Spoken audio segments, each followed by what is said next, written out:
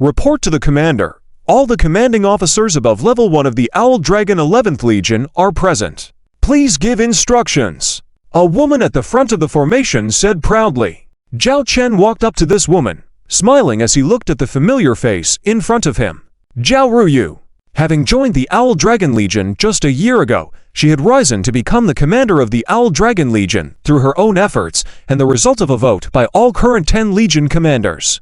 Zhao Ruyu stood out, becoming the 11th commander since the expansion of the Owl Dragon Fleet. Zhao Ruyu, step forward, Lily called from the side.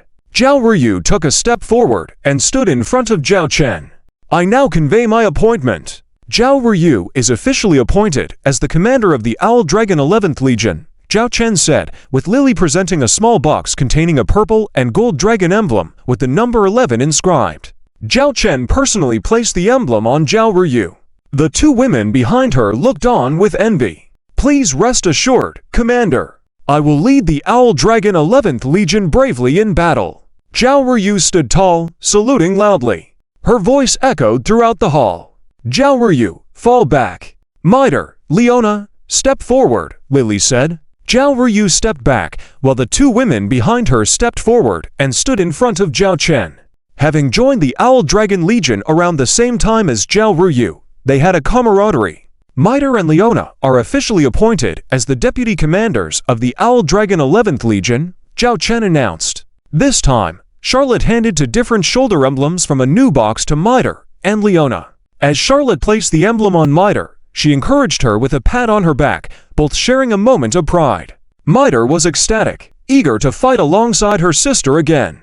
Leona glanced at her own emblem, then at Zhao Ruyu's. Zhao Ruyu smiled back at her, and Leona smirked, seeming to say, I will command an Owl Dragon Legion one day too. Leona might have been resentful if anyone else were appointed commander of the 11th Legion, but with Zhao Ruyu, she acknowledged her capabilities. Foxing, step forward. Foxing emerged, her movements still carrying a touch of allure, despite wearing the Owl Dragon uniform. She was like a little enchantress. Foxing is officially appointed as the secretary of the Owl Dragon 11th Legion. Lily, the highest secretary of the Owl Dragons, appointed Foxing. After the appointment, Foxing's gaze drifted towards Charlotte standing next to Lily, feeling somewhat dejected. The arrangement for other fleet captains was done by Zhao Ruyu, and soon the ceremony concluded. Thus, the Owl Dragon 11th Legion was officially established. It's incredible that in just 2 months, we've built 30,000 interstellar battleships, Zhao Chen remarked, looking at the newly displayed battleships outside the Dragon Emperor. This is thanks to the efforts of the chief engineers and the setup of the industrial bases of the three empires to provide intermediate technology components for the Owl Dragon base, drastically reducing the construction time of a battleship. Also, the fleets did not rush to replace the lost battleships from last year, explained Lily. Indeed, the second reason played a significant role, influenced by Zhao Chen's decision. Now, how many battleships are still lacking in the 10 existing fleets? Zhao Chen asked. Charlotte, being most familiar with this, replied, there are still about 150,000 battleships missing. 100,000. Zhao Chen felt a headache coming on. The losses from the battle at the end of last year were truly extensive. Yet, it was worth it as they had defeated 6 demon legions of the Demon Clan. How many battleships can we produce in a month now? Zhao Chen inquired. Lily noted, based on the adjustments made by the 3 chief engineers in collaboration with the North Wild Goose Group and the consolidation of military-industrial enterprises from the 3 empires, the efficiency has greatly improved. Without considering raw material consumption, we can now produce 50,000 battleships per month, mostly at Tier 3 level. Some will be sold to the Angel Clan as part of military procurement orders. Zhao Chen nodded in agreement, aware of these developments. The military industries under the Owl Galaxy Interstellar Group were extremely busy, meeting the high production demands. To sum up, with the current rate of establishing a new Owl Dragon Legion every 2 months, it would take until mid-year for the 10 existing legions to restore their original number of battleships, provided no new battles break out. Lily provided the data. Listening to Lily's reports, Zhao Chen said in a deep voice, it seems that for now, we can only hope that the demons can stay quiet a little longer. Both sides are now gathering their strength. No one knows who will make the first move. But Zhao Chen is confident that the longer they delay, the more advantage the Owl Dragon Legion will have. The only thing lacking for the Owl Dragon Legion at the moment is time. Unfortunately, things often turn out contrary to one's wishes. In the blink of an eye, the end of March arrived. When Zhao Chen's quarterly mission had not refreshed, a mission window popped up. Quarterly mission update.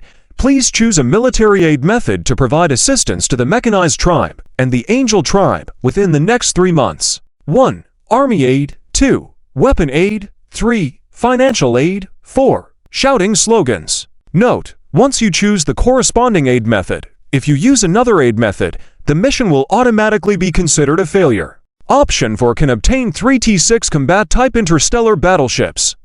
Option 3 can obtain 2 T6 combat-type interstellar battleships. Option 2 can obtain 1 T6 combat-type interstellar battleship. Option 1 can obtain 1 quasi-T6 combat-type interstellar battleship. Zhao Chen furrowed his brows. The appearance of this quarterly mission at this time basically indicated that the demons were about to attack the Mechanized Tribe and the Angel Tribe. The requirements of this mission were quite unreasonable. Option 4 needed no further explanation. But the reward for this mission was indeed tempting. The highest reward was 3 T6 interstellar battleships, but that meant Zhao Chen wouldn't be able to provide any aid to the Angel Tribe and the Demon Tribe. Does this mean I can't provide the current military procurement orders either? Zhao Chen pondered. Military procurement orders are part of the weapon equipment aid section.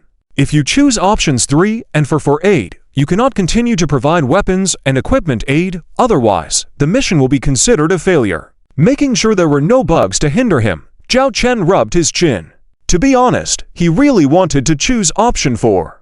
But judging from a probabilistic perspective, since the demons dared to launch an attack on the Mechanized Tribe, it meant they were confident in their actions.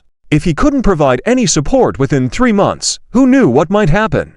And it could seriously harm his relationship with the Mechanized Tribe and the Angel Tribe. Reluctantly, Zhao Chen had to give up on those 3 T6 treasures. The next to be abandoned were the 2 T6 treasures from option 3. After all, financial aid, of all things, the Angel Tribe and the Mechanized Tribe were short on funds. What a joke! If they lacked funds, they wouldn't be asking the Owl Dragon for the purchase of interstellar battleships. Not to mention the wealthy Mechanized Tribe. The only choice left was options 1 and 2. Among them, option 2's reward was the best, with at least 1 T6 interstellar battleship to choose from. Currently, Zhao Chen did not have any T6 combat-type interstellar battleships in his possession. If the Owl Dragon could commission a T6 combat-type interstellar battleship for service at this time, it would undoubtedly be a huge boost to their strength. Zhao Chen had a thought, and option 2 in the quarterly mission suddenly appeared in a golden frame, indicating that this mission option had been selected. They are only executing this quarterly mission at the end of March, with a 3-month time limit. In a few days, it will be April, so does that mean we have to carry out 2 quarterly missions at the same time? Zhao Chen thought about this strange situation. Regardless, this was a system mission, so he had to do it. However, he needed to closely monitor any movements from the Demon Tribe. Just as Zhao Chen was contemplating this, Charlotte contacted him. Commander, there is new information from the frontline battlefield of the Angel Tribe. The Demon Fleet has shown activity. Charlotte's holographic image said. Please elaborate, Zhao Chen asked solemnly. Charlotte began to describe the situation in detail. Several hours ago, a fleet of 1 million demon interstellar ships headed towards the border of the Angel Tribe's controlled area, indicating signs of an imminent war. On the Angel Tribe side, the War Angel King and the Holy Angel King had ordered all Angel Legion fleets to enter battle mode. So, they haven't started fighting yet? Zhao Chen asked with suspicion. Yes, the latest information indicates that both sides are still in a standoff. The Angel Tribe has 60,000 interstellar battleships, while the Demon Tribe has 1 million interstellar battleships. Although there is a difference in numbers, due to the Angels already equipped with many Owl Dragon series interstellar battleships. In addition to their own angelic interstellar battleships, the current situation on the battlefield between the two sides should be described as evenly matched. Charlotte offered her analysis. Something's not right. Zhao Chen frowned at this moment. What's wrong?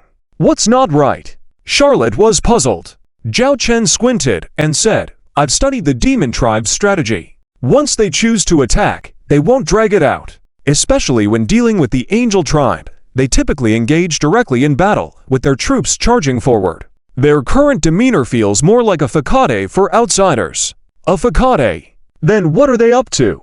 Charlotte could not understand. At that moment, Zhao Chen thought of something and immediately asked, "Is there any news from the mechanized tribe?" Charlotte shook her head and said, "The mechanized tribe's territory is too vast, and we don't have enough manpower to monitor. However, I can try to contact the interstellar stealth reconnaissance ships hidden within the demon tribe's territory to see if we can observe any special movements by the demon fleet and figure out if they have any special operations in mind." Zhao Chen nodded, speaking in a serious tone. "Increase surveillance, especially on the mechanized tribe side. I'll also contact the mechanized tribe." Understood. After ending the communication with Charlotte, Zhao Chen immediately used the quick communication channel he had established with the mechanized beauty, Ah Yin, to contact her. "What's the matter?" Ah Yin asked coldly. "The demons have once again started a war with the Angel tribe. But I'm concerned that their true target might be you, the mechanized tribe. So, I hope you can strengthen your defenses," Zhao Chen reminded earnestly. However, Ah Yin continued icily, "The demons wouldn't dare to offend our mechanized tribe. If you are trying to involve our mechanized tribe fleet by assisting you in dealing with the demons, I suggest you retract that idea. Our master has said that it's your responsibility to handle the demons. We, the mechanized tribe, will not provide any further assistance. If there is nothing else, then that's it. Do not contact me unless it's something important." With that, the mechanized beauty on the other end abruptly ended the communication. This woman! Zhao Chen did not expect his well-intentioned advice to be misunderstood as having ulterior motives. Since she was not receptive, it seemed he had no choice but to leave it to fate. The Mechanical Clan's royal court. What's going on? Mechanical Maiden Akin looked at Aang, who had returned. "The Lord of the Owl Dragon contacted me, saying that the Demon Clan is planning to attack us. I guess he just wants to use this as an excuse to draw us into their conflict with the Demon Clan, to kill two birds with one stone," Aang coldly huffed. Akin turned back, looking at a huge spherical mist in front of her, in which something seemed to be sparkling. "The most important thing is here. Let them deal with the external matters themselves. These carbon-based life forms are inherently bellicose in their genes. Honestly, if it weren't for the principle of having a master, I would have agreed with the mechanical god cult's idea of directly eliminating those carbon-based life forms," Akin said calmly. Aang shrugged, "But the existence of carbon-based life forms is inevitable, as you have seen. Our mechanical clan has been conducting technological research for years, but other than developing existing technologies to the highest level in their respective categories, we have not made any breakthroughs in technology. Perhaps ... as the master said, our mechanical life lacks creativity." Akin did not delve deeper into this topic. Aang looked at the black spherical mist in front of her. "Has the master not returned yet?" "Not yet," the master said before. "The situation over there is more serious, so this trip might take at least 3 to 5 months, Akin said solemnly. "Those guys just won't give up. After so many years, they are still fixated on our universe. I really want to completely eliminate them," Aang said fiercely. Akin sighed. "It would be good if we could eliminate them, so we wouldn't have these many years. But it is what it is." Then, the two stood there motionless. Time had no effect on them, so they were indifferent to it. Unbeknownst to them, in the darkness, a pair of claws, which they had never imagined, had already set their sights on them. Outside the Mechanical Clan's royal court in the neighboring Beta Star system, there is a large stargate. Starships coming and going in the Beta Stargate were mostly interstellar transport ships. Although there were starships coming and going, the feeling here was completely different from the stargates of the Angel Clan and the Owl Dragon Clan. It was as if they were lifeless puppets being manipulated, devoid of any vitality. Outside the Beta Stargate, there were also fleets of the Mechanical Clan patrolling in an orderly manner. This type of mission had been the same for the past few decades, even centuries, unchanging. But today, a stone was thrown into this stagnant water. A Mechanical Clan interstellar battleship was suddenly hit by a ship cannon from an unknown source, and the hull burst into flames. Before the other Mechanical Clan interstellar battleships could react, more attacks landed on their hulls. This patrol fleet of 300 interstellar battleships quickly lost all combat power. Meanwhile, similar scenes were unfolding on several other Mechanical Clan patrol fleets around the Beta Stargate. The war alarm rang within the Beta Stargate range. At that moment, the true identity of the attackers appeared in the field of view of the Mechanical Clan Station fleet at the Beta Stargate. Demon Clan interstellar battleships appeared out of nowhere in large numbers around the Beta Stargate and immediately launched a fierce attack on the Beta Stargate. Each of these Demon Clan interstellar battleships was marked with an emblem, the Black Angel Legion, one of the original 3 elite fleets of the Demon Clan. In front of the Beta Stargate, several T-5 Imperial Steel Fist-class heavy interstellar battleships formed a battle formation. Despite the sudden attack, due to the calm attitude of the mechanical life, they were able to restore order on the battlefield in the shortest time. But the next second, a terrifying beam of light struck from afar, hitting the star shield of one of the T-5 Imperial Steel Fist battleships, which shattered in an instant. The T-5 Imperial Steel Fist battleship was torn apart by the beam. Just in one shot, it directly annihilated the Mechanical Clan's T-5 Imperial Steel Fist-class heavy interstellar battleship, even when the star shield was at full power. Almost all the Mechanical Clan fleet commanders and captains were searching for this attacker. Among them was a peculiarly shaped black interstellar battleship within the Black Angel Legion, with faint glowing particles that had not dissipated at the bow cannon position. That attack just now was its masterpiece. It was an unprecedented type of Demon Clan interstellar battleship. Based on the data analysis, it was suspected to be a Quasi-T6 class interstellar battleship. The highest authority of the Beta Stargate, a mechanical life, stood in his command room, watching the battle outside. He spoke, "Contact the Royal Court, inform them of what's happening here and the presence of this Quasi-T6 Demon Clan interstellar battleship. Then, prepare to destroy the Beta Stargate." He knew that defending the Beta Stargate was futile against this Demon Clan offensive, so to prevent the Stargate from falling into the enemy's hands, he decisively ordered its destruction.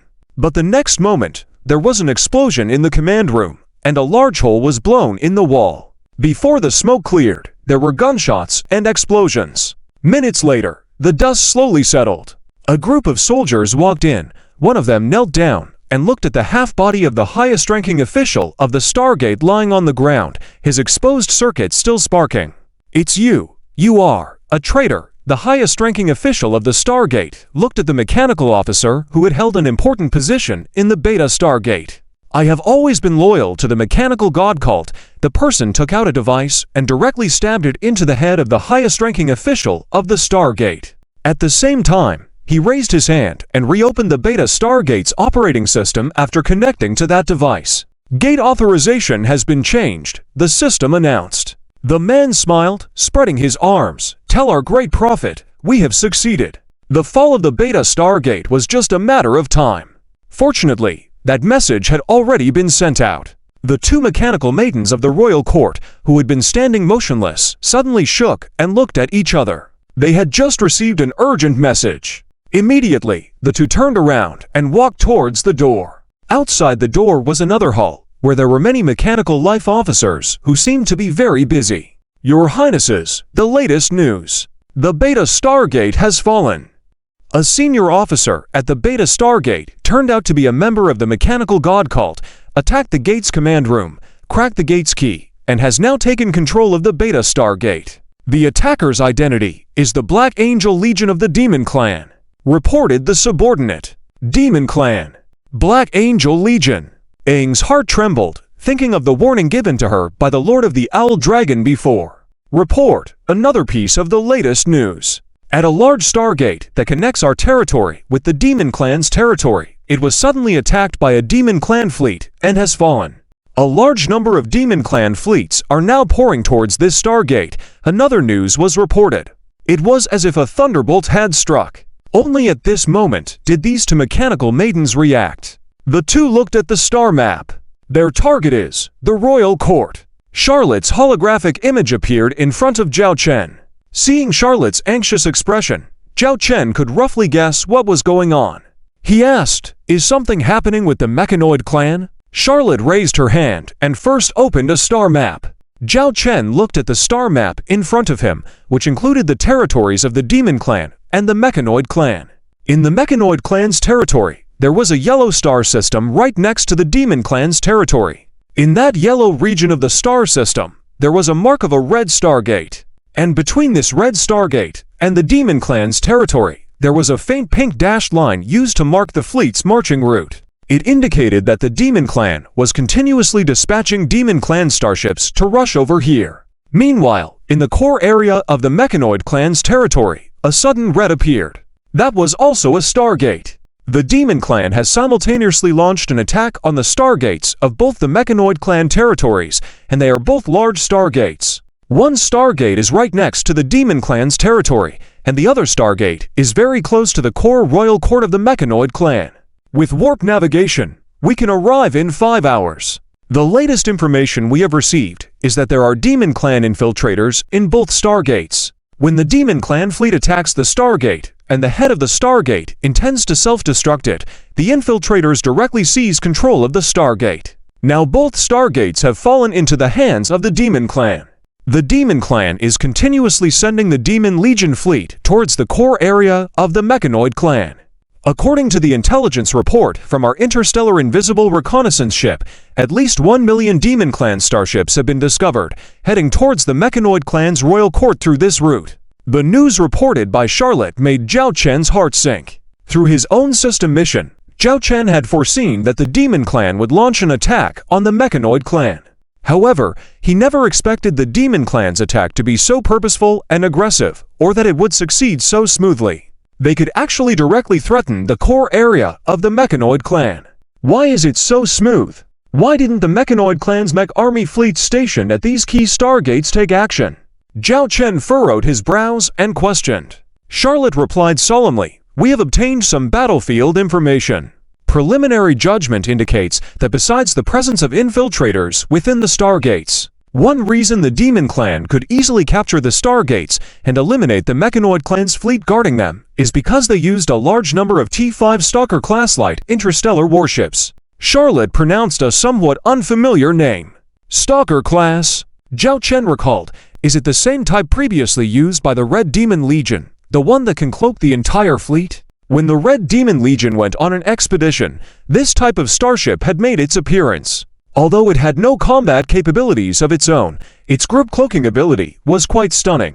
However, since then, during the battles between the Red Demon Legion and the Mech Army fleets, the Mech Dragon Legion would deploy a large number of interstellar stealth reconnaissance ships. Being well versed in this area, the Mech Dragon Legion naturally understood how to counter this tactic. So, after that, this type of starship was rarely seen in the battles between the Demon Clan and Mech Dragon Legion.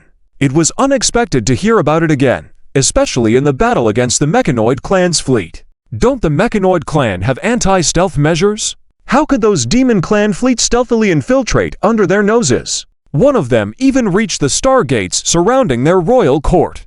Zhao Chen was somewhat angry, as if reprimanding an underachieving child. Charlotte explained, "I suspect it has to do with the Machine God Church. The traitors of those Stargates are all members of the Machine God Church." Zhao Chen fell silent. This was indeed a significant possibility. The followers of the Machine God Church were themselves part of the Mechanoid Clan, although the star system, where the headquarters of the Machine God Church was located, had been destroyed by the Mech Dragon Legion.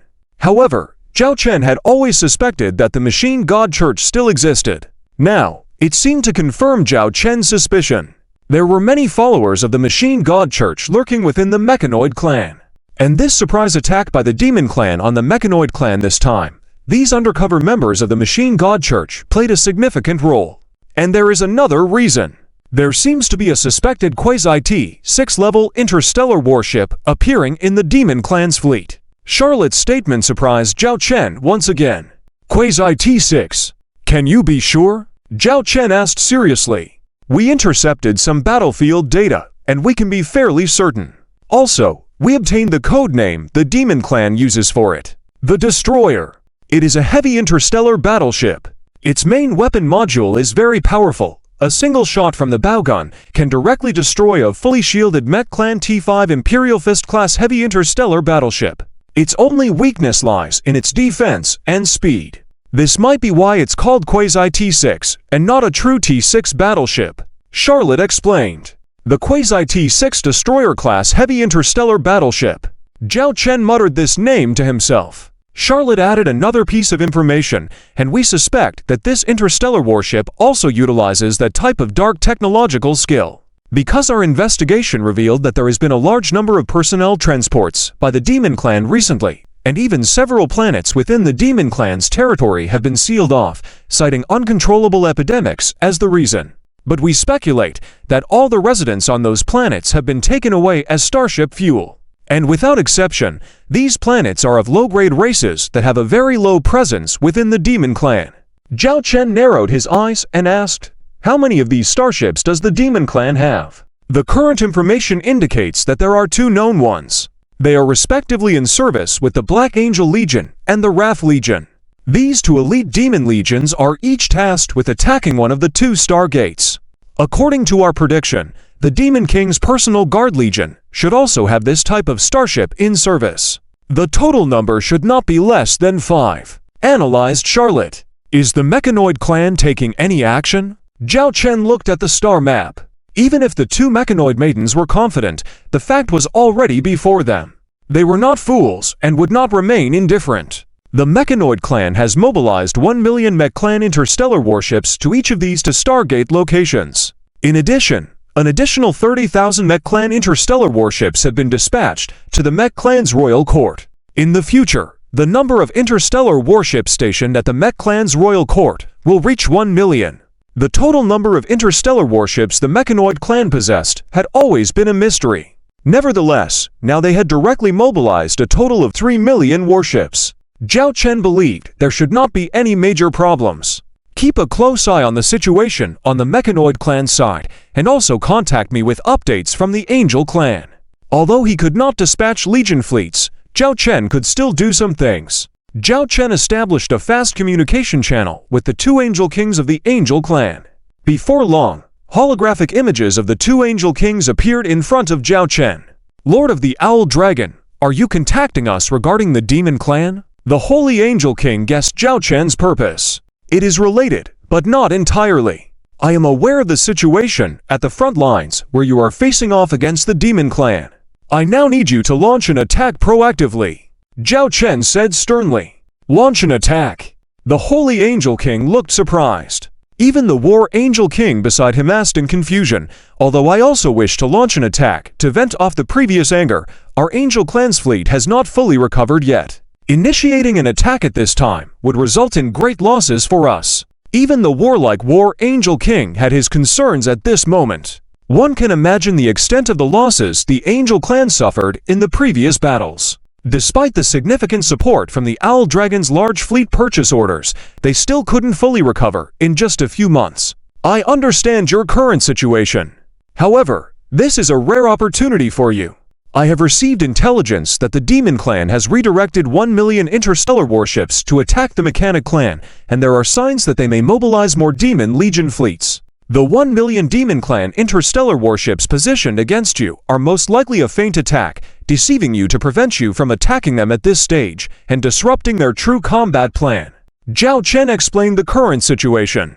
Compared to the Owl Dragon's intelligence network, the Angel Clan naturally lagged behind, especially within the Mechanic Clan's territory. "What? The Demon Clan has started a war against the Mechanic Clan. How is this possible? Has the Demon King gone mad?" The War Angel King was incredulous. Zhao Chen speculated, currently, the Mechanic Clan may be in a state of weakness for some reason, combined with the Demon Clan receiving assistance, having a large number of interstellar warships and Quasi-T6 interstellar warships. So, taking advantage of this opportunity, they want to strike the Mechanic Clan, directly invading the Mechanic Clan's capital. Quasi-T6 interstellar warships. Did you say the Demon Clan owns Quasi-T6 interstellar warships? The War Angel King exclaimed again. In just a few minutes, what he knew about these pieces of information was simply astounding. Zhao Chen raised his hand and projected some footage he had obtained. This is a heavy interstellar battleship called the Quasi-T6 Devastator class, currently confirmed to have 2. But according to our estimation, the Demon Clan has at least 5. It is with this powerful weapon that the Demon Clan dares to launch an offensive against the Mechanic Clan, and even aims directly at the Mechanic Clan's capital, Zhao Chen said gravely. Where did the Demon Clan obtain Quasi-T6 interstellar battleship technology? The War Angel King muttered, hesitating. The Holy Angel King pondered and said, "If this is the situation, Lord of the Owl Dragon, Shouldn't we just sit back and observe? As the Mechanic Clan and the Demon Clan clash, we can use this opportunity to restore our strength and intervene when the winner is determined. If he didn't know the secrets of the Mechanic Clan, the Holy Angel King's thoughts would have been completely understandable and supported by Zhao Chen. Zhao Chen hesitated before speaking again. He was unsure whether he should reveal the secrets of the Mechanic Clan to the two Angel Kings. That secret could be a bombshell for the current universe. After a moment of silence, Zhao Chen looked at the two Angel Kings seriously and said, "I know that from your perspective, the Mechanic Clan and the Demon Clan pose the same threat. But let me ask you all, are the Mechanic Clan really the same as the Demon Clan? Can't you see from the past thousands of years that the Mechanic Clan has had several opportunities to wipe out any interstellar force? Although I don't know why they haven't acted yet, at least, this indicates that they currently have no intention of exterminating us. But what about the Demon Clan? They research evil life energy technology and are extremely aggressive. Given the chance, they would enslave any interstellar force that had ever opposed them. And now, for some reason, the Demon Clan is producing a quasi-T6 interstellar warship and has suddenly declared war on the Mechanic Clan, all of which exude an eerie atmosphere. If the Demon Clan defeats the Mechanic Clan and even seizes the resources and industrial base within the Mechanic Clan's territory, do you think we can play the role of the mantis stalking the cicada while the Oriole waits behind?" Zhao Chen's words were undeniably impactful. The two Angel Kings remained silent for a long time, not speaking a word. And as I said before, this is a rare opportunity for your Angel Clan. While the Demon Clan and the Mechanic Clan are currently in combat, you can take advantage and launch an attack, seizing the fallen star systems, especially those crucial resource mining areas. Recovering them would be a great boon for the Angel Clan. Zhao Chen analyzed, and even if the Demon Clan sends more Legion fleets later, you can make other arrangements. If the Demon Clan refuses to give up those resource star regions and sends reinforcements, it will undoubtedly affect the battle with the Mechanic Clan. You can withdraw your troops, suffer no losses, and even irritate the Demon Clan. The enemy of our enemy is our friend. I believe you both understand this. After hearing Zhao Chen's words, the two Angel Kings exchanged a glance. "We need to discuss this. Time waits for no man, gentlemen," Zhao Chen reminded them. The communication was temporarily interrupted. Lily, who was beside the commander, looked at him and asked, "Commander, should we send our Legion fleet to participate at this time?" "Not for now, because of the huge losses we suffered in the battles last year. We should not deploy troops without a critical need." Zhao Chen naturally couldn't explain that it was for his own T6 interstellar warship. "But if we don't send troops and instead persuade the Angel Clan to do so, wouldn't they suspect our motives?" Lily thought about this point. Zhao Chen said, "I will explain to them. When the time comes, we can offer them more Owl Dragon series interstellar warships for sale." By not deploying troops directly, but intervening through arms supply, this was Zhao Chen's strategic choice. With this assistance, whether it was the Mechanic Clan or the Angel Clan, they should be able to hold out for at least 3 months. And after 3 months, with his Owl Dragon Legion in its peak condition, they could decisively defeat the Demon Clan. This was Zhao Chen's plan. The two Angel Kings contacted Zhao Chen again. After discussing, "We agree to the Lord's suggestion. We are willing to initiate the attack." The Holy Angel King spoke out their decision. This was something Zhao Chen had anticipated. After understanding the pros and cons, the two Angel Kings would not miss such a rare opportunity to reclaim lost territories. However, the War Angel King then asked, "What about the Wyvern Legion of the Lord? How are they going to act?" This was an expected question.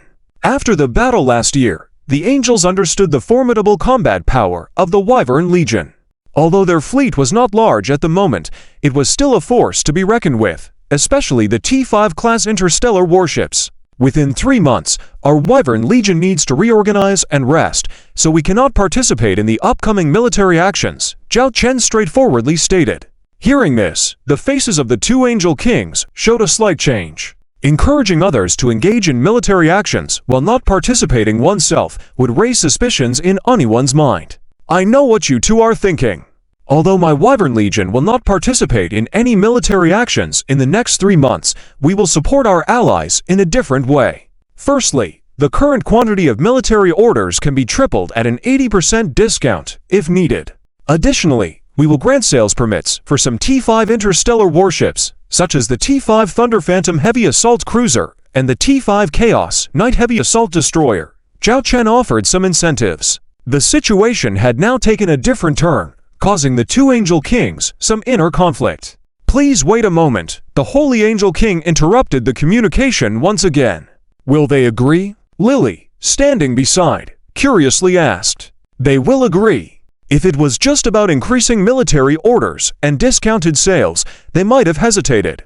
But with the purchase permits for T-5 interstellar warships, they will not miss the opportunity. Especially with the escalating universe warfare, everyone understands the strategic importance of T-5 interstellar warships in battle. With just two nearly T-6 class interstellar warships, the demonic clan captured Temec clan stargates. It is clear how crucial these high-level starships are on the battlefield." Zhao Chen's gaze was profound, as if he had seen through everything. The wait this time was shorter. In a short while, the two Angel Kings on the other side resumed contact. "May I ask, is there any restriction on the sale of T-5 interstellar warships? And are they all sold at an 80% discount?"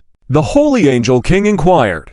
"There is no restriction on quantity, as long as there is enough money. Of course, the condition is that we have the quantity available," Zhao Chen replied. "The price of T-5 interstellar warships is already high, and we all know the profit margin involved. Since we are now allies, how about offering a more favorable price, like selling the T-5 series at a 50% discount?"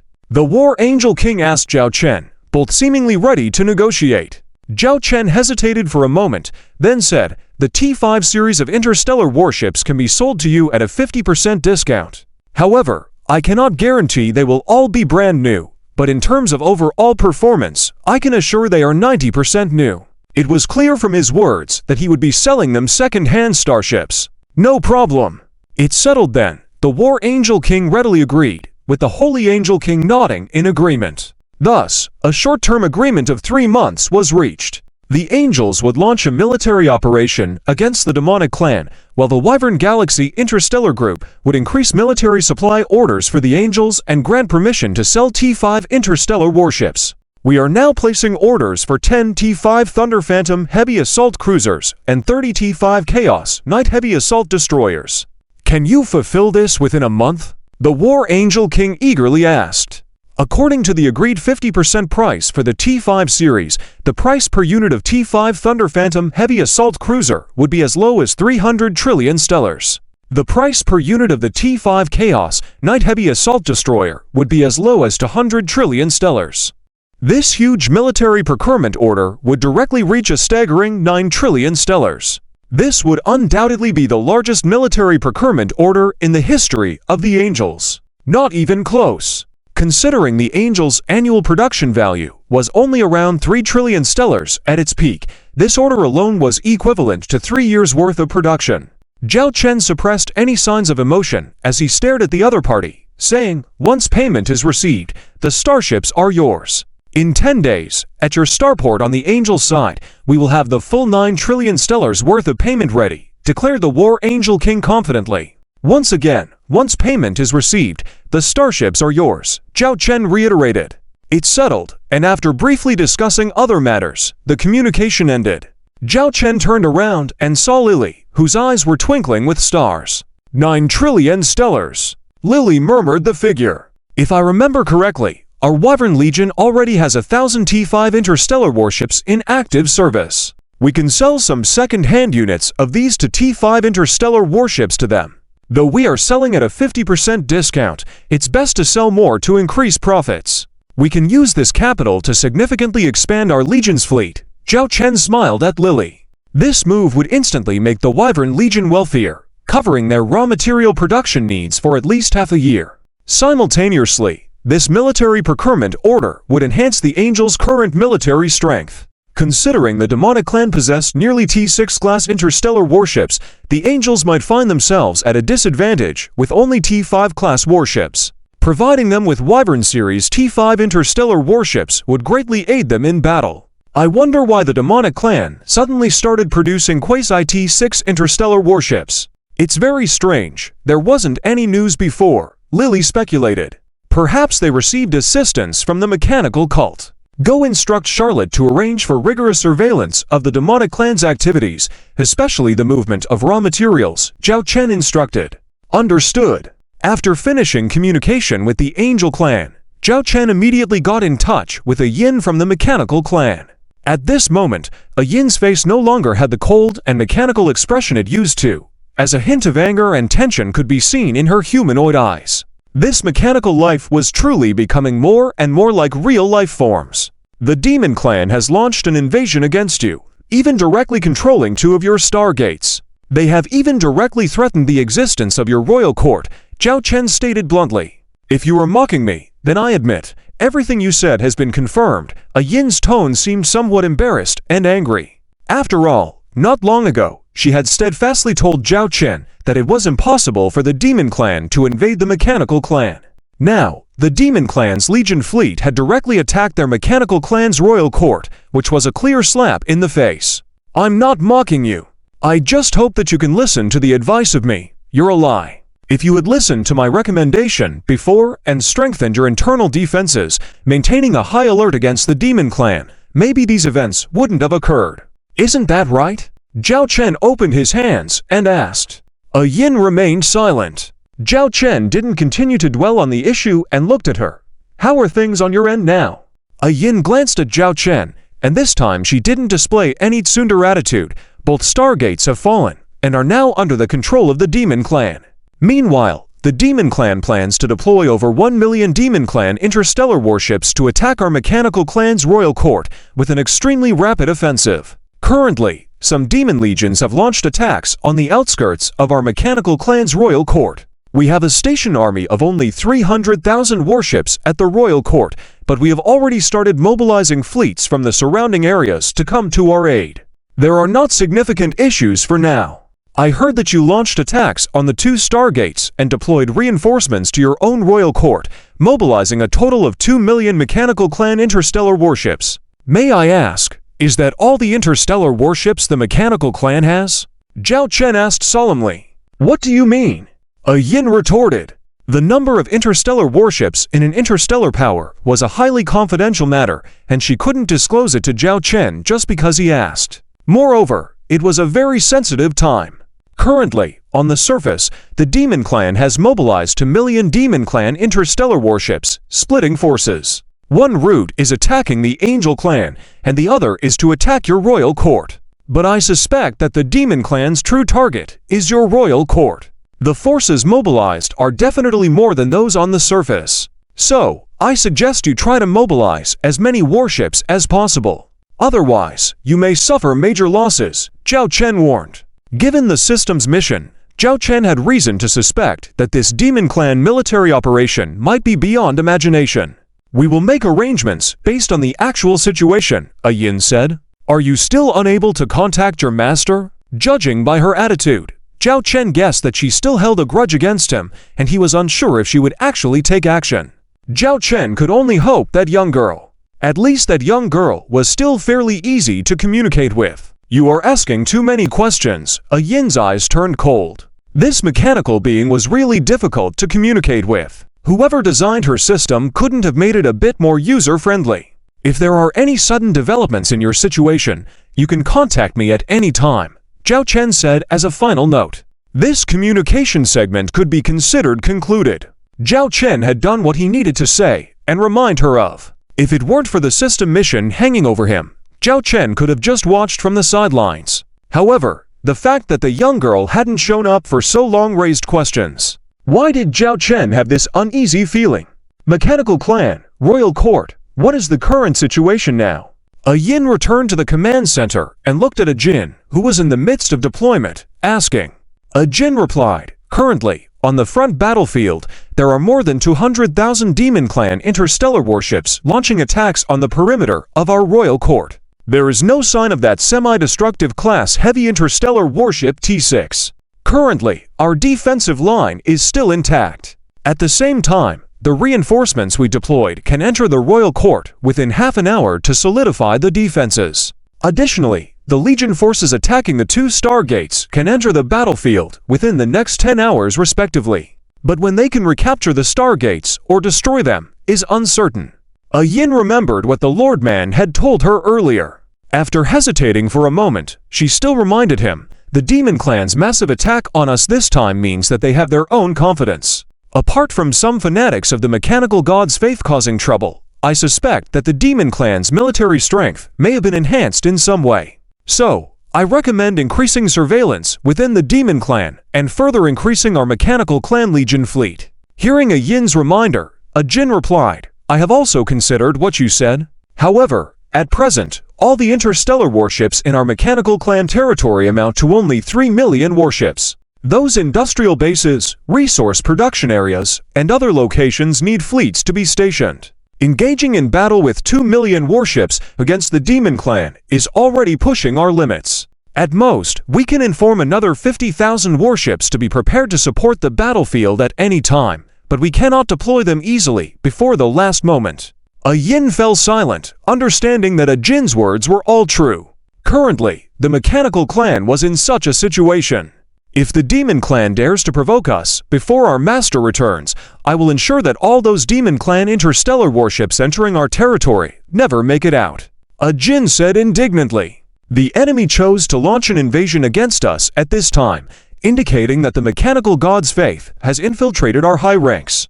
Coupled with their collusion with the Demon Clan, we need to take this crisis seriously. Otherwise, if there are any losses, we won't be able to explain it when our master returns. Yin reminded. Jin nodded, looking at Yin, I understand. I will personally go to the front line to oversee the defenses. You will continue to hold the fort here. In any case, ensure the safety of the royal court. I will also repel the attacks of the Demon Clan's interstellar warships. Not a single Demon Clan warship will be allowed to enter. Yin nodded heavily, believing in the other's words. For now, all they could do was engage in fierce battles with the Demon Clan and wait for their master's return.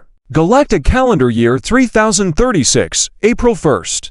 Quarterly Mission, Ally Battle Mission Content. Ensure that Ally losses do not exceed a certain amount. Requirement 1. Angel Clan losses of interstellar warships must not exceed 1 million ships. Requirement 2.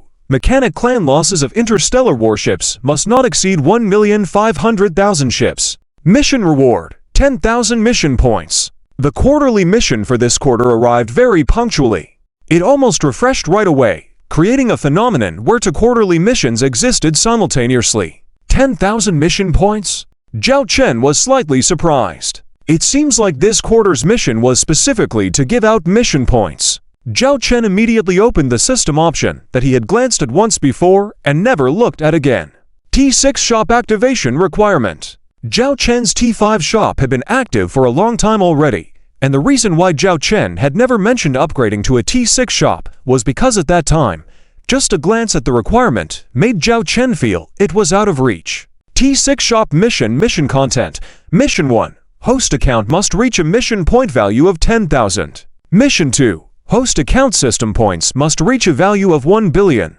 Mission 3. Host Owl Dragon Legion must have an active combat type interstellar warship count of 50,000 ships. Mission 4. Host Owl Dragon Galactic Interstellar Group must have an auxiliary type Owl Dragon system interstellar warship count of 2 million ships. Mission 5. Host Owl Dragon Galactic Interstellar Group must achieve a monthly production value of 1 trillion star coins. Completed Mission 6. Activate Shop Time Limited Mission. If not completed within the time limit, the shop mission will be reactivated after 1 year. The activation conditions for the 6th level shop coincidentally correspond to 6 shop missions. Among these missions, the one related to monthly production value had already been achieved by Zhao Chen's industry under the management of Steward Lille at the end of last year. Apart from the Shop Time Limited mission, the other 5 missions had previously been seemingly unattainable to Zhao Chen. But now, Zhao Chen saw hope. As long as he completed this quarterly mission, received 10,000 mission points, completed Mission 1. Mission 2 was only a matter of time, given that Zhao Chen's passive income now exceeded 2 billion system points per month, and with the expansion of the Owl Dragon Legion fleet, this passive income would only increase. The requirement of 50,000 combat-type interstellar warships in Mission 3.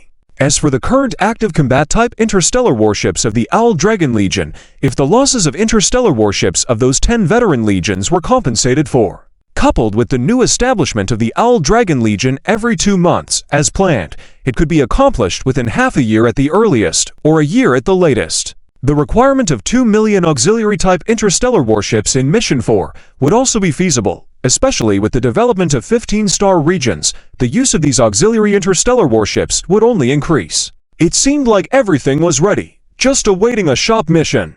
However, this shop mission has a time limit. It shouldn't be too short, right? Zhao Chen had some concerns. The system gave a prompt at this moment. The time limit given by the shop time-limited mission is generally not less than half a year.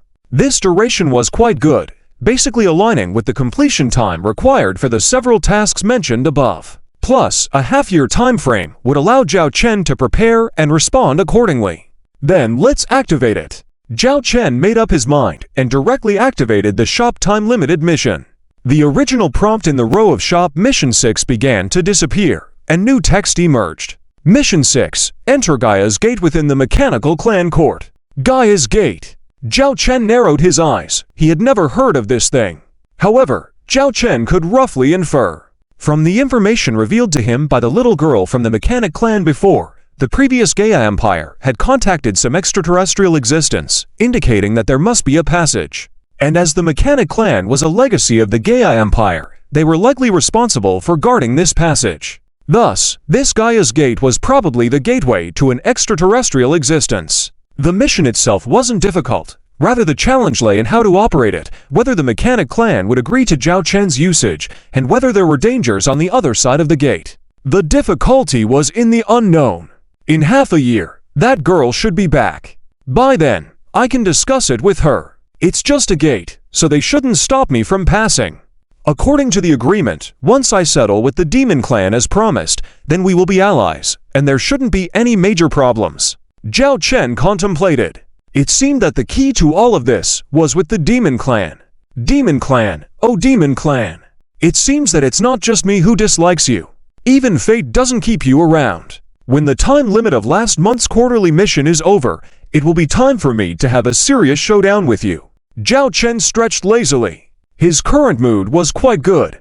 After all, the opening of the T6 shop was within reach. T6 technology was way ahead in this universe. By then, why should Zhao Chen worry?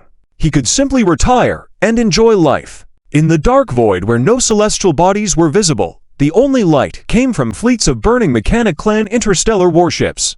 On a massive mechanical-styled interstellar warship, a tall, slender woman dressed in black military attires sat on the captain's chair. Report: the current round of enemy attacks has ended. We have wiped out all enemy interstellar warship units. However, we also lost nearly 500,000 interstellar warships. A subordinate walked up to the woman and reported. The woman's tone was cold and indifferent, as if she had long been accustomed to all these losses: clean up the battlefield, repair usable interstellar warships. For those unusable, dismantle for parts on the spot. Same as usual. No need for me to say more, yes? The woman stood up and slowly walked to a side window on the bridge, gazing into the distance. With her special pupils, she could see distances that even deep space telescopes couldn't detect. There were fleets of Mechanic Clan interstellar warships in patches. The damaged warships that were in good condition were being towed by interstellar transport ships to the rear for repairs. More warships were being directly dismantled on the spot, with valuable parts being loaded onto interstellar transport ships and sent to rear bases. As for the remaining parts, they were being pushed onto a long rectangular black building. There were many of these long buildings, covering the airspace on that side, and not even the ends could be seen. It was like a black iron Great Wall. The scenery here is truly ugly, the woman coldly murmured. In the entire month of April, the Demon Tribe launched an unprecedented offensive against the Mechanical Tribe. After capturing two stargates at the beginning of the war, they have since dispatched over 2 million Demon Tribe starships to the outskirts of the Mechanical Tribe's royal court. Out of these 2 million starships, 1 million were lost directly in battle. Additionally, the Demon Tribe starships responsible for defending the 2 stargates suffered a loss of 300,000 starships. Despite these losses, the Demon Tribe continued to send reinforcements towards the Mechanical Tribe's territory incessantly. Rumors have it that another 1 million Demon Tribe starships have been mobilized within Demon Tribe territory. In this month alone, In order to defend against the Demon Tribe's attack, the Mechanical Tribe starships also suffered a loss of nearly 1 million starships. Originally, the performance of the Mechanical Tribe starships exceeded that of the Demon Tribe starships. However, the Demon Tribe currently possesses Quasi-T6 destroyer-class heavy star cruisers, which have unexpectedly played a significant role on the battlefield, causing great pressure and losses to the Mechanical Tribe starships. On the other hand, the Angel Tribe initiated an attack on the Demon Tribe star battlefield, and the battles between the two sides were also very intense.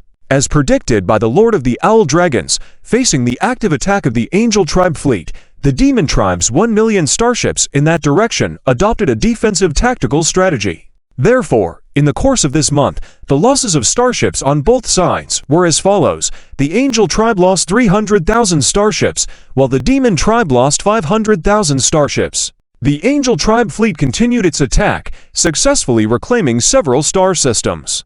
Among these, the most influential were the 40 T5 starships sold to the Angel Tribe by the Owl Dragon Galactic Star Group. Following the purchase of these 40 T5 starships in order to maximize their effectiveness, discussions between the two Angel Kings resulted in the unification of these 40 T5 starships under the currently top elite Course fleet of the Angel Tribe, known as the Holy Dragon Angel Legion, directly under the command of Angel Tilia.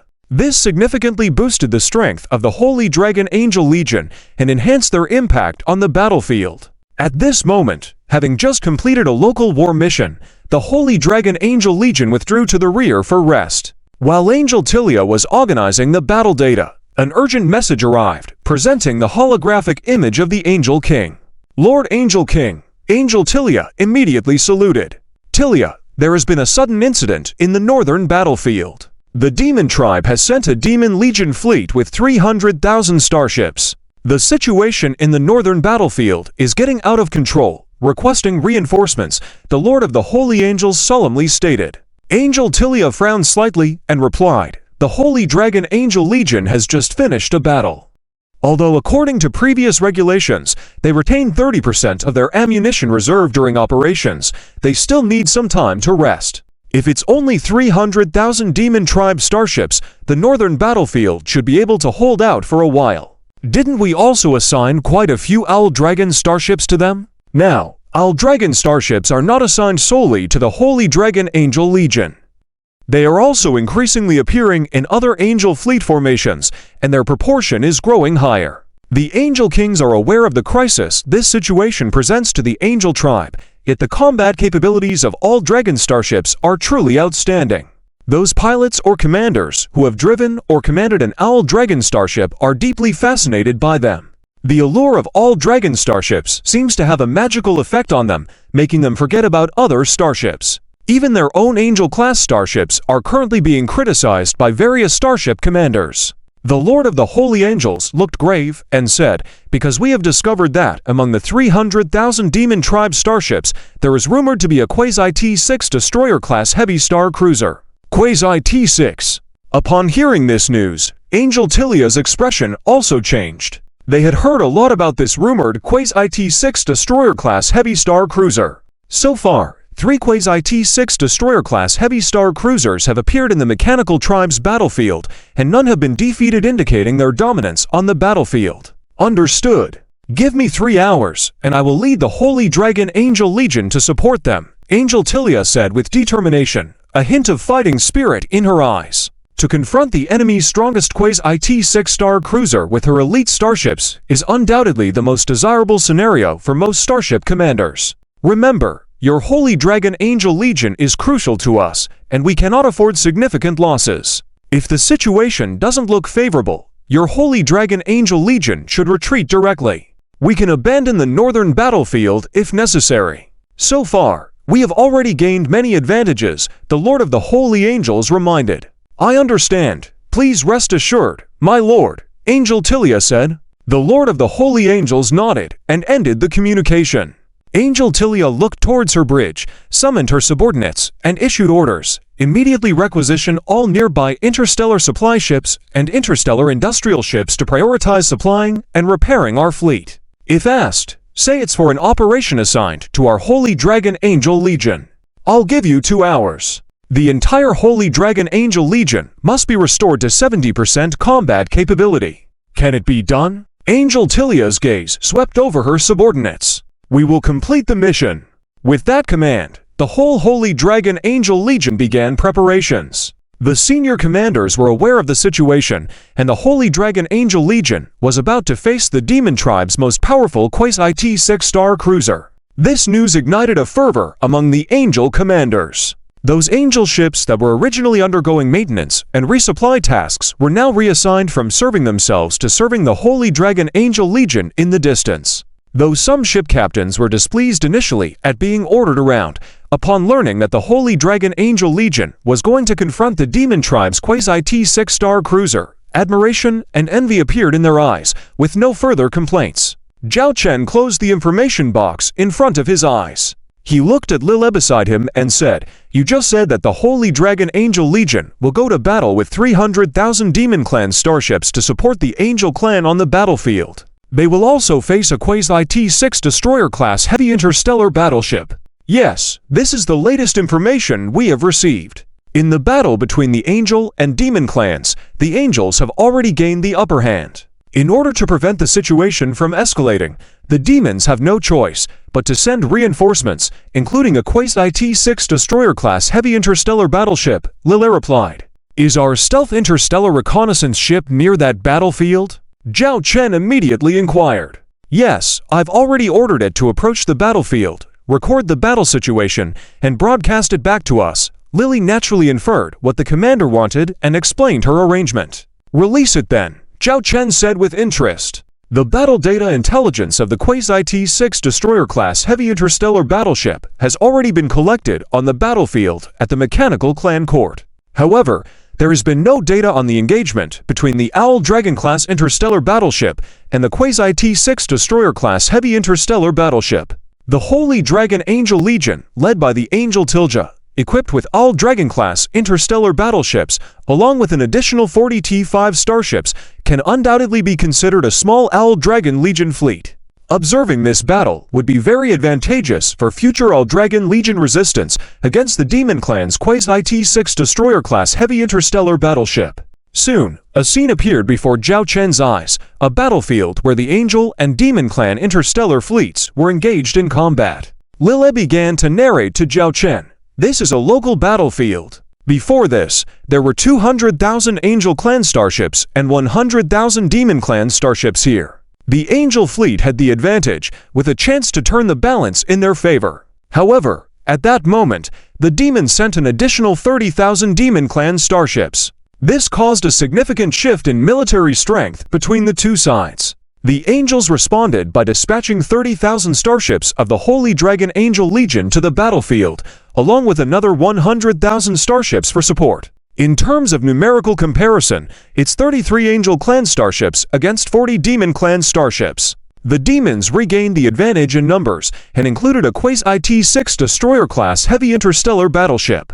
However, with the Holy Dragon Angel Legion present, no one could be certain of the battle's outcome. Lille said. At this moment, another voice came from Zhao Chen's side. A white tail stretched in front of Zhao Chen and brushed against his neck. If the Angels win, it will tie up a large amount of Demon Clan's military forces. The Demons have to make a choice, either continue to send reinforcements, lowering their forces in the Mechanical Clan battlefield. Also, if anything unexpected happens to the Quasi-IT 6 destroyer-class heavy interstellar battleship during the battle, the Demons will pay a heavy price. In a draw, both sides will enter into a protracted battle of attrition, which will likely require a significant amount of time. As for the subsequent development, it depends on whether both sides have additional forces to commit, and if there are any logistical issues. If the Angels lose, their entire counteroffensive plan will be ruined, and even the star systems they recovered before will be lost. If the Holy Dragon Angel Legion suffers heavy losses, or is completely annihilated in the process, the Angels will not have the capacity to counterattack for at least 6 months. Zhao Chen turned his gaze to Charlotte, who had come to his side. Charlotte stared at him with resentment in her eyes. "Why are you here?" Zhao Chen asked as if he already knew the answer. "When did you allow the Owl Dragon Legion to participate in battle? Whether on the Angel Clan battlefield or the Mechanical Clan battlefield, I'm itching for some action." Charlotte exclaimed discontentedly, itching for some action. Didn't you say it wasn't possible a few days ago? Zhao Chen expressed a puzzled expression. Charlotte blushed and glared at Zhao Chen irritably. Lila chuckled softly beside them. Since the identities of the three had been revealed, every time they chatted privately, Zhao Chen became bolder, especially teasing Charlotte in front of Lila. Although Charlotte was fierce before, at the moment, she seemed helpless each time. Zhao Chen reached out to touch Charlotte's tail, and Charlotte's tail seemed to have a mind of its own, dodging Zhao Chen's touch. For now, the Owl Dragon Legion will not deploy. During this time, we need to prepare our fleet, recover the interstellar battleships lost in last year's battle, and enhance the overall combat strength of our Owl Dragon Legion. As for when to act, I will inform you then, Zhao Chen explained. He couldn't directly mention the existence of mission rewards. He had to evoke a sense of mystery, letting Charlotte and Lila guess. Lila had no objections, as in her view as the chief secretary, the current situation was ideal. They could watch the tiger fight from the other side and continually provide military procurement orders to the Angel Clan, a long-standing interstellar power. Charlotte didn't disobey Zhao Chen's command, but was eager for battle. Every time she met Zhao Chen in private, she would ask the same question. Humph! Charlotte withdrew her tail from Zhao Chen's hand. He was fondling it, and even using his fingers to slide and blow on it, as if he didn't know it was her most sensitive spot. Zhao Chen turned his attention back to the screen before him and asked, "So, what are the chances of the Holy Dragon Angel Legion in this battle? And can Angel Tilja handle that Quasi-T6 destroyer-class heavy interstellar battleship?" The astute can perceive that the key to this battle lies in the Holy Dragon Angel Legion and the Quasi-T6 destroyer-class heavy interstellar battleship. Although the Holy Dragon Angel Legion can be referred to as the Little Owl Dragon, it is not a true Owl Dragon Legion after all. The combat strength is far from that of the Owl Dragon Legion, and the use of those T3 Judicator-class heavy interstellar missile ships is also very cautious, needing to take care of the entire battle situation. Initially, the battle lasted for 5 hours. The regular interstellar warships of the Holy Dragon Angel Legion were all deployed, relying on 30,000 interstellar warships, facing enemy ships several times their own. In the rear of the battle formation, 40 T5 interstellar warships remained motionless, as if waiting for something. In the fleet of the Demon Clan on the opposite side, the Quasi-T6 Devastator-class heavy interstellar battlecruisers were located in the core area of the Demon Clan fleet, but had not entered the combat range. Both sides seemed to be holding their breath, speculating on each other's intentions. It was now a matter of examining the regular military fleets of both sides, determining who was stronger and who could endure first. By the 10th hour of the battle, due to the consumption of interstellar missiles and the need for some T3 Judicator-class heavy interstellar missile ships to be reloaded with interstellar missiles, the firepower support received by the Angelic Faction's fleet gradually decreased. This directly led to a shift in the overall situation on the battlefield, with the Demon Clan gaining momentum. There's movement. Charlotte chewed on the lamb in her mouth, throwing the bamboo skewer into a nearby bucket. It's about time for some changes. Going on like this is becoming boring. Zhao Chen yawned, having just woken up from a nap. However, the anticipated changes did not seem to be as significant as expected. Only 5 T5 Thundering Ghost-class heavy assault interstellar cruisers supported the front lines, suppressing the rising momentum of the Demon Clan fleet. As the battle continued into the 20th hour, the remaining 5 T5 Thundering Ghost-class heavy assault interstellar cruisers also joined the battle, engaging the Demon Clan interstellar warships in combat. These demons sure can hold out. That Quasi-T6 interstellar warship is just sitting there as a mascot. Lila munched on pumpkin seeds, yawning in disinterest. In the midst of all this, they would attend to their own affairs and come back to observe during their free time. However, both sides conducted their battles very cautiously, lacking much excitement. It's frustrating. If it were up to me, I'd unleash a round of firepower from the interstellar missile ships, then send in the T5 interstellar warships to surround and eliminate that Quasi-T6 interstellar warship. Zhao Wanner gnawed on a chicken leg. She reported once to the Dragon Emperor, seeing her elder brother here watching the show, so naturally, she squatted here to enjoy this rare leisure time.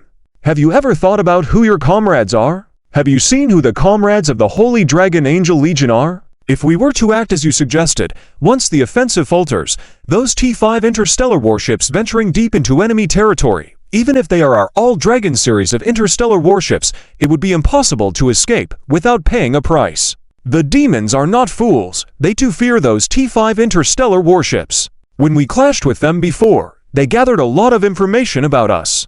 They are using that Quasi-T6 interstellar warship as bait.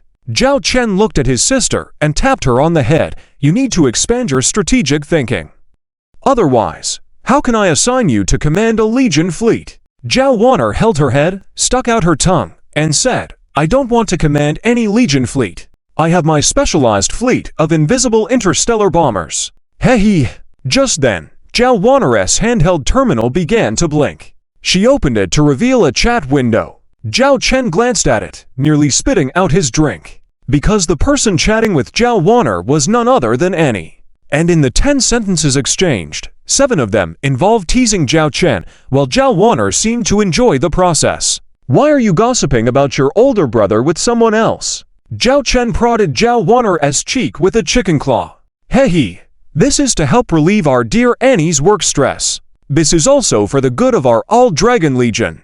Brother, you should praise me. Zhao Wanner quickly found an excuse. Zhao Chen rolled his eyes but didn't really care about this minor matter. At this moment, Zhao Wanner's handheld terminal received a video communication request. This made Zhao Wanner anxious. Zhao Chen, on the other hand, seemed amused because he noticed earlier that Zhao Wanner had told Annie that she was working. If she were to start a video call now, Zhao Wanner's indulgence at that moment would be exposed. Zhao Wanner quickly wiped the oil stain off her mouth, then found a spot against the wall, activated a device to block surrounding sounds, and then bravely accepted the call. Wanner, why did it take you so long to answer my call? On the other end of the video window, Annie held a cup of instant noodles. Why are you eating instant noodles again? Zhao Wanner frowned when she saw the instant noodles in Annie's hand. Even if you're busy, you can't just keep eating this stuff. Have the cafeteria send you some proper food at least? It's okay, I'm fine like this. I'm really busy right now, can't leave my station at all. Being able to eat one of these is good enough. Please don't tell your brother. Holding the cup of instant noodles in both her hands, Annie looked sad and pitiful, but at the same time, concernless. No way. I have to criticize my brother for this. You're the chief engineer of our All-Dragon, but you can't be exploited like this. You should have some well-deserved benefits. Zhao Wanner looked righteous and indignant. Firing shots at each other as if they were real sisters, Zhao Wanner seemed determined to draw a clear line between herself and the exploiter Zhao Chen. Wanner, you asked for big, spiced beef leg earlier. I added lots of cumin to it. It's delicious for sure. Suddenly, a beef leg the size of Zhao Wanner's head was thrust into the video frame. In that moment, the air seemed to fall silent. Oops, you're chatting with Annie. Sorry for interrupting you. But hurry up and come eat. If you wait any longer, all the food on the table will turn cold. Under Zhao Wanner's murderous gaze, Zhao Chen smirked and left, taking the large beef leg with him. This left Zhao Wanner embarrassed as she faced Annie on the screen. Annie, if I say, I just happened to come by. Annie, are you putting lobster and crab roe in that instant noodle? There's hardly any noodles in there. How can it be delicious? Annie, which tabletop game should we play later? Several companions' voices came from Annie's end of the video call. This awkward vibe between the two then intensified. Ahem, I have something to attend to here. I also remembered, I have something to take care of. The awkward video call ended. Zhao Wanner, feeling ashamed, found Zhao Chen and punched his shoulder. What's wrong? Zhao Chen burst into laughter. Just at that moment, there was a significant change in the battle transmission feed.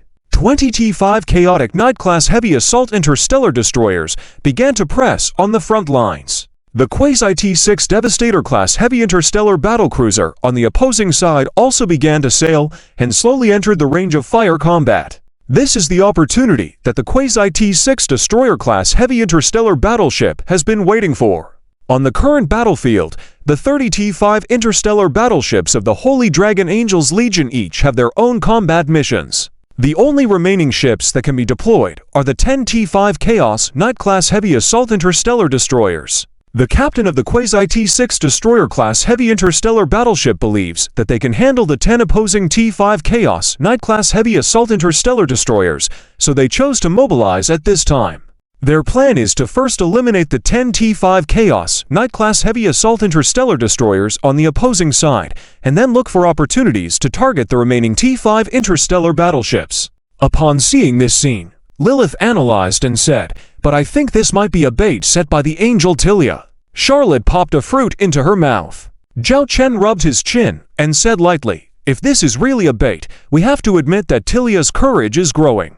She completely disregarded engaging in a protracted battle with the enemy and instead targeted that Quasi-T6 destroyer-class heavy interstellar battleship, aiming to destroy it in this battle to directly grasp the advantage of the Angel Clan over the Demon Clan. Her vision is far-reaching. Lilith deciphered the implication in the conversation and muttered, "The idea is great, but whether she has the skills to back it up remains to be seen." Zhao Chen smiled as he watched the changing situation on the screen.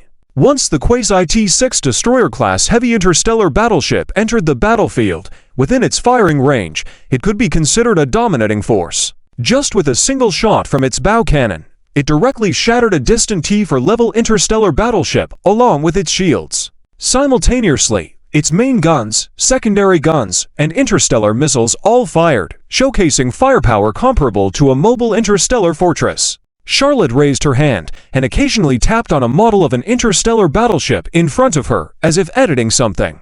Zhao Chen glanced over to see that the model was the Quasi-T6 destroyer-class heavy interstellar battleship depicted in the scene.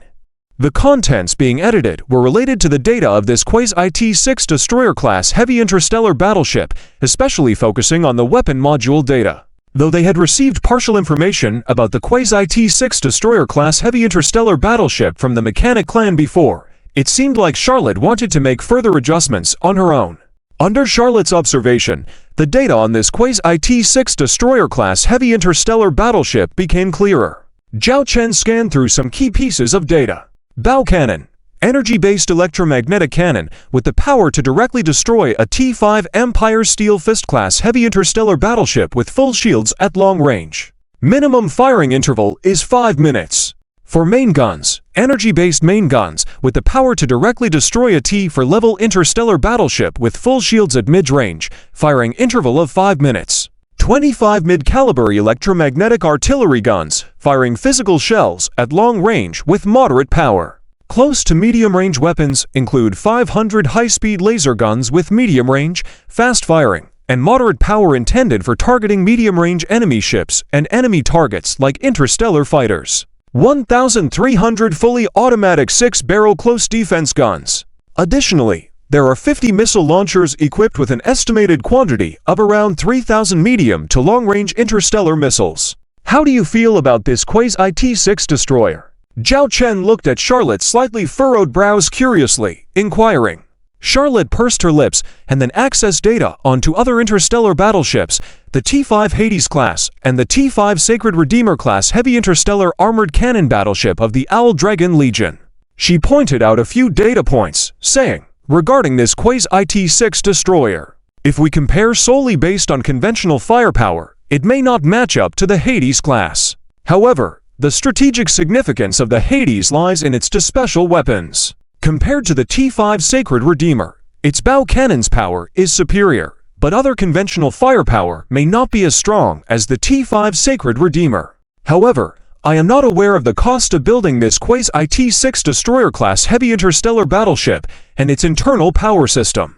Purely based on firepower, it seems to be a hybrid of the Hades and the Sacred Redeemer, excluding the Hades domain calculations. Charlotte's analysis was somewhat complex, but Zhao Chen understood her meaning. If you were to engage with this Quasi-T6 destroyer, how many ships would you need? Zhao Chen asked. Charlotte raised her hand and stroked her chin. If we could utilize the Hades and launch a preemptive attack with a 100% chance of striking first, one Hades would be sufficient. Even if we don't win, at least we won't lose. But if we don't use the Hades, give me one T5 Sacred Redeemer class heavy interstellar armored cannon battleship and additionally 5 T5 Frost Tyrant class heavy interstellar missile battle cruisers. Alternatively, in another scenario, 5 to 10 T-5 Crimson Reaper-class heavy interstellar strategic missile ships for all-out offensive firepower coverage, relying only on interstellar missiles without any other losses to take it down. Listening to this, Zhao Wanner on the side rolled her eyes and said, "In that case, it seems like this quasi-T-6 destroyer-class heavy interstellar battleship isn't really that impressive." Zhao Chen and Charlotte exchanged a glance, smiling without saying a word. The reason Zhao Wanner felt this way was largely because the interstellar battleships of the Owl Dragon series were already quite top-tier within the T5 category. The gap to the quasi-T6 level isn't that significant. "Lilith, the 10 T5 Chaos Knights are moving!" Lilith exclaimed. Zhao Chen's gaze moved to the video window.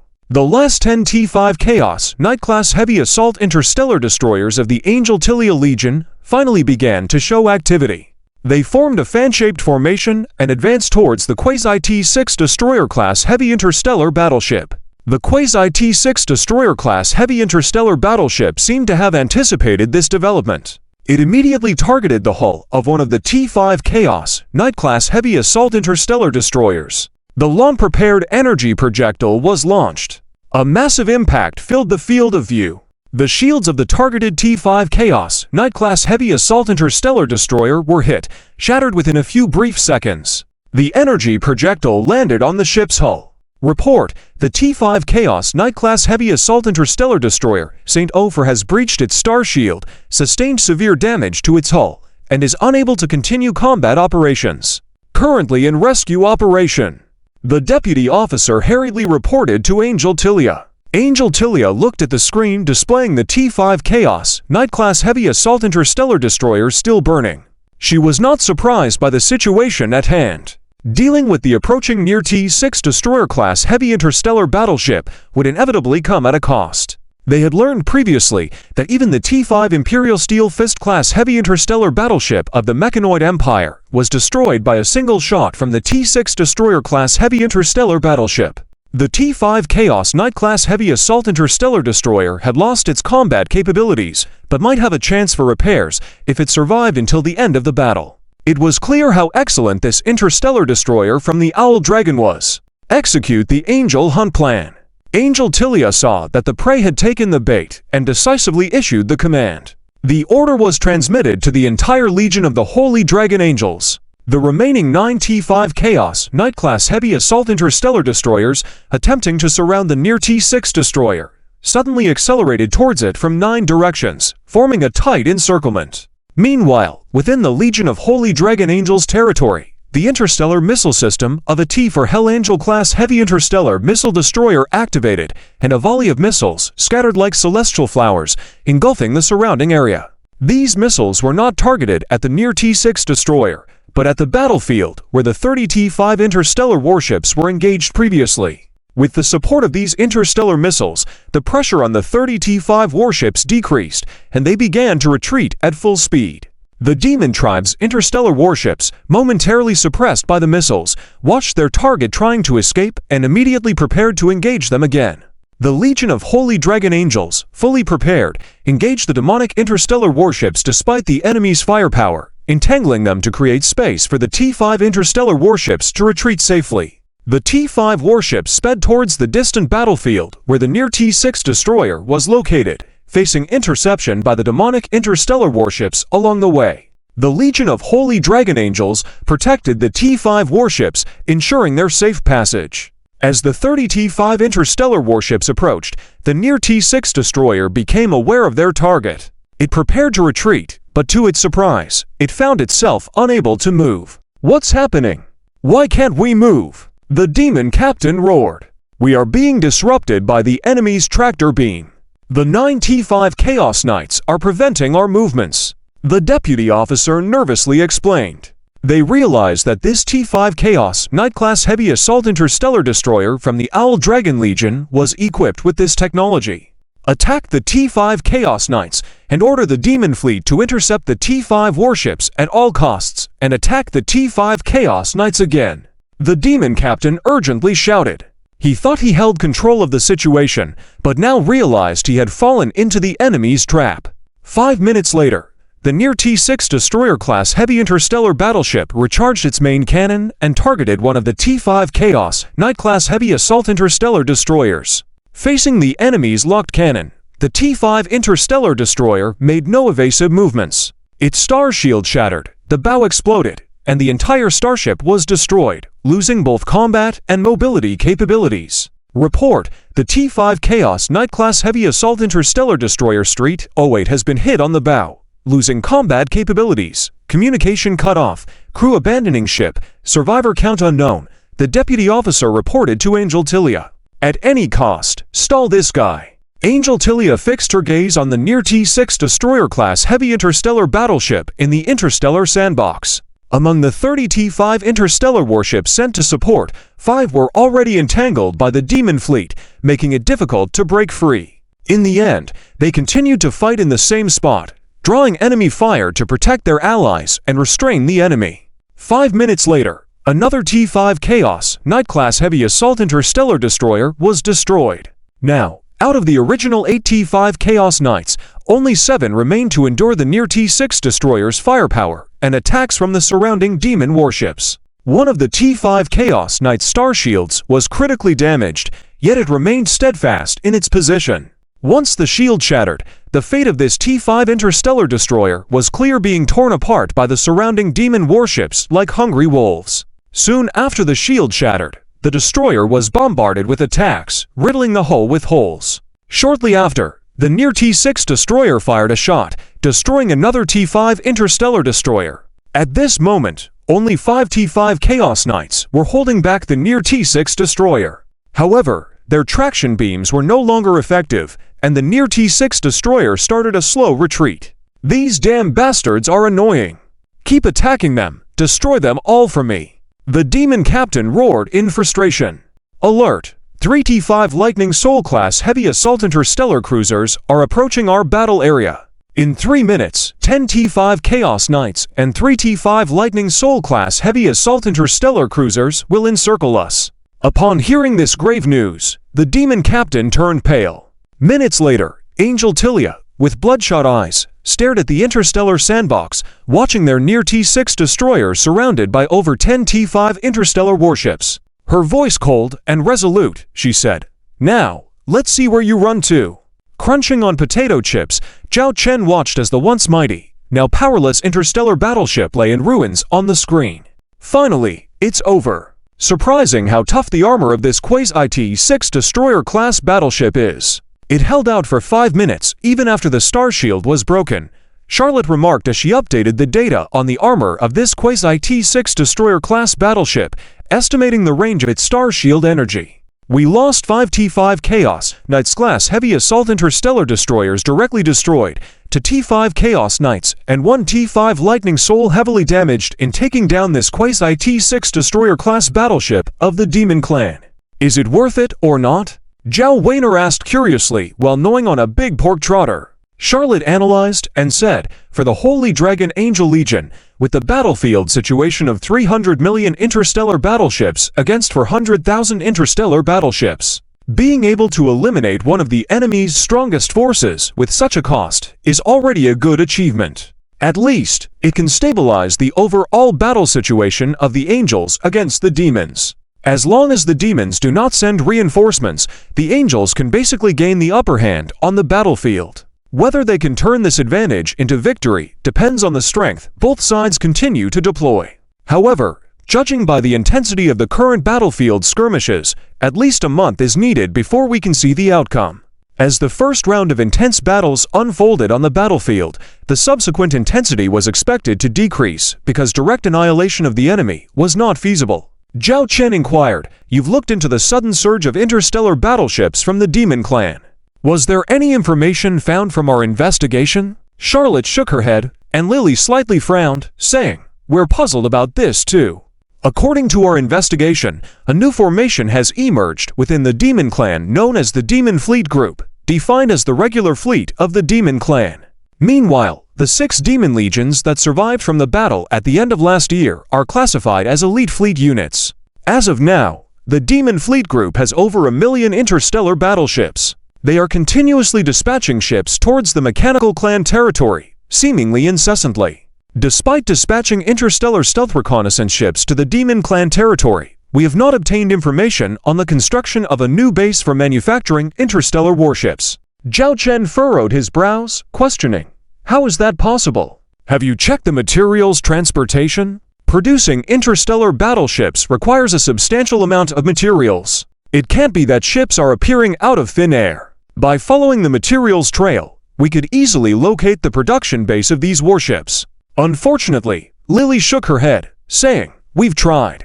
While we noticed an increase in interstellar transportation vessels within the Demon Clan territory, once these ships entered the Stargates, we lost track of their destinations. When these ships reappeared, their cargo had already been delivered. The new Demon Clan interstellar battleships also arrived directly at the front lines before being sent to the Mechanical Clan territory after organization. The sudden disappearance of interstellar transport vessels and the appearance of warships out of nowhere all seemed eerie. Zhao Chen emphasized, continue investigating this matter and find out as soon as possible where the Demon Clan is manufacturing these interstellar battleships. It's crucial for us.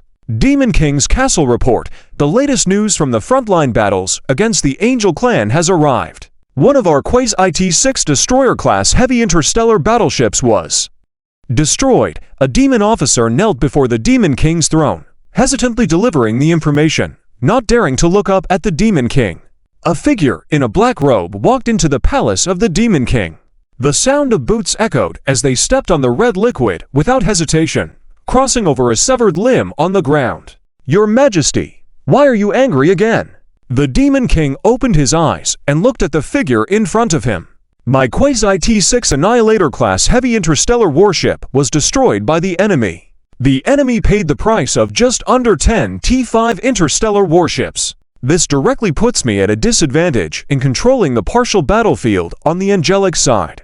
The figure in the black robe said, "This is normal. After all, the Annihilator is not a true T6 interstellar warship, just a Quasi-T6. If it were a true T6 interstellar warship, let alone a few T5 interstellar warships, even 100 T5 interstellar warships are no match for a true T6 interstellar warship." The Demon King squinted at the figure in front of him, judging by your tone. "Do you possess a true T6 interstellar warship? I have always said that we have anything the Demon King desires here. Haven't we always been fulfilling your wishes?" The figure in the black robe said. "Fulfilling? Bringing out only one thing at a time. Is that fulfilling? I feel like you are just manipulating me, working for your own ends." The Demon King exuded a strong presence, as if he could crush the figure in front of him. "Manipulate? No, no, no. We prefer to call it a trade or cooperation between friends," the figure in the black robe said. The Demon King stared at the figure in the black robe. "So, how can I get a true T6 interstellar warship from you?" "When you fulfill our promise by destroying the Mechanized Tribe's royal court," the figure in the black robe said. "What does the Mechanized Tribe's royal court have that makes you so persistent?" The Demon King stared, as if trying to see through the figure in front of him. "It is unnecessary for your Majesty to know. You only need to understand that when you break through the Mechanized Tribe's royal court, you will possess a true T6 interstellar warship," the figure in the black robe said respectfully. The Demon King said coldly, "I also want that. But I need more interstellar warships, more Quasi-T6 Annihilators. Whether on the battlefield of the Mechanized Tribe's royal court or against the Angelic Tribe, I need more interstellar warships. Remember, the Shadow Dragon Legion has yet to make a move. As long as you provide more raw materials, we are willing to produce more interstellar warships for you," the figure in the black robe said. "I have already been delivering raw materials to those 5 industrial bases according to the weekly requirements, haven't I?" The Demon King furrowed his brow. "Those raw materials are enough, but some other raw materials are far from enough. Besides, you also want more interstellar warships." The figure in the black robe looked helpless. The Demon King knew what the figure meant by the raw materials. "Very well, I will meet your demands. I will increase the supply of interstellar warships by 30% each week," the Demon King said solemnly. "We are very willing to serve your Majesty," the figure in the black robe said. Later, the figure in the black robe left the palace. Several demon confidants were summoned by the Demon King. "Your Majesty, what are your orders?" The demon confidants looked at the palace filled with blood and corpses as if it were all too familiar. Without these things, they would have been surprised. Go and deliver more raw materials to those 5-star systems, the Demon King said coldly. Upon hearing this command, a demon confidant looked worriedly at the king. Your Majesty, several of the star systems we have cultivated are already far from enough to meet our demand for those raw materials now. If we continue to harvest excessively, it will lead to problems in future production. Then find them elsewhere. There are so many star systems and planets in our demon territory. Are we still lacking these people? Those inferior interstellar races, we sheltered them, gave them planets to survive on. It is time for them to repay us now, the Demon King said coldly. The demon confidant lowered his head and swallowed nervously. Your Majesty, we have quietly collected from several remote planets during this time. But even so, it has already caused some negative rumors abroad. If we continue like this, it is highly likely to affect your Majesty's prestige and rule within the demon tribe. Affect my rule. Ha ha ha. Are you saying that those inferior races dare to betray me? The Demon King sneered. Their lives are in my hands. They should sacrifice a bit of their lives for our war. Isn't that right?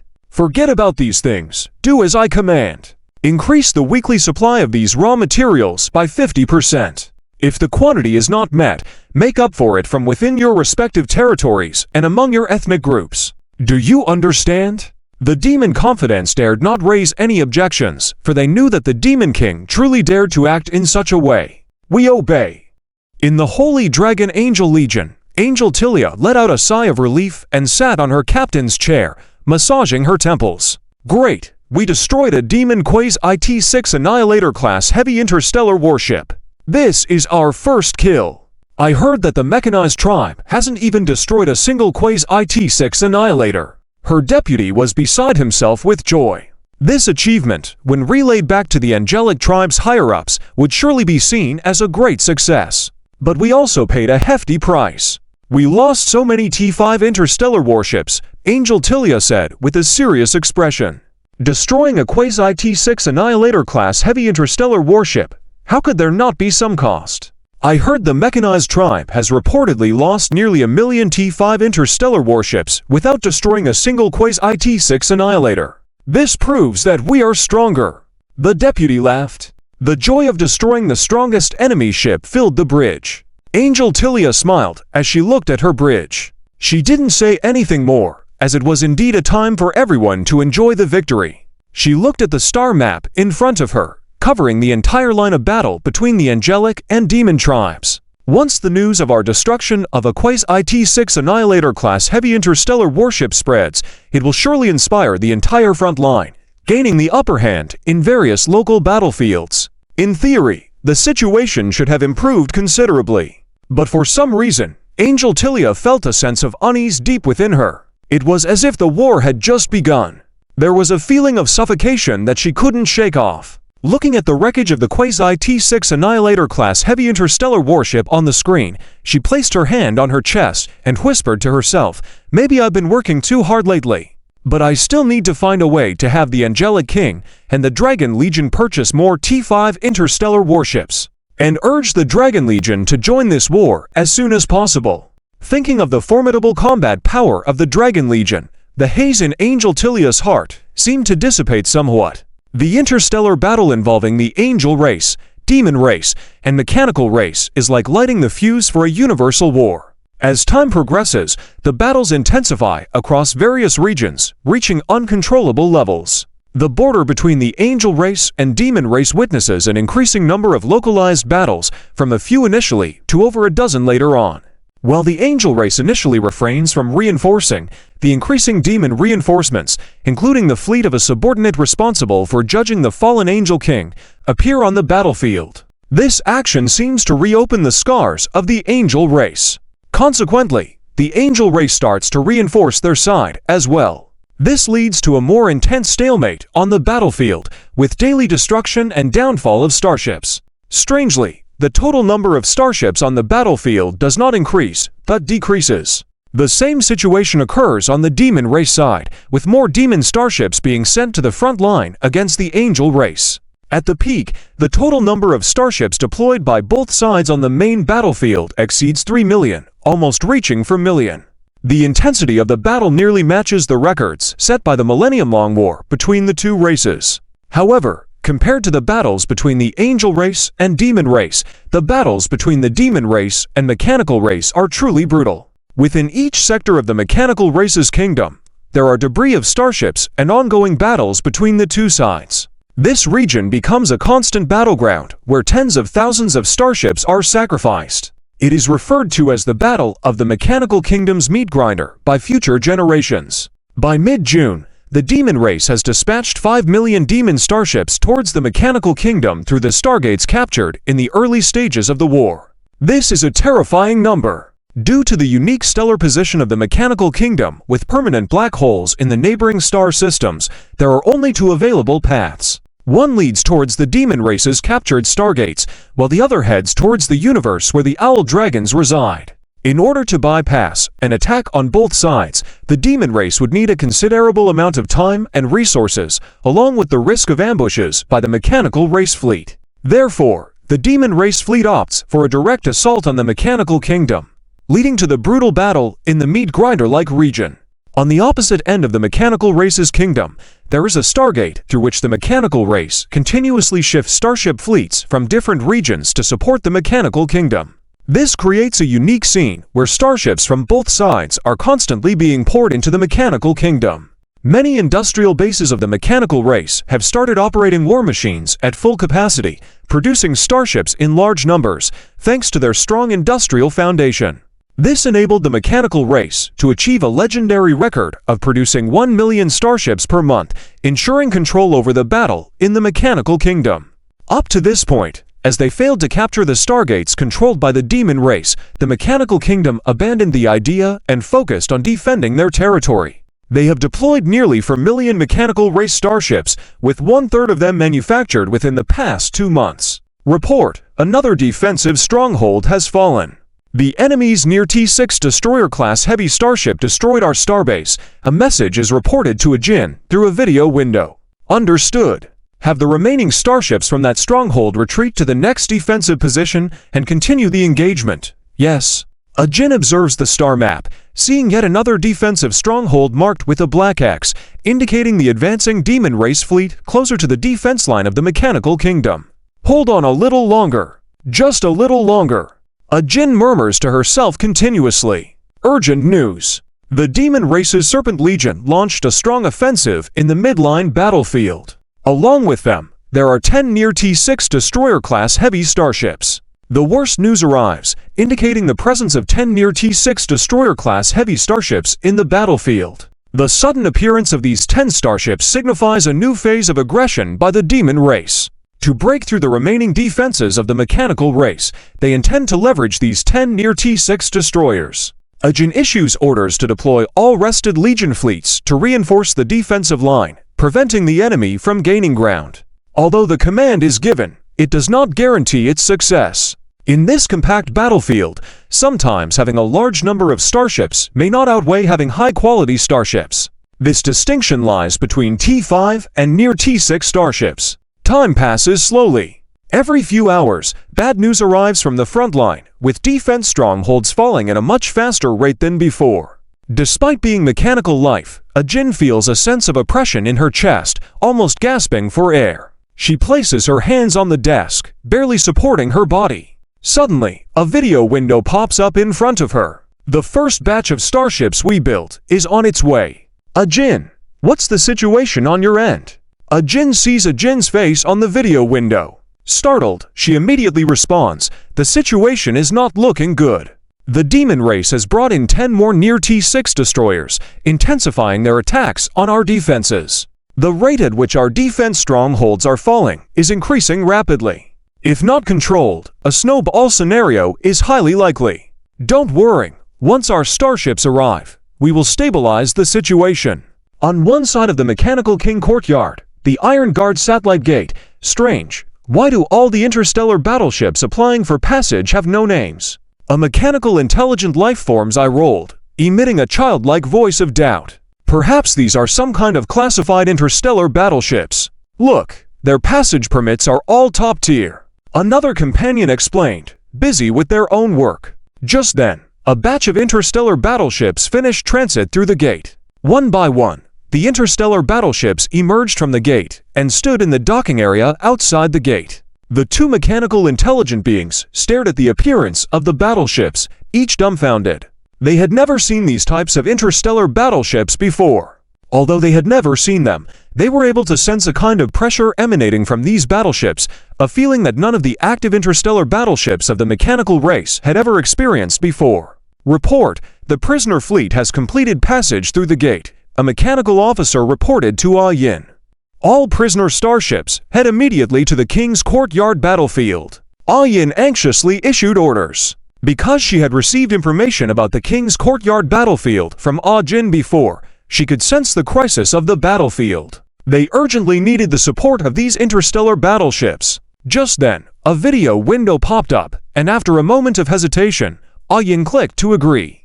A man with sunglasses and bare chest greeted Ah Yin with a smile. The interstellar battleships have all been put into service, and you didn't even inform me. Why are you mechanical beings also so unrecognizable underpants? Ah Yin said calmly, according to the agreement, this time we owe you. Thank you for providing this technology for the interstellar battleships. I say, you guys are still so weird. You could have just used my existing interstellar battleships from the Scourge series, right? Didn't you see that even the Angel race is using my interstellar battleships, directly upsetting the Demon race's Quasi-T6 Annihilator? Zhao Chen teased. We don't need those conventional interstellar battleships of T6 level. And you can't provide the T5 interstellar battleships on a large scale either. It is only this technology of interstellar battleships that we need. Anyway, I still want to thank you on behalf of the mechanical race. Ah Yin earnestly spoke, expressing her gratitude. Are you really telling me that you don't have the technology for T6 level interstellar battleships? Didn't you inherit the technological legacy of the Gaia Empire? Zhao Chen looked at Ah Yin skeptically. Ah Yin fell silent for a moment and then said, only the master knows the information about this. Whatever. Zhao Chen rolled his eyes. Is there anything else? Ah Yin asked flatly. Got it. You mechanical beings are really unrecognizable. Before, when building starships, I'd receive 3 calls in one day. Now, it's like chasing people away. Geez, it's no fun being under the covers alone. Zhao Chen looked resentful. The King's Courtyard frontline battlefield is urgent, and we need our support, Ah Yin explained. Come on, it's the starship running, not you. Forget it, love always has a million reasons, Zhao Chen said, wiping his tearless eyes. Ah Yin didn't say anything.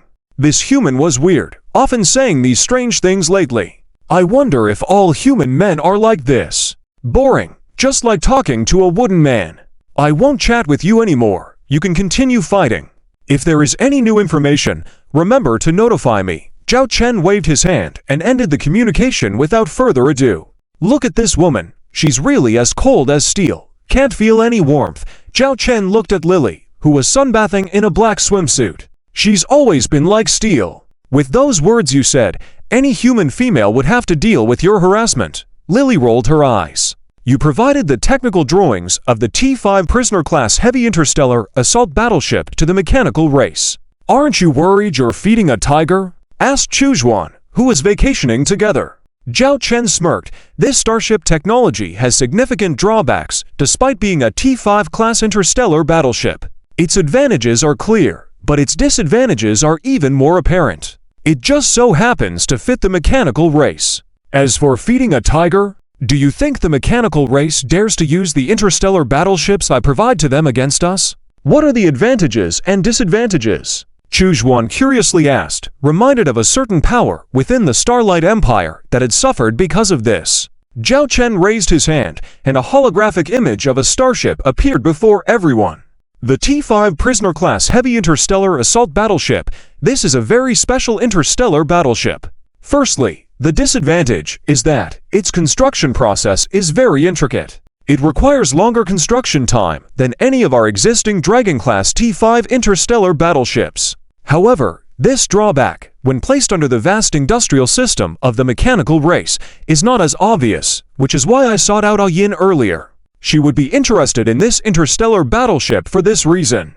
The main reason she was willing to ask us for this interstellar battleship is that it has the ability to challenge quasi-T6 interstellar battleships. However, its positioning is more like a suicidal interstellar battleship. It possesses all the configurations of a T5 interstellar battleship, and it comes with short-range assault functionality, allowing the heavy interstellar battleship to increase its speed for a short time and charge into enemy lines. In a short period, it forms a strangulation in a specific area. But if this short-range assault function is used, there will be a period of insufficient energy supply afterward, causing a drop in speed. For this reason, it is easily trapped in the enemy lines and may not return. This does not fit our Dragon-class style of combat systems, so this interstellar battleship will not serve in our Dragon Legion. Listening to the commander's explanation, Chu Zhuan nodded in understanding. It's very appropriate to its name Prisoner. Fighting to the death in a crisis, Lily murmured to herself. With this interstellar battleship as a reinforcement, will the mechanical race's king's courtyard battlefield be secure? Chu Zhuan asked. Zhao Chen remained silent for a moment, not saying a word. Lily spoke for him. Normally, that's the case. But as of yet, we still haven't found out where the demon race is producing so many starships. This is a major hidden danger. So, no one knows how many interstellar battleships the demon race might deploy next. When are we going to strike then? General Charlotte has been pestering about this matter, making herself weary. Chu Zhuan teased. Soon, soon. This storm is almost over, Zhao Chen whispered, lying on a beach chair. Report, 3 T5 Imperial Warblade-class heavy interstellar battleships were destroyed by enemy T6 annihilators. Report, 3 defense positions have fallen, and 3 battalions have been sacrificed. Report, the enemy is increasing their speed in the central route. One by one, red boxes popped up in front of Ajin, hands pressed on the desk, remaining silent. All available mechanical tribe interstellar battleships were already on the front lines, with no other options left. If the situation continued to progress like this, the Demon Tribe's fleet would break through the mechanical capital within 3 days. Report, currently, there are 25 T6 Annihilators and nearly 500 T5 Terrorblade-class medium interstellar battleships on the front battlefield. We only have 700 various T5 interstellar battleships in combat, and the numbers are decreasing. The enemy is making a strong push, aiming to break through our mechanical capital directly in this stage of battle, reported Ajin's subordinate. Ajin remained silent. She had already made all necessary arrangements. Other than sending newly constructed interstellar battleships into the grinder of the battlefield to delay the enemy's advance, there was no other option. Ajin, the prisoner fleet requests entry into the battlefield. A video window popped up, showing Ajin facing Ah Yin, who had finally arrived at the mechanical capital battlefield. Ah Yin, now before Ajin, showed concern. She wasn't sure if Ah Yin's readiness with his assassin's halberd would be capable of turning the tide. Speaking seriously, Ah Yin said, Ajin, we have no other choice now. Let us try, no matter what. After a moment of silence, Ajin said, permission granted for the prisoner fleet to enter the battlefield. Understood. Ah Yin received permission and immediately began deploying his prisoner fleet. 300 brand new and previously unseen interstellar battleships appeared on the defensive line of the mechanical capital. Initiate counterattack. Ah Yin gave the order for action: no defense, no support, only a counterattack. Demon Legion flagship, AT-6 Annihilator-class heavy interstellar battleship, bridge. What's that? The Snake King Marshal pointed in surprise at the displayed image of a mechanical tribe interstellar battleship. The Demon Adjutant quickly searched through the database, finding no information on this specific interstellar battleship. The Demon Adjutant said, this interstellar battleship used by the mechanical tribe is not recorded in the database. It should be a new type of interstellar battleship. Judging from the hull design, it should belong to the T5 Heavy Interstellar Battleship class. It's estimated to be a newly designed and first batch of operational interstellar battleships. Hearing the explanation, the Snake King Marshal scoffed, saying, a new interstellar battleship. Just operational and daring to be present on this battlefield. Perfect. We will send them back for major repairs. No, perhaps they will be sent straight to the furnace. Ha ha ha. Laughing heartily, with the backing of those T6 Annihilators under his control, the Snake King Marshal had never felt interstellar warfare being so easy. Feeling that at this moment, Any enemy in front of him would easily be eliminated. Give the order to the entire army to accelerate forward. In 3 days, I will destroy the mechanical capital. To think the self-proclaimed superior mechanical tribe is nothing more than this. This universe will submit to our demon tribe's dominance, declared the Snake King Marshal with a laugh. The demon army continued to accelerate its pace. Simultaneously, 300 T-5 prisoner-class heavy interstellar assault battleships also appeared in the front lines of the defensive position, revealing their ferocity. Report. First prisoner group has locked onto 1 T-6 Annihilator. Coordinates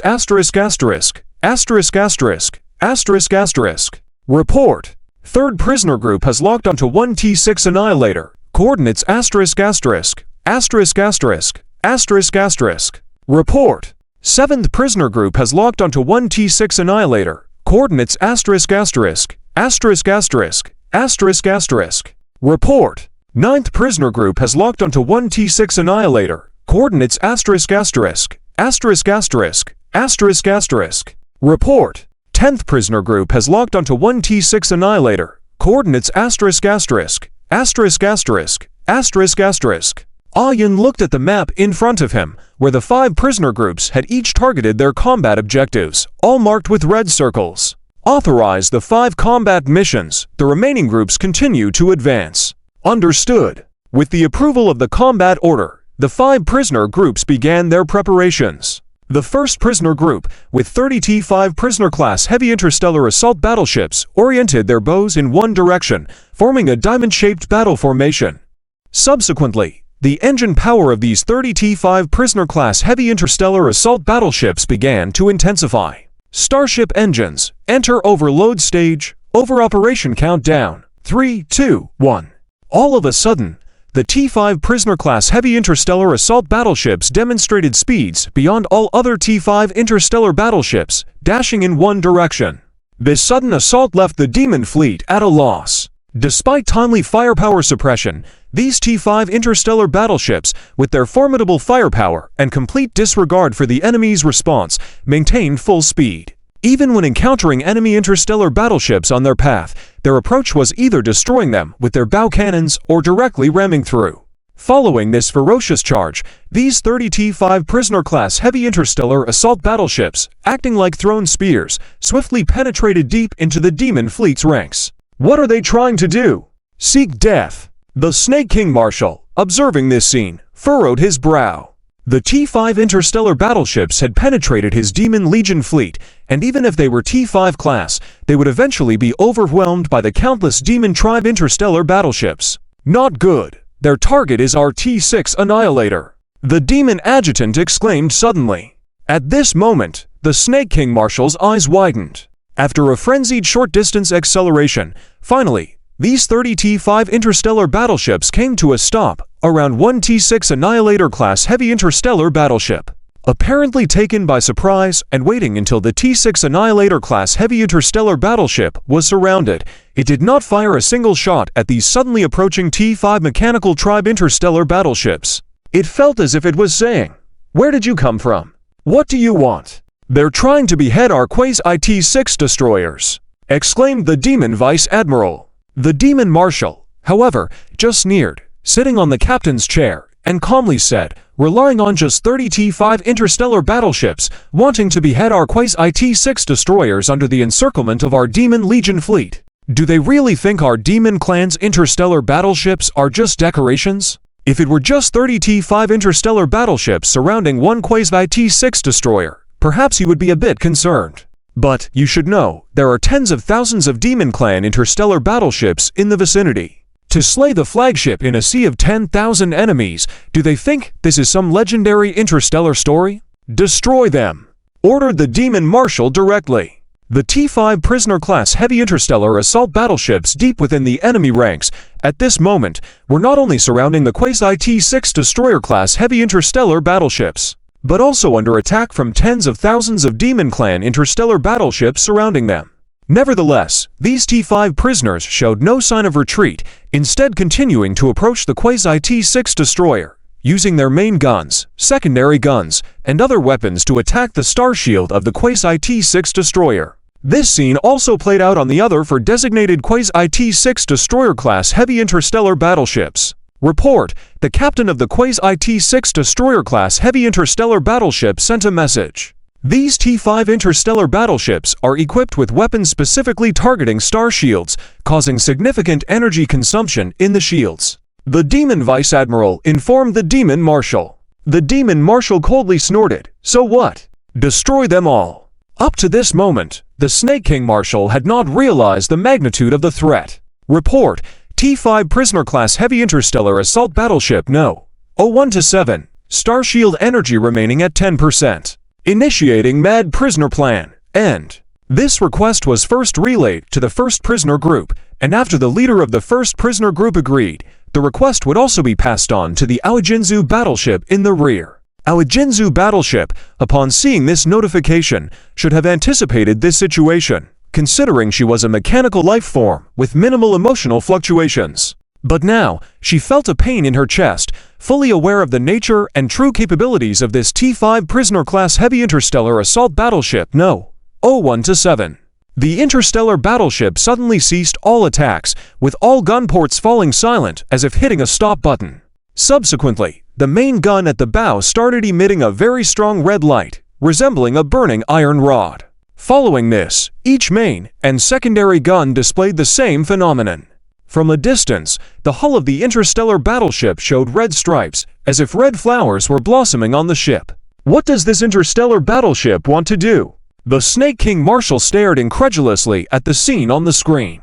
The next moment, a significantly more fierce beam of light than the previous attacks shot out from the bow gun, the powerful energy output causing the gun barrel to turn red, showing cracks. Even the gun turret mount showed cracks. Subsequently, the main guns and secondary guns face similar situations, with some gun barrels exploding when fired. Report: main gun A-11 overloaded severely, barrel exploded. Report: secondary gun Y-87 overloaded severely, barrel exploded. Reports of exploded gun barrels reached the bridge of the interstellar battleship, but the mechanical captain remained unfazed. An analytical diagram of all the weapons modules on the interstellar battleship reminded of the weapon operation status at each position. At this moment, all weapons were alarming, showing red. The terrifying beam of light directly hit the star shield of the targeted Quasi-IT-6 destroyer-class heavy interstellar battleship, the powerful output even causing a shortage in the shield energy supply at that position.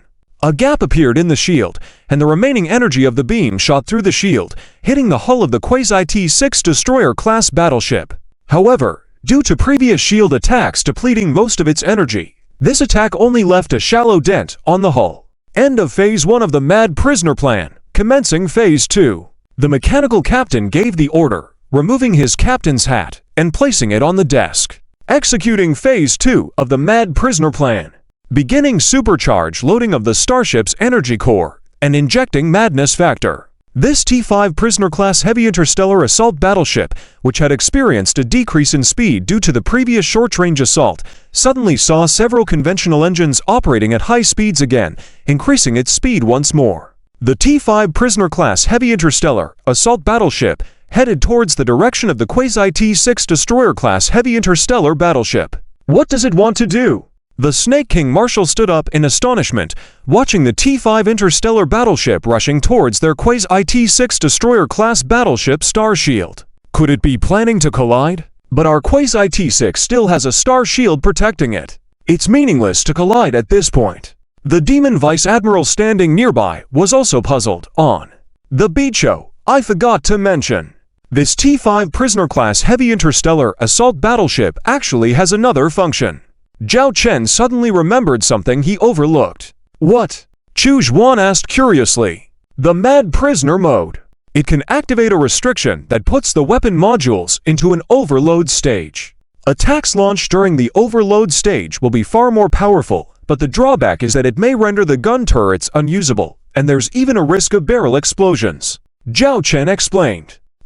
Isn't that digging its own grave? If all weapon modules overload and malfunction, then it would be at the mercy of others. Lily exclaimed. Zhao Chen took off his sunglasses, allowing the glaring sun above to shine on his face. Exactly. That's why it has its final act. It can engage in another short-range assault, but the consequence is that the propulsion engines will completely fail, leading it to the point of being scrapped. At the same time, it will inject a material called the madness factor into its energy core, turning this interstellar battleship into a superbomb. As Zhao Chen finished speaking, silence overshadowed the group. They understood why the commander did not assign this interstellar battleship to the Vanguard Legion service. It also has another name, the Mad Prisoner Suicide Interstellar Battleship. Zhao Chen spoke in a low voice. A super huge firework bloomed in the midst of the starry space. What is this? The demonic Vice Admiral was shocked, looking at the immense fireball in front of him in disbelief. The Snake King Marshal also wore a look of disbelief, repeatedly shaking his head, saying, "How is this possible? Even if a spaceship collides in combat, at most it would just lead to the ammunition inside the ship exploding, but it wouldn't reach this kind of effect. The power of this explosion is already equivalent to the firing of one main gun of a Quasi-T6 destroyer-class heavy starship.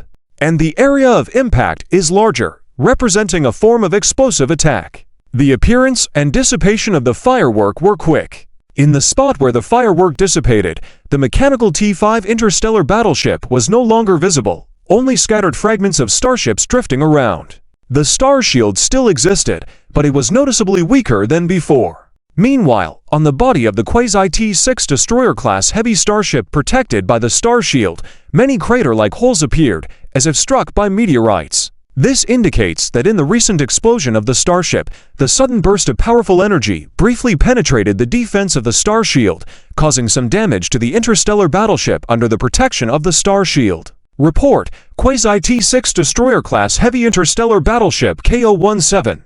The star shield is below 30% of the yellow alert level.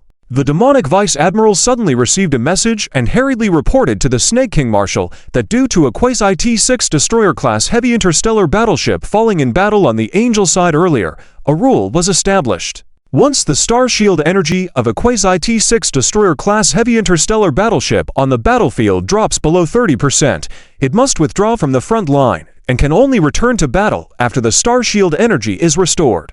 This is why there has been no record of a Quasi-T6 destroyer-class heavy interstellar battleship falling on the Mechanical Tribe's battlefield until now.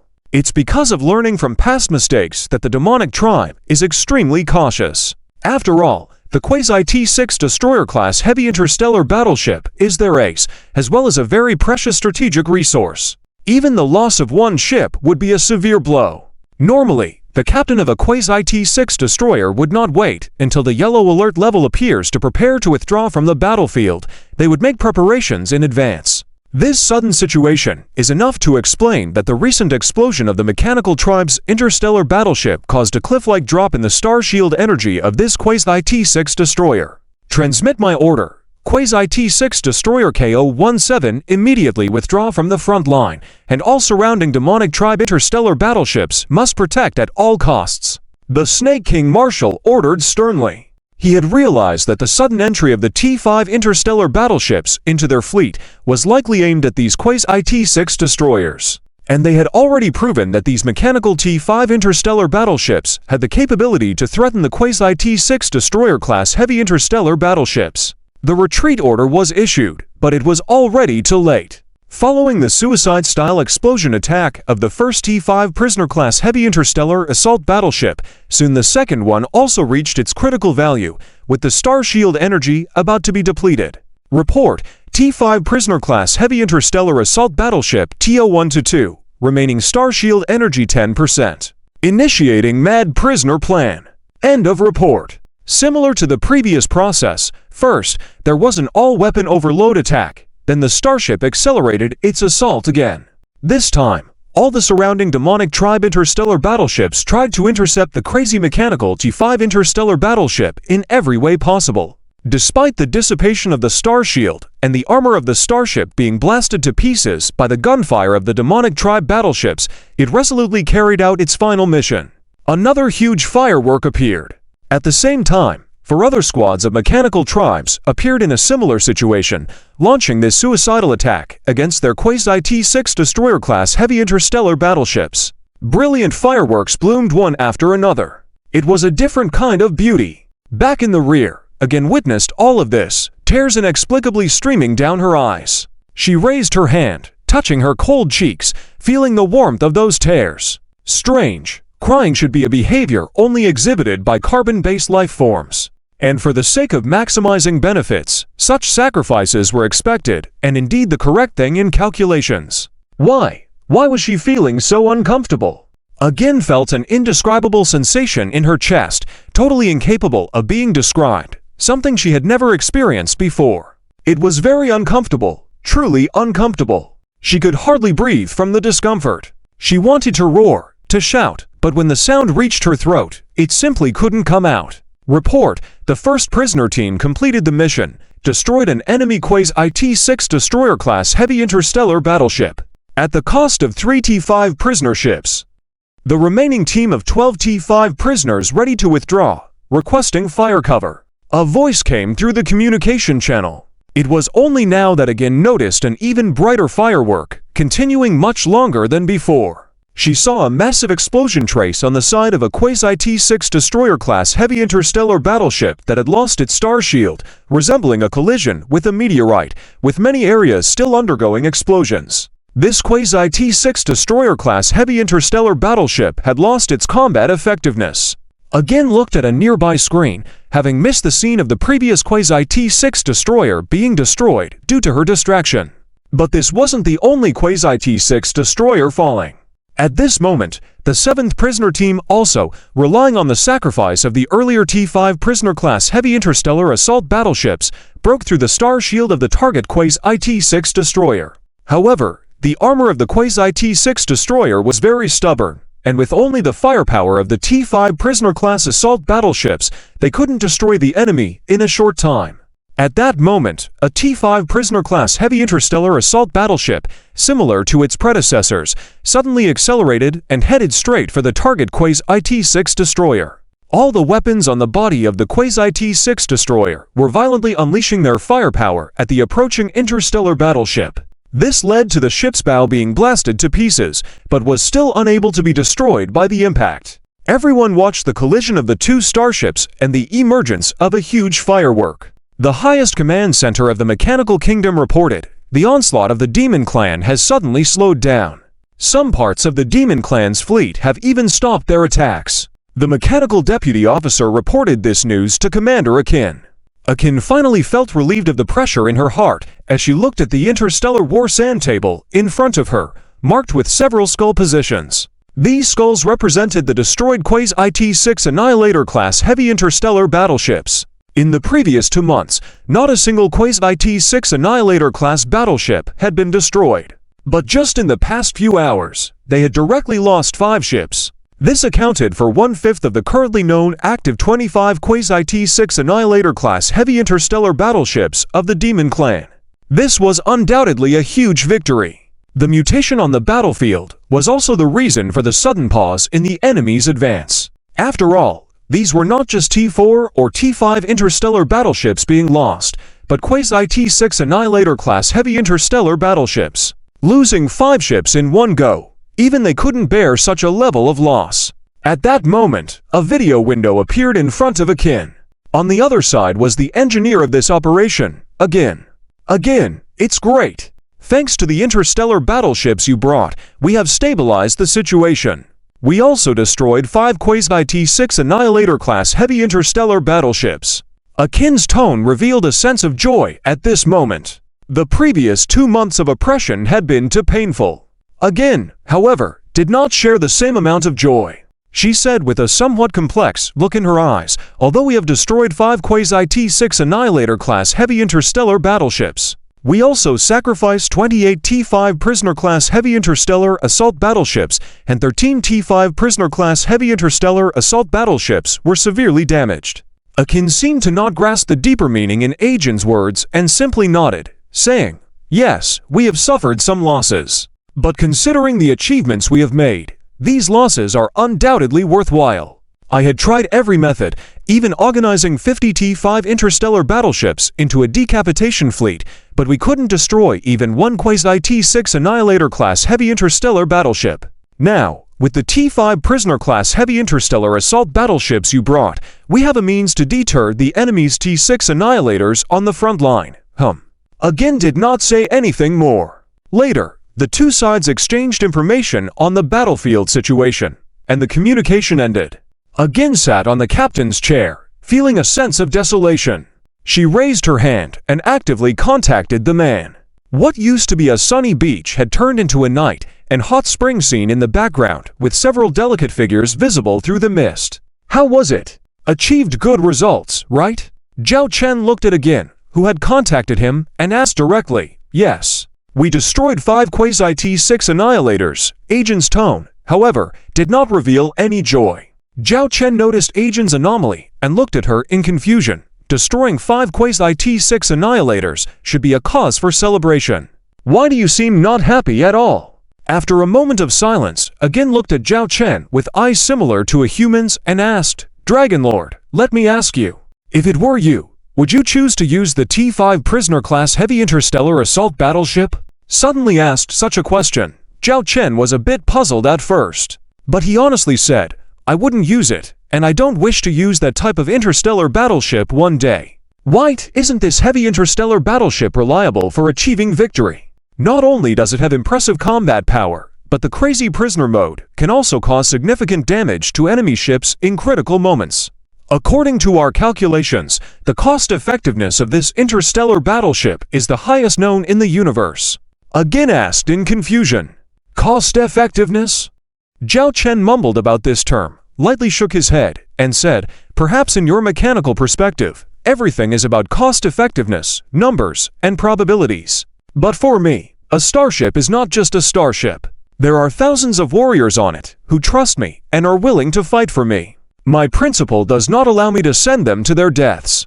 Again stared into Zhao Chen's eyes as he spoke, sure that he was being honest. He wouldn't do that. So, is this what you call life? Again mumbled. She recalled explaining the various capabilities of the T-5 prisoner-class heavy interstellar assault battleships to her subordinates and how they calmly recorded all operating procedures, including the final suicide attacks. Looking back now, everything emitted a strange atmosphere, as if it was not themselves preparing for the suicide attacks. But your master is kind of different. She gives me the impression that she's very much like us, almost like a child who never grows up. Zhao Chen remembered the little girl. Honestly, if he didn't know her identity, it was really hard to believe that she was a mechanical being.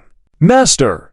Again also remembered her interactions with the master, who always pointed at herself and Akin, saying they were lifeless and had no meaning.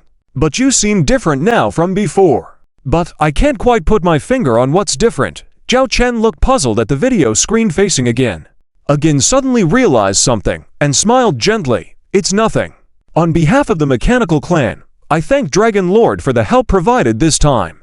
This is not without return. We had an agreement beforehand. Zhao Chen immediately showed a shrewd expression. Again smiled and nodded. And when will your master come back? It's been more than half a year already. Zhao Chen brought up the topic of the little girl again. Master, should be back soon, Again gave a vague answer. After a few more casual words, the communication was cut off. Zhao Chen leaned against the edge of the hot spring pool, looking at the starry sky. The leisurely time was about to end. The Demon Lord's castle has lost 5 nearly destroyed T-6 Devastator-class heavy interstellar battleships. The Demon Lord sat on the throne, his expression somewhat grim. The demons kneeling in the Great Hall below carefully replied, yes.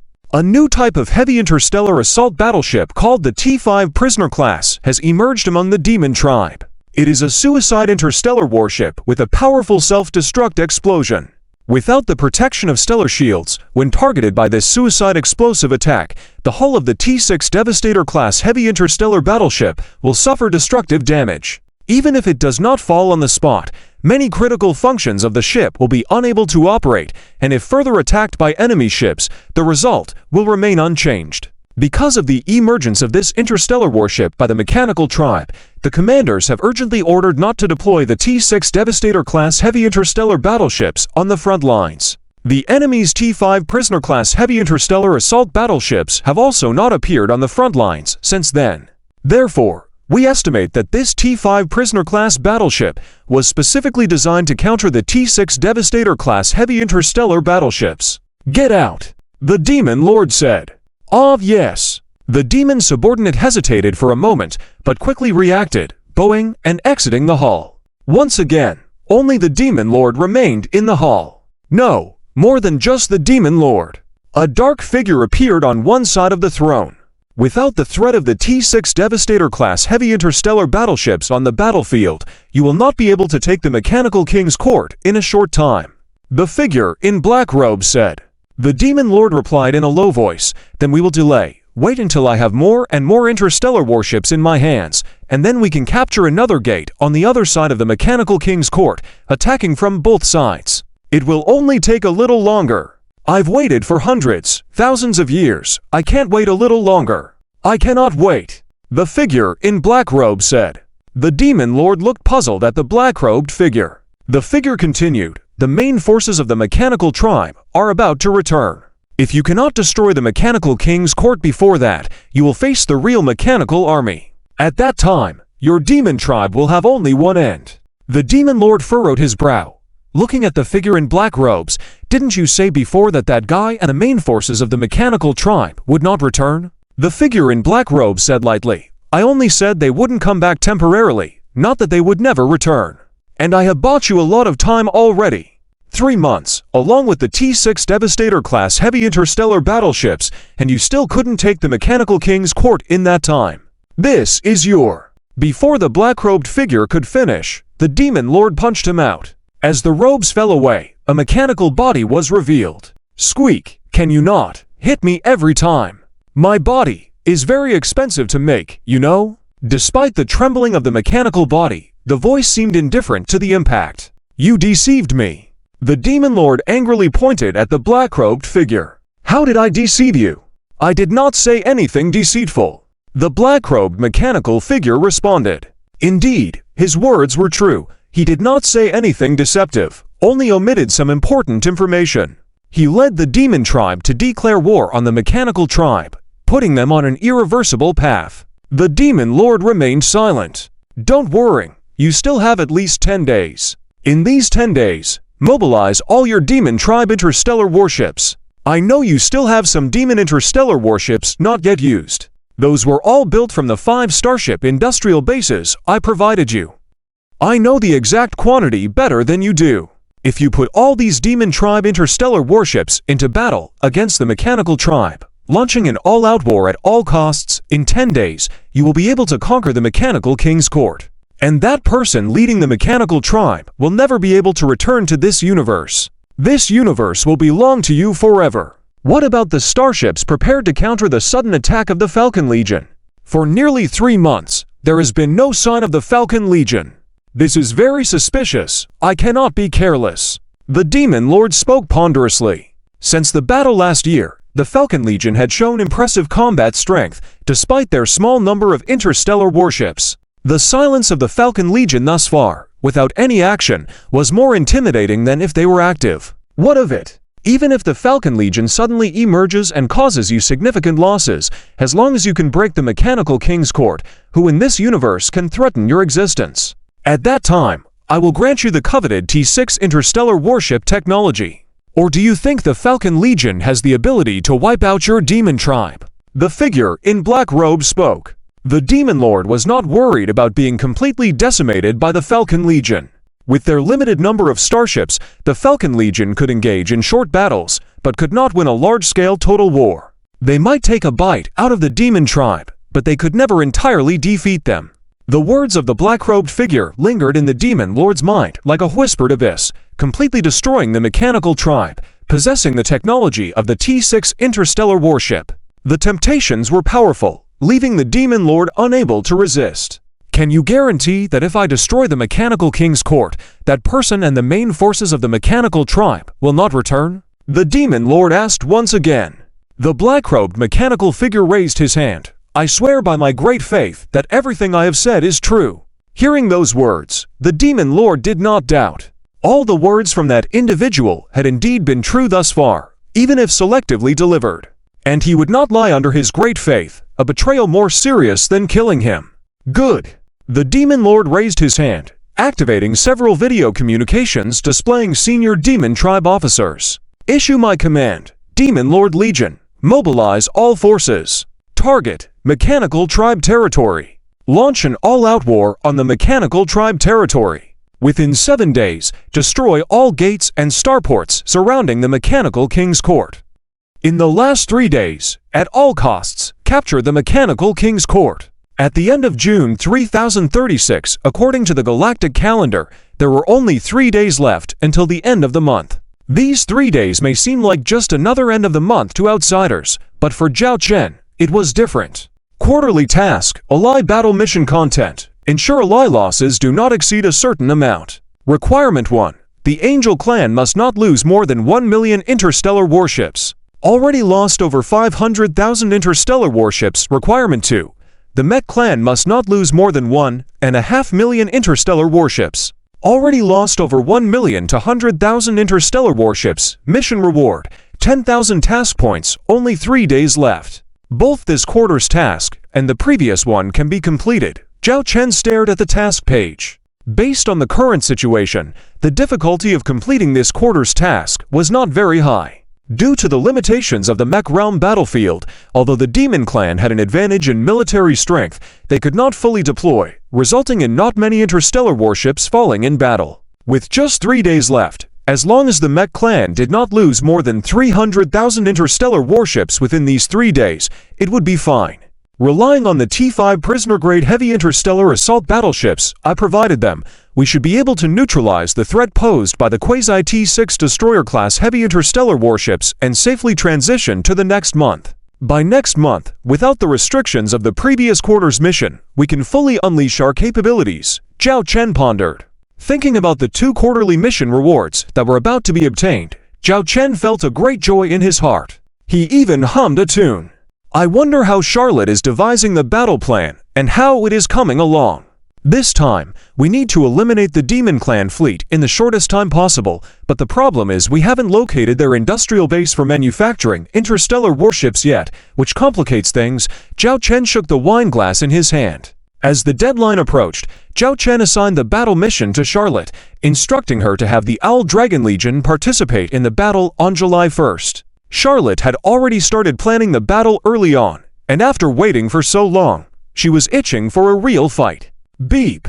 At that moment, a video window popped up in front of Zhao Chen, showing Secretary Lily. Zhao Chen clicked it open.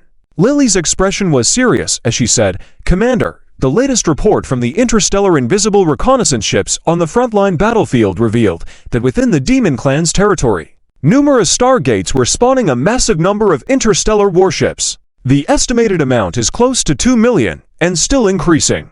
Due to the large number of interstellar warships, even the transit stargates are becoming congested.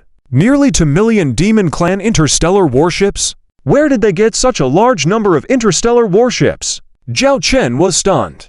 At this stage of the war, the fact that the Demon Clan had so many unused interstellar warships surprised him, showcasing the industrial capabilities hidden behind the Demon Clan.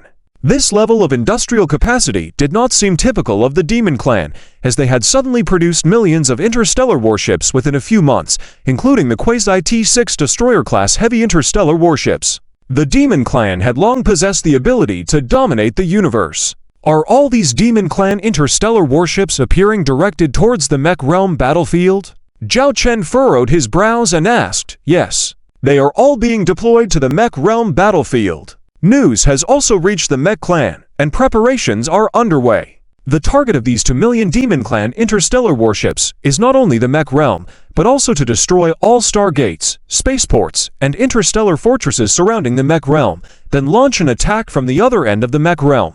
By attacking from both sides, they aim to conquer the Mech Realm," Lily stated solemnly. Zhao Chen raised his hand and summoned the artificial intelligence, Little Dragon Girl, from the Dragon Emperor vessel. "Little Dragon Girl, integrate this data into the simulation exercises."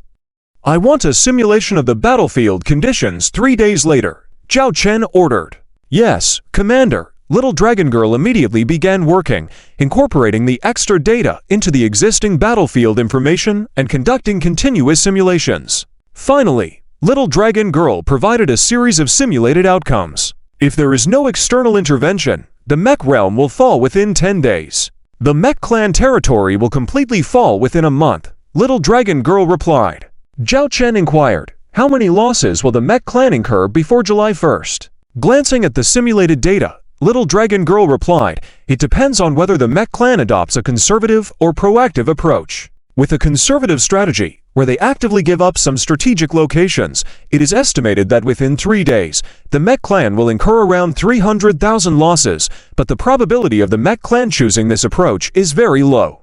In active combat, the mech clan will fight to the end in each localized battlefield, resulting in an estimated loss of 40,000 to 50,000 interstellar warships within the 3 days. Upon hearing these results, Zhao Chen felt as if the 10,000 task points were flying out of his pocket. The T6 store was also slipping away, and he vehemently rejected the thought of it happening. However, if they chose a conservative strategy, the mech realm might very likely fall, which was unacceptable to him, and not something the mech clans to mechanical beauties would agree to either. The only option was to find a way to resist the demon clan's attack while reducing the pressure on the mech clan. Zhao Chen thought of 2 solutions. Contact the mech clan and the angel clan. Immediately, Zhao Chen ordered. Time was critical now, and in exchange for the 10,000 task points, Zhao Chen also had to pay a price. There was no such thing as a guaranteed profit in this world. In the subsequent negotiations lasting an hour, Zhao Chen successfully convinced the Angel Clan and the Mech Clan to cooperate with his battle plan. Firstly, on the Angel Clan side, the Saint Dragon Angel Legion led by the Angel Tilia would launch an attack on a crucial Stargate hub within Demon Clan territory. Attacking this Stargate hub would affect the Demon Clan's efficiency in deploying troops, thereby reducing the pressure on the Mech Clan's battlefield. At the same time, elsewhere, some guests appeared in the Owl Dragon star system. Zhao Chen looked at the figure before him, Ah Yin, and said contemplatively, last time we met, it was in your Mech Clan's territory. Unexpectedly, this time our reunion is in my Owl Dragon star system. How are the technological advancements regarding the T5 prisoner-grade heavy interstellar assault battleships I provided you with? Reflecting on their first meeting and observing the current situation, Zhao Chen couldn't help but lament how much had changed since then. The technology of the T5 prisoner-class heavy-duty interstellar assault battleship is impressive. However, I don't really like this type of interstellar battleship, said Ah Yin with a somewhat low emotional tone. Zhao Chen stared at Ah Yin in front of him for a long time. What's wrong? Ah Yin noticed Zhao Chen's scrutinizing gaze and asked in confusion. It's nothing. It's just that you seem different from before. How am I different? It's just more natural, replied Zhao Chen.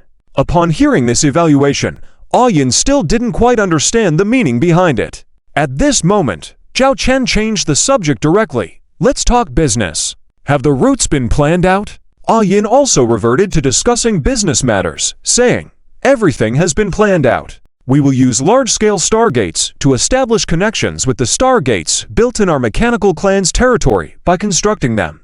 If departing from here, it will take at most 1 day to reach the stargates within our controlled territory surrounding the mechanical palace. It seems that those stargates I established in your territory earlier were indeed a good thing. Otherwise, it would have taken much longer to provide you with support now. It's not a matter of just a day or 2, Zhao Chen joked. The stargates they were discussing were the ones Zhao Chen had previously discussed with the little girl to connect the Angel Clan by establishing several stargates within the mechanical clan's territory. Unexpectedly, these stargates had now become a life-saving straw for the mechanical palace. How many interstellar battleships have you prepared? Ah Yin inquired. It depends on whether the people you brought are enough. Have your people learned how to operate the interstellar battleships I provided them with earlier? Zhao Chen teased. Ah Yin snorted, saying, in terms of creativity, our mechanical life forms are not as good as your carbon-based life forms. But in terms of learning ability, even if your carbon-based life forms evolve for tens of thousands of years, you still wouldn't be as fast as us. Then I can rest assured. Zhao Chen suddenly stopped in his tracks, his hands in his pockets, and said casually, here are the interstellar battleships I provided for you. This time, let's see how many you are capable of operating. Here. Ah Yin looked puzzled at the long corridor in front of them, wondering what was there. Just then, the walls at both ends of the corridor turned transparent, revealing the dark space outside. Under the backdrop of this dark universe, there were neatly arranged interstellar battleships in the distance, some of which still retained their original fleet markings. A portion of the T4 ships were originally supposed to be supplied to our Owl Dragon Legion. The remaining T3 and T2 ships were mostly obtained from below. In total, there are 300,000 T500,000 interstellar battleships. This includes 5,000 T4 interstellar battleships, 200,000 T3 interstellar battleships, and the rest are T2 interstellar battleships. It also includes Owl Dragon's externally limited edition T3 Avenger-class heavy-duty interstellar missile ships and T2 Lion King-class heavy-duty interstellar missile ships. Additionally, there are interstellar transport ships equipped with interstellar missiles capable of 30 rounds of firepower attacks, all loaded on the interstellar transport ships. Remember, these interstellar transport ships must also be paid for. Zhao Chen patted Ah Yin's shoulder, pretending to be pitiful. You must remember my kindness. After your master returns, you must speak highly of me. I put in a lot of effort for this transaction. Then, why hasn't your Owl Dragon Legion made a move all this time? Ah Yin directly questioned. Zhao Chen was slightly embarrassed and said, well, I'm also looking for an opportunity. Think about it. Isn't it strange that the Demon Clan suddenly has so many interstellar battleships? The starship factories controlled by the Demon Clan can't possibly produce this many interstellar battleships in such a short time. That means there must be some support behind the Demon Clan. Now, I'm fully focused on investigating this matter, hoping that my Owl Dragon Legion won't do anything for now, but will definitely take down the Demon Clan when the time comes. Ah Yin rolled her eyes but didn't delve deeper into the Owl Dragon Legion's intentions. The most important thing now was to alleviate the crisis facing the Mechanical Palace. The Demon Clan's large army had already posed a huge threat to the Mechanical Palace and its surroundings. With the current capabilities of the Mechanical Palace alone, they had no way to handle the situation. That was why, after learning that the Owl Dragon Galaxy Interstellar Group was willing to provide a batch of interstellar battleships, Ah Yin went against popular opinion and ultimately convinced Ah Jin, agreeing to this transaction. She also brought a group of mechanical life soldiers, traveling all the way to the Owl Dragon Galaxy. So, do you have enough manpower? Zhao Chen looked at Ah Yin, raising his eyebrows. Can I start operating them now? Ah Yin asked directly. Of course. Zhao Chen was about to say more when he got a kick on his heel. He immediately noticed Lily's gaze next to him, holding an electronic tablet. Zhao Chen reacted swiftly, taking the electronic tablet from Lily's hand, which displayed some information. Just sign your name on this. For this batch of interstellar battleships, the T4 interstellar battleships are worth 100 trillion, the T3 interstellar battleships are worth 10 trillion, the T2 interstellar battleships are worth 1 trillion, and the attached interstellar transport ships and the related interstellar missile stockpile are worth 5 trillion.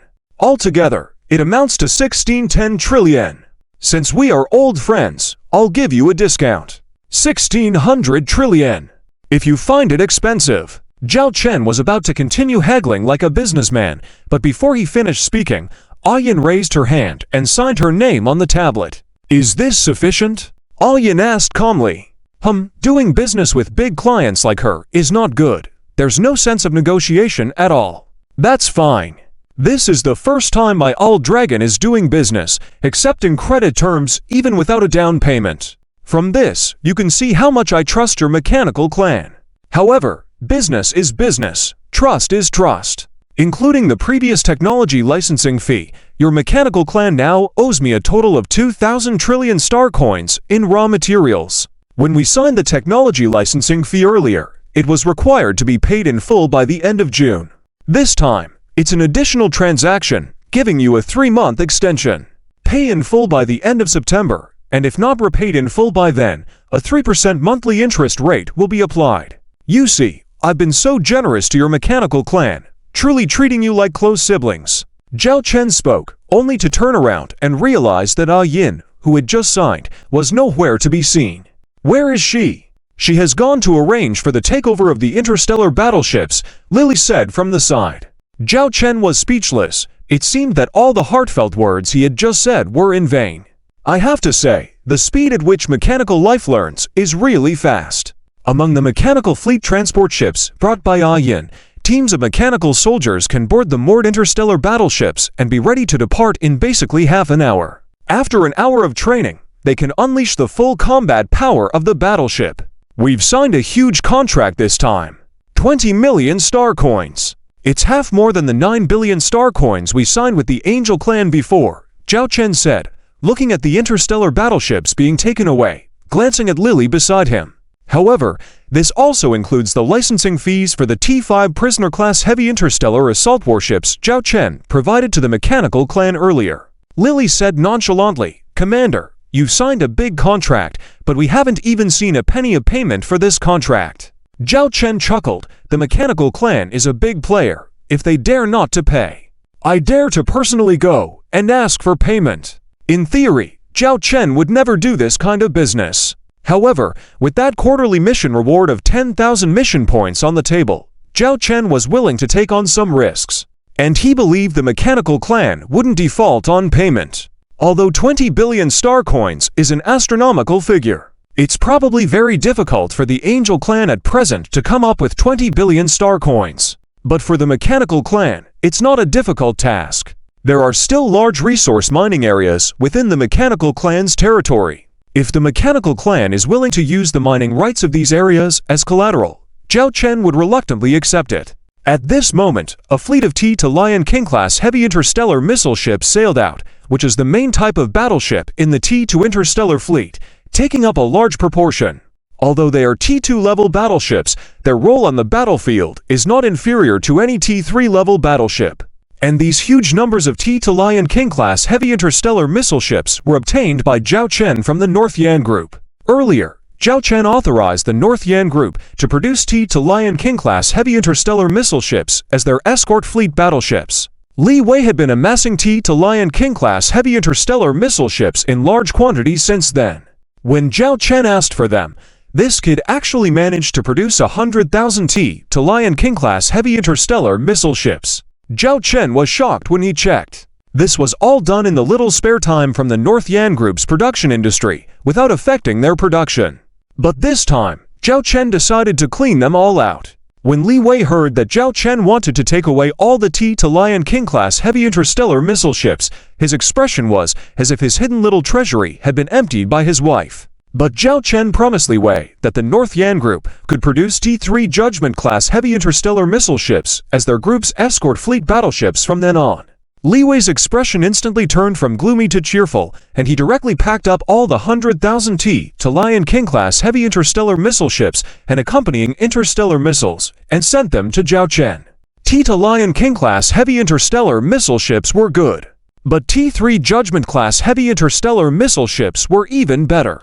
With these battleships on the battlefield, the mechanical clan should be able to hold on until the end of the month, Zhao Chen murmured to himself. If, with such a great effort from himself, the mechanical clan still suffered heavy casualties, then it would truly be a lost cause.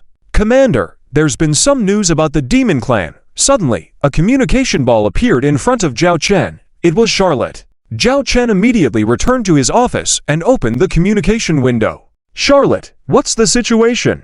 Have you found the Demon Clan starship manufacturing factory?" Zhao Chen asked immediately. The origins of the interstellar battleships leaked by the Demon Clan had always been a concern for Zhao Chen. Charlotte said solemnly, "There's no exact information yet, but we have some discoveries. When one of our T-5 Phantom-class light interstellar concealed reconnaissance ships arrived at the coordinates of the Demon Clan star system, it found a special spatial fluctuation. Then, it moved closer to observe. This is a rarely visited star system. According to some intelligence records, this star system has no mineral deposits, and the only star is already nearing its end, with no records of intelligent beings surviving in the system for many years. However, several starships were found patrolling within this star system when our Phantom interstellar reconnaissance ship entered. The captain of the Phantom was very puzzled. Why would there be starships patrolling in such a star system, even discovering a small military starport where the patrol starships were all stationed? But after several days of sweeping the area, they found nothing unusual, until they approached a certain position and found an abnormal spatial fluctuation. An abnormal spatial fluctuation? Zhao Chen wondered. Nothing there, Yet an abnormal spatial fluctuation? Didn't the reconnaissance ship go into that location to investigate? Zhao Chen asked.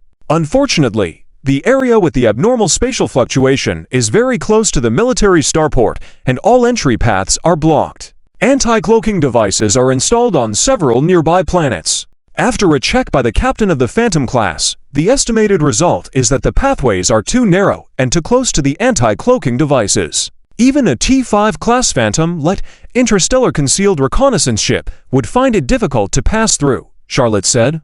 Does that mean there's no way to investigate clearly? Zhao Chen frowned. Charlotte shook her head and continued, the starship may not be able to go in, but that doesn't mean other things can't be clarified. Unmanned concealed reconnaissance drone. Zhao Chen suddenly thought. Charlotte nodded, yes. The captain of the Phantom ordered the deployment of an unmanned concealed reconnaissance drone. Due to its small size, the probability of detection is very low. So it successfully passed through the dangerous area and entered the vicinity of the coordinate area. But a miraculous thing happened. What? Zhao Chen asked. The unmanned concealed reconnaissance drone suddenly disappeared into thin air and lost its signal, Charlotte said with a serious expression. Disappeared? Zhao Chen was surprised. Charlotte nodded. After thinking for a while, Zhao Chen exclaimed, dimensional space? Or folded space? Spatial cloaking technology. Charlotte looked at the commander with only partial understanding. Zhao Chen had a look of sudden realization on his face.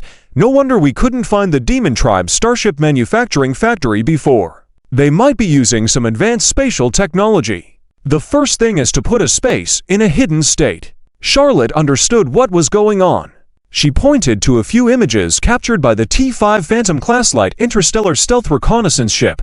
This sealed area is very small, let alone building a starship factory. Even constructing a large stargate would be difficult in terms of space required. Therefore, it can be inferred that they probably use dimensional space technology or folding space technology. In this way, a larger starship manufacturing factory can be hidden in the smallest space range, reducing the possibility of detection. Zhao Chen nodded. He raised his hand and opened a database, retrieving several technology reports. These are the current research reports on folded space and dimensional space within the known universe. Although dimensional space and folded space use different technologies, their purposes are almost the same, which is to build another small space outside the main space. However, so far, various research institutions in the universe are facing many challenges. Even the research institutions of the Angel Tribe have not been able to ensure the stability of the established small space. If this small space is unstable, there is always the possibility of space collapse, leading to people and objects within that small space disappearing forever, not knowing whether they are dead or alive, whether they still exist, or if there is a possibility of return. Zhao Chen, as a half-baked scientist, although he mainly possessed knowledge related to starships, still had some understanding of other areas. In his spare time, Zhao Chen kept a close eye on various cutting-edge technologies within the known universe. So how do we enter this small space? We don't know if there are any restrictions to enter this small space. If we go in and can't come back, what should we do? And right now, we have only found one suspected small space. No one knows how many such small spaces the Demon Tribe actually has, Charlotte said, sounding worried. After all, they could guess the general direction, but could not accurately understand some information. The unknown was always the most terrifying thing. After pondering for a while and pacing back and forth in the office, Zhao Chen suddenly stopped and looked at Charlotte on the video window. Do we have any information about the first appearance of the Demon Tribe's interstellar warships through stargates? And where did those mysteriously disappearing and reappearing interstellar transport ships enter from? Yes. All of this is documented, Zhao Chen said solemnly. Shortly after, Zhao Chen received all the records. He looked at the map with 3 marked stargates and information about the Demon Tribe's combat interstellar warships that appeared during that time, as well as the positions where interstellar transport ships entered the stargates, involving over 10 stargates. They were all related to various interstellar resource production areas within the Demon Tribe's territory. While Zhao Chen was compiling the data, he said, before, we considered tracking the whereabouts of these interstellar transport ships to determine the location of the Demon Tribe's starship manufacturing factory. However, these interstellar transport ships were loaded with raw materials, and once they entered the stargates, they disappeared. By the time they reappeared, the raw materials on the starships had already disappeared. This aligns with our speculation that the demon tribe can build stargates within small spaces. These small space stargates can also connect to external stargates, which means we cannot track the whereabouts of these interstellar transport ships at all. Charlotte was stunned. After a few seconds, she looked puzzled at the footage showing the demon tribes patrolling interstellar warships. If they are so well hidden, why did they arrange these interstellar transport ships here? If it weren't for these suspicious interstellar transport ships, we wouldn't have discovered this suspicious place. Perhaps they consider it cautious. Zhao Chen suddenly stopped his continuously moving fingers and looked at a complex star map displayed in front of him. Circles appeared on the map with stargates at the center. Interstellar warships travel through stargates, and the time it takes to travel between stargates varies. This way, we can approximate a range. This makes it more convenient to infer the routes of interstellar transport ships, as these ships need to load and unload raw materials, and the process is generally similar for the same type of interstellar transport ship. Once we have this data, we can narrow down our search area, Zhao Chen said as he moved his finger. The chaotic star map filled with circles suddenly became much cleaner, leaving approximately 10 regions. These 10 regions were color-coded into red, yellow, and green based on probability. Charlotte, immediately deploy as many of our interstellar stealth reconnaissance ships to conduct carpet-like reconnaissance in these areas, especially paying attention to any abnormal spatial fluctuations. Also, issue orders to Zhao Weiner's special fleet of interstellar stealth bombers for infiltration into the demon tribe's territory. Once a suspected area of the demon tribe's starship manufacturing factory is found, deploy a certain number of interstellar stealth bombers in the vicinity, but be sure not to alert the enemy. Wait for our orders, Zhao Chen said seriously. Yes, Charlotte immediately began to make arrangements. The video window closed. Zhao Chen sat in his chair, took a deep breath, and a hint of a smile appeared on his face, akin to a hunter finding its prey. I've been tracking you for over 3 months, and finally, I've caught onto your trail. Strike the snake at its head. Once I seize your starship manufacturing factories, let's see how long you can continue evading. It's time to wage war against the mechanical and angel tribes. When the time comes, I will set fire to your backyard. Demon tribe, it's time to change our fortunes. Zhao Chen closed his eyes and rested for a few minutes. He raised his hand and made a call. Soon, a familiar voice came from the other side. Commander, what are your orders? Crimson Eyes, relay a message to our planted individuals. Once they receive the signal, they can take action. Whether they can seek revenge and obtain what they desire, it's up to them, Zhao Chen said with a faint smile.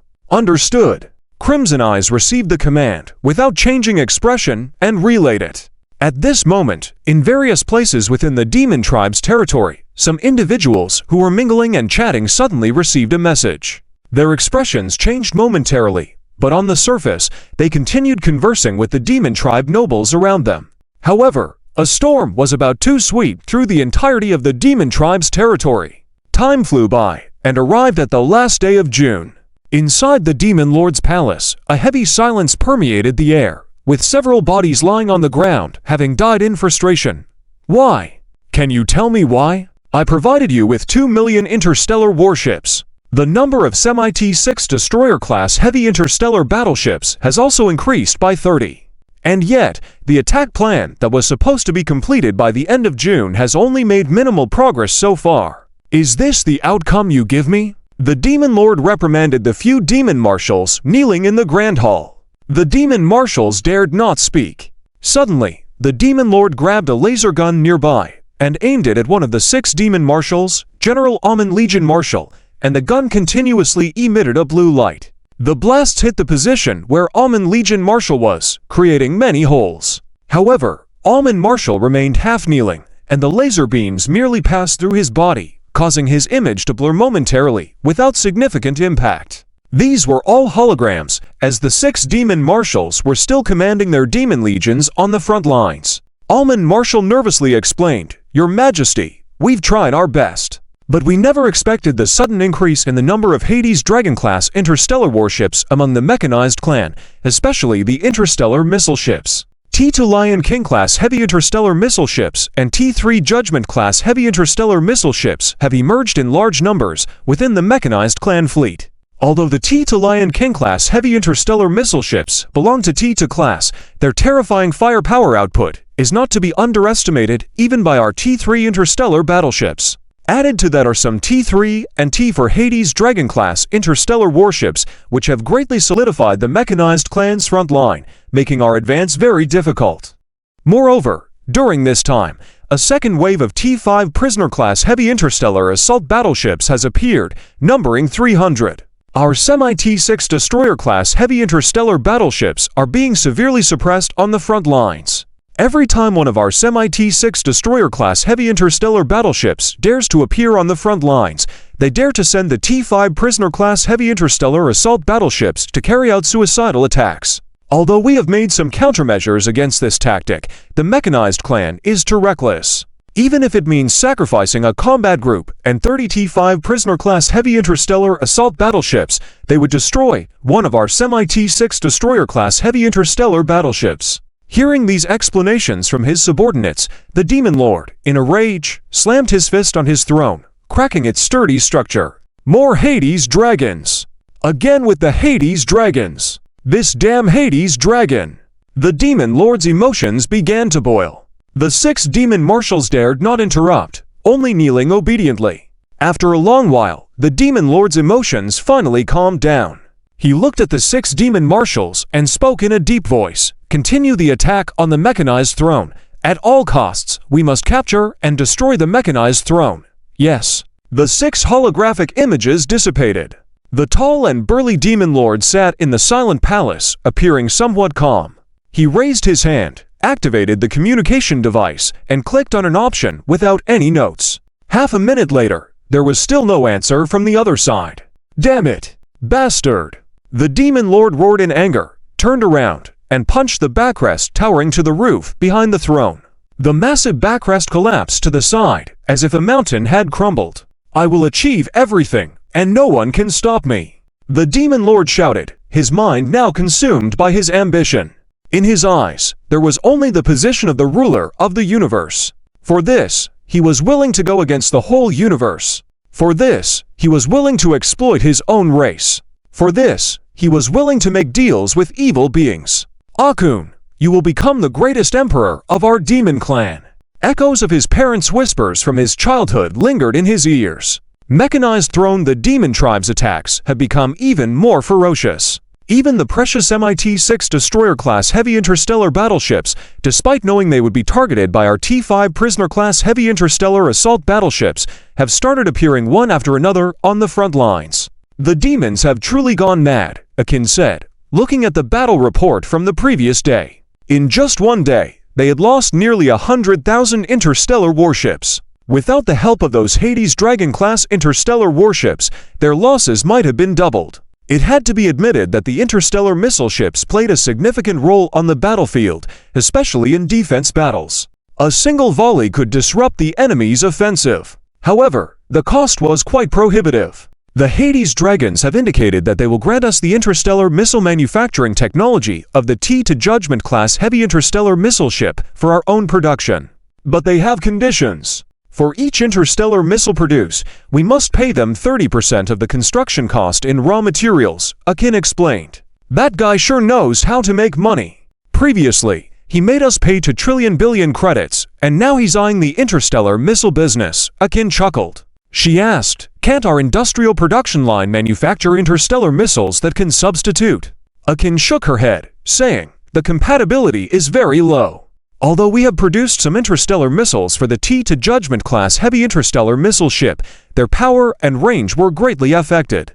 There was also high instability. We tried launching 100 sets, and 3 exploded inside the launchers, while 20 didn't reach the designated area and exploded. Thankfully, these were all conducted in our testing grounds, not on the actual battlefield. Otherwise, the consequences would be severe. Hearing Akin's explanation, Akin could only sigh and ask, what about the interstellar missile technology of the T-3 Judgment-class heavy interstellar missile ship? Are they willing to sell that? I've inquired about that too. They said they need to consider it. Currently, the interstellar missile technology of the T-2 Lion King-class heavy interstellar missile ship can meet our needs, Akel replied. It was clear they were dodging the question. Essentially, The Hades dragons were still wary of the mechanized clan's presence. They could grant the T to Lion King-class heavy interstellar missile ships technology because they had better alternatives. While they could sell the entire ship of the T3 Judgment-class heavy interstellar missile ship, they refused to sell the interstellar missile technology. It was because even though the T3 Judgment-class heavy interstellar missile ship was soon to be phased out by the Hades dragons, it had not yet been replaced. Coupled with the mechanized clan's formidable industrial capacity, Zhao Chen did not dare to provide them with that technology. Has he mentioned when they will join the war? He's already delayed for 3 months. Akin thought about it, feeling frustrated. Little did they know, they had assured the Hades dragons that the demon tribe would not dare to provoke the mechanized clan. He said, wait until July. Then, he will give us a satisfactory answer. Quarterly mission. Battle of Allies mission objective. Ensure that the losses of allies do not exceed a certain amount. Requirement 1. Loss of Angel Race starships must not exceed 1 million ships. Already lost over 770,000 starships. Requirement 2. Loss of Mechanical Race starships must not exceed 1,500,000 ships.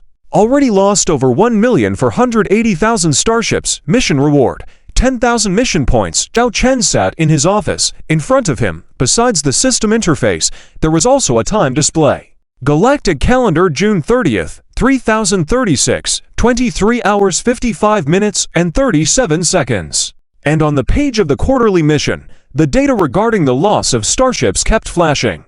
Zhao Chen suddenly decided to provide so many interstellar missile frigates for the mechanical race, wanting to use the firepower support of these frigates to reduce the losses of the mechanical race starships on the battlefield. Obviously, this goal was achieved. Now, all that was needed was to wait for the countdown of the quarterly mission. Tick-tock. Zhao Chen closed his eyes. Although there was no sound in the countdown, for some reason Zhao Chen felt as if he heard the ticking sound of an old-fashioned clock by his ears. Time seemed to stretch out at that moment. Finally, the time went from June to July. Zhao Chen's mind also heard the sound of the system mission prompt. Zhao Chen opened his eyes. Quarterly mission. Battle of Allies mission objective. Ensure that the losses of allies do not exceed a certain amount. Requirement 1. Loss of Angel Race starships must not exceed 1 million ships. Already lost over 780,000 starships. Requirement 2. Loss of Mechanical Race starships must not exceed 1,500,000 ships. Already lost over 1,490,000 starships. The mission has been completed, and you can claim the mission reward.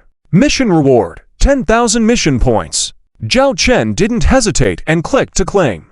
From this point on, Zhao Chen's wallet had 10,000 mission points added to it. However, currently, these 10,000 mission points couldn't be spent because Zhao Chen needed to satisfy the permission to access the T6 Mall. At the same time, another mission of Zhao Chen was announced as completed. Quarterly mission update. Please choose how you will provide military assistance to the mechanical race and angel race within the next 3 months. 1. Army assistance. 2. Weapon assistance. 3. Funding assistance. 4. Public support. Note, once you choose the corresponding assistance method, if you use other assistance methods, the mission will automatically fail. Option 4 can get 3 T6 battle interstellar battleships. Option 3 can get to T6 battle interstellar battleships. Option 2 can get 1 T6 battle interstellar battleship. Option 1 can get 1 Quasi-T6 battle interstellar battleship. You chose the second assistance method, and the mission has been completed. Claim the corresponding mission reward. After enduring for 3 months, Zhao Chen finally made it through. He clicked to claim the mission reward. Exchange mission reward. Congratulations on obtaining the technical blueprint of the T6 Sky Fury Goddess-class interstellar heavy artillery ship. Zhao Chen remained expressionless, and even his emotions were somewhat subdued. He had imagined what his emotions would be like when facing the first T6 interstellar battleship of the Falcon Legion. It might have been exciting cheers or surprise. But at this moment, he just smiled and looked at the interstellar battleship floating in front of him. The interstellar heavy artillery ship belonged to the second-line firepower support type of warships on the battlefield. The Falcon Legion had previously served this type of warship. Now it had been combined with the interstellar missile frigates to form a dual firepower network. When facing regular enemies, the reusable interstellar heavy artillery ship would be used. But if facing difficult enemies or needing to end local battles quickly, interstellar missile frigates would be used to provide the strongest firepower coverage within the shortest time. In fact, compared to its performance, Zhao Chen was more concerned about its construction requirements and costs. After some calculations, he got a very ideal data. The construction cost of such a T-6 Sky Fury Goddess-class interstellar heavy artillery ship was 300 trillion star coins. At this moment, a system dialog box appeared. Surprisingly, it was a new quarterly mission. The quarterly missions during this time were always late, and there were even cases where two quarterly missions appeared together. Zhao Chen was somewhat taken aback by this sudden punctuality. Quarterly mission: find and destroy the 7 hidden starship manufacturing bases of the Mechanical God Sect. 7. Mechanical God Sect? It seems to be similar to Zhao Chen's previous conjectures that the reason the Demon Clan could suddenly produce so many interstellar warships in a short period of time was due to the technological advancements provided by the Mechanical God Sect. Hence the existence of these 7 starship manufacturing bases. The Fox has 3 dens, and there are actually 7 nodes. Zhao Chen frowned slightly. It's a pity the system doesn't provide a specific location. Okay, let's do this. If we can't rely on the system, we can only rely on ourselves. I found 1 before, so that means there are still 6 remaining. However, so far, there has been no news coming back from the stealth reconnaissance ships scattered by Charlotte. Even though it's known that these starship manufacturing bases do not exist in the main space and are hidden, it doesn't mean that the search difficulty will be reduced. The deadline for this quarterly mission is 3 months, so Charlotte's search should make some progress. Zhao Chen stretched and yawned, picked up the coat on the nearby chair, put it on, and walked out of the office. He made his way to the bridge of the Dragon Emperor. Listen to my command. All units under the Owl Dragon Legion, enter combat readiness, Zhao Chen ordered. Inside the bridge, it was as if dry grass had been ignited by a flame. The officers on the bridge all started bustling about, waking the resting giant back to life. All ships of the First Legion of the Owl Dragon are in combat readiness. Commander Charlotte, please provide instructions. A holographic image appeared in front of Zhao Chen. All ships of the Third Legion of the Owl Dragon are in combat readiness. Commander Shen Bing, please provide instructions. Successive holographic images appeared. Red Eyes, Su Lan, Chuzhuan, Medusa, Wei Shishi, Qingman, Yi Xiao Tong, Pei Shengnan, White Wolf Girl Zhu, Zhao Wanner, as well as a newly established batch of all Dragon Legions. All ships of the 11th Legion of the Owl Dragon are in combat readiness. Commander Zhao Ruyu, please provide instructions. 2 more figures appeared. All ships of the 12th Legion of the Owl Dragon. Commander Leona, all ships of the 13th Legion of the Owl Dragon. Commander Miter, all ships of the 14th Legion of the Owl Dragon. Commander Fox Shinner, in military uniform, appeared particularly distinctive. As a member of the Black Fox clan, she originally should have served in a secretary position, having previously been a secretary for the 11th Legion. However, resolutely, she relied on her own strength to pass the assessment and transition to captaincy, becoming the commander of the 14th Legion.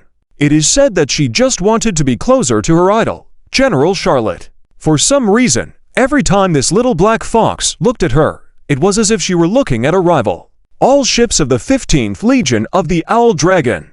Commander Huang Zhaoting, all ships of the 16th Legion of the Owl Dragon.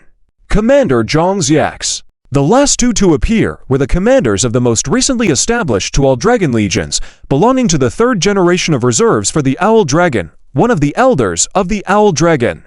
They might not have the outstanding talent of others, relying on continuous learning, accumulating combat experience, and tirelessly following the Owl Dragon Legion up to this point. They may not be the most talented and outstanding commanders of the Owl Dragon Legion, but they are definitely some of the best in Zhao Chen's eyes. They were worthy of wearing the Legion Commander's medal on their chest. The Demon Clan has declared war on the Mechanical Clan for 3 months. I know you've all been holding back for these 3 months. Now, let's not hold back anymore. I declare. The Owl Dragon officially declares total war on the Demon Clan. Zhao Chen paused, lifting a data panel that appeared in front of him, the battle plan prepared in advance by Charlotte. He distributed these battle plans to everyone, and continued. The 1st, 6th, 7th, and 8th Legions of the Owl Dragon, commanded by Commander Charlotte, are tasked to support the Mechanical Court and repel the Demon Clan fleets. Zhao Chen said. Yes, the 4 commanders acknowledged the order. The 2nd, 9th, and 10th Legions of the Owl Dragon, commanded by Commander Red Eyes, will directly attack the Demon Clan territory without specific mission requirements, following Commander Red Eyes' arrangements. Yes, the 3 commanders accepted the order. The 3rd and 10th Legions of the Owl Dragon, commanded by Commander Shen Bing, will capture or destroy the Iron Guard satellite gates controlled by the Demon Clan outside the Mechanical Court. Yes, the 2 commanders accepted the order. The 4th, 11th, and 12th Legions of the Owl Dragon, commanded by Commander Su Lan, will take down the Fallen Baku Gate at the intersection of Demon Clan and Mechanical Clan territories. Cut off the channel for the Demon Clan to deploy fleets into the Mechanical Clan's hinterland. Yes, the 3 commanders accepted the order. Now the 5th, 13th, and 14th Legions of the Owl Dragon, commanded by Commander Chu Zhuan, will advance to the frontline battlefield of the Angel Clan, coordinating with the Angel Clan fleet to advance towards the Demon Clan territory, applying the greatest pressure to the Demon Clan. Zhao Chen said. Yes. The 3 commanders acknowledged the order. The 15th and 16th Legions of the Owl Dragon will serve as reserve forces, ready to follow my command at any time. Yes, the remaining 2 commanders responded. Zhao Chen glanced at the 16 Owl Dragon commanders present. This battle could very well determine the future order of this universe. For our homeland and future. Let's fight. Fight! Within the 3 empires controlled by the Owl Dragon Galaxy Interstellar Group, the various Owl Dragon legions were adjusting at an astonishing speed. Because arrangements had been made with the Mechanical Clan early on, the Owl Dragon legions were permitted to use the Stargates within the Mechanical Clan's territory. Therefore, even without utilizing the T for Huaguang-class interstellar jumpship, the Owl Dragon fleet could swiftly deploy to the battlefield. The most challenging part of this might be the mission assigned to Commander Red Eyes, directly attacking the Demon Clan territory. However, this was anticipated, as her operation was originally intended to be slower than other missions and local battlefields. This was also to facilitate her upcoming tasks. The flagship of the Owl Dragon's 2nd Legion, Red Eyes, used a secret communication and said in a low voice, "The Black Dragon plan is now in motion. You should all know what you need to do. If things go awry, the commander may forgive you, but my cannons won't. Please rest assured, miss, for the glory and revival of our race." The Mechanical Court, Left Vanguard Stargate, is located at the other end of the Mechanical Court. It is through this Stargate that the mechanical race can continuously mobilize interstellar battleships from various places to support the battlefield of the Mechanical Court. However, at this moment, the Left Vanguard Stargate, which is crucial to the survival of the Mechanical Court, is facing a crisis. Over 200,000 Demon Clan interstellar battleships are surrounding this area, launching attacks on the defense zone of the Left Vanguard Stargate, which has less than 50,000 battleships. It is inevitable that this Left Vanguard Stargate will be taken down. What's going on? Why haven't the reinforcements arrived today? The commander of the mechanical fleet stationed at the Left Vanguard Stargate issued an urgent mechanical sound. Even mechanical life forms are struggling to suppress their emotions at this moment. Due to the requirements of the Stargate passage, this Left Vanguard Stargate can only send approximately 100,000 interstellar battleships daily, and the higher the level of the battleship, the fewer it can be sent. It is also with the continuously supplied interstellar battleships that this Left Vanguard Stargate has been able to withstand the relentless attacks from the Demon Clan fleet in recent days. However, for some reason, today this Left Vanguard Stargate has not seen any new interstellar battleships for a long time. Even the commander couldn't help but contact the person in charge of the Left Vanguard Stargate directly. However, the only reply received was to carry out the original mission.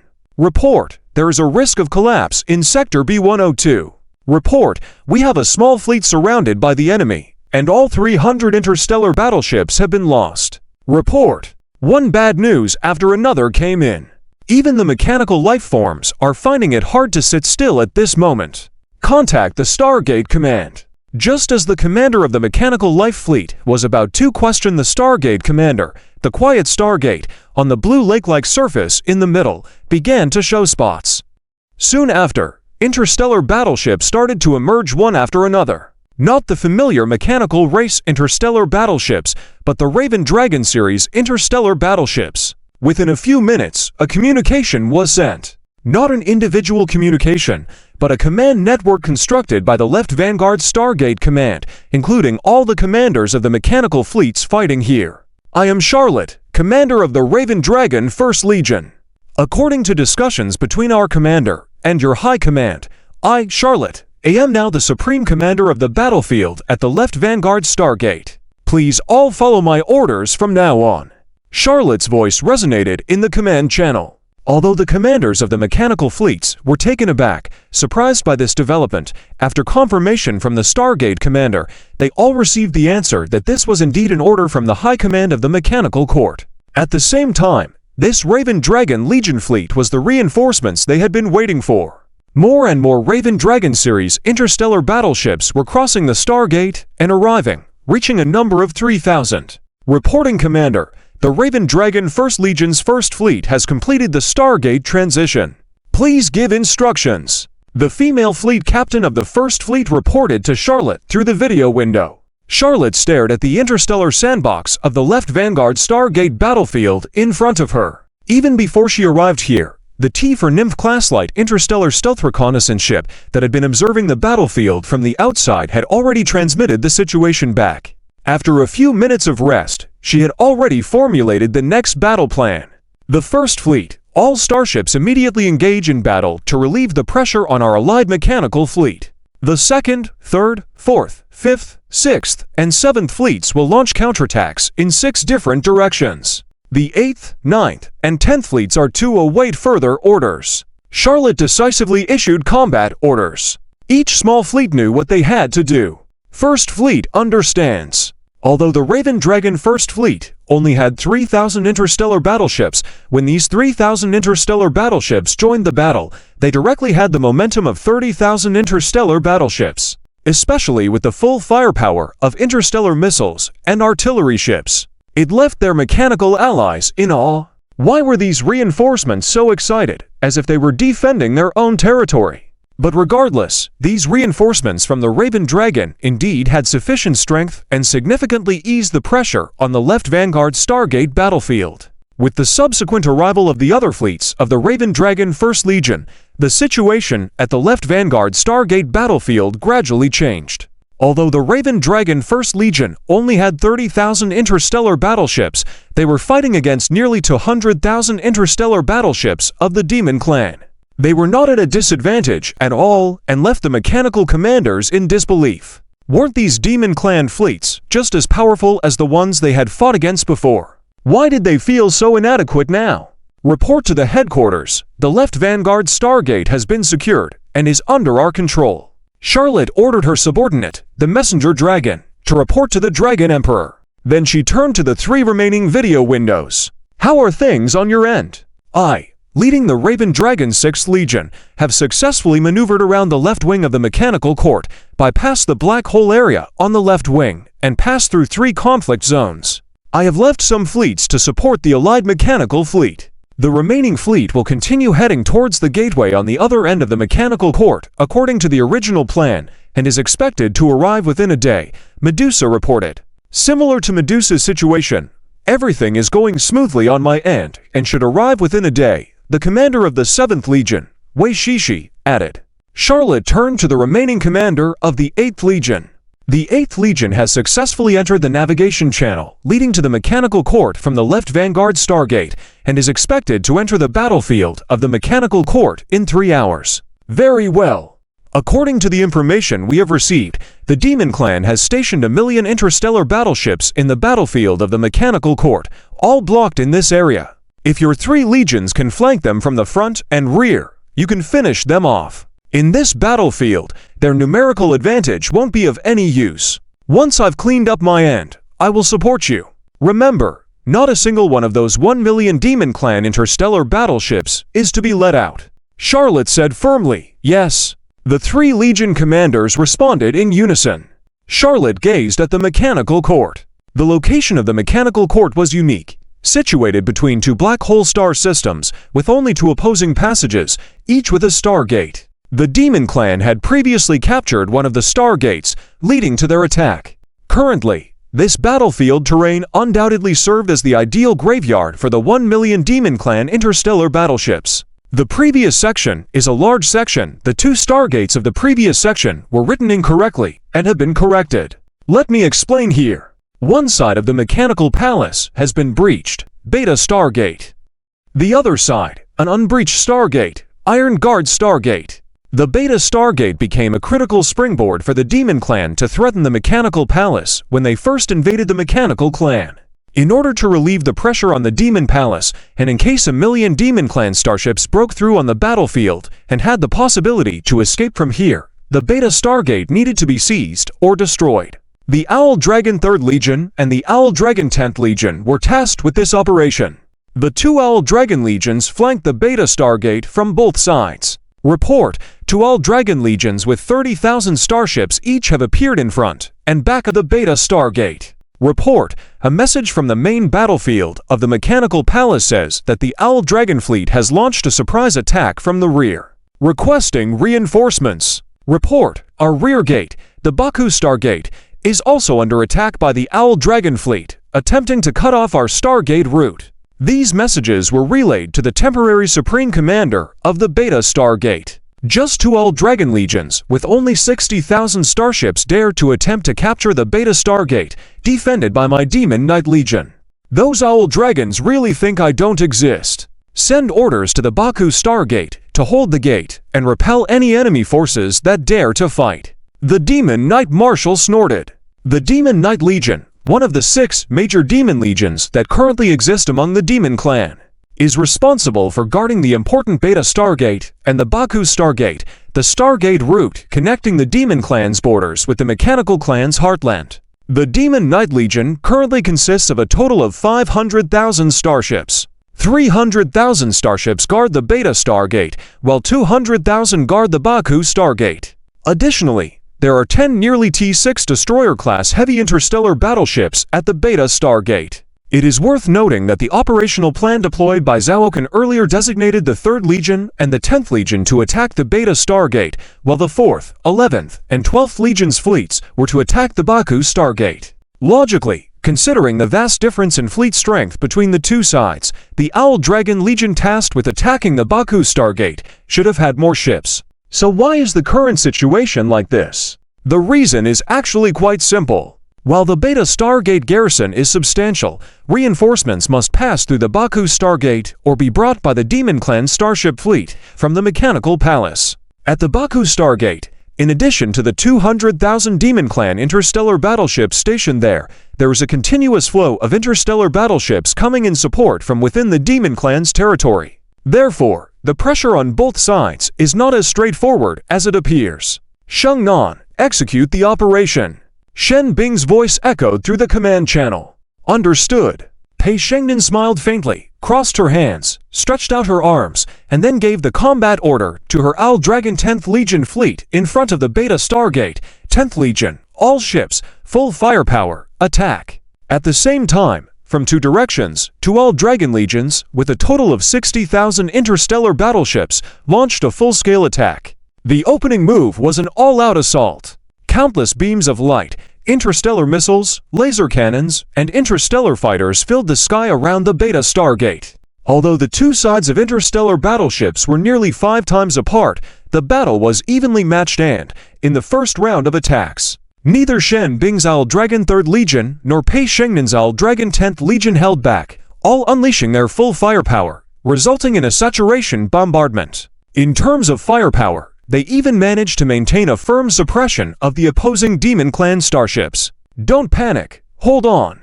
This is the usual modus operandi of the Owl Dragon Legion. We have the advantage in the number of battleships.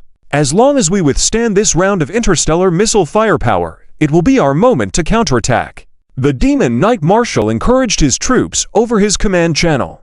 It's about time. Commander Shen Bing looked at the star map in front of her, then said to her subordinates, send a transmission. Beta Star System Coordinates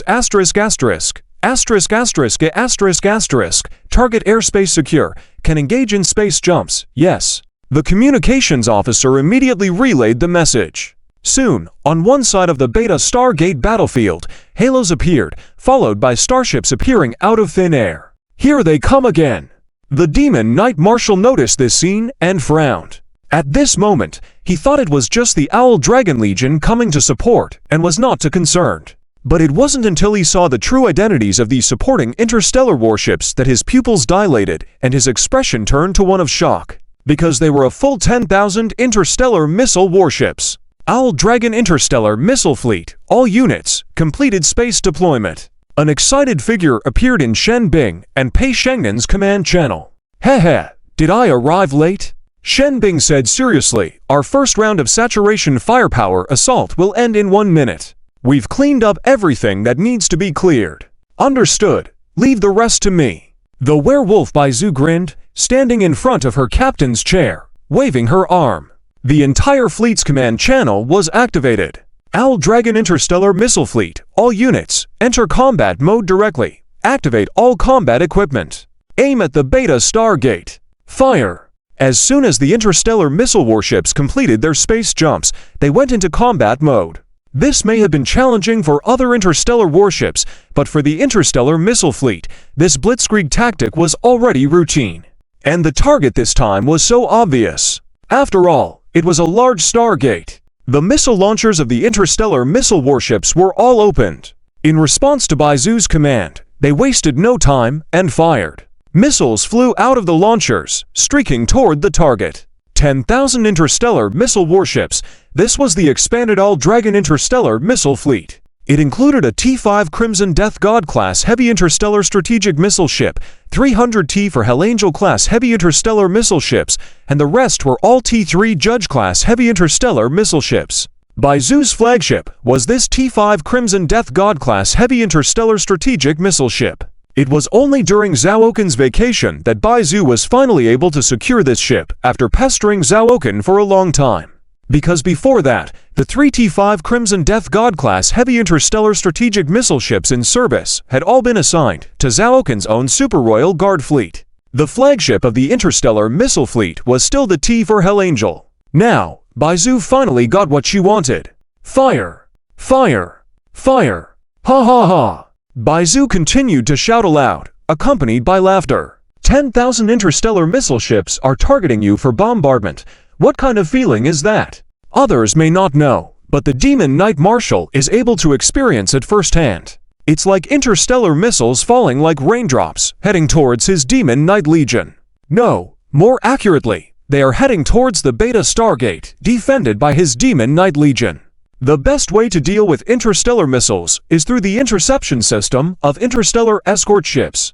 However, when they were dealing with the attacks of 2 Dragon Legion's interstellar missiles just now, their interception system on the interstellar escort ships was already operating at high capacity. With most of it entering a reset cooling state, only about 30% of it remaining operational. At this moment, facing the densely packed interstellar missiles, they were unable to form an effective defense network. But the most deadly part is, before these interstellar missiles arrived, a red spherical lightning ball arrived first. Subsequently, a red halo spread out from the explosion center, touching all the starship shields, causing them all to dissipate. Until the red halo stopped expanding and dissipated on its own. This process was quick, and it ended quickly. So quick that even before they could react, the following interstellar missiles had already arrived. This left them only able to watch helplessly as the interstellar missiles approached and exploded. Without their shields, the Demon Tribe's interstellar missiles were as vulnerable as dry grass. The scene was like a child dropping a torch on the edge of a grassland. The flames began to appear, then started sweeping across the entire prairie. Tens of thousands of demon starships succumbed to this fire sea. Even the Beta Stargate's shield system could only hold on for a few moments before being shattered. As for those nearly T-6 destroyer-class heavy interstellar battleships, they didn't even have a chance to retaliate. Covered by a terrifying number of interstellar missiles under the barrage, even genuine T-6 interstellar battleships would need to reconsider their stance. Not to mention these almost T-6 destroyers. Quite spectacular, the voice of Pei Shengden resonated in the command channel, filled with excitement and admiration. Just this round of firepower. Compared to the assault by the 2 Dragon Legions earlier, which lasted nearly half an hour, The casualties caused by this were several times higher. It's quite spectacular. The value of the interstellar missiles fired this round. It should be enough to fund several battles for both our legions. Shen Bing poured cold water on the situation without hesitation.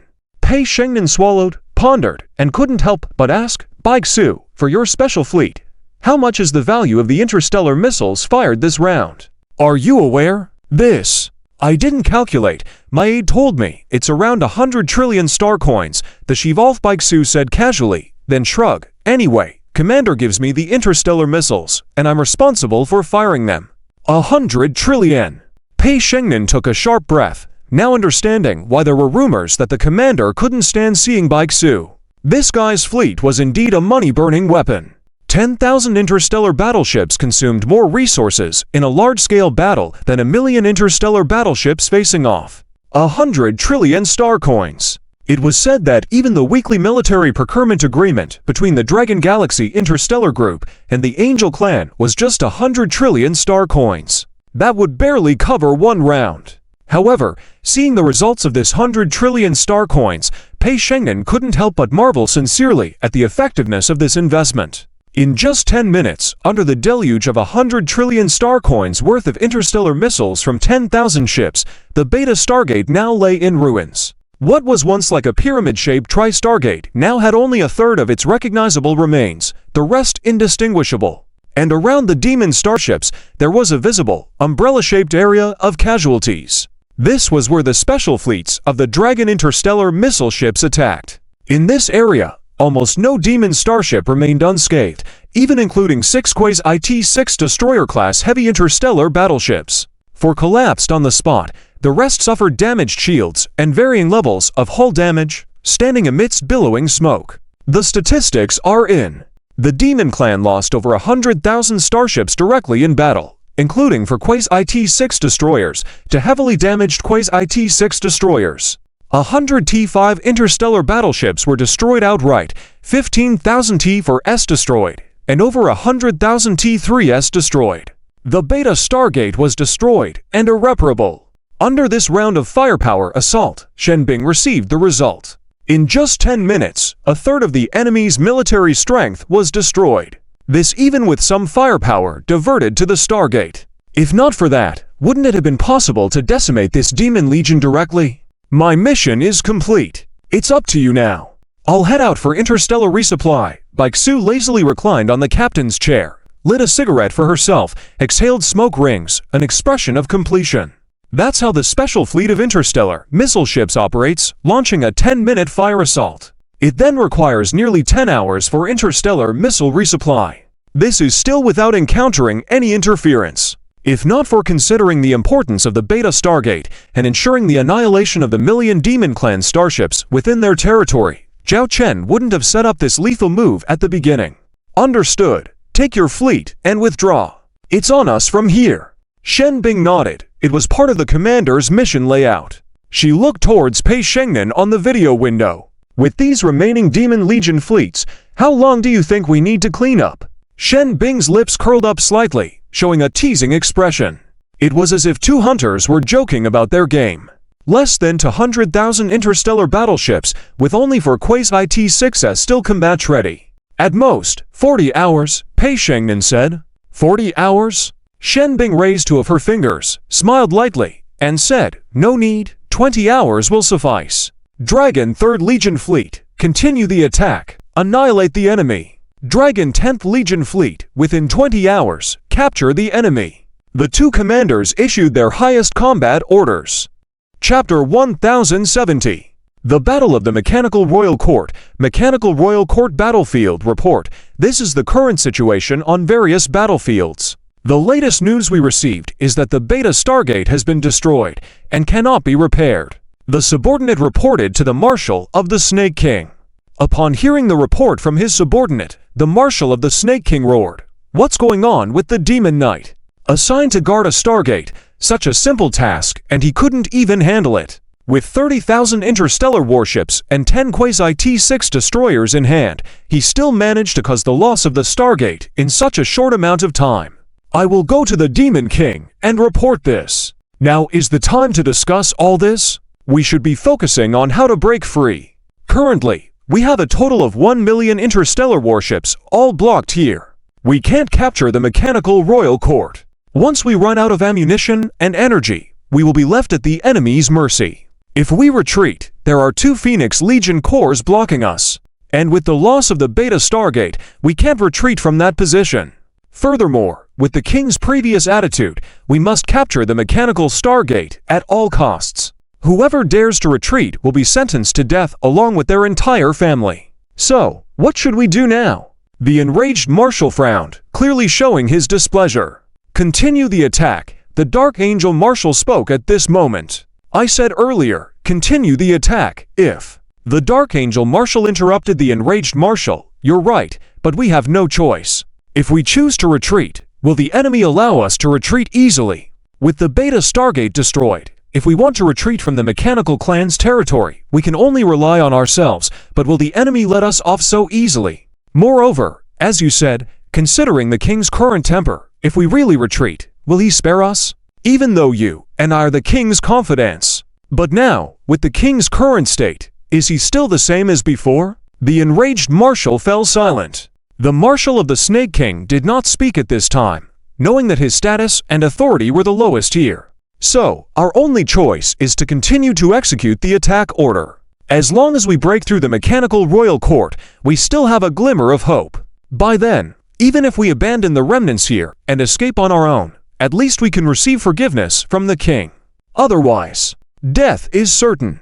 Right now, at the Mechanical Royal Court direction, although there is support from the Phoenix Legion, it's only 30,000 interstellar warships. They rely on tactics like interstellar missile ships, but how long can the firepower output of interstellar missile ships last? How many interstellar missile ships do they have to use? Remember, we have 1 million interstellar warships here. You and my Demon Legion have 30,000 each, and the Snake King Legion has 400,000. To capture the Mechanical Royal Court, the King directly sent our 3 elite Demon Legions. With only one purpose, to capture the Mechanical Royal Court at all costs, the Dark Angel Marshal stated gravely. The enraged Marshal gritted his teeth. Damn it, we're dead anyway. If I die here, at least my lineage can survive well. So be it. The Marshal of the Snake King sighed but remained silent, thereby endorsing the suggestion.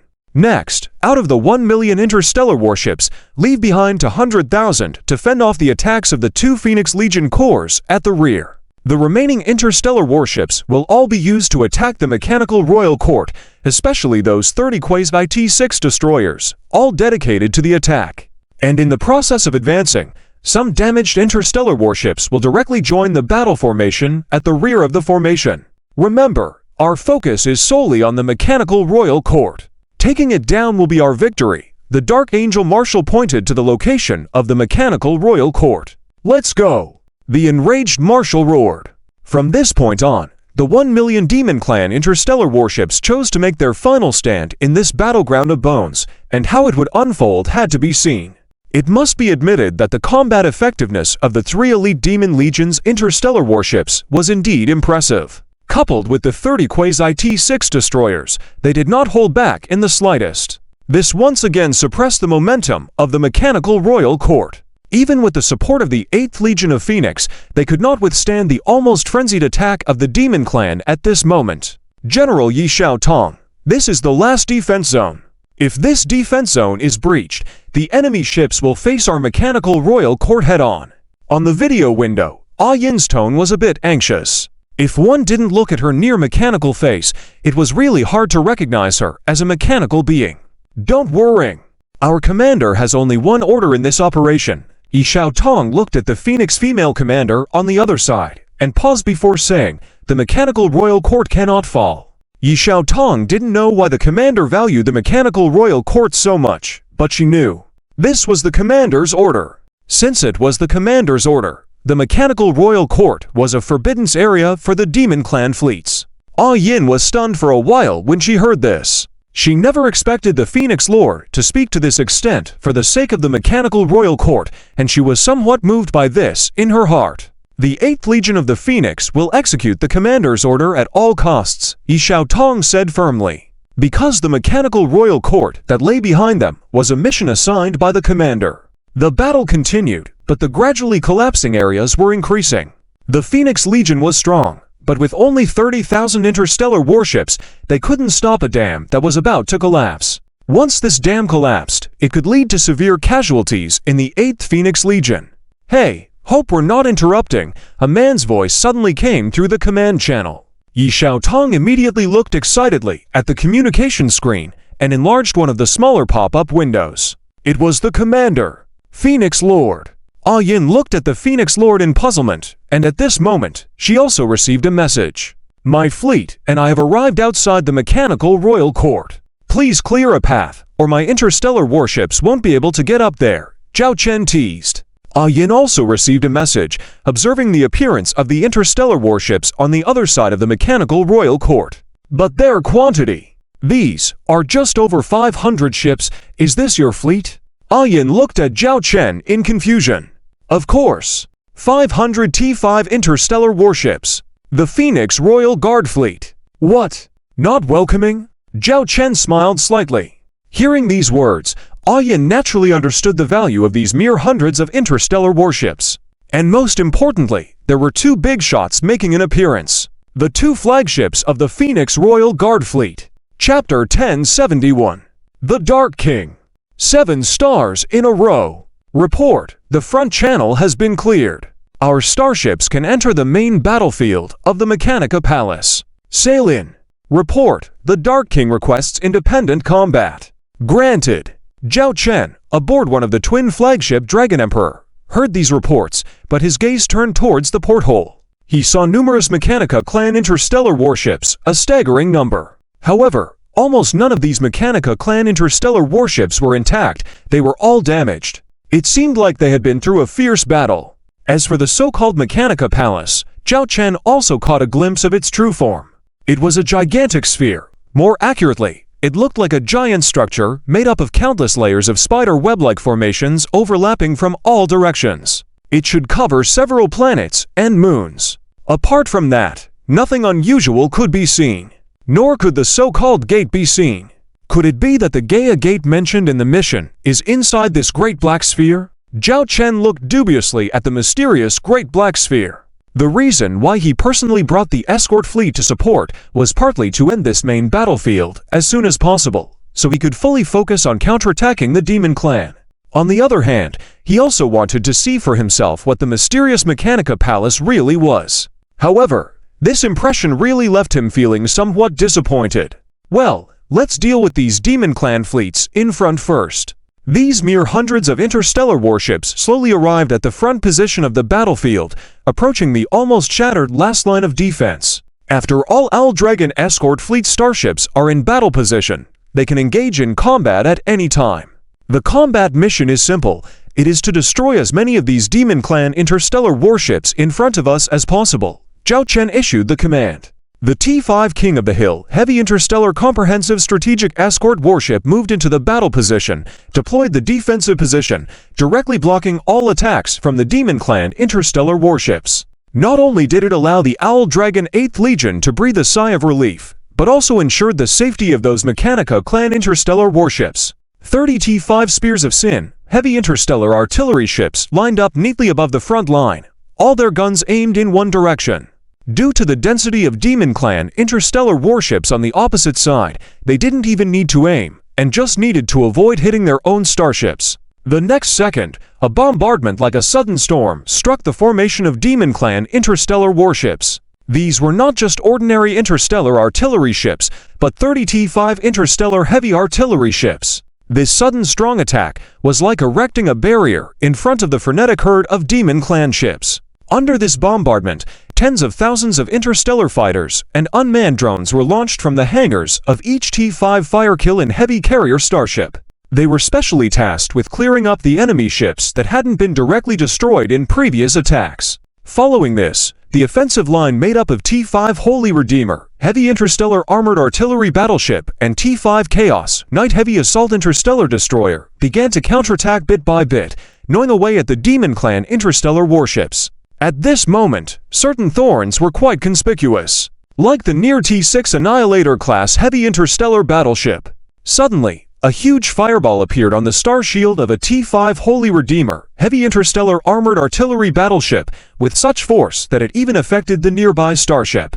The explosion generated smoke, covering the hull of this T-5 Holy Redeemer. However, in a short while, this T-5 Holy Redeemer heavy interstellar armored artillery battleship burst out from the smoke. HMPH. You can obliterate a Mechanica clan interstellar battleship in one shot. But you should know that in this universe, there is a kind of interstellar battleship called the Owl Dragon Interstellar Battleship, Zhao Chen said with a smirk. The next second after this T-5 Holy Redeemer was attacked by a near T-6 Annihilator-class heavy interstellar battleship, the position of this near T-6 Annihilator was locked in. Since it could attack, naturally there was a line to attack it. The strongest weapon mounted on a T-5 Holy Redeemer heavy interstellar armored artillery battleship, the Redeemer-class 300 meters caliber super-electromagnetic railgun, locked onto the target. Subsequently, a huge shell shot out at an astonishing speed. This was a Redeemer impact-type shell. The shell impacted the star shield of the near T-6 Annihilator-class heavy interstellar battleship, creating a bright scene akin to a comet impact. However, the shield stubbornly refused to break open. But Zhao Chen was not impatient, because he didn't just have one T-5 Holy Redeemer. At this moment, it wasn't just one T-5 Holy Redeemer that locked onto this prey. Just let the shells fly a little longer. As consecutive scenes of two meteors striking appeared, the star shield of the near T-6 Annihilator-class heavy interstellar battleship was finally shattered. Subsequently, three massive physical shells, using their last ounce of speed, collided with the target. One of the shells directly skewed the main gun of this near T-6 Annihilator-class heavy interstellar battleship. The remaining two shells left big craters on its hull. While not fatal, it made it lose its shield and its most powerful means of attack. Within the engagement zone, 10 near T-6 Annihilator-class heavy interstellar battleships will join the battle, the Dragon Emperor's artificial intelligence maiden floated above Zhao Chen's head said. Dark King, forward. Zhao Chen silently issued the command. Dealing with the near T-6 Annihilators was more suitable for the Owl Dragon Legion. The T-5 Dark King class interstellar dreadnought accelerated its speed, stood out prominently in the formation, appearing very conspicuous. Report, Dark King has confirmed 10 attack targets. Calculate the shortest attack route. Activate Dark King's sword. Yes. The attack route calculation is complete, covering up to 7 near T-6 Annihilator-class heavy interstellar battleships. Dark King's sword. Activate. The bow cannon position of the T-5 Dark King-class interstellar dreadnought gleamed with dazzling light, as if a sharp sword piercing through the darkness, directly penetrating the numerous Demon Clan interstellar warships on the opposite side. It accurately landed on the hull of a near T-6 Annihilator-class heavy interstellar battleship. With the fall of the first near T-6 Annihilator class, the Dark King's sword began to move, hunting the next target. Until 7 stars in a row. 7 successive exploding fireballs demonstrated the terrifying combat capability of the Dark King-class interstellar dreadnought. Chapter 1072, the 20-day offensive Ming Wong-level interstellar dreadnought. Although it is only a T-5 class interstellar battleship, its combat capability, especially in terms of absolute firepower output, surpasses the opposite class IT-6 Annihilator class heavy interstellar battleship. Along with this scene, it is as if the mechanical royal court has sounded the horn of counterattack. The T-5 Crimson Death God-class heavy interstellar strategic missile frigate has started intensive bombardment on areas of stubborn resistance by the enemy ships. The T-5 Frost Tyrant-class heavy interstellar missile battlecruiser and the T-5 Thunder Phantom-class heavy assault interstellar cruiser cooperate, relying on high speed and high mobility on the battlefield to provide support and hunting tasks. Under this offensive, the mechanical royal court's defensive line, which was on the verge of collapse, started to slowly push back. Inside the mechanical royal court, this is the combat capability of the Owl Dragon Legion. Akin watched this scene, finally understanding why Aang had such unwavering belief in the Owl Dragon Legion. Anyone who has witnessed the dominating ability of the Owl Dragon Legion on the battlefield would not doubt the combat capability of the Owl Dragon Legion. Pass on my orders. All Legion fleets unconditionally follow the commands of the Owl Dragon Legion during this period. As long as it does not involve top-secret content, coordinate with the Owl Dragon Legion's operations. Akin emphasized this order to her subordinates once again. She now understands clearly that the outcome of this battle hinges on the Owl Dragon Legion. On July 3rd in the galaxy calendar, in the Beta Stargate battlefield occupied by the Demon Clan B4, a part of the Demon Knight Legion fleet was severely damaged by the Owl Dragon 3rd Legion and Owl Dragon 10th Legion, losing nearly 300,000 interstellar battleships. The Demon Legion Marshal fell, leaving only a few starships to escape. This is the 7th fallen Demon Marshal since the Demon Clan battled the Owl Dragon Legion. On the same day, in another part of the Mechanical Royal Court, the Demon Legion fleet attempting to attack the Iron Guard Stargate was completely destroyed by the Owl Dragon 1st Legion, resolving the crisis at the Iron Guard Stargate. The Iron Guard Stargate was temporarily taken over by the Owl Dragon and would be used mainly for supplying logistical resources and interstellar battleships to the Owl Dragon Legion. Subsequently, the Owl Dragon 1st Legion joined the battle at the Mechanical Royal Court. On July 6th in the galaxy calendar, after almost a week of battle, the Owl Dragon 4th Legion, 11th Legion, and 12th Legion finally captured the Baku Stargate, destroyed it, and withdrew. In this battle, the 3 Owl Dragon Legions successively engaged with the 200,000 Demon Knight fleet stationed at the Baku Stargate. All 200,000 Demon Knight interstellar battleships were annihilated, causing the Demon Knight Legion to practically cease to exist. In addition to these 200,000 Demon Knight interstellar battleships, the Demon Clan also dispatched nearly 300,000 interstellar battleships to support the Baku Stargate during this process. This significantly pressured the 3 Owl Dragon Legions, resulting in a delayed victory in capturing the Baku Stargate by nearly a week. Considering the continuous arrival of more Demon Clan interstellar battleships, Commander Shen Bing of the Owl Dragon 4th Legion decided to destroy the Baku Stargate and retreat directly. This proved to be a wise choice, as there were still over 500,000 interstellar battleships on the way. In this battle for the Baku Stargate, the 3 Owl Dragon Legions collectively destroyed 300,000 interstellar battleships.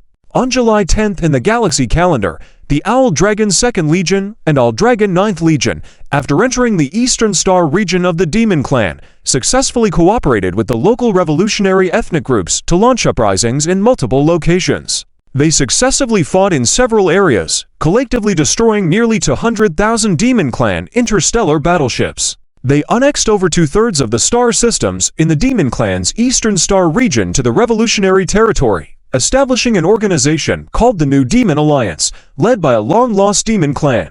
In response to the call of the New Demon Alliance, various ethnic groups within the Demon Clan, who had been oppressed by the Demon Clan's high rankings, began scattered uprisings throughout the Demon Clan's territory. Although none of these gained a significant momentum, as in Star region, rebellion, once started, can spread rapidly, adding immense pressure to the Demon Clan's current frontline warfare situation.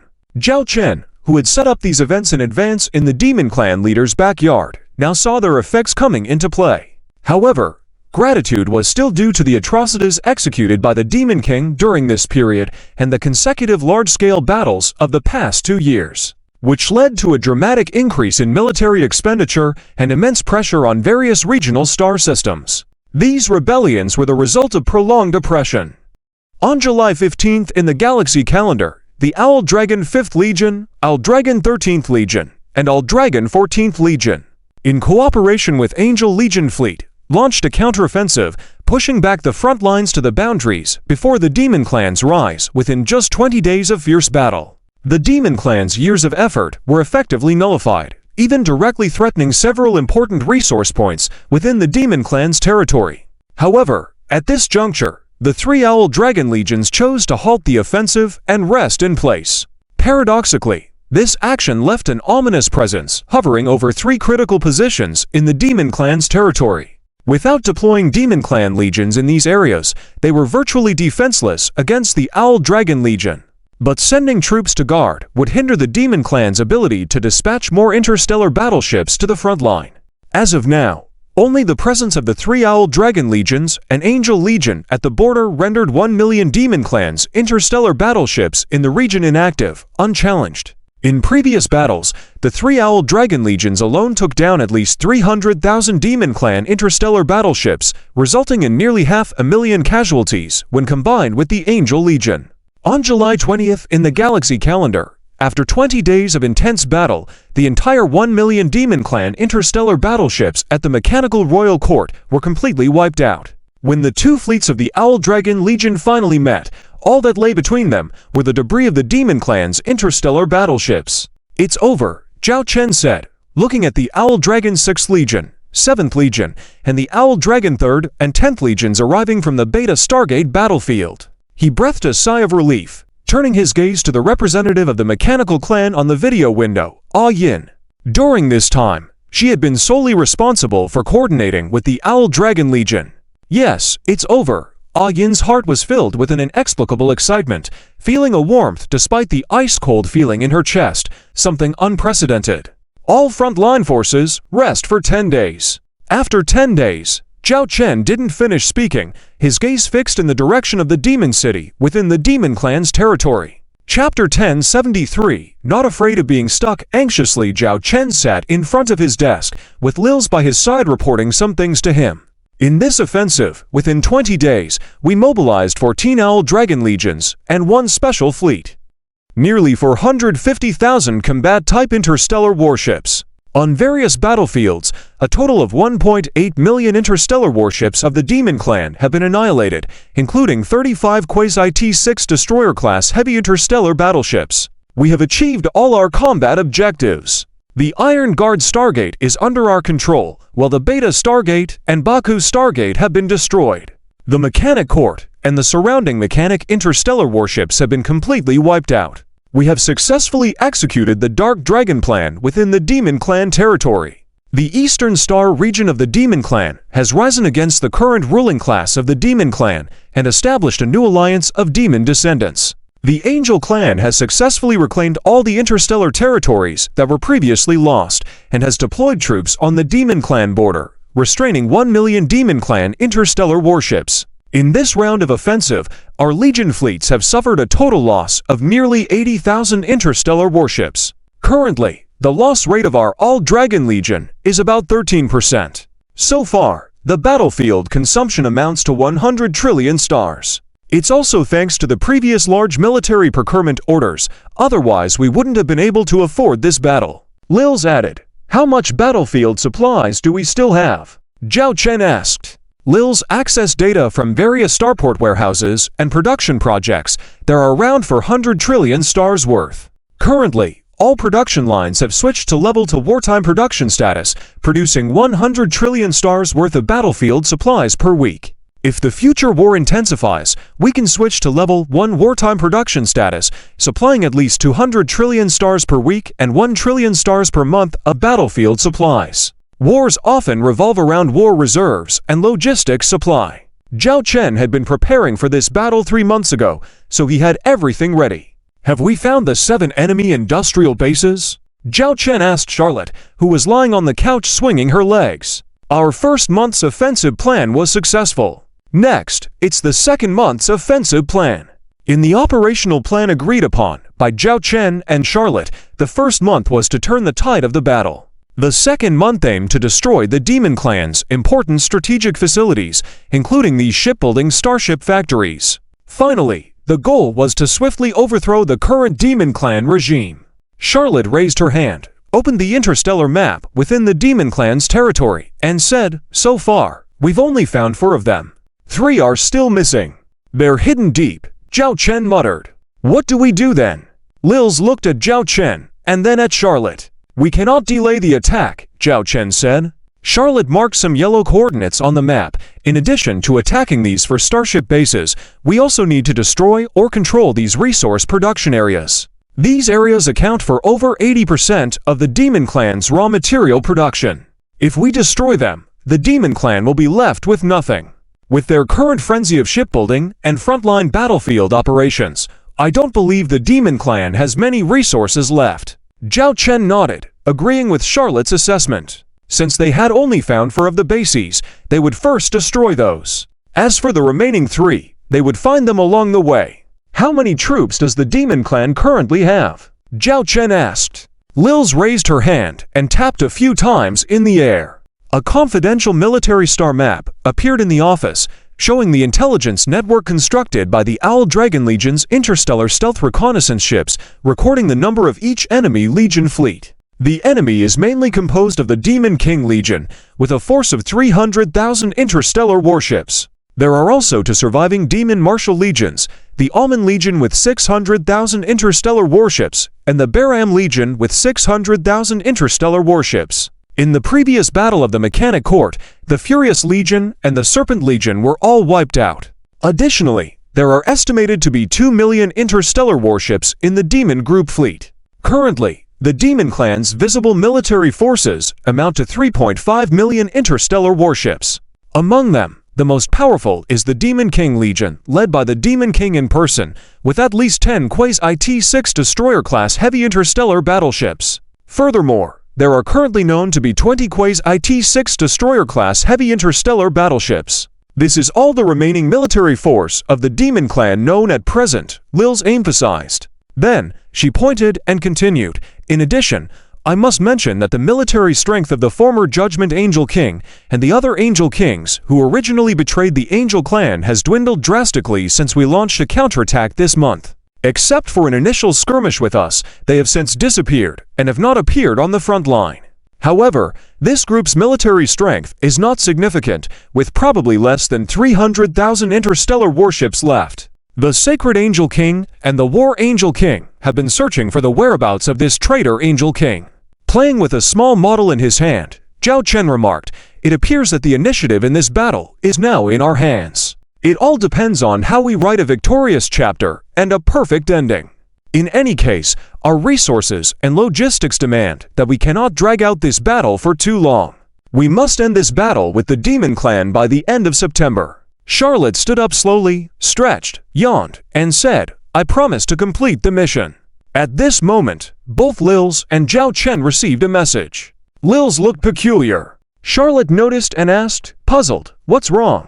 The Mechanical Clan representative, Aang, requested boarding and wishes to meet with the commander in private.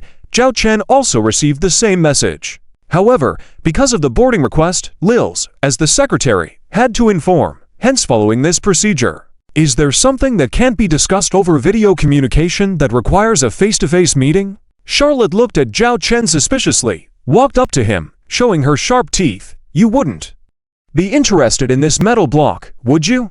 Don't mind getting stuck? Where does your mind wander off to? Zhao Chen rolled his eyes at Charlotte. Charlotte stuck out her tongue, and her figure vanished. She directly used quantum teleportation to return to her command ship. Lils also left to attend to her duties. Meanwhile, Zhao Chen waited for the visitor's arrival. Putting down the model in his hand, he murmured, really afraid of getting stuck. Chapter 1074, Gaia's Geta Yin walked into the office.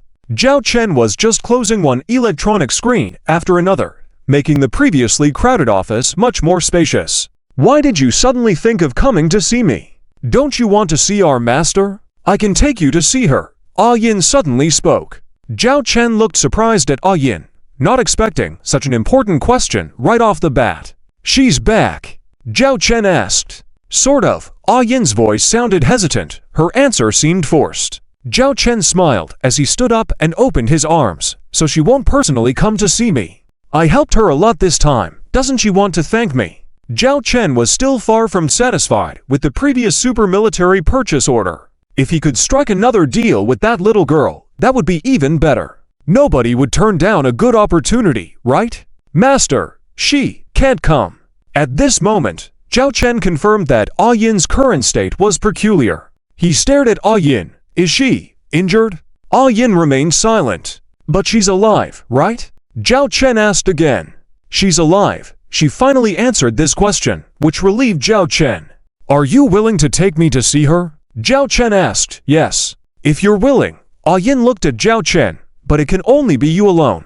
This put the decision in Zhao Chen's hands. Going alone with this high-ranking member of the mechanical tribe was not as simple as just walking through a door. After all, strictly speaking, there were considerable gaps between the mechanical tribe and various other interstellar civilizations in the universe. For example, due to the recent battle, the massive invasion of the mechanical tribe by the Owl Dragon had already become an open secret. There had been plenty of rumors within the three major empires.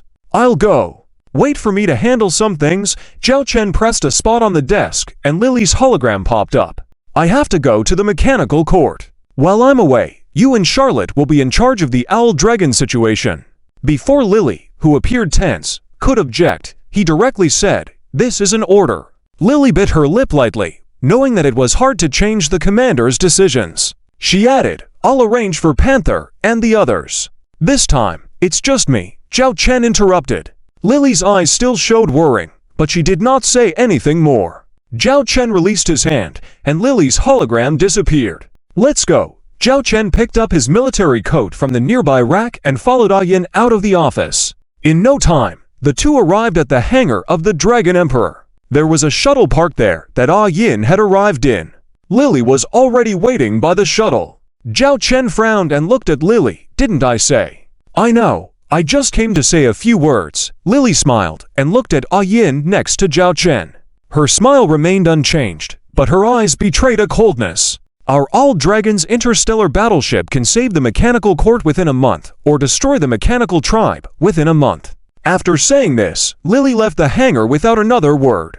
Watching Lily's back, and then looking at Ah Yin, Zhao Chen shrugged helplessly and said, "Sorry, my chief of staff's temper is sometimes like this. I understand. After all, based on normal diplomatic etiquette, it's indeed very inappropriate for me to directly invite you alone to the mechanical tribe. It's normal for your subordinates to be concerned," Ah Yin said calmly. The two then boarded the shuttle. Inside the shuttle, there was just Zhao Chen and Ah Yin, with no pilot. However, after the door closed, the shuttle automatically began the departure procedure. Everything felt natural. Perhaps this was the advantage of the mechanical tribe, where all processes could be streamlined continuously. The shuttle flew out of the Dragon Emperor, speeding towards the mechanical court, leaving behind a comet-like trail.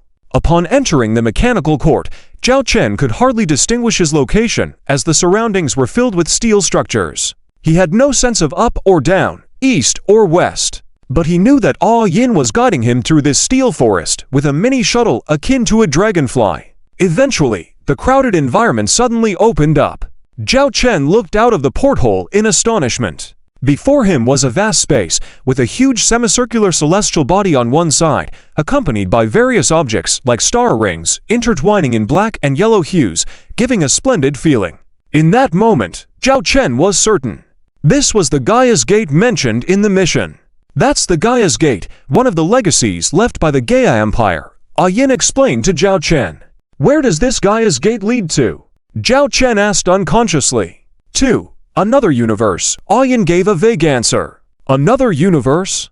A blurry response. "Is that a wormhole?" Zhao Chen noticed a wormhole at one end of the space. "The mechanical court's wormhole," Ah Yin said. "You have a wormhole here too." Zhao Chen was surprised. This wormhole is built within the mechanical court, so it doesn't provide any external support in battles outside, Ah Yin explained.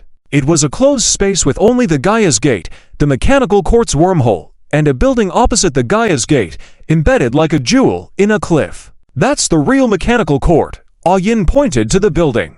The dragonfly-like mini-shuttle finally docked at the designated parking area in that building complex, with a corridor directly connecting to the shuttle's hatch. Zhao Chen followed Ah Yin off the shuttle and walked along this corridor. In this architectural complex, there were hardly any mechanical lives visible, fewer than those inside the mechanical tribe's interstellar battleships. Only advanced mechanical lives can enter here, and the number of advanced mechanical lives within the mechanical tribe is very scarce. Ah Yin noticed Zhao Chen's confusion and explained to him.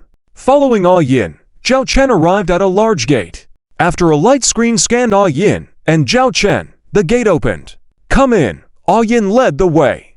Zhao Chen followed Ah Yin inside.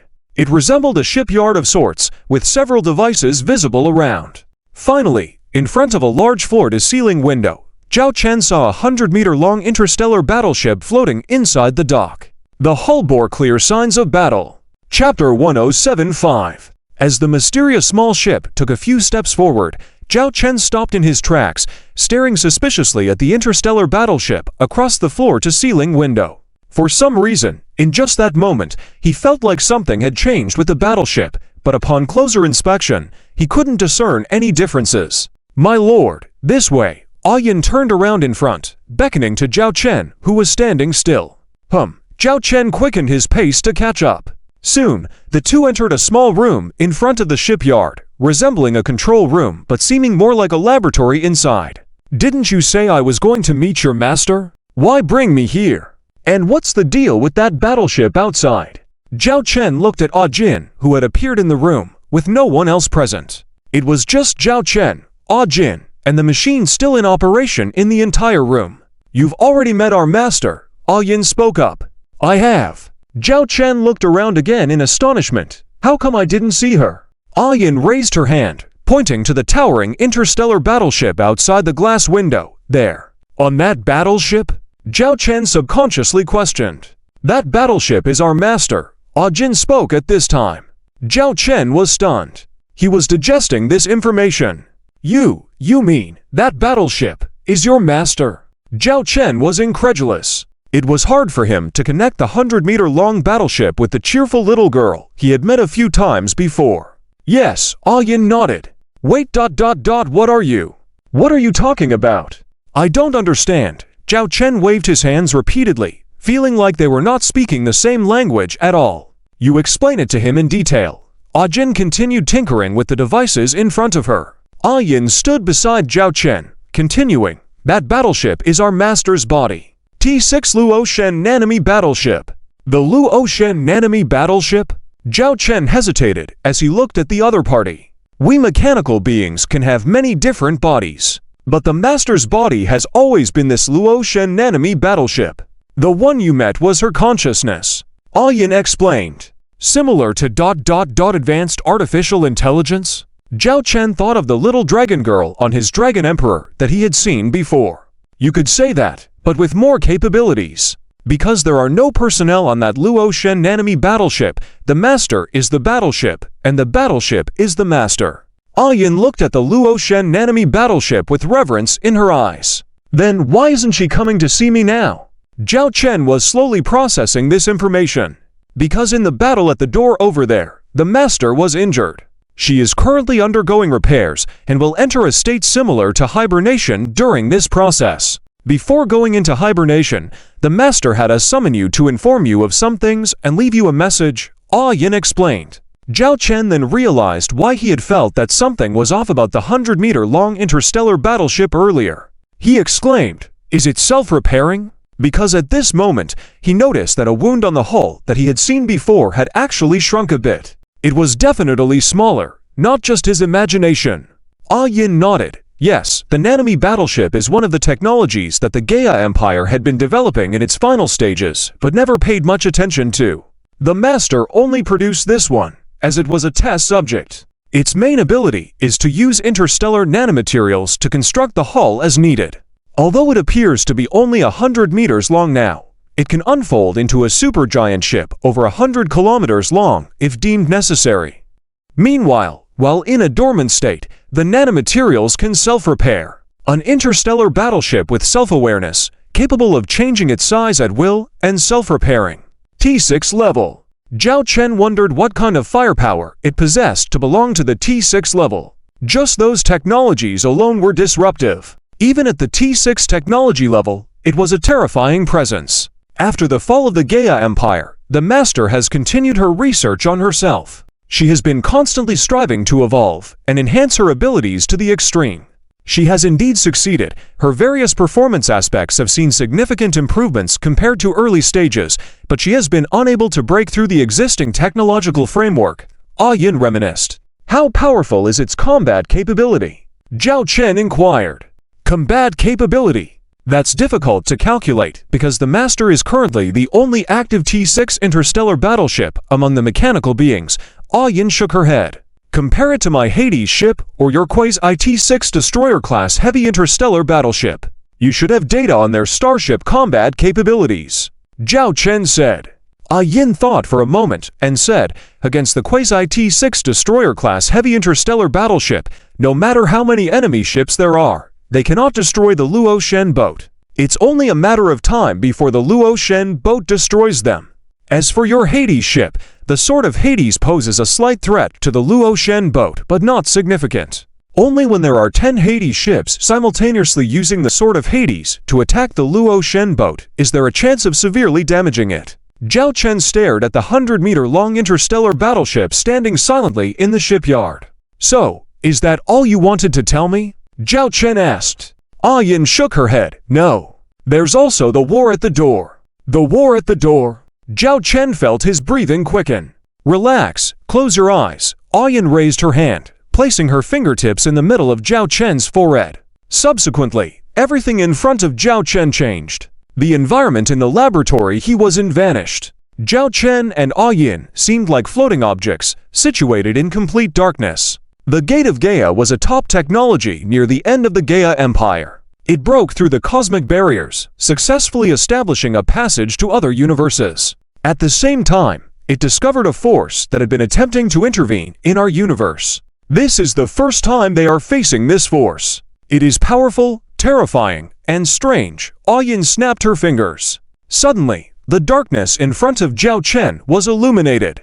He saw an array of interstellar battleships, all with a very outdated style, large hulls, and equipped with weapons rated at least T5 level. They were all homogeneous T5 level interstellar battleships, followed by T4 level interstellar battleships. These battleships all had only one texture on their hulls. This represented the Gaia Empire. Opposite this group of interstellar battleships was a fleet of pitch-black ships, as if they were sailing out of the darkness. Chapter 1076. The Dark Starship. The two starships of the Dark Starship constantly attacked each other in the interstellar battlefield, even colliding.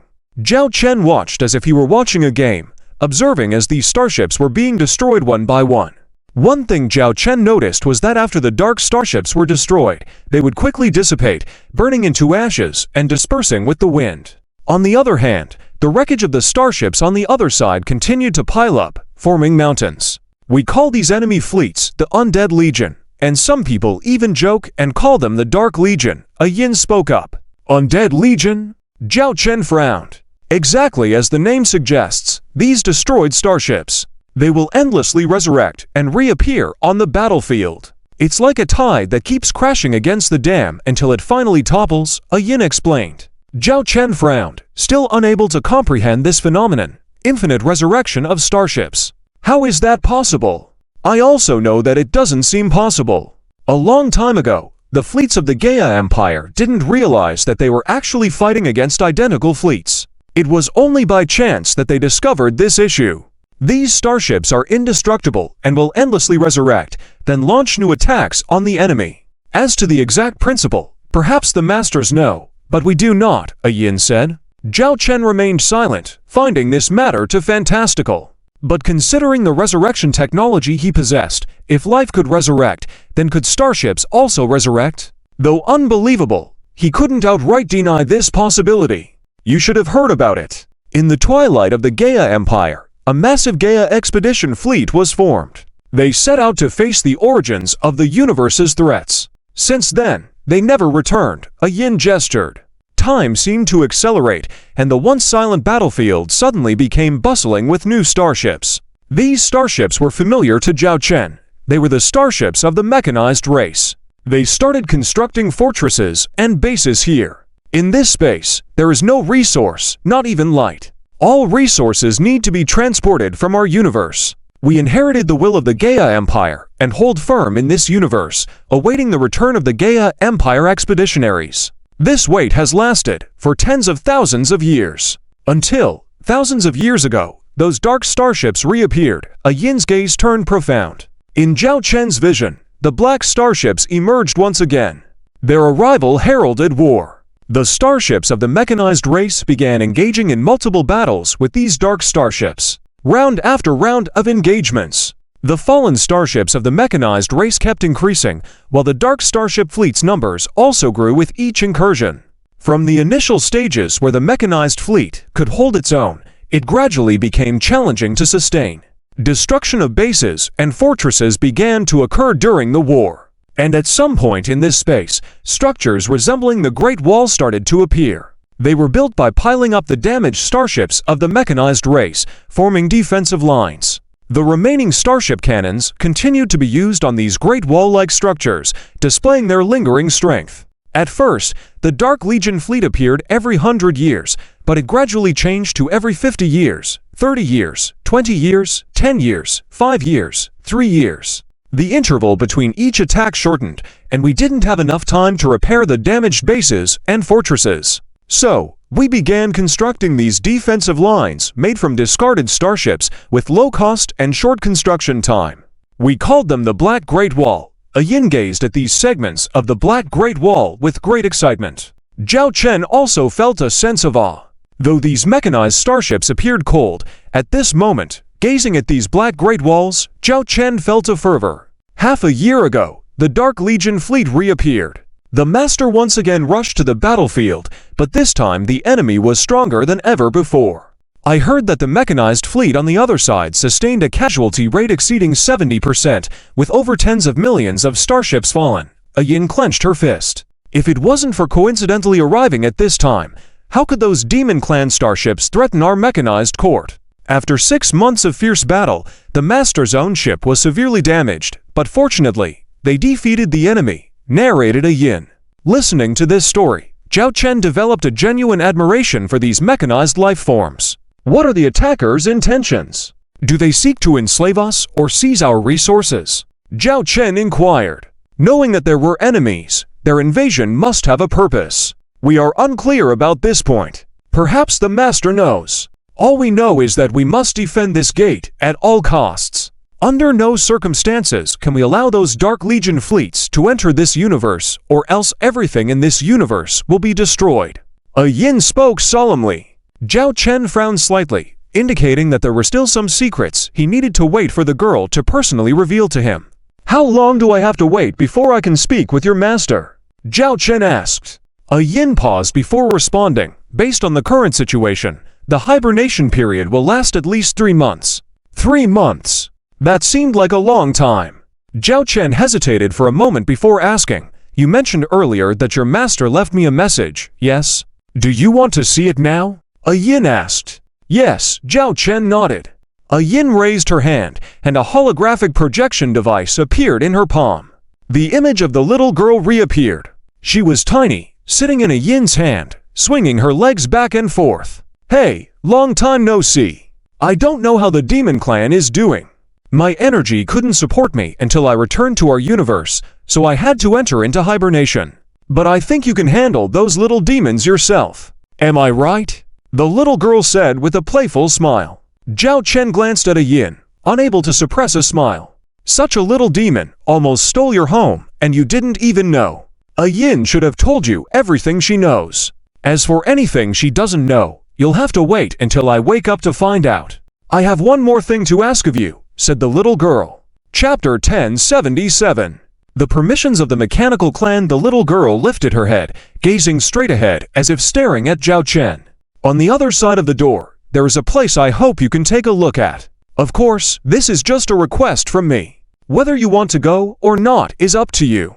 About the coordinates, my subordinates will share them with you when you get to the other side of the door. The little girl fidgeted with her legs and then stretched lazily, saying, I'll take a nap first. With that, the little girl's figure disappeared.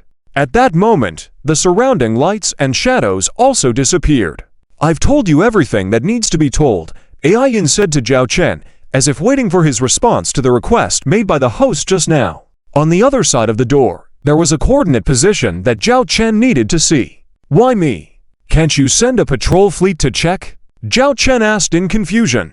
I'm not sure either. We can only wait until the host wakes up, and you can ask the host yourself. But I guess it has something to do with the limitations of our mechanical life forms. Among the carbon-based life forms, you are the only one the host can trust. Yin shared her thoughts. Going to the other side of the Gaia Gate was part of the mall mission. Zhao Chen was sure to go. As for the request made by the little girl, if I go over, do I have to do this? Zhao Chen asked. Yes, Yin nodded. Zhao Chen pondered for a moment. When I go, how many starships should I bring, and are there any restrictions on when I come back? Yin replied. There are no restrictions on when you go and how many starships you bring. However, when you want to come back, it may not be any time. This is not our limitation, but the limitation of the Gaia Gate. The Gaia Gate can only be opened at 10 points in a year. each opening point lasting 3 to 5 days. Generally, there is about a month's interval between each opening. So, if you go, you will have to wait at least a month before you can come back. It turned out there was such a limitation. A month was not that long. Alright, I agree to the host's request. But I need to prepare, as the battle on our side is not over yet. We still need to clean up the demon clan over there. Zhao Chen agreed to the matter. On one hand, it was to open the T6 Mall mission, and on the other hand, it was to explore more secrets behind the Gaia Gate. Alright, AI Yin agreed. Then she looked at Zhao Chen and said, "The host has ordered that, if you agree to this matter, some things will be left to you. From now on, your position in the mechanical clan will be equal to mine and AI Jin's. You can give orders to our mechanical clan fleet, as long as one of us, AI Jin or myself, agrees. In addition, all the stargates and starports within the mechanical clan's territory will be open to you, and you can use them freely." Upon hearing AI Yin's words, Zhao Chen looked at her with some surprise. "So what you're saying is, if I hadn't agreed just now, I wouldn't have obtained these permissions?" AI Yin didn't say anything, which was taken as affirmation. Zhao Chen smiled slightly, realizing the little girl had played a trick on him. Suddenly, Zhao Chen thought of something and asked directly, "Can I use the industrial building facility's production capacity in your mechanical clan's territory?" AI Yin was surprised. "You have the right to make changes, but there will be some restrictions. You can make your request, and AI Jin and I will discuss it. I need your industrial base to produce some raw materials parts for me. I can pay a certain fee and provide the raw materials." Zhao Chen expressed his thoughts. During this time, Zhao Chen had guessed that the mechanical clan's territory had a very strong industrial background. Otherwise, it would not have been possible to deliver the T5 prisoner-class heavy interstellar assault technology diagram to AI Yin, and within just 1 month, the first batch of 300 T5 prisoners had been built. Even up to now, 3 batches had been completed, and the number of the next 2 batches far exceeded the previous ones. It was rumored that at least 5,000 T5 prisoner-class heavy interstellar assault warships had been built up to now. With these T5 prisoners, the mechanical clan was able to withstand the demon clan's attacks before the Owl Dragon Legion intervened. The T5 prisoner-class heavy interstellar assault warship could not only target the T6 destroyer-class heavy interstellar warship, but could also be used for conventional warfare, making it a very good interstellar battleship.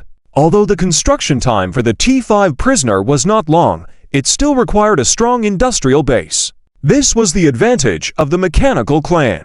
Now, with such great permissions, Zhao Chen naturally hoped to borrow this powerful production capacity. "If there's any news, contact me immediately," Zhao Chen said with a smile.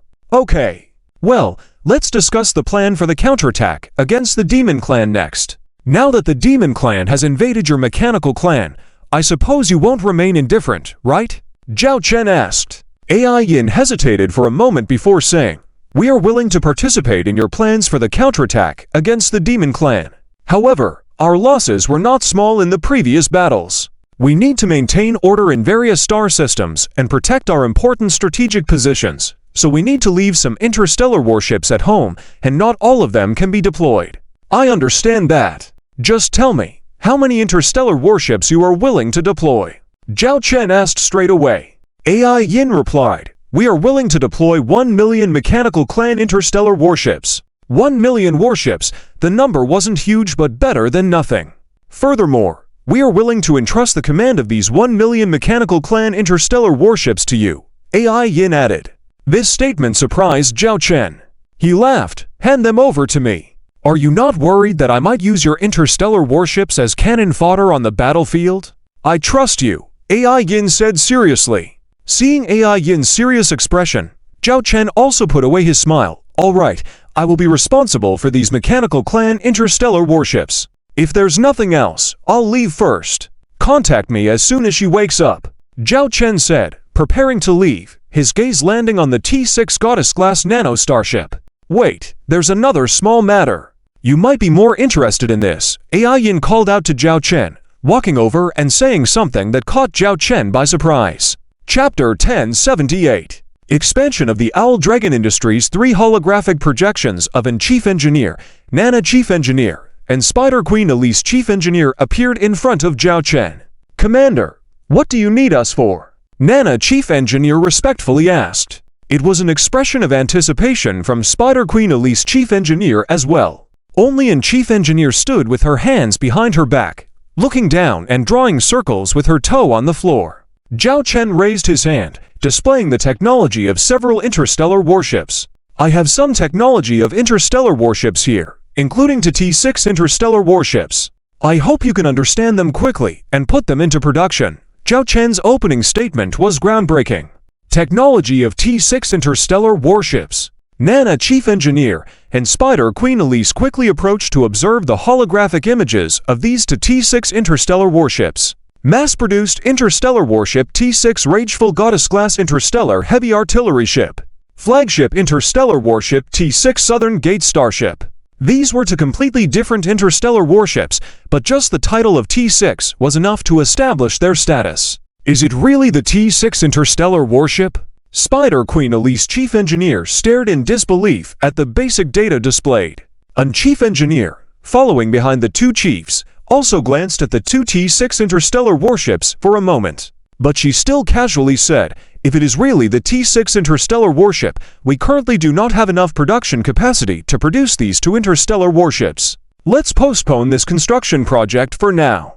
Although an Chief Engineer's words seemed lazy, the other two chiefs agreed upon hearing them. Owl Dragon Industries' production capacity had already reached its limit, and adding two more T6 interstellar warships to the production tasks was indeed unachievable. Moreover, there was a need to satisfy the combat consumption on the front line.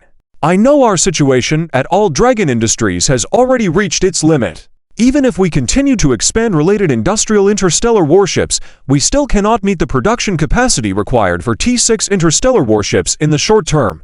Zhao Chen directly pointed out the situation.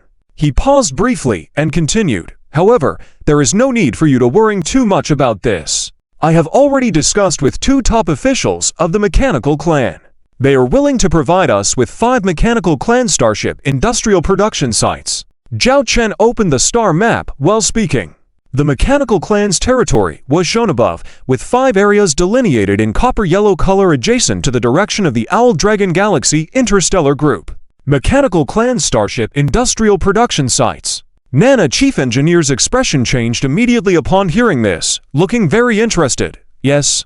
According to my initial understanding, these 5 Starship Industrial Production Sites all possess the ability to produce T5 industrial production technology and can produce some parts required for T6 interstellar warships. With sufficient raw materials, they could originally produce 10,000 T5 prisoner-class heavy interstellar assault cruisers and at least 200,000 T4-class interstellar warships each month, Zhao Chen elaborated. This was agreed upon by Aaron and Arkin after they had discussed these matters with Zhao Chen. These Starship production sites would be loaned to Zhao Chen's Owl Dragon Galaxy Interstellar Group, but the raw materials needed would have to be supplied by Owl Dragon itself. The production capacity of these 5 Starship industrial production sites was already equivalent to 1/5 of the entire Mechanical Clan's territory, revealing the extent of the authority granted to Zhao Chen by the young girl from before. It could even be said that Zhao Chen's current status within the Mechanical Clan ranked in the top 3, only after Arkin and Aaron, the 2 top-level Mechanical Clan officials. Wow, so many! Nana Chief Engineer's eyes lit up. This time when I summoned you, it is to assign you a task. Next, you may need to travel to inspect these 5 Starship industrial production sites in person, understand the situation thoroughly, and use these Starship industrial production sites to expand our Owl Dragon Galaxy Interstellar Group's industrial strength in a short period of time. Produce more T5 Galactic-class large-scale interstellar industrial bases and T5 Nebula-class heavy interstellar industrial ships. One of the top secret tasks is to utilize these Mechanical Clan Starship industrial production sites to accelerate the production speed of our T6 interstellar warships. This might be more complicated, but these will be your most critical tasks for the second half of the year, Zhao Chen said earnestly to the 3 chiefs. That's great! I was just talking to my sister before about how the industrial base of the Owl Dragon Galaxy is not strong enough, but due to the current situation, we can't expand it yet. This is the perfect opportunity to carry out a large-scale expansion. Nana's eyes sparkled with excitement. On the side, and Chief Engineer looked somewhat despairing as she covered her face. Her younger sister was really something. Oh, you already have a plan. Zhao Chen looked surprised at Nana, chief engineer. Without another word, Nana, chief engineer, opened a document that had already been prepared and began to elaborate on her plans for the future industrial sector of the Owl Dragon Galaxy. First, we need more T5 Galactic-class large-scale interstellar industrial bases. We currently only have 3 in service, which is far from enough. I initially planned to expand to 10 within a year, but with this great assistance, I believe 10 will not meet our needs at all. I suggest directly expanding to 30 T5 Galactic-class large-scale interstellar industrial bases within 6 months. Secondly, the T5 Nebula-class heavy interstellar industrial ships also need to be mass-produced. They can assist in the production tasks of T5 Galactic-class large-scale interstellar industrial bases, repairing some interstellar warships on the battlefield, and constructing starports and stargates, among other things. Currently, we only have 50 T5 Nebula-class heavy interstellar industrial ships in service, which is far from enough. We are currently in a large-scale expansion phase. I suggest taking advantage of this opportunity to increase the number of T5 Nebula-class heavy interstellar industrial ships to 1,000 within 6 months. Nana, chief engineer, spoke with an excited tone, while Anne next to her was trembling. Anne, do you have any suggestions for Nana's plan? Zhao Chen asked Anne, whose expression was strange. I have no suggestions. Anne managed a faint smile, but added, however, I think such a large expansion plan will require a lot of raw materials, and we are currently in the midst of a cosmic war. The raw materials. Anne looked at Zhao Chen as if she had grasped a life-saving straw. Chapter 1079.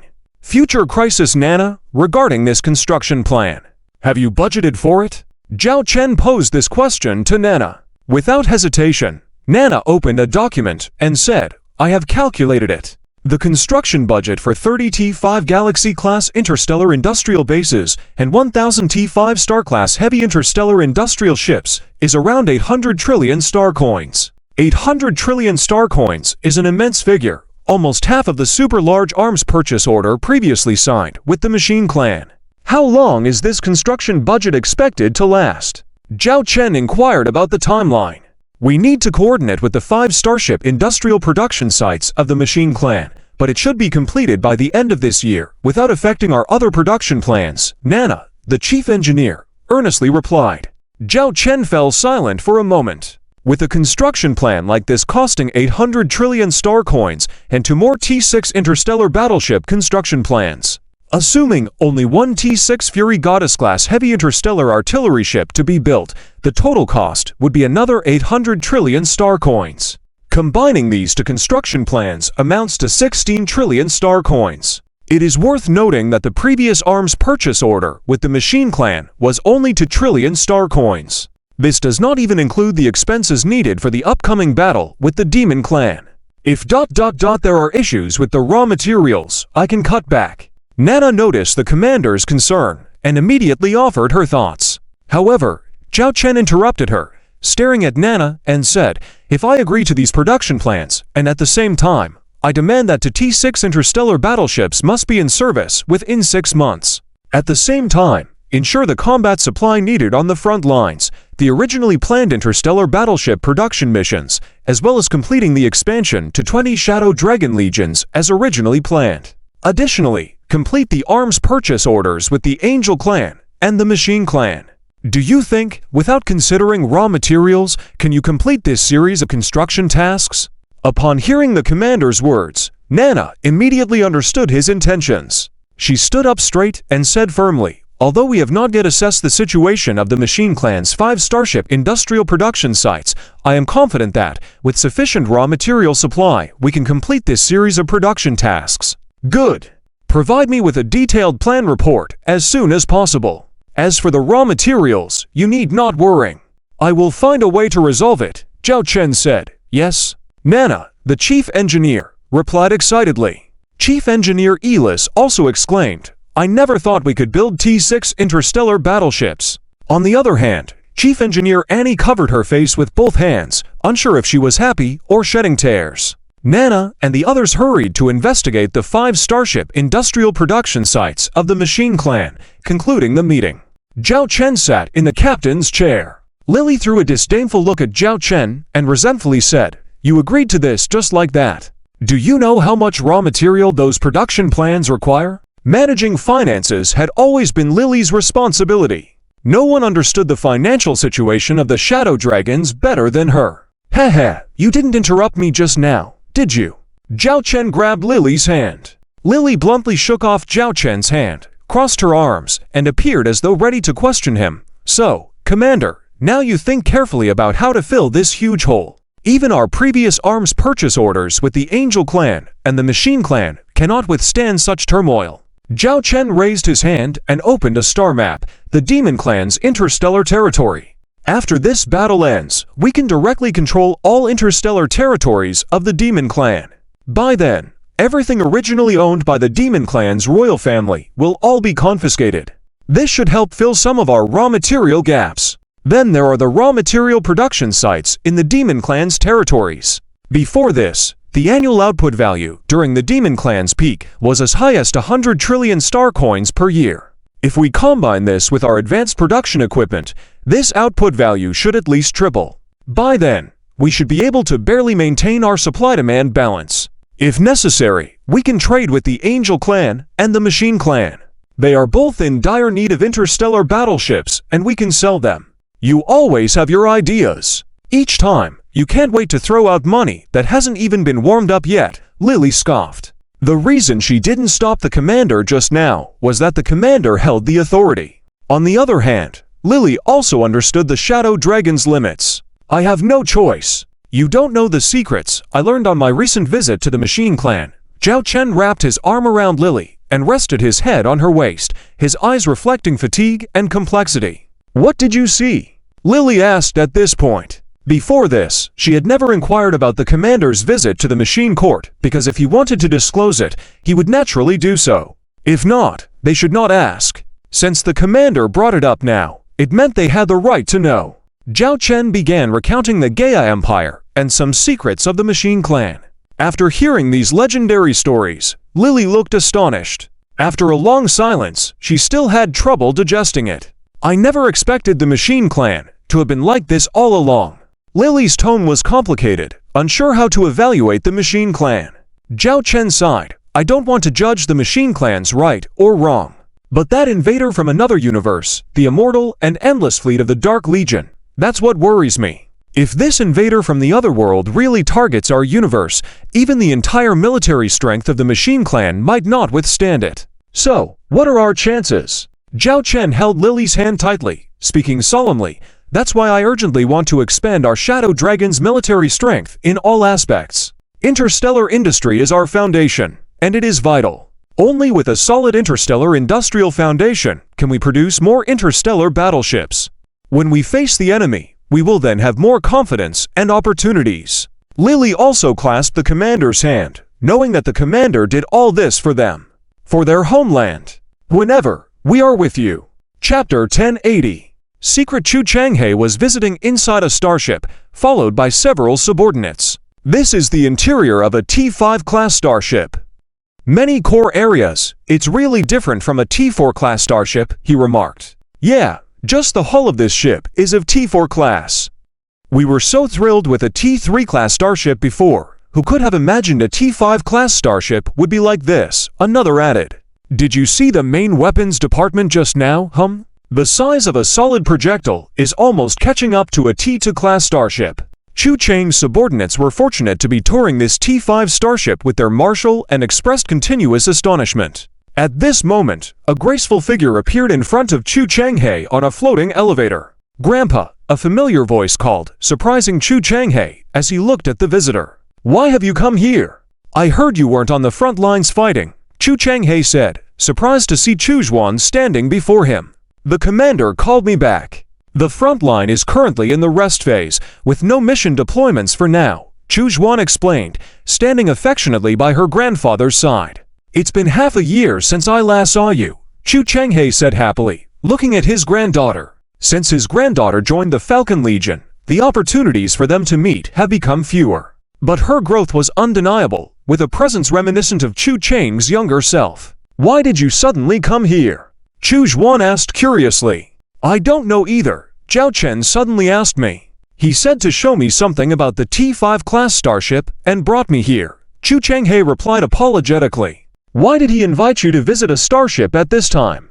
Chu Zhuan wondered, finding the commander's actions quite inexplicable. Just then, a thumb-sized spherical robot floated in front of Chu Changhe and Chu Zhuan, projecting a video window. This ship has reached its destination and is docked. Please Marshal Chu Changhe and Commander Chu Zhuan proceed to Cabin 3, it announced. We have arrived. Chu Changhe pondered. Where are we? Chu Zhuan shook her head, saying, I don't know either. The commander just asked me to come, without mentioning anything else. This guy, now he can keep secrets, Chu Changhe chuckled lightly. The two then chatted as they made their way to Cabin 3. Minutes later, they entered Cabin 3, where a shuttle was parked. Zhao Chen was already there waiting. Chu Grandpa, thank you for coming all this way. Zhao Chen greeted Chu Changhe respectfully, with no hint of arrogance. Though the collaboration initially had considerations for their respective interests, Chu Changhe had indeed done a lot for Zhao Chen and his Falcon Legion, yielding good results regardless of the starting point. Zhao Chen had always reciprocated this sentiment. You boy, come on, why did you call me all the way here, and even brought my granddaughter back from the front lines? There must be some reason behind it, right? Chu Changhe scrutinized Zhao Chen. This guy had become much more imposing than before, but also more restrained in demeanor. Do you know where this is? Zhao Chen suddenly asked. At that moment, the outer face of the cabin turned transparent, revealing the cosmic view outside. The starship was currently stationed near a starport, surrounded by several azure planets. Chu Changhe walked to the window and surveyed the surroundings. Soon, he caught some information. This is the territory of the Mechanic clan. He noted. Your eyesight is amazing, Chu Grandpa, Zhao Chen complimented. There were no Mechanic clan starships in sight, but Chu Changhe could discern the presence of the Mechanic clan from the environment, a testament to his strong abilities. HMPH, the Mechanic clan style of creation, I will never forget in my lifetime.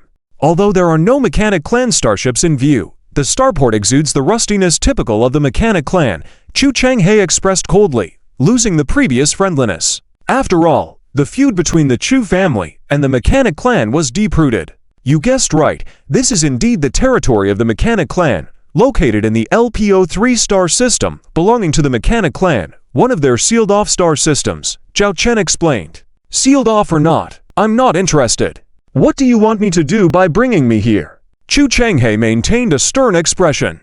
Chu Zhuan sensed the tension and looked worryingly at the commander. She knew her grandfather's feelings towards the Mechanic clan. Bringing him to the enemy's territory was certainly provocative. While Chu Changhe had refrained from questioning the collaboration between Falcon and the Mechanic clan previously, bringing him here now was stirring up trouble. What was the commander trying to achieve? Seemingly oblivious to Chu Chang's demeanor, Zhao Chen pointed to a distant azure planet. Do you see that planet? He asked. It's just a planet. What's so strange about it? Chu Changhe responded dismissively. But there is life on that planet. Zhao Chen dropped a cryptic remark that puzzled Chu Changhe. He continued, I know. The Mechanic clan, Starshine Empire, Holy Radiance Empire, and Warhammer Galactic Federal Kingdom all have deep-seated grudges. They've had several wars during the former Galaxy Alliance era. It can be said that just like the Millennium Old War between the Angel race and the Demon race, the enmity between the three empires and the Mechanic clan is just as intense. In this enduring conflict, countless starships have been sacrificed and peace is far from attainable. Chu Changhe remained silent, waiting for Zhao Chen to continue. I don't think a few words from me will convince you to let go of past grievances. But, I still want you to know the truth about certain things. However, this truth is currently classified. I hope you can keep it to yourself for the time being.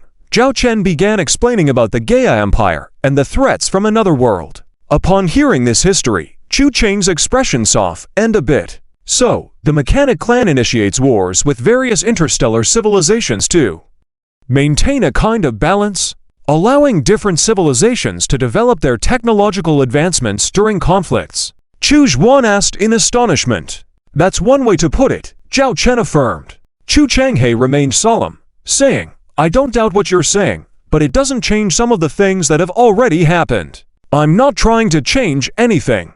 I just want to clarify some things. For example, Chu Zhuan's parents are actually still alive, Zhao Chen dropped a bombshell that instantly changed both Chu Changhe and Chu Zhuan's expressions. Chapter 1081, on Chu Zhuan's parents' home planet, in a field. A middle-aged man walked onto the path with a basket on his back, filled with freshly ripened crops. At that moment, he noticed a shuttle suddenly emerging from the clouds in the sky and descending.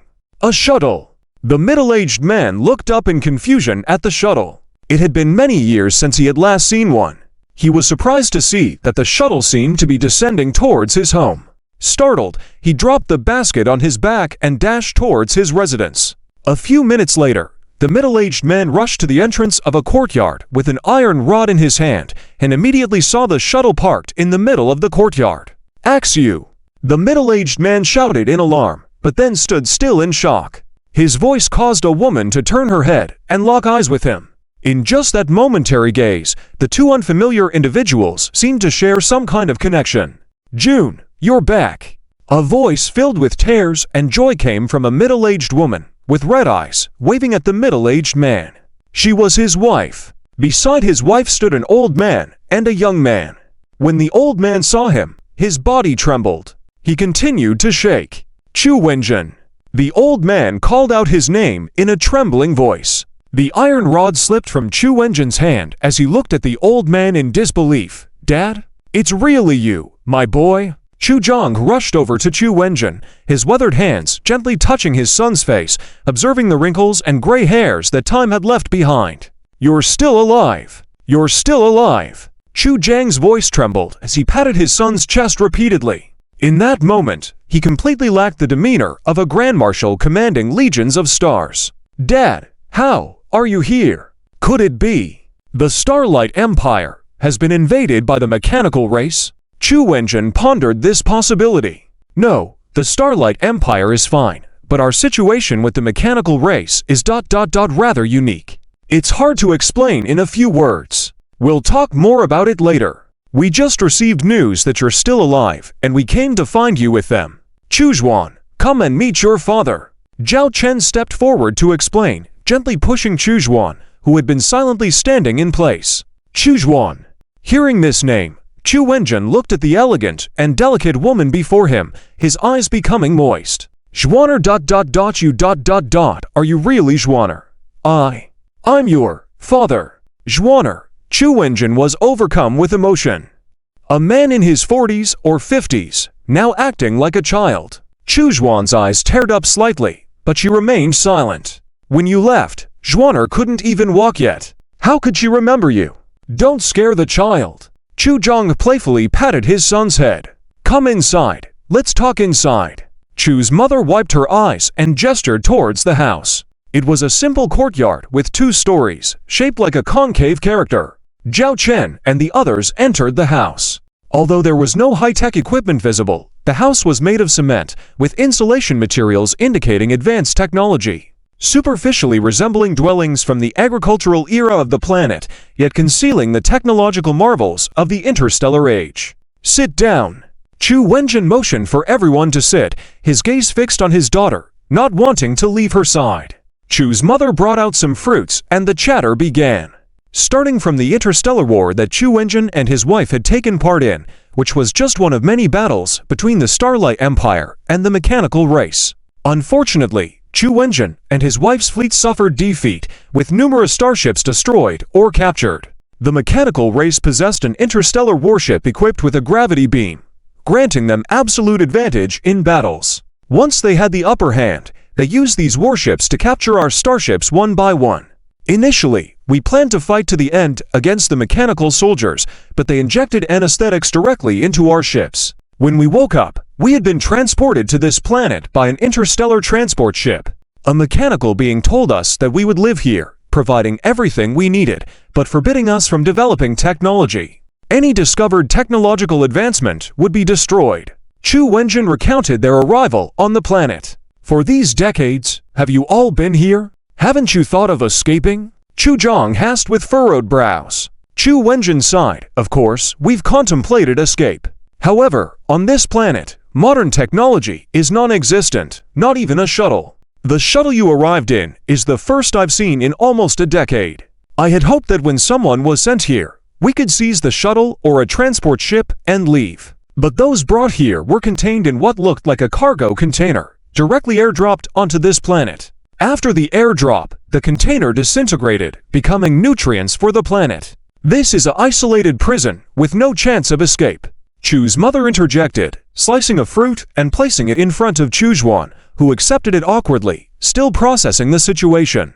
Fortunately, arrangements had been made on this planet when we arrived. The house we live in was assigned, and we were given work. We're in the outskirts, with a city inside. We primarily farm, and the crops we grow can be bartered with others or exchanged with the intelligent machines here for daily commodities like clothing and shoes. Others engage in various basic tasks. Essentially, by working just 3 hours a day, one can sustain themselves. There are laws similar to what we know, managed by the intelligent machines. Those who break the law are sent to a prison with reportedly harsh conditions, deterring disobedience. This planet experiences perpetual spring, with exceptional crops. Life here lacks any major problems. And so, we've lived here for decades. Never did I imagine we'd have the chance to see you all again, Chu's mother explained, wiping her tears. Chapter 1082.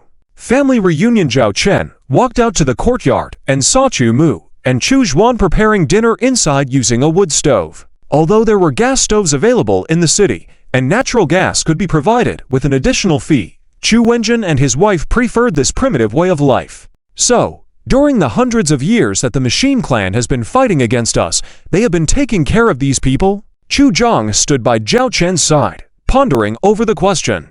Zhao Chen nodded and replied, yes. They show no mercy on the battlefield, but once they gain the upper hand, they capture the remaining enemies and arrange for them to live on planets like this. From what I understand, there are thousands of such planets in this sector of the galaxy alone, housing over 100 billion intelligent beings nurtured by the Machine Clan.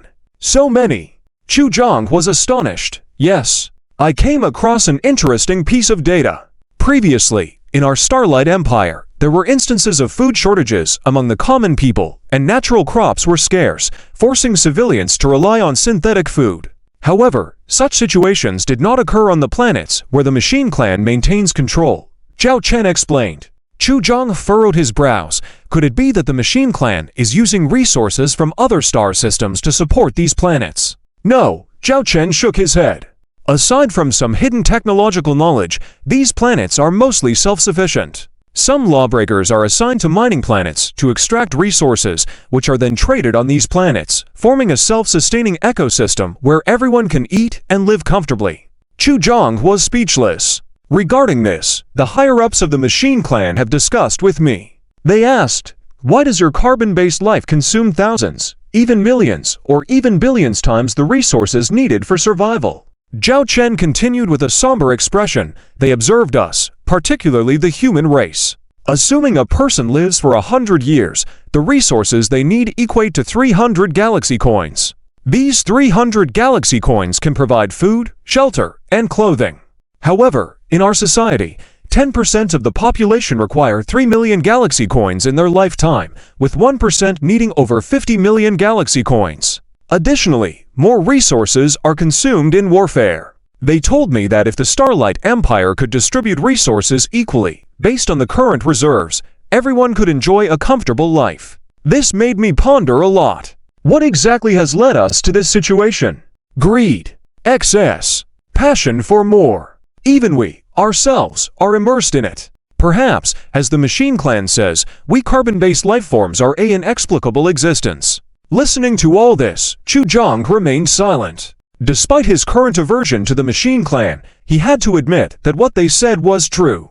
This was the current state of carbon-based life. What are your thoughts on the Machine Clan now, old man? Zhao Chen smiled at Chu Zhang. Chu Zhang coldly snorted, although my children are still alive. Many have sacrificed in this long war against the Machine Clan. I cannot simply let go of that hatred. Zhao Chen had already anticipated Chu Zhang's response. Bringing you here this time, I didn't expect you to suddenly let go of that hatred. I just hope that your views on the Machine Clan can change slightly. Because the cooperation between our Zhonglong faction and the Machine Clan might become closer. For instance, the Machine Clan is willing to provide us with 5 Starship industrial production sites. Once this news spreads, there will definitely be doubts. I can ignore the skepticism of others, but you have always been a senior I respect. I don't want any discord between us." Chu Jong looked at the young man in front of him and felt as if he had gone back to the time when he first saw this impetuous youth 5 years ago. "You, talking so much. Are you not tired? I'm old now. I can't be bothered with all these war matters. Let others do what they want." With that answer, Chu Jang's stance was clear. Zhao Chen smiled knowingly. "By the way, Chu Zhuan has 2 younger sisters," Zhao Chen suddenly mentioned. "What?" Chu Jang's eyes widened at the news. Zhao Chen teased, "You didn't think your son and daughter-in-law would be idle on this planet for over a decade, did you?" Without saying another word, Chu Jang swiftly headed back into the house and gave his son, who was helping his daughter, a smack on the back. "You brat! How could you not tell me that I have 2 granddaughters?" "Ah, Dad, I was so excited that I forgot," his son replied. "Where are my 2 granddaughters?" Chu Jang demanded. "They are studying at a school in the city, and they come back for 2 days every week," his son explained. "School? Studying?" Chu Jang was surprised. "We set up our own school. Although the Machine Clan restricts us from creating technological inventions, they do not prohibit us from imparting theoretical knowledge. So, we voluntarily established a school, hoping that our children can one day return to the stars. Today is Friday, so the school should be closed. Quick! Take the shuttle to bring my 2 granddaughters back." Chu Jang urged. "Huh? Is it that urgent?" his son asked. "After not seeing you for over a decade, my words no longer carry weight. Is that it?" Yes, I'll go now." Zhao Chen watched as the shuttle took off, then glanced back at the mother and daughter who were gradually getting along well inside the house. Zhao Chen couldn't help but feel a twinge of envy. After spending almost 6 years in this world, it was the first time he had felt a sense of loneliness. He wondered how his parents in his other world were doing. Having siblings might help alleviate the sorrow of his departure. He wondered if he would ever have a chance to return to his own world. Zhao Chen was filled with emotions. At that moment, a hand suddenly held Zhao Chen's from behind. Surprised, Zhao Chen looked at Chu Zhuan, whose cheeks were flushed. I see that you seem a bit lonely," Chu Zhuan whispered. "It's okay. I'm just happy to see your family reunited." "It makes me think of my own family," Zhao Chen replied. Chu Zhuan hesitated, thinking that Zhao Chen might be reminiscing about his deceased parents. She leaned slightly on his shoulder and said softly, "It's okay. Now, we are all your family. My mother just asked you if you if I what?" Zhao Chen looked puzzled at Chu Zhuan, who avoided eye contact. "It's nothing.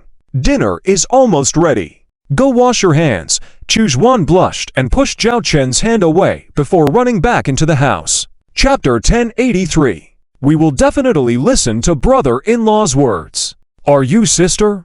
A pair of twin girls blinked their eyes at the woman in military uniform in front of them, full of curiosity. Chuksuan looked at her 2 sisters, whom she had never met before, and didn't know what to say for a moment. But the 2 girls seemed naturally familiar. They bombarded Chuksuan with questions. "Sister, you are so pretty. Sister, is this military uniform on you? It looks so cool. Is it the uniform of our Chu family army? Sister, are you a fleet commander now? How many interstellar battleships do you command? Are interstellar battleships very large? Do interstellar battleships travel fast in the starry sea? How many interstellar battleships do you have? Sister, that handsome brother, is he your boyfriend? Or husband? Do you have children? How did you come here? Were you also captured by the Machine Clan? Our parents always said that our hometown is not here, that we were captured here by the Machine Clan." Chuksuan was bombarded with various strange questions and didn't know how to react. "Okay, you two, stop pestering sister. Go wash your hands and get ready for dinner." Chu mother tapped the heads of the 2 sisters, and they obediently went to wash their hands. "These 2 sisters of yours are particularly lively in character. Used to running wild outside since young." Chu mother looked at her daughters, her eyes showing both fondness and a hint of apology. "Indeed, very different from my own childhood." Chuksuan reminisced about her own past. Perhaps this was the difference growing up during the agricultural era on this planet, more in tune with natural instincts. A very ordinary family meal, with ingredients mostly grown by Chu Wenjin in his fields outside. Maybe not as luxurious as those ingredients in the paradises of Zhao Chen, but it warmed Zhao Chen's heart. During this time, Chu mother became very interested in Zhao Chen, constantly asking about him. Chuxuan's sisters also bombarded Zhao Chen with questions. When they found out that Zhao Chen was now a commander with more than a dozen fleet legions under him, with over 500,000 interstellar battleships and his flagship being a T5 interstellar battleship, Chuxuan's sisters looked at Zhao Chen with admiration. T5 interstellar battleship? Things have developed so quickly outside. Now there are T5 interstellar battleships. Back then, we cherished a T for Northwind God-class heavy interstellar battleships so much. Chu Wenjin sighed. The changes outside are really huge. And all seem to be related to this young man. Chu Zhang glanced at Zhao Chen. Zhao Chen just grinned and didn't explain much. After a satisfying meal, Chuxuan's two sisters continued asking Chuxuan all sorts of questions, even taking her to the fields to catch insects that glowed, having a great time. What are your plans for the future? The Machine Clan has handed over all these star systems with intelligent life to us all dragons. We will arrange for people to contact those on the planets. If they want to return to their homeworlds, we will send starships to bring them back. If they want to continue living here, we will maintain stability here as usual. Are you planning to continue living here with Cici and Jia or return to the Chu family? Zhao Chen inquired about Chu Wenjin's and his wife's future plans. Chu Zhang also cast a look in their direction. What seemed like a simple question proved difficult for Chu Wenjin and his wife. Why? Don't you want to go back home? Chu Zhang looked puzzled at his son and daughter-in-law. Chu mother looked apologetically at Chu Zhang. Father, I also want to go back and see my parents. But we have grown accustomed to life here. Father, I used to yearn for the stars, commanding interstellar battleships, voyaging afar, engaging in battles. But since living on this planet for a few years, and with Cici and Jia, I prefer this kind of life. I like this small courtyard. I like the fields outside. Chu Wenjin gazed at the fields in the distance, observing the three Chu sisters running around. Even Chuxuan had taken off her military uniform jacket and was playing happily with her two sisters. Chu Zhang didn't scold the couple. You do really know how to enjoy family bliss. Well, since there are no problems with the Starlight Empire or the Chu family now, and if there are any, this young man has your back. I think this small courtyard of yours is quite nice. Are there empty rooms? Zhao Chen chuckled at the side, seemingly getting involved with the old man. Yes, we have, of course. Chu Wenjin understood the meaning behind his father's words and was willing to care for his father here in his old age. But Cici and Jia are 16 now, the age of curiosity for everything outside. There were restrictions before, but now everything is back to normal. If they want to go out and explore, I hope you two won't stop them. Chu Zhang said firmly. Chu Wenjin and his wife looked disheartened. Chu mother forced a smile. It's natural. When we were young, we also yearned for the stars. We won't stop their rights. If they want to go out, let them go. Auntie, rest assured.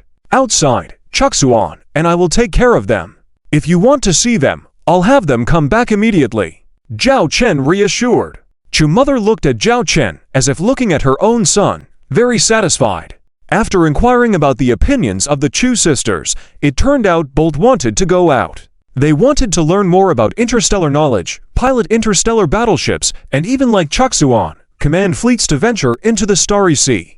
Seeing the sisters' determination, Chu Zhang and Chu Wenjin exchanged smiles. Perhaps this was something inherent in the blood of the Chu family. Zhao Chen and Chuxuan made arrangements for them to attend the Goddess Academy-level starships for further training, determining their own future based on their abilities and preferences. The next morning, Zhao Chen prepared to leave by shuttle. He watched Cici and Jia with their bags. You could actually spend more time here with Grandpa. You can go to the academy anytime. Zhao Chen looked at the sisters. Heh, we also want to explore outside soon. Cici stuck out her tongue. At this age, they couldn't wait to go outside. Let them go. Staying in this three-acre land for 16 years, it's time to see the outside world. But I warn you, outside, you must listen to sister and brother's words. If I hear you causing trouble, I will immediately bring you back. Chu Wenjin stared at his daughters. Cici and Jia stood straight, saluting like soldiers. Please trust us, father. We will surely follow sister and brother-in-law's arrangements and won't cause any trouble. Chuksuan's face flushed red, and she directly covered her two sisters' mouths. Chapter 1084. Phase 2 of the offensive begins. In the Galaxy Star Calendar, in the early days of August 3036, after a brief few days of ceasefire and rest, the Dragon Legion, Mechanical Legion Fleet, and Angel Legion Fleet were all ready to launch a new round of attack. On the Dragon Emperor ship's bridge, Lily marked the attack positions and outlined the preparations for the upcoming assaults. The Dragon Emperor pointed out the directions of attack for the Angel Legion and the Mechanical Legion, stating the numbers of ships and troops positioned in each direction. Zhao Chen stared at the stellar map, observing the 3 attack lines set up against the demon race territory. Lily detailed the military strength of the demons in each direction, highlighting their focus on the Mechanical Legion's direction due to the heavy enemy presence. Zhao Chen inquired about the progress in locating the hidden starship industrial bases of the demons, being informed of the discovery of 5 out of 7 locations. With the plans in place to take over these industrial bases, Zhao Chen ordered the commencement of the second phase of the offensive against the demons. The Dragon Legion, Angel Legion, and Mechanical Legion fleets simultaneously received the attack commands and prepared for battle. Each faction executed their battle plans, gearing up for a full assault on the demon territories. The story unfolds further as the various factions gear up for war, with each implementing strategic movements to dominate the battlefield and turn the tides in their favor. Chapter 1085. Assassin of the Starry Sea. Hundreds of interstellar stealth bombers suddenly appeared in the Starry Sea, directly clearing out all Demon Clan interstellar battleships and various outposts patrolling in this Starry Sea region. The entire process only took a short 3 minutes. Zhao Wanner had already simulated this attack process countless times in advance. The same situation was occurring for other battlefields as well. Zhao Wanner had issued instructions in advance that all Demon Clan patrol interstellar battleships must be cleared within 5 minutes. Report: all Demon Clan interstellar battleships and military facilities in the area have been cleared out. The target airspace has been secured, reported a subordinate to Zhao Wanner. Report to the Dragon Emperor: our first step has been completed. Zhao Wanner said calmly. Yes. Send 30 interstellar stealth bombers into the target area. Remember to be cautious. Whatever you see or encounter there, report back immediately. If you cannot report back, return. You must return within 10 minutes, otherwise it will be considered the loss of the entire army, Zhao Wanner instructed. Understood. Soon, the 30 interstellar stealth bombers that were prepared in advance slowly sailed towards the supposedly empty area. This was an advance team composed of 1 T5 Shadow of Alf King-class medium interstellar stealth bomber and 29 T for Shadow Demon-class light interstellar stealth bombers. The 30 interstellar stealth bombers entered a hidden state in advance. All weapon modules were put into combat readiness, and the star shields were ready to be activated at any time. Because no one knew what was hidden in that strange space. Zhao Wanner could not see the image of these 30 starships with her naked eyes. She could only determine their positions through fleet radar. She watched as they approached the area closer and closer. The advance team is entering the target area. All starships in the advance team have lost signal. All starships in the advance team have lost communication. This situation was anticipated. Now Zhao Wanner could only wait. Meanwhile, in the previously cleared area, a fleet of 3,000 all-Dragon interstellar battleships appeared under the leadership of a T for Wisdom class interstellar leap ship. Soon, a video window popped up in front of Zhao Wanner. She clicked to accept, and a female military officer appeared on the other side. Report: the 15th Legion's 10th Fleet of the Owl Dragon has been ordered to come. My fleet will be under your command. Please give your instructions. The fleet's female commander stood upright. In fact, Zhao Wanner didn't really need to give any instructions, as many operational details were already communicated to various units before the operation. Carry out your own mission. I will not interfere with the specific operational details. You are the fleet commander. You are responsible. In that area hides a folded space, or possibly a different dimension. I have dispatched 30 starships as an advance team to enter it. No matter what, they will report back within 10 minutes. If there is no message within 10 minutes, it will be considered the loss of the advance team. In any case, your fleet needs to enter this spatial area, and we will follow to coordinate with your operations. Do you understand? Zhao Wanner looked at the other person. I understand. Rest assured, Commander, we will complete the mission. The fleet commander replied promptly. At that moment, a radar officer beside them exclaimed, "Report, 1T for Shadow Demon-class light interstellar stealth bomber has come out of the target area." Zhao Wanner's eyes lit up. Then a video window popped up, revealing the captain of that returning T4 Shadow Demon-class ship. "What's the situation over there?" Zhao Wanner asked directly. At the same time, the fleet commander next to her could also hear. "Commander, after entering the target area, we found a larger space, comparable to a small galaxy. There are many industrial planets and facilities, as well as stargates. We observed at least 30,000 interstellar battleships stationed there. After we passed by, we were attacked by enemy ships. We are currently engaged in battle. We have not detected any enemy T6 destroyer-class heavy interstellar battleships." The captain quickly reported important information he had gathered. "All combat fleets, begin the attack," Zhao Wanner immediately ordered. The first to enter the target area was the 10th Fleet of the 15th Legion Owl Dragon. After all, they were a regular fleet suitable for conventional warfare. Zhao Wanner's interstellar stealth bomber fleet was more suitable for surprise attacks. Shortly after entering the area, the space in front of Zhao Wanner overlapped briefly with a bright mist before revealing another vast space. It was a star system, along with extensive industrial facilities, industrial planets, starports, and so on. At the same time, she saw the advance team engaging in battle. Currently, nearly 3,000 interstellar battleships were involved in the enemy's attack, with more battleships rushing from other patrol positions, totaling 30,000 interstellar battleships. The advance team of 30 interstellar battleships faced 3,000 enemy interstellar battleships, a seemingly overwhelming difference. But luckily, the presence of the T5 Shadow Wolf King-class medium interstellar stealth bomber made all the difference. With just one starship, the enemy was suppressed in a short amount of time. It was the first time this particular interstellar stealth bomber model had been showcased. Thinking back to when the commander told her about the performance characteristics of this interstellar stealth bomber, she was astonished. T5 Shadow Wolf King-class medium interstellar stealth bomber. Armor strength, 100,000 to 210,000 units star shield energy. 8 million units cruising speed. 1,200 knots subspace engine, level 9 subspace engine length, 5.6 kilometers mass, 3.1 million tons crew, 300 people ship weapons, 100,000 heavy short-range particle torpedoes, 3,000 short-range heavy anti-ship missiles, 3,000 short-range heavy mother-child bombs, 500 optical camouflage missiles, 500 electromagnetic interference missiles, 500 thermal interference missiles, 500 smoke interference missiles. Special feature: Wolf King hidden mode, able to attack in stealth mode without revealing itself. Many of these features were upgrades from the T4 Shadow Demon class. The major change was the upgrade from light to medium size, allowing for more weapons to be loaded. The most significant improvement was the ability for the interstellar torpedoes to remain hidden. When the 3,000 enemy ships were first hit with an attack alert, the Demon Clan interstellar battleships that launched the first attack didn't even see the attacker's weapons. They only saw the halo produced by the attack on the star shield and the attack on the ship's body after the shield was destroyed.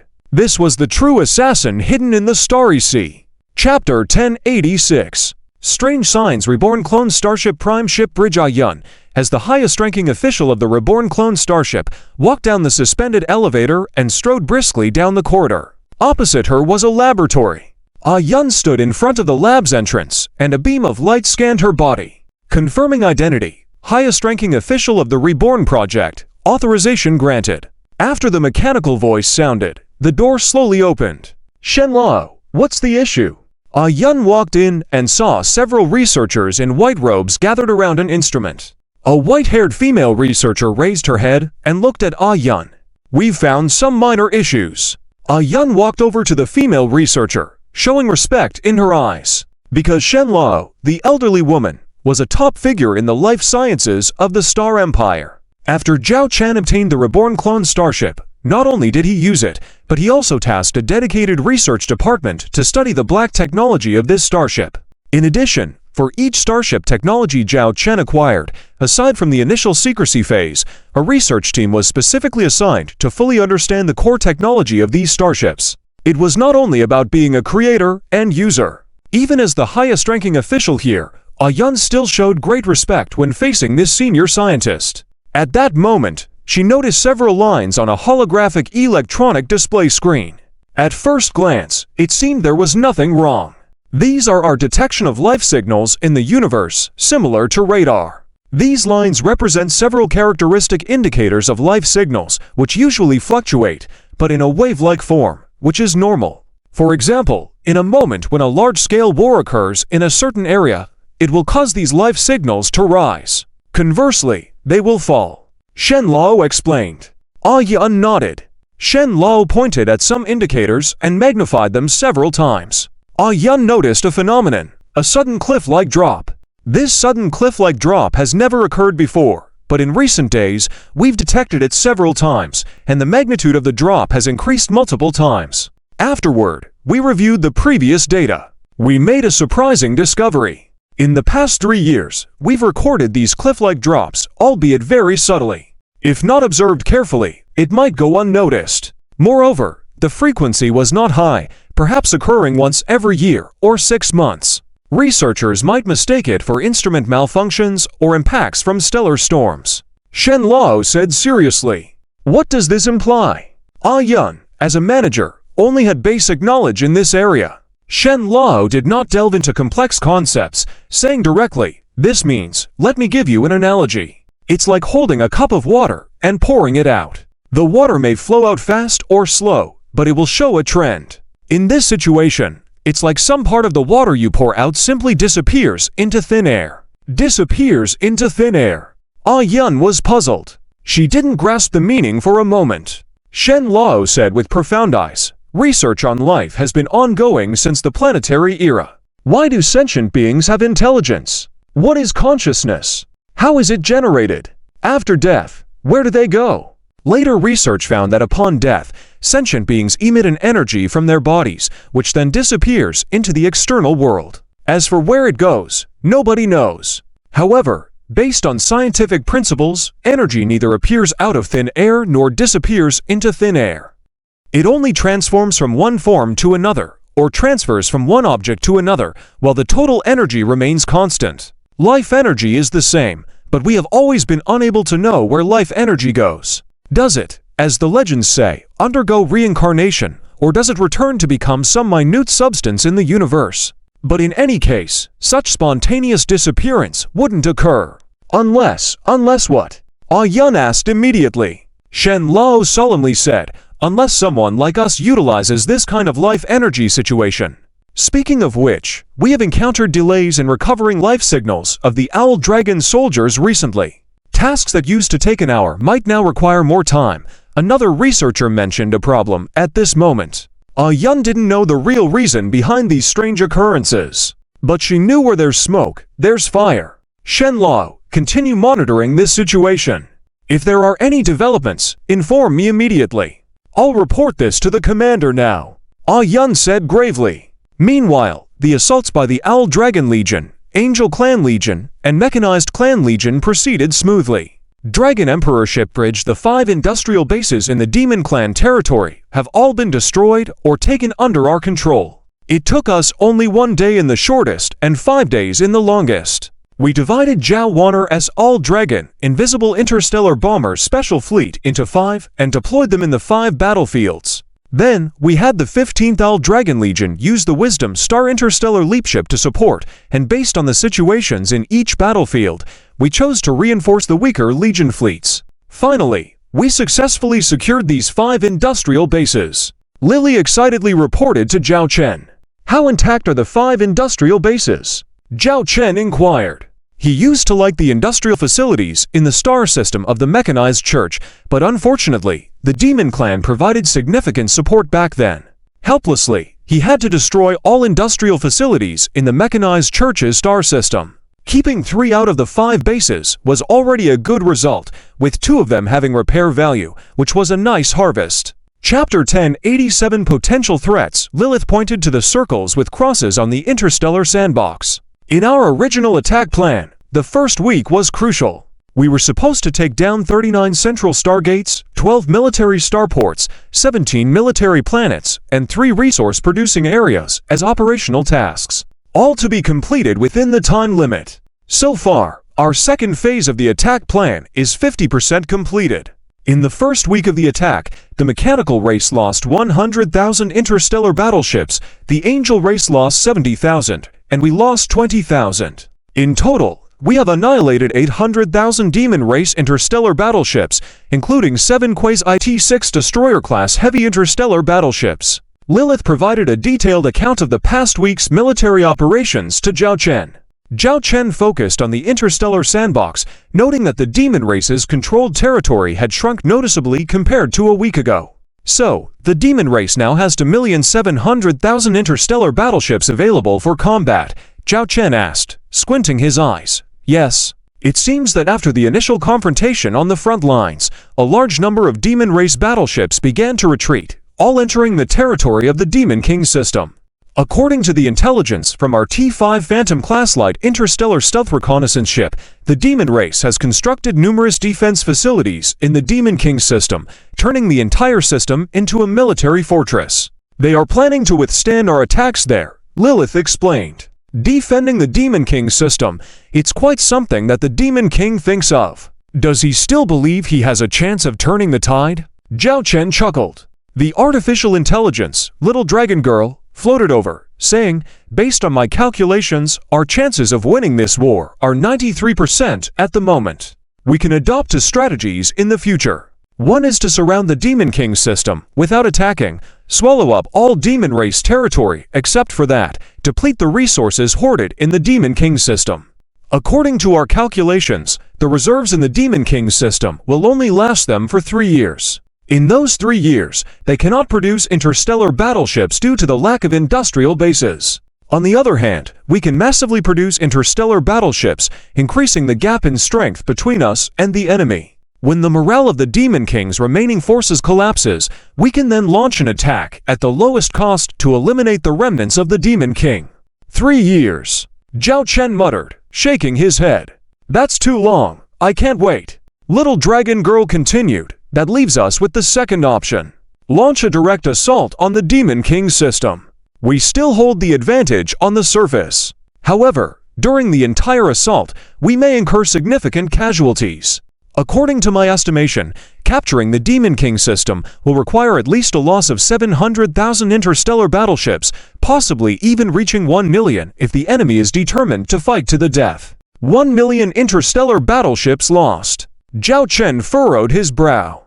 Although he knew this loss would include battleships from the mechanical and angel races, it was still a significant blow. If it were not for the potential threats from the Gia Gate, Zhao Chen might consider eliminating them altogether. But considering the hidden dangers from the Gia Gate, he couldn't afford to have his Phoenix Legion suffer massive losses and had to prepare for any potential dangers. The loss is too high. We can accept the cost of 50,000 interstellar battleships, Zhao Chen said sternly. Little Dragon Girl rubbed her chin and said, if we aim to control our casualties, it may affect our efficiency in the attack and increase our battlefield consumption significantly. The tactic is straightforward, using the interstellar missile fleet to push forward gradually, slowly encroach on the enemy's controlled space, and ultimately eliminate them. However, this approach could cost us more than 10 trillion interstellar coins. Interstellar missile ships were the most suitable weapons for siege assaults, but they also meant astonishing battlefield consumption. This dilemma left Zhao Chen in a difficult position. Discuss with Charlotte and see if there are any other viable options. Try to minimize our losses and take down the Demon King system in the shortest time possible. Zhao Chen assigned this challenging task to Little Dragon Girl and Charlotte. It's best to leave professional matters to professionals. Beep, beep, beep. At that moment, Lilith received a notification on her terminal device. She checked it and then looked at Zhao Chen. Commander, the head of the Phoenix Star System Rebirth Project, Ian, urgently needs to contact you. The Rebirth Project? Zhao Chen was surprised. The Rebirth Project had been running smoothly without issues that concerned him. Now, Ian was reaching out, indicating something significant. Bring her in, Zhao Chen ordered. Shortly, a video window appeared in front of Zhao Chen. On the other end was the concerned Ian.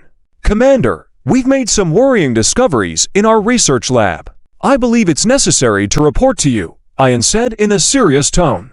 Go on, Zhao Chen replied.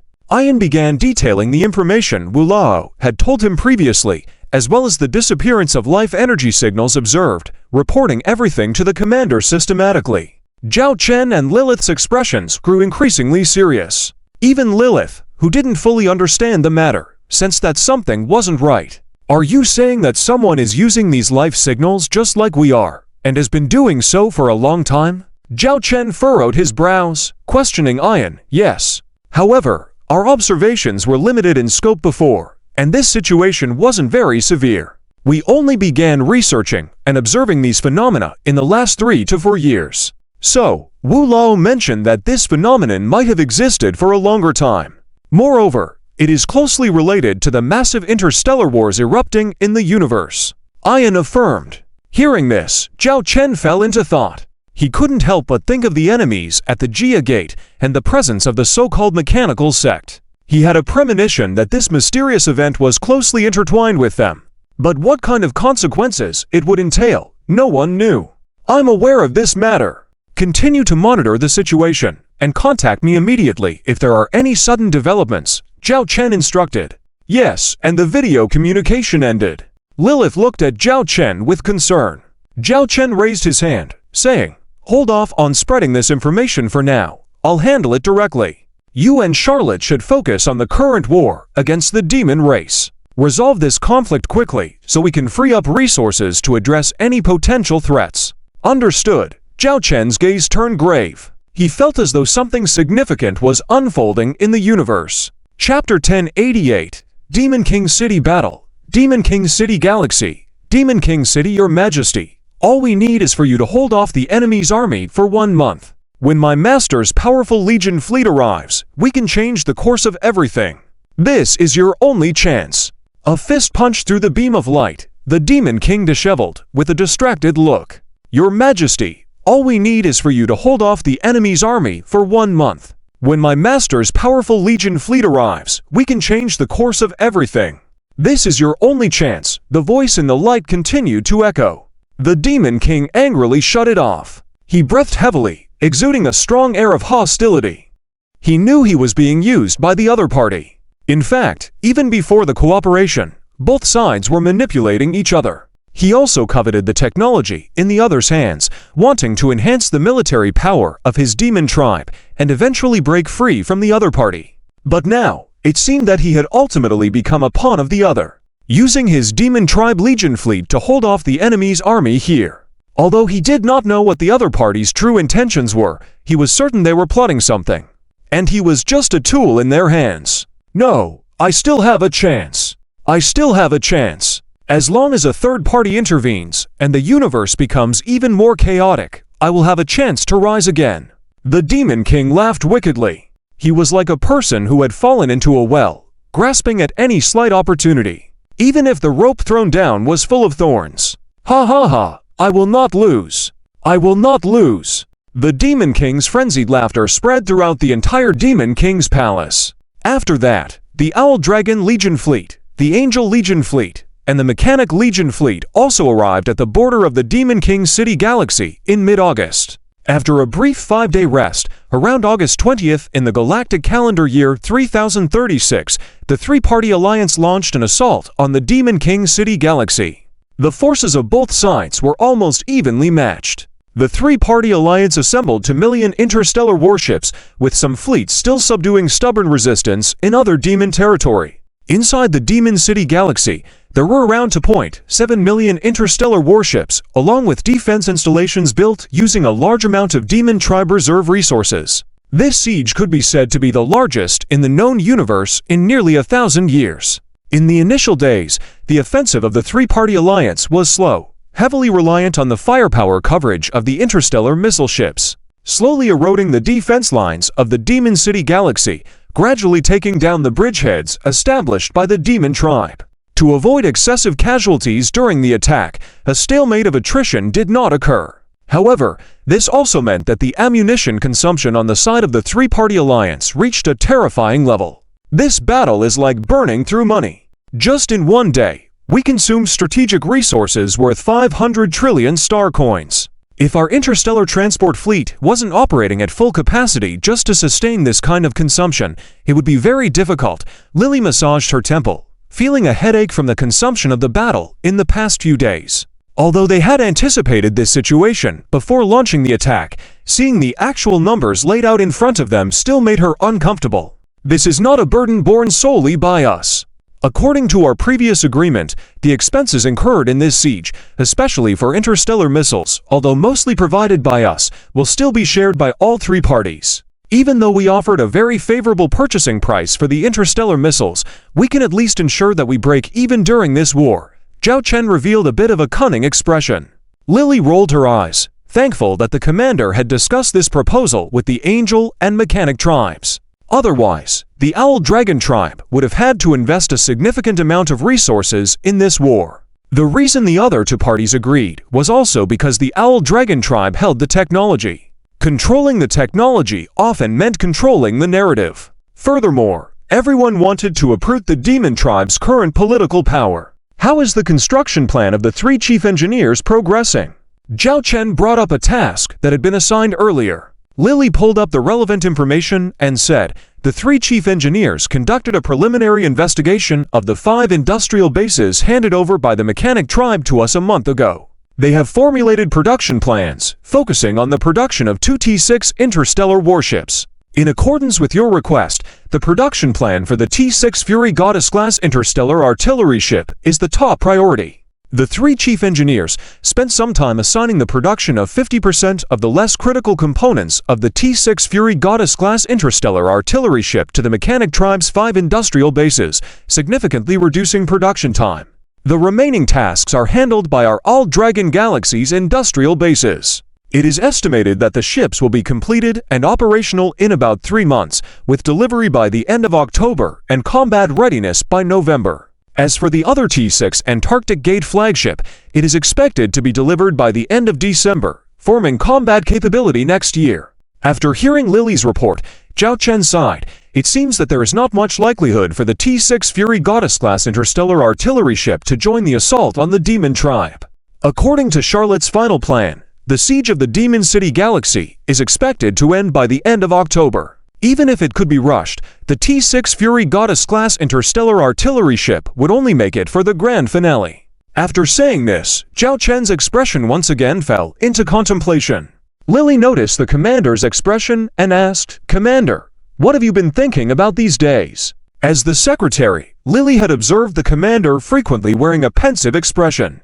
Zhao Chen sighed and spoke gravely. The Demon tribe, the mechanical divine cult, and the recent mysterious signals of life energy. These are matters that have yet to be resolved, especially the last two. They make me uneasy. And I have a premonition that many secrets might lie on the other side of that Gaia Gate. The leader of the Mechanic tribe mentioned before going into hibernation that once I can go to the other side of the Gaia Gate, I can learn some secrets. So given the current situation, I am contemplating whether to go now or wait until after this war ends. Chapter 1089 sets off to the Gate of Gaia. After listening to the commander's words, Lils pondered for a moment and then said, "Commander, you are worried about the potential dangers." Zhao Chen nodded. Since learning about some things on the other side of the Gate of Gaia, Zhao Chen had been thinking about them almost constantly. Especially because he was unclear about the full extent of these threats, the unknown was even more terrifying. "Commander, let me ask you a provocative question. Do you think your presence here is helpful in the battle against the Demon King City star system of the Demon Clan?" Lil suddenly asked. Zhao Chen was taken aback. Then he understood the meaning behind Lil's words. In truth, Zhao Chen's assistance to the Dragon Army largely relied on the starship technology he could provide and the occasional system tasks that appeared. Apart from that, Zhao Chen's individual abilities did not match those of his subordinates. Currently, Zhao Chen had plenty of mission points and system points, but in order to be able to exchange for T6 level technology right after obtaining access to the T6 store, Zhao Chen decided not to spend these points for the time being. And to open the T6 store permission, there was still one last condition left: crossing the Gate of Gaia. After thinking it over, Zhao Chen realized that he might indeed not be of much help in the current battle against the Demon Clan. In terms of warfare, Lils was in charge, and the Dragon Emperor AI Little Dragon Girl assisted, while Lils coordinated logistics. In the production of interstellar battleships and in the industrial field, it was supervised by Anne and 2 other chief engineers. Currently, the remnants of the Demon Clan were within the Demon City star system and did not pose much of a threat. The only remaining threats were the 2 hidden industrial bases that had yet to be discovered. However, with only 2 industrial bases, they probably wouldn't pose too much of a threat. If I were to leave, could you all handle things here? Zhao Chen looked at Lils and asked solemnly. Lils rolled her eyes. Commander, let's not say things we shouldn't. When you act like a boss who delegates tasks, do you think we'll be short of anything? Zhao Chen chuckled, conceding to the fact. Commander, you excel in leadership. You are the backbone of our dragon army, our standard bearer. But if there are more important matters that require your attention, I believe you can boldly leave them to us. Here, myself, Charlotte, and other generals will take care of everything. After all, we were all chosen by you. Lils confidently raised her head. Zhao Chen took a deep breath and had made his decision. Contact Charlotte. I need to explain some things to her before I leave. Zhao Chen instructed. Yes. Soon, Charlotte's holographic projection appeared in front of Zhao Chen. Zhao Chen explained his plan to Charlotte as well, preparing to go to the other side of the Gate of Gaia to explore the hidden dangers and more secrets in the universe. I may need to take some interstellar battleships with me. How many do you think is appropriate for me to take without affecting the situation here? Zhao Chen asked. Charlotte promptly replied, You can go to the other side of the Gate of Gaia.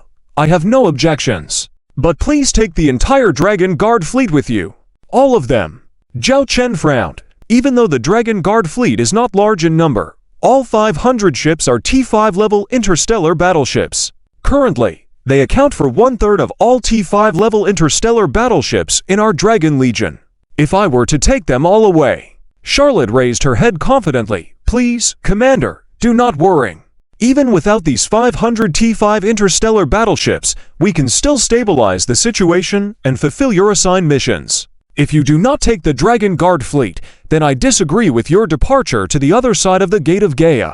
After Charlotte spoke, she even looked at Zhao Chen challengingly. Zhao Chen knew that Charlotte was concerned about his safety. All right, I agree. Zhao Chen said. The T5 Dragon Emperor can stay, and you can switch to the T5 Pluto. Charlotte added.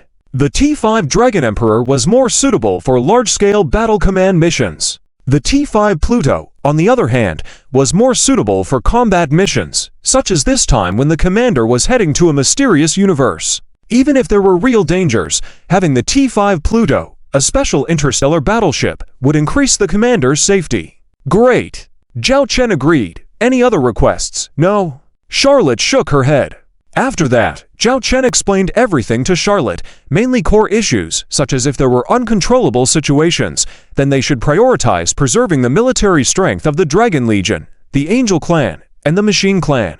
They could abandon the occupation of the Demon Clan territory, and everything could be discussed upon his return. In short, they had to be cautious and careful in everything. Then I'll leave everything here to you. You and Lils will represent me with full authority of the Dragon Army, having the highest command authority. Zhao Chen granted Charlotte and Lils this authorization. Charlotte and Lils silently nodded. After that, there was a series of preparations. After all, Zhao Chen was going to a different universe, and based on the information he received earlier, the Gate of Gaia would need to wait for more than a month after it opened once. To prevent any potential battles, it wasn't enough to have only combat-type interstellar battleships. They needed some auxiliary interstellar battleships as well. Soon, the complete lineup of the Dragon Guard fleet accompanying Zhao Chen on this trip was finalized. In addition to expanding from the original 300 T5 starships to 500 T5 starships, there were also 300 auxiliary interstellar battleships, 30 T5 Spectre-class superlight interstellar reconnaissance ships, 50 T5 Nova-class heavy interstellar industrial ships, 150 T5 Arc-class heavy interstellar supply ships, and 70 T5 Leviathan-class super heavy interstellar transport ships. With these T5 auxiliary interstellar battleships accompanying them, the combat capabilities of this Dragon Guard fleet would be raised to a higher level. You've decided to go to the Gate of Gaia. Yin looked surprised at Zhao Chen. She thought Zhao Chen would go to the other side of the Gate of Gaia after this war against the Demon Clan ended. Yes? You mentioned that the last opening of the Gate of Gaia would be in 3 days. Can you arrange it for us? Zhao Chen asked. A Yin looked at Zhao Chen for a few moments, then nodded, I can. From then on, Zhao Chen would head to the other side of the Gate of Gaia to explore more secrets. Chapter 1090. The Dark Alien Dimension. More than 800 interstellar battleships of the Owl Dragon Guard Fleet gathered in the enclosed space of the Mechanical King's Court. Across from them stood the imposing Gaia Gate. Captain Zhao Chen of the Dark Lordy Bridge sat on the captain's chair, staring at the Gaia Gate in front of him. For some reason, the more Zhao Chen looked at the Gaia Gate, the more he felt as if something was calling out to him. Senior executive of the Mechanoid tribe, request to come aboard. The first officer of the Dark Lord spoke up. Let her come aboard. Although Zhao Chen didn't know why a Ying would visit at this time, there must be a reason for it. Soon, a Ying appeared on the bridge. I didn't expect you to decide to cross the Gaia Gate so quickly. A Ying approached Zhao Chen, looking at the Owl Dragon Lord.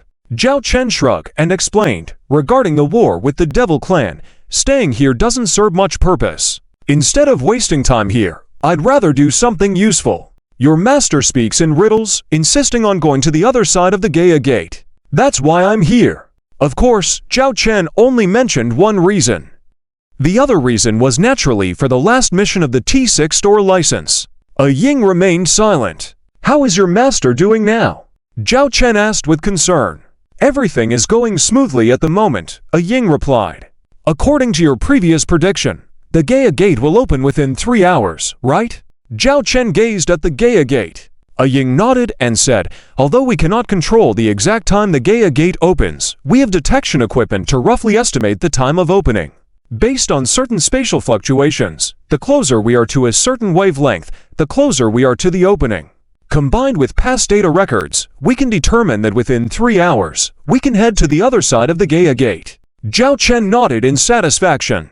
Suddenly, he seemed to sense something and looked at a Ying beside him in surprise. You said, we. A Ying nodded. Yes, we. Are you going with us over there? Zhao Chen was surprised. A Ying calmly said, yes, although there are our personnel fleets stationed on the other side of the Gaia Gate, in order to support your actions and fulfill the tasks assigned by our master. After discussing with the Jinn, I decided to follow you to that side. During this process, I will fully assist you. After all, as you said, the battles here basically won't cause any waves anymore. I think the threat on the other side of the Gaia Gate is greater. In the past repeated battles, our master has never suffered such serious injuries. As she spoke, a Ying's tone became serious, which was beneficial for Zhao Chen. So, are you going to board my interstellar battleship? Zhao Chen inquired. Do you mind? A Ying asked Zhao Chen. Zhao Chen shrugged. It doesn't matter. So, the two of them finalized this matter. A Ying, as a representative of the Mechanoid tribe's high command, would accompany Zhao Chen on this journey. Have you been to that side before? Zhao Chen suddenly asked. 3 times, a Ying replied. How did it feel? Zhao Chen asked curiously. It's a place that makes you despise and detest it. A Ying gave an answer that surprised Zhao Chen. To make a mechanical life form say that a place is loathsome and detestable. That was truly unexpected. At that moment, Zhao Chen suddenly noticed movement at the previously quiet Gaia Gate. There were flickering lights within the Gaia Gate, forming swirling patterns spinning at different speeds. Zhao Chen squinted, observing carefully. Suddenly, he felt as if he saw a model of the universe, with those swirls representing galaxies, nebulae, and other celestial bodies. We can depart now, a Ying spoke up. All right. Zhao Chen sat on his familiar couch, pointing to the seat next to him. Do you want to sit? Thank you. No need. A Ying didn't sit, and stood beside Zhao Chen like a guard. Zhao Chen didn't say anything more. He accessed the command channel. All commanders of the Owl Dragon Guard Fleet, prepare to depart and cross the Gaia Gate. The previously quiet Owl Dragon interstellar battleships anchored in this starry space began to activate once again, forming a column formation and heading towards the Gaia Gate. Zhao Chen witnessed the first Owl Dragon interstellar battleship passing through the Gaia Gate, a T5 Divine Savior-class heavy interstellar armored artillery battleship, followed by the second, the third. Finally, the Dark Lord, where Zhao Chen was, also crossed the Gaia Gate.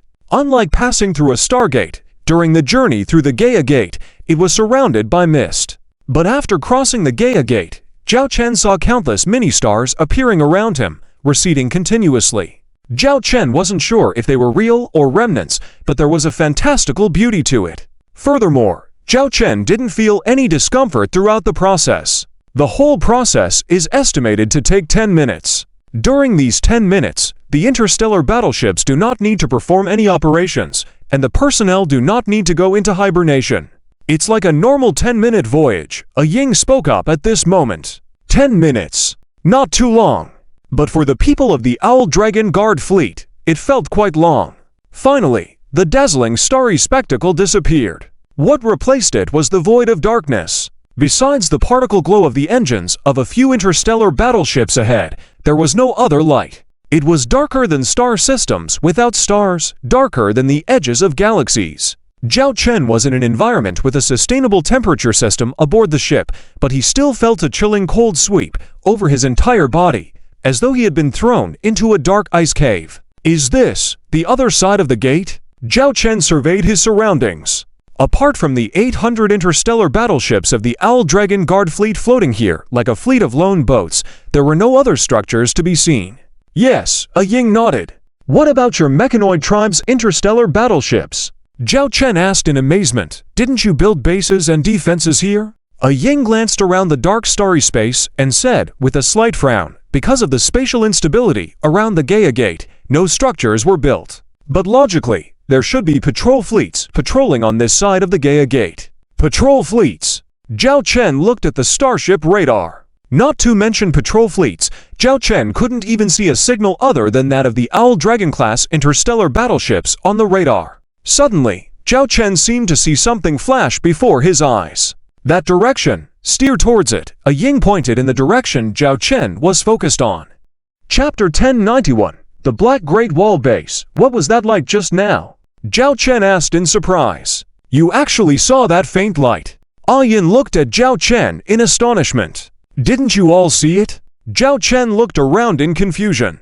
The officers and female soldiers around Zhao Chen shook their heads, indicating that they hadn't seen anything just now. Ah Yin explained, in this special space, normal navigation will be disrupted. For the sake of safe navigation and direction, we have built a torch beacon at the base. It is a type of energy wave that can be transmitted a long distance without interference. Other starships can locate themselves through this torch beacon. When the torch beacon emits signals, it will also flicker at a certain frequency, but it is difficult to observe unless special equipment is used. After speaking, Ah Yin evaluated Zhao Chen. So that's how it is. Could it be that I was able to see it because my body has been modified? Zhao Chen didn't say much on this topic further. He ordered the fleet to sail in that direction. After that, Zhao Chen could see at intervals a flickering light in that direction. The feeling was as if in the vast sea of the night sky, a distant signal tower was intermittently visible. The Owl Guard's fleet used conventional engines and sailed for about half an hour before discovering other bright lights in the pitch-black space. At the same time, there were also fluctuations on the starship radar. Report, energy signals from interstellar warships have been detected ahead, along with some other signal fluctuations. But due to the chaos, they are indistinguishable. The deputy commander reported to Zhao Chen. Continue sailing, Zhao Chen said. Later, Zhao Chen asked Ah Yin, can you contact the people at your base? Ah Yin replied indifferently, I've been using the single-person communication device inside me to contact them. Normally, I should have been in contact with them 10 minutes ago. But so far, there's been no response. Zhao Chen was surprised to know that this mechanical being is also a mobile communication device. Could something have happened at your base? Zhao Chen asked. I don't know. Ah Yin shook her head with a serious expression. Soon, in the dark space, Zhao Chen could observe some light, and it sourced through a deep space telescope. They were mechanical structures, resembling mechanical factories. On the exterior of these factories were flashing light columns, which Zhao Chen could observe from afar. It was as if in space, looking down on the lights of a city at night on a planet. Contact established. Ah Yin tapped her temple lightly and said solemnly. Zhao Chen looked at Ah Yin. After a few moments of staring blankly, Ah Yin looked at Zhao Chen and said, indeed, something has happened. The Black Great Wall base is currently in a state of war. That's why they couldn't receive my message in time. A state of war? Zhao Chen asked in surprise. Didn't your masters just end a battle a little over a month ago? How come they are fighting again? I don't know. But the current situation is very intense, and the frontline commanders are in battle, so they can't host us for now. However, they have granted us permission to navigate inside the base, Yin explained. Is there anywhere we need to help? Zhao Chen asked with concern. The Black Great Wall defense line, established by the Machine Clan, is to resist the invasion of unknown enemies, which is also to protect the universe where Zhao Chen lives. If the Black Great Wall defense line falls, it would be a result Zhao Chen does not want to see. Although the situation is intense, the Black Great Wall defense line has been built by our Machine Clan for hundreds of years. There shouldn't be a major problem for the time being. You better find out what mission your master has left for you, Yin said. Zhao Chen came here this time because the little girl said before going into hibernation that there was something she needed his help with. But specifics on what to do would only be known when Zhao Chen personally crossed through the Gate of Gaia. Where should we go now? Zhao Chen asked. Yin pointed to the center of the Black Great Wall base. There's a number 1 starport there. If your master has left any messages, we should find them there. Zhao Chen nodded and ordered the Mingguang to sail towards the number 1 starport. At the same time, Zhao Chen also gave orders to the other interstellar warships to maintain a high alert and be prepared for combat at any time. He also arranged for several T-5 Ghost-class light interstellar stealth reconnaissance ships to scout the situation at the Black Great Wall defense line. Many things require first-hand intelligence for peace of mind. Yin did not comment on Zhao Chen's arrangements. Zhao Chen was alerted by a popping sound, signaling the completion of an important task of this trip. System prompt. A mission has been completed. T6 Mall mission content. Mission 1. The mission points in the host account reach a value of 10,000. Completed Mission 2. The system points in the host account reach a value of 1 billion.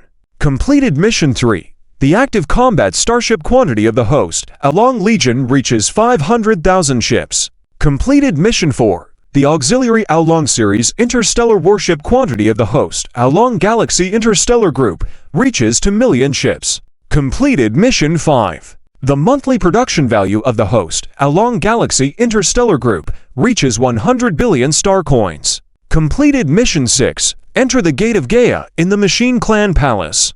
Completed. At this moment, Zhao Chen received a prompt about completing the important objectives of this journey.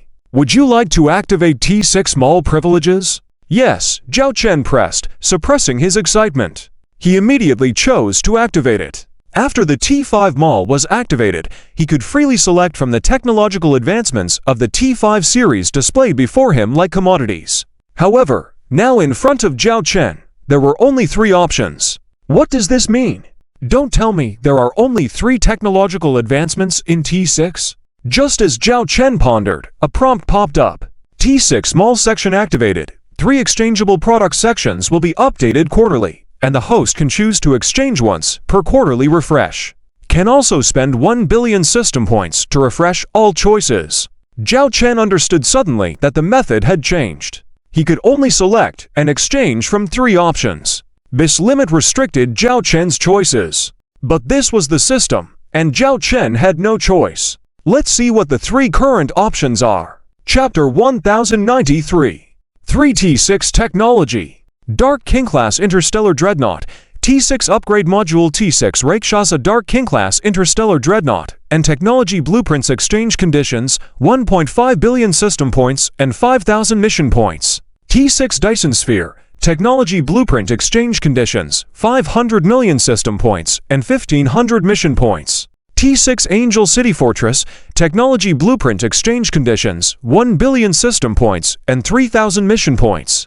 Zhao Chen looked at the 3 options in front of him. At first glance, each one was more surprising than the previous one. The first one, the Dark King Class Interstellar Dreadnought, needs no explanation. Zhao Chen is currently on this starship. And this exchange reward, as the name implies, naturally allows the Dark King to be upgraded to T6 level, with the name changed to T6 Rakshasa Dark King Class Interstellar Dreadnought. The related combat performance is also further improved. While the exchange conditions are somewhat steep, for now, Zhao Chen's savings can still afford it.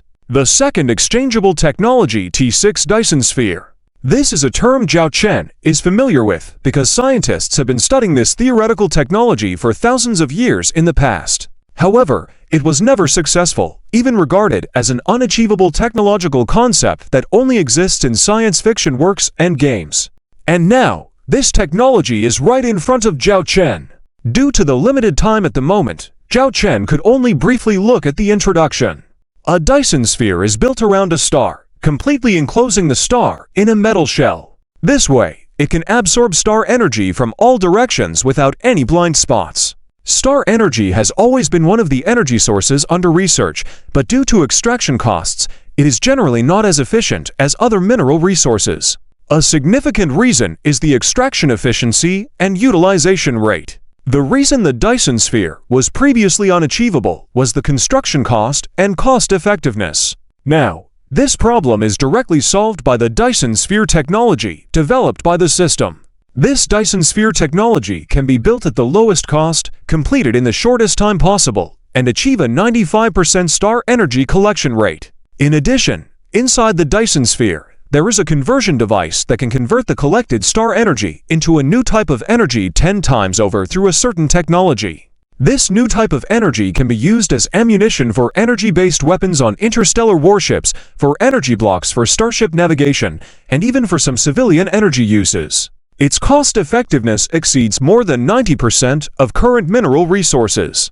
And keep in mind, once those mineral resources are exhausted, they are gone, whereas stars, although have a lifespan, are very long-lasting. Additionally, there are so many stars in the universe that there is simply no difficulty in finding them. All that is needed is to select the suitable ones. With this technology, Zhao Chen's Owl Dragon Galaxy Interstellar Group will gain another enormous wealth, even serving as a money-making machine. This would greatly alleviate the current shortage of resources in the Owl Dragon. This technology must be exchanged at all costs. Zhao Chen is determined. Zhao Chen's gaze moved down to the third technology, T6 Angel City Fortress. As the name suggests, this is a military fortress built with T6 technology. However, it is a mobile interstellar fortress that can perform ultra-long-range space jumps. Moreover, this T6 Angel City Fortress is equipped with auxiliary Quasi-T6 unmanned combat-type starship technology. It is similar to an interstellar carrier where, in the event of an enemy encounter, these Quasi-T6 unmanned combat-type starships can be dispatched. This way, this interstellar fortress can be used for defense and offense. These three T6 technology advancements are really enticing. Zhao Chen glanced at his current wallet. System points, 2 points per billion. Mission points, 10,000. In the previous T6 mall per mission missions, there were requirements for system points and mission points, but they were not deducted, just required to reach that value. Now, the wealth Zhao Chen has accumulated during this time finally has a purpose. It's a pity that the system points are only 2 points per billion at the moment, enough to exchange for 2 technology advancements. But with the passive fleet earnings currently reaching 600 million points monthly, it will only take 1 more month to exchange for the remaining technology advancement. Exchange. Consuming 1.5 billion system points and 5,000 mission points, successfully exchanged for Dark King Class Interstellar Dreadnought, T6 Upgrade Module T6 Rakshasa Dark King Class Interstellar Dreadnought, and Technology Blueprints. Consuming 500 million system points and 1,500 mission points, successfully exchanged for T6 Dyson Sphere, Technology Blueprint. System points, 400 million. Mission points, 3,500. Zhao Chen immediately obtained to T6 technology advancements, with the only drawback being the T6 Angel City Fortress not get exchanged. But just wait for 1 more month. By that time, he would almost be returning to his own universe, so he could just bring out these 3 technology advancements and put them into production. Lord, we have arrived. The voice beside Zhao Chen called him back to reality. Good. Zhao Chen responded with a brilliant expression. Even Yin felt a bit overwhelmed by his smile. The Dark King successfully docked at the outer berth of the #1 starport of this Black Great Wall defensive base. At this moment, a video window appeared in front of Zhao Chen. It was the starport communication channel. On the other side was a humanoid being covered in platinum steel armor, with 3 pairs of pure white mechanical wings behind them. A platinum lace veil covered their head. The body structure was feminine in nature. Long time no see, Z. Long time no see, Yin. The opposite party also spoke, with a proud female tone. This was Zhao Chen's first time hearing a mechanical life form speak with such pride. Allow me to introduce, this is our highest combat commander at the Black Great Wall Defensive Base, Z Angel. After Yin introduced the opposing mechanical life form, they turned to prepare to introduce Zhao Chen when the mechanical angel on the other side spoke. No need for an introduction. Master mentioned you when he came before. Zhao Chen, the highest head of the Owl Dragon Galaxy Interstellar Group, commander of the Owl Dragon Legion, lord of the Owl Dragon Galaxy, one of the known highest rulers in the universe. Zhao Chen was surprised that the little guy had mentioned him here. The master left a message for you, but he needs you to come in person. Yin will take you, and I will wait here. After the mechanical being finished, they ended the communication. They had quite the air of pride. This person gave Zhao Chen a sense of familiarity, almost reminiscent of certain angels he had met in the past. Chapter 1094, Returned Information Capsule. She is called Z, full name Z Angel. Again and Zhao Chen walked into the Star Harbor corridor. Again noticed Zhao Chen's puzzled expression. She continued, do you feel familiar with this name? This is a term from the angel civilization. They also have an angel legion named after it. She was personally cultivated by her master, and her body was personally constructed by her master. At that time, she was built based on the angel race as a template. So you will see that her physical appearance is very similar to the angel race. At the same time, her emotional module also uses the common arrogance of the angel race. Therefore, the attitude of Z Angel just now, I hope Lord can forgive her. It turns out that there is such a story behind this Z Angel. Related to the angel race as distant relatives, it's no wonder Zhao Chen had a sense of deja vu. Later on, again led Zhao Chen to a hall. There was no one else in the hall, only a figure standing in the middle of the hall, and a 1-meter-high cylindrical platform with a suspended crystal on it. The figure was none other than the Z Angel that again had just mentioned. Z, following the master's orders, I brought him here, again spoke up. Z Angel looked Zhao Chen up and down. Although Zhao Chen couldn't see the angel's eyes, he could feel the inherent pride, truly embodying the saying, good at being bad. Place your hand on this crystal, and you will see the message left by the master, Z Angel said coldly. Zhao Chen placed his hand on it. Suddenly, the images around Zhao Chen changed. A familiar small figure appeared before Zhao Chen's eyes. It was the little girl. She was sitting on a high stool, swinging her legs, just like an innocent and carefree little girl. Heh. I knew you would come. I guessed right again. I won against Z. The little girl sounded very happy, as if she had won some kind of bet against the Z Angel. You? Zhao Chen was about to speak, but was interrupted.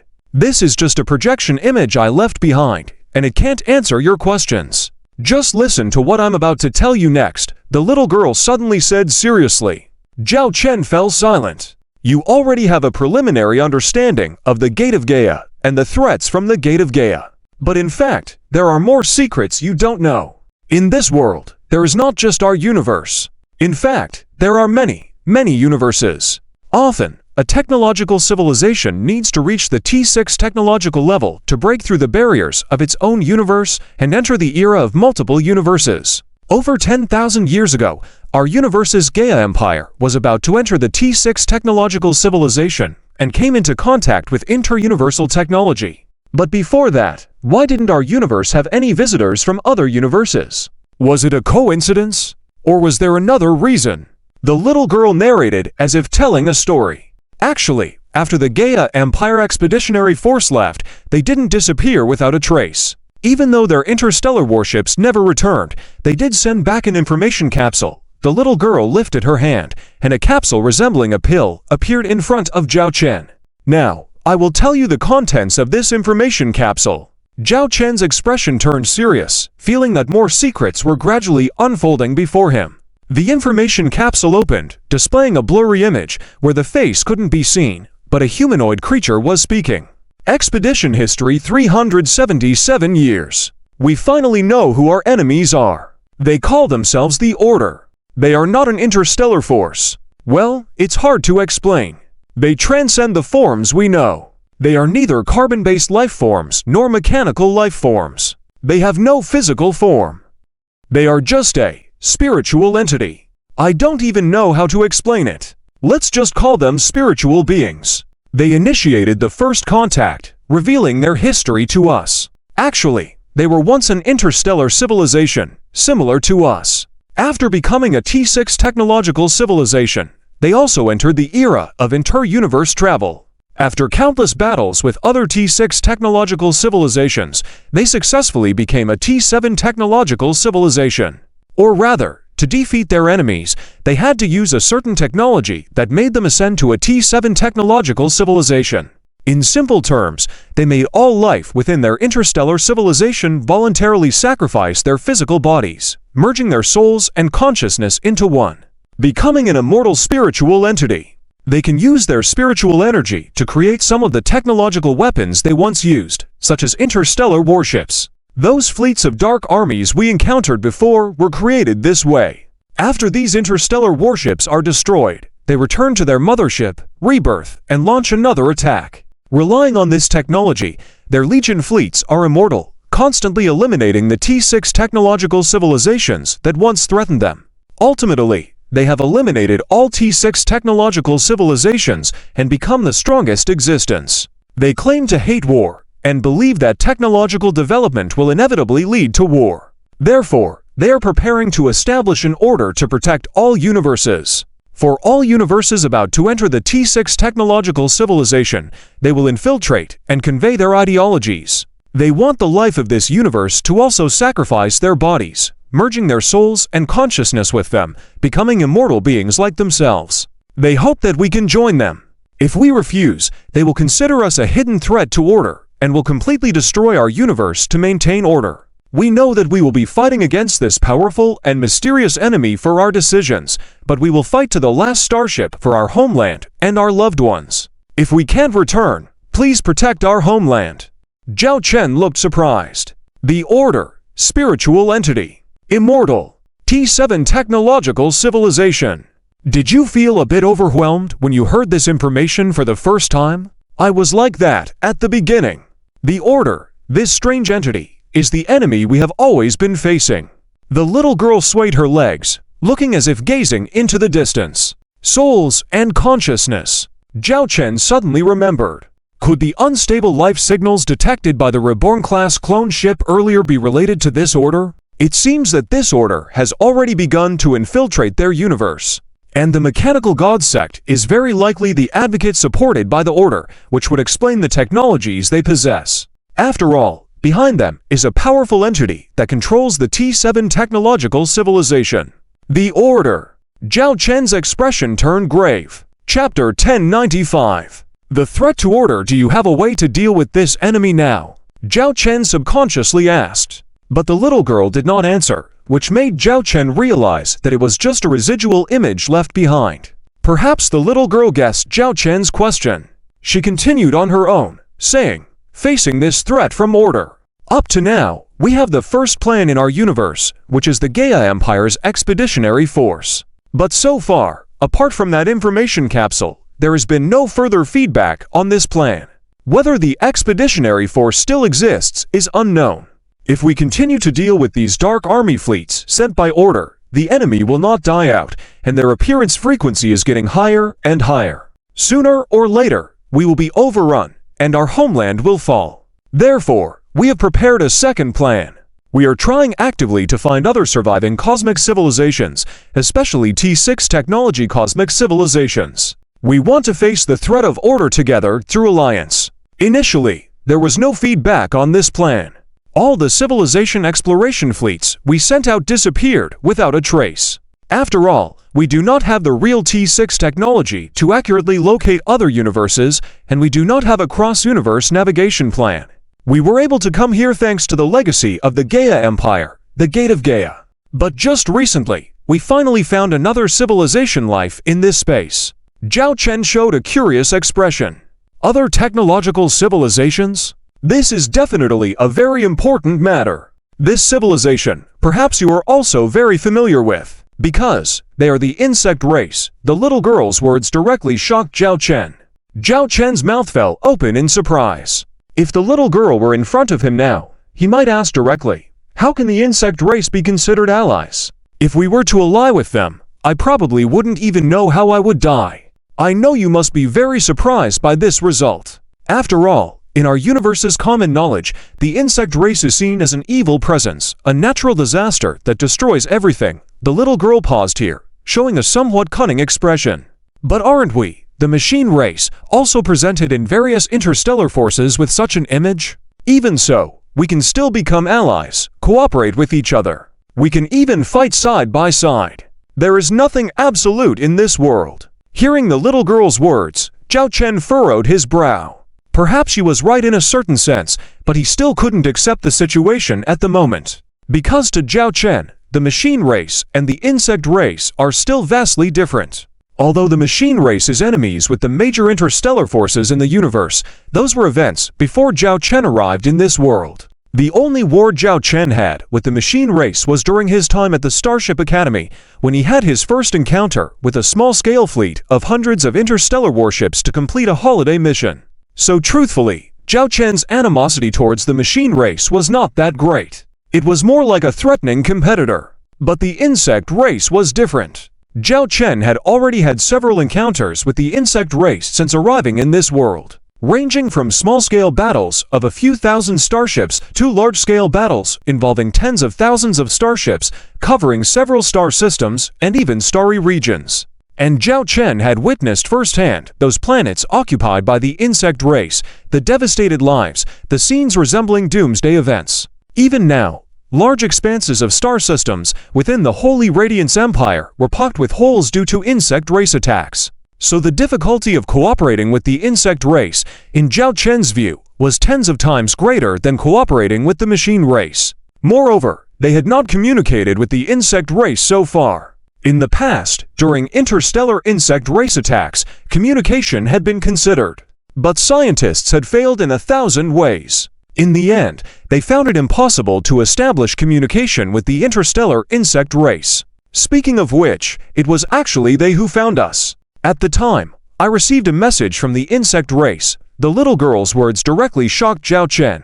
These few minutes of interaction were more surprising than any news Zhao Chen had received the previous year. Insect race was actively communicating, but it was not a conventional communication, so there was no record left behind. They used a mental communication method, which I directly sensed and received. The content was a set of coordinates. The message was fighting against order. Signed, Swarm. The little girl crossed her legs. Although they have already come, the decision to go or not is up to you.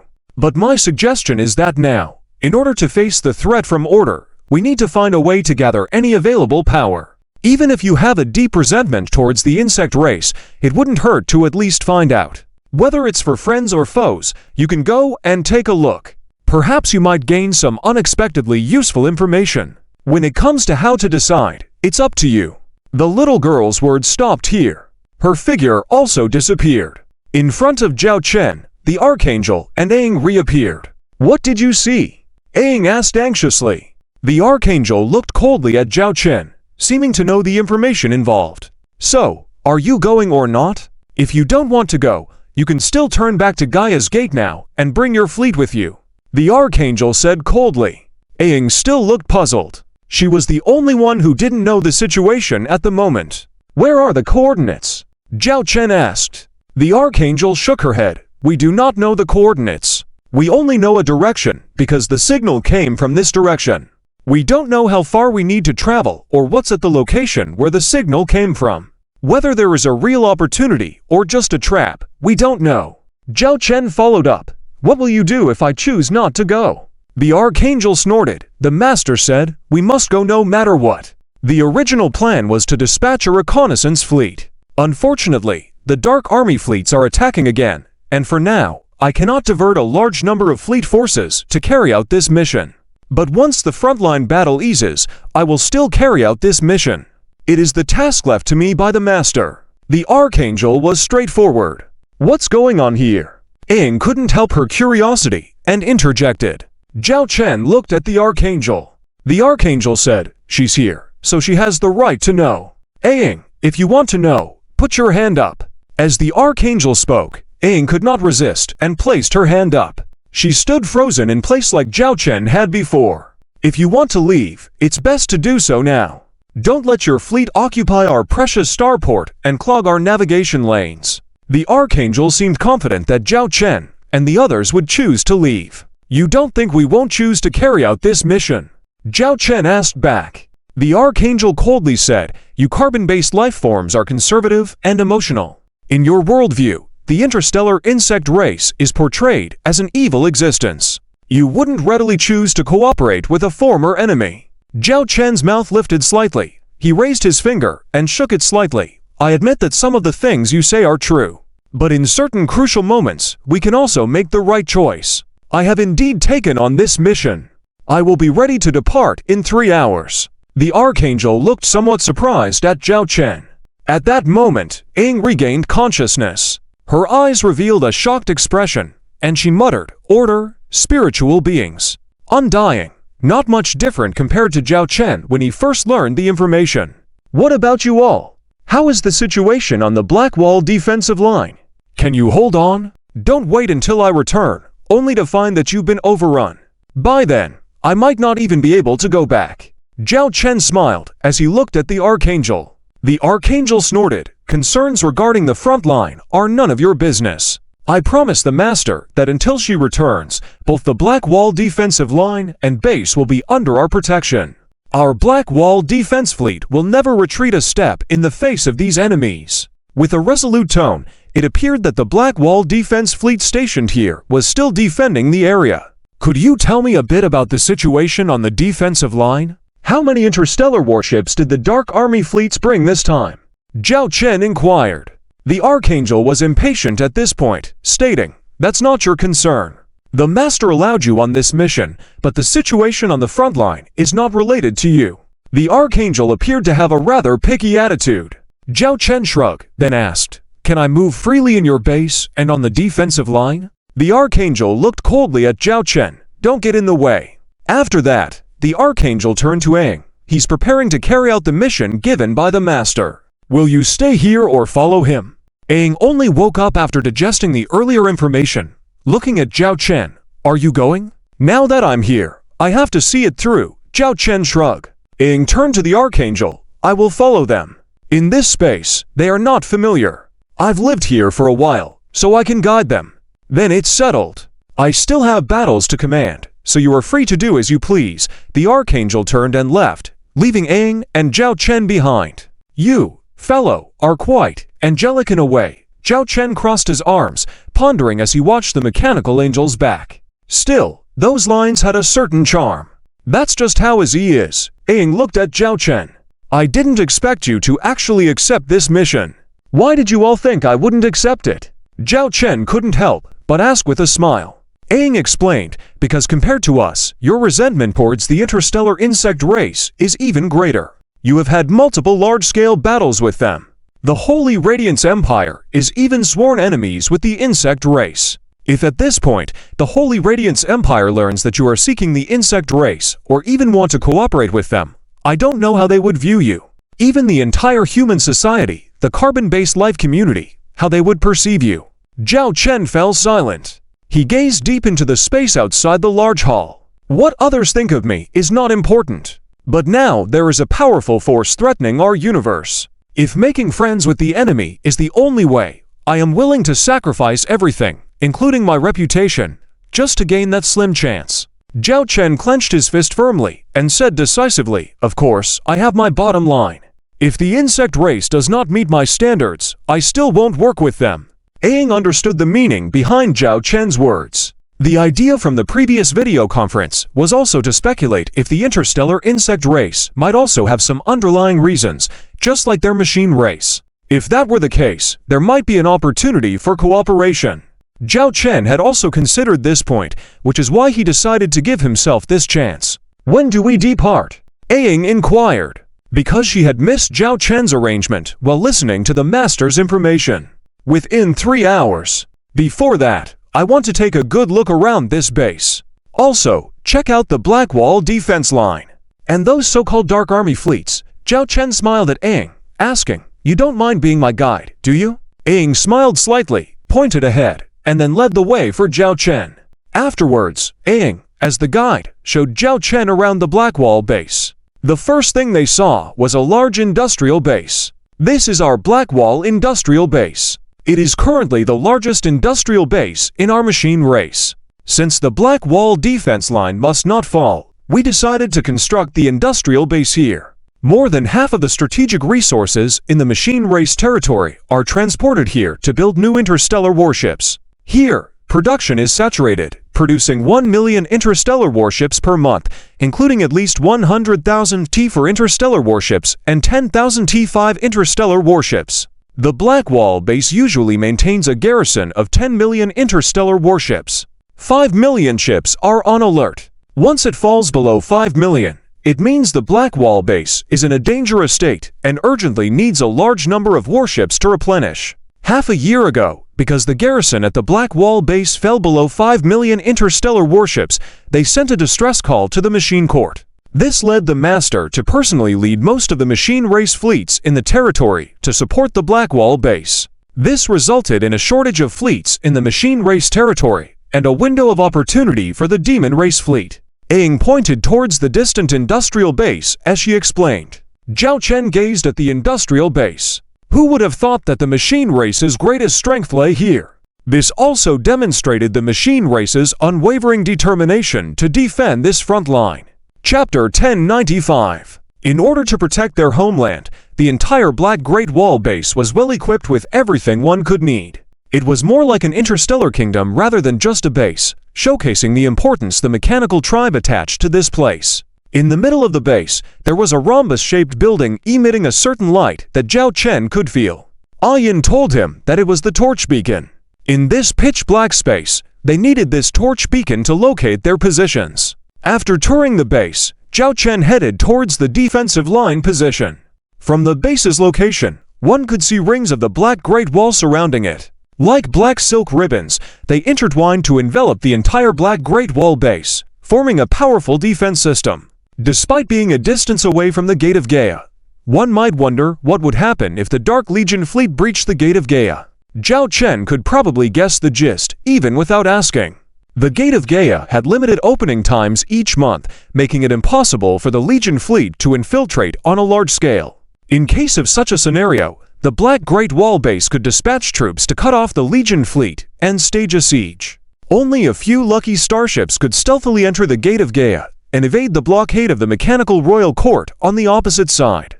Additionally, the space around the Gate of Gaia was unstable, posing a significant risk in constructing an interstellar base around it. That was the reason behind it all. Because our defense line is substantial, and most of the time we store a large amount of raw materials, supplies, and war materials, we are not worried about being cut off. Therefore, the Legion fleet often does not opt for surrounding and besieging us. Most of the time, they choose 2 or 3 directions to attack us head-on, Ayin explained to Zhao Chen.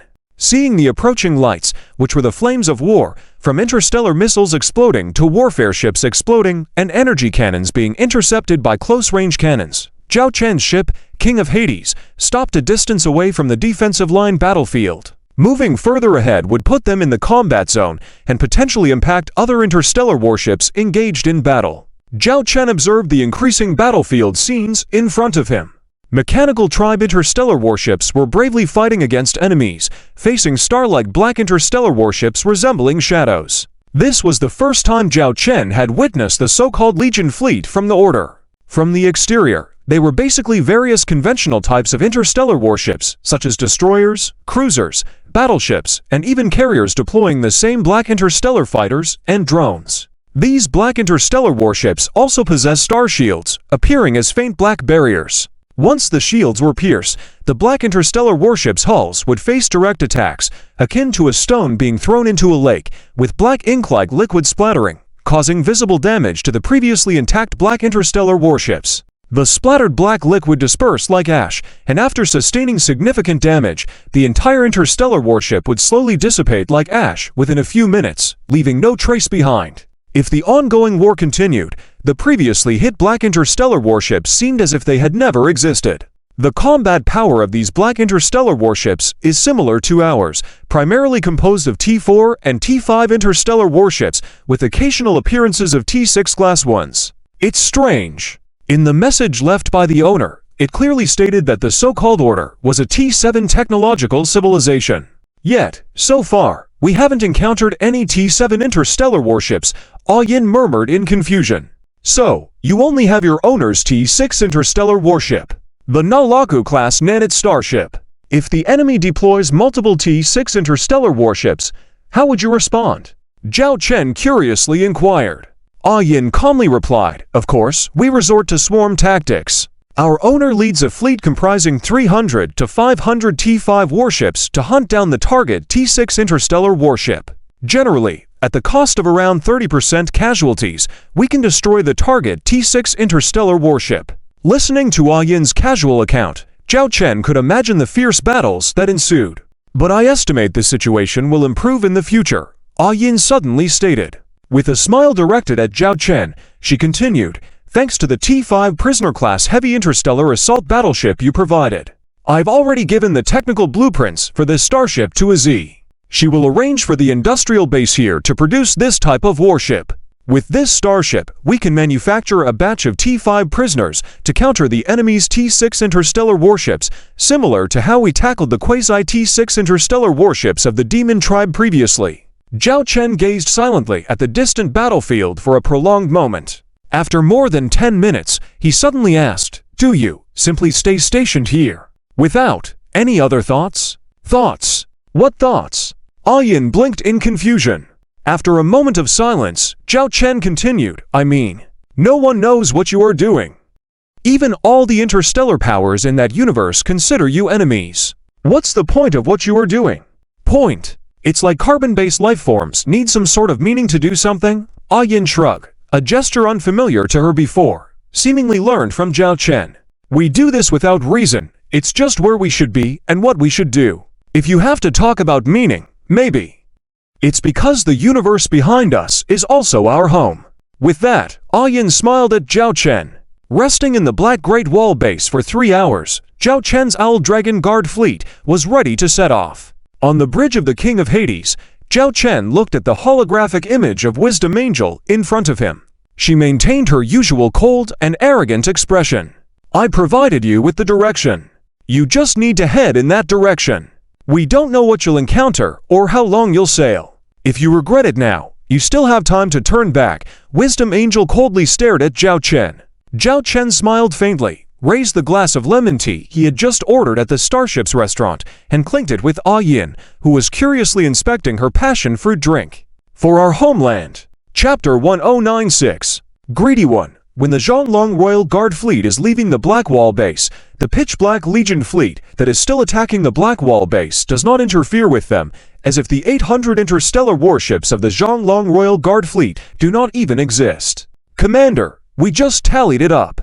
The current number of interstellar warships at the Blackwall base is estimated to be around 7 million, not including those undergoing major repairs at industrial bases or being maintained at starports. Including these, it is estimated to be around 10 million interstellar warships.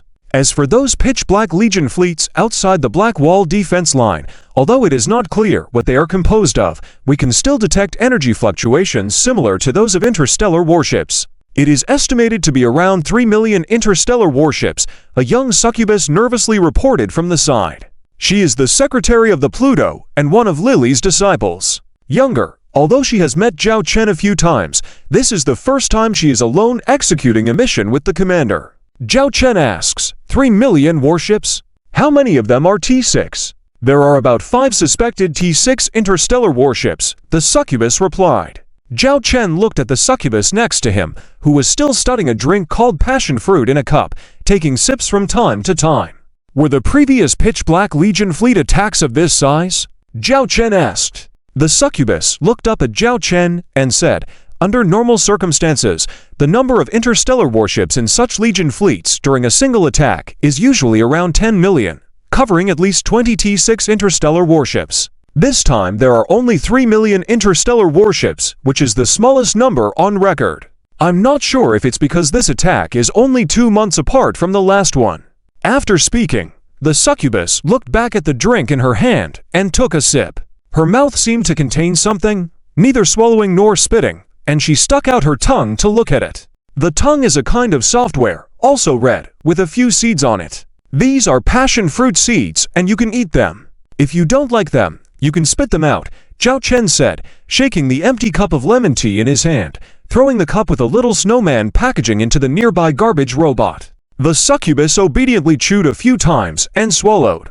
By the way, can your mechanical life forms eat as well? Zhao Chen suddenly asked. Yes. We have specialized digestive organs that can digest most foods. However, digesting these foods consumes energy, and we don't get any benefit from it, so we don't engage in such pointless activities, the succubus replied. Do you have a sense of taste? Zhao Chen asked curiously. We do. We can taste sour, sweet, bitter, and spicy.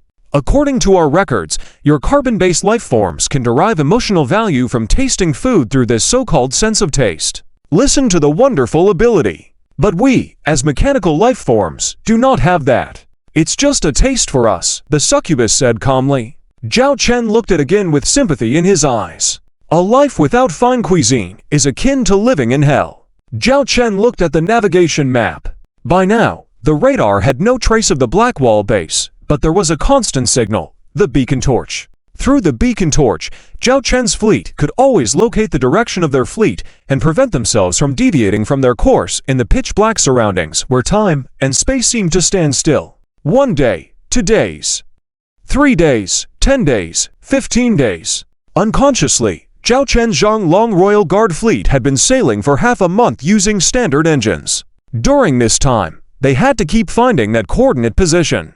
Therefore, the starships could not enter warp speed, or they might overshoot. Nevertheless, these pure T5 interstellar warships had a fast cruising speed.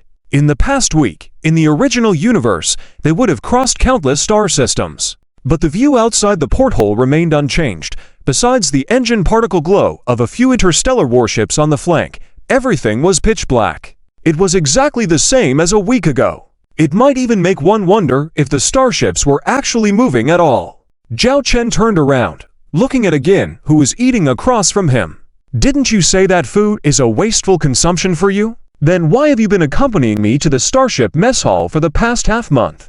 Zhao Chen questioned Agin with a puzzled look. When Agin finished chewing, she slowly replied, because I have a great curiosity about you carbon-based life forms, and I want to study you in more detail. Food occupies an important part in your life and culture. Therefore, I also want to taste your food personally. With that, she continued to eat. Zhao Chen looked at Agin doubtfully. If Annie had said that, he would have certainly suspected her of blatantly lying.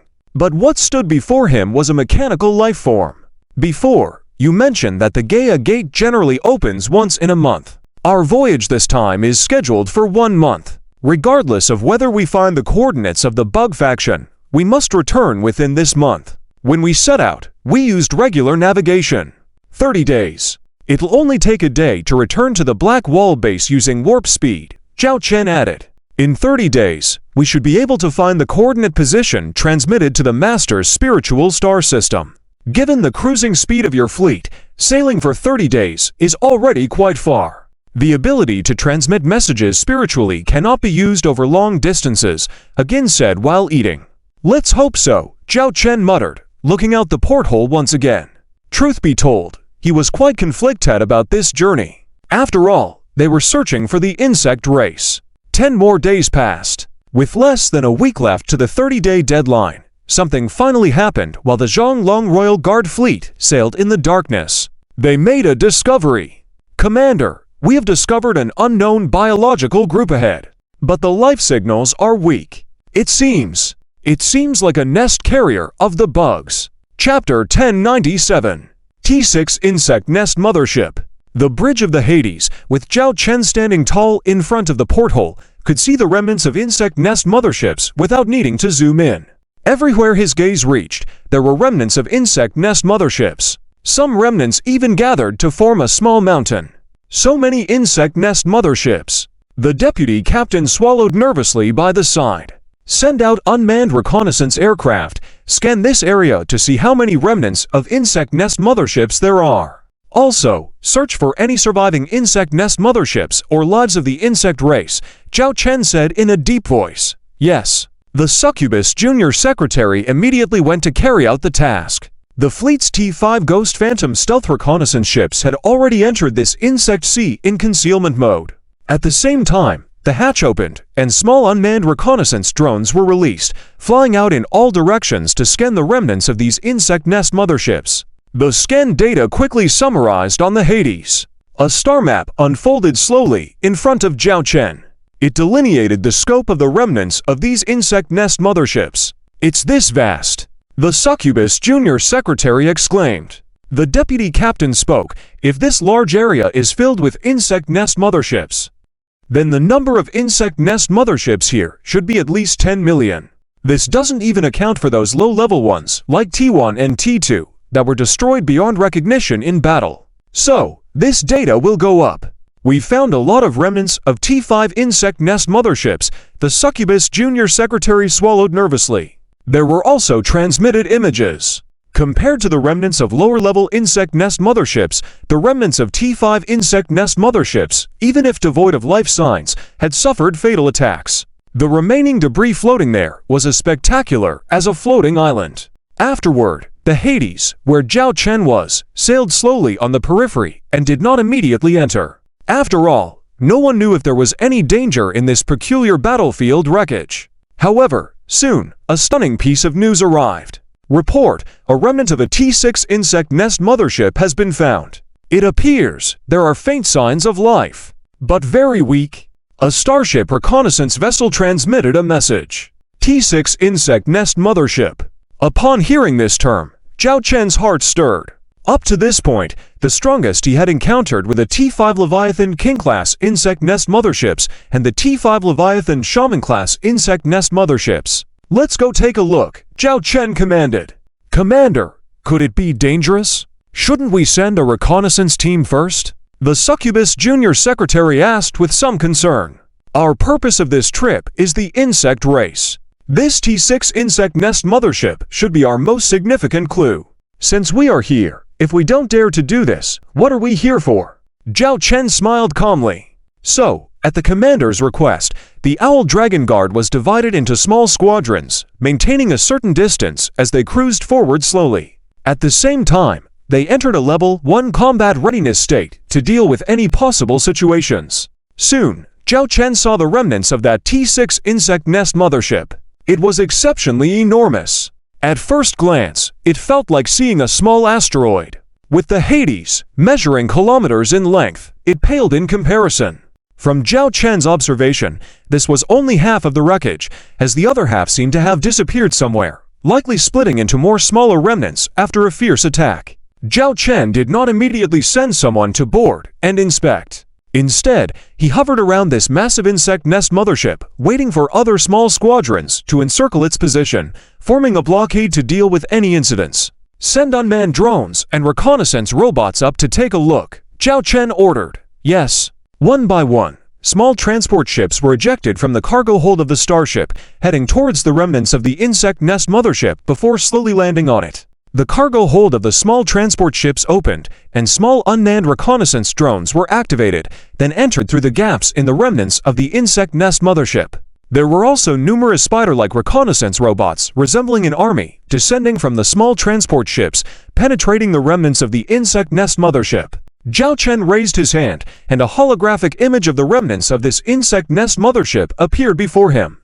Initially, it only depicted an outer contour. Alongside the information sent back by the reconnaissance drones and spider reconnaissance robots, it gradually fleshed out its internal structure. At this location, there is something. Yin pointed to a position inside the remnants of the insect nest mothership. Zhao Chen glanced at Yin. How do you know? I sense a low-frequency neural signal. It's similar to what the masters described, but very faint. I felt some of it outside earlier, but it's much clearer here. It seems to be emanating from this position. It's as if it's trying to transmit some information, but it's too weak, so I can't be sure what the information is. Yin looked at Zhao Chen. If you let me board and get closer, maybe I can communicate with this information source. Wait a moment. Zhao Chen looked at the holographic image of the remnants of the insect nest mothership below. Half an hour passed. The internal structural diagram of the remnants of the insect nest mothership was nearly 80% complete. Only the last shadowy areas remained. So far, there had been no accidents and no biological attacks. Finally, an important piece of information broke the tranquility. A very blurry image was transmitted back to the bridge of the Hades.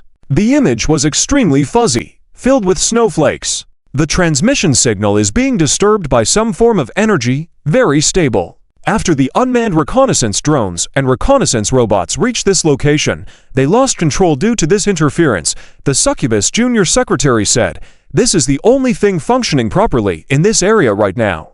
Zhao Chen furrowed his brow, staring at the unclear screen. It was pitch black all around, with a faint red hue discernible. You could also hear what sounded like a heartbeat. Eventually, this reconnaissance robot also lost control, and the video communication terminated. The Succubus Junior Secretary helplessly looked at the commander. There is strong interference in this area. Our unmanned equipment can no longer enter. It seems we can only dispatch an advanced team. Zhao Chen stood up, threw his military jacket on the sofa. Make arrangements. The Panther's guard will accompany me to board. Subsequently, he walked out of the bridge. The Succubus Junior Secretary, seeing this, felt anxious and at a loss. When the commander decides, not even Lady Lilith can stop it. The deputy captain shrugged helplessly by the side. Chapter 1098. Entering the nest of the Worms, Zhao Chen walked into the transport ship's cabin, where teams of soldiers were already seated in full gear. Towards the back of the cabin, there was a row of fully prepared interstellar mechs. Report to the commander. The 1st Interstellar Marine Corps of the Dark King is ready. The entire team consists of 350 personnel, awaiting orders. Zhao Chen glanced at the female officer standing in front of him in the single-soldier exoskeleton combat armor. He knew this arrangement was likely made by the deputy captain. She knew his decisions would not change, so she found ways to enhance her safety from other aspects. You will coordinate with the Leopard Lady. Zhao Chen pointed to the Leopard Lady beside him, whose personal guard consisted of only 50 people. The Leopard Lady naturally didn't mind, and welcomed the addition of the Interstellar Marine Corps. Zhao Chen found a seat and sat down. At that moment, a figure quietly sat down next to him. Zhao Chen turned his head to see Ah Yin. I will come with you, Ah Yin said quietly. Do you need weapon equipment? Zhao Chen asked. Although he had undergone enhancements, he was still wearing the black single-soldier exoskeleton combat armor. Our bodies are made of the hardest metals, Ah Yin said, raising her arm. She pulled something into her wrist, revealing a cannon. Several small missiles also extended from her arm, followed by a laser blade. We are also equipped with weapons in combat mode, Ah Yin explained calmly. Do you always carry these small missiles with you? Zhao Chen asked, surprised by the small missiles being withdrawn into her body. He hadn't realized that for the past month and a half, there was a walking arsenal next to him. Yes, Ah Yin nodded. Zhao Chen didn't refuse Ah Yin's request to join. After all, this coordinate position still belonged to her master, the little girl. Soon, the interstellar transport ship started up. It left the Dark King and headed toward the enormous Nest mothership. With the prior work of the unmanned reconnaissance team, Zhao Chen's team had already deployed their route and identified the landing point. Begin deploying the interstellar mechs, a voice came from the cabin. Soon, several Hellhound-class interstellar combat mechs from the back of the cabin were sent down, entering the access point to ensure its safety. The interstellar transport ship then began landing. The landing platform unfolded. The interstellar transport ship safely landed on the dark shell of the Nest mothership. The cabin door opened. Zhao Chen pressed a button on the neck of his single-soldier exoskeleton combat armor, and a semi-transparent energy helmet covered his head, ensuring he could breathe in outer space. Most of the other soldiers had full helmets on. Zhao Chen trusted his physical abilities, prioritizing mobility over the combat effectiveness and defense that the single-soldier exoskeleton combat armor provided. Marine Corps, prepare for entry. The Marine Corps' captain led his soldiers to disembark from the cabin onto the remains of the Nest mothership. 3 minutes later, it was Zhao Chen and the Leopard Lady's personal guard's turn. As Zhao Chen stepped onto the Nest mothership, he felt an uncontrollable buoyancy. The gravity adjustment device on the solace of their single-soldier exoskeleton combat armor allowed them to walk on the surface of the Nest mothership remains as if on land. Zhao Chen steadied himself and looked around.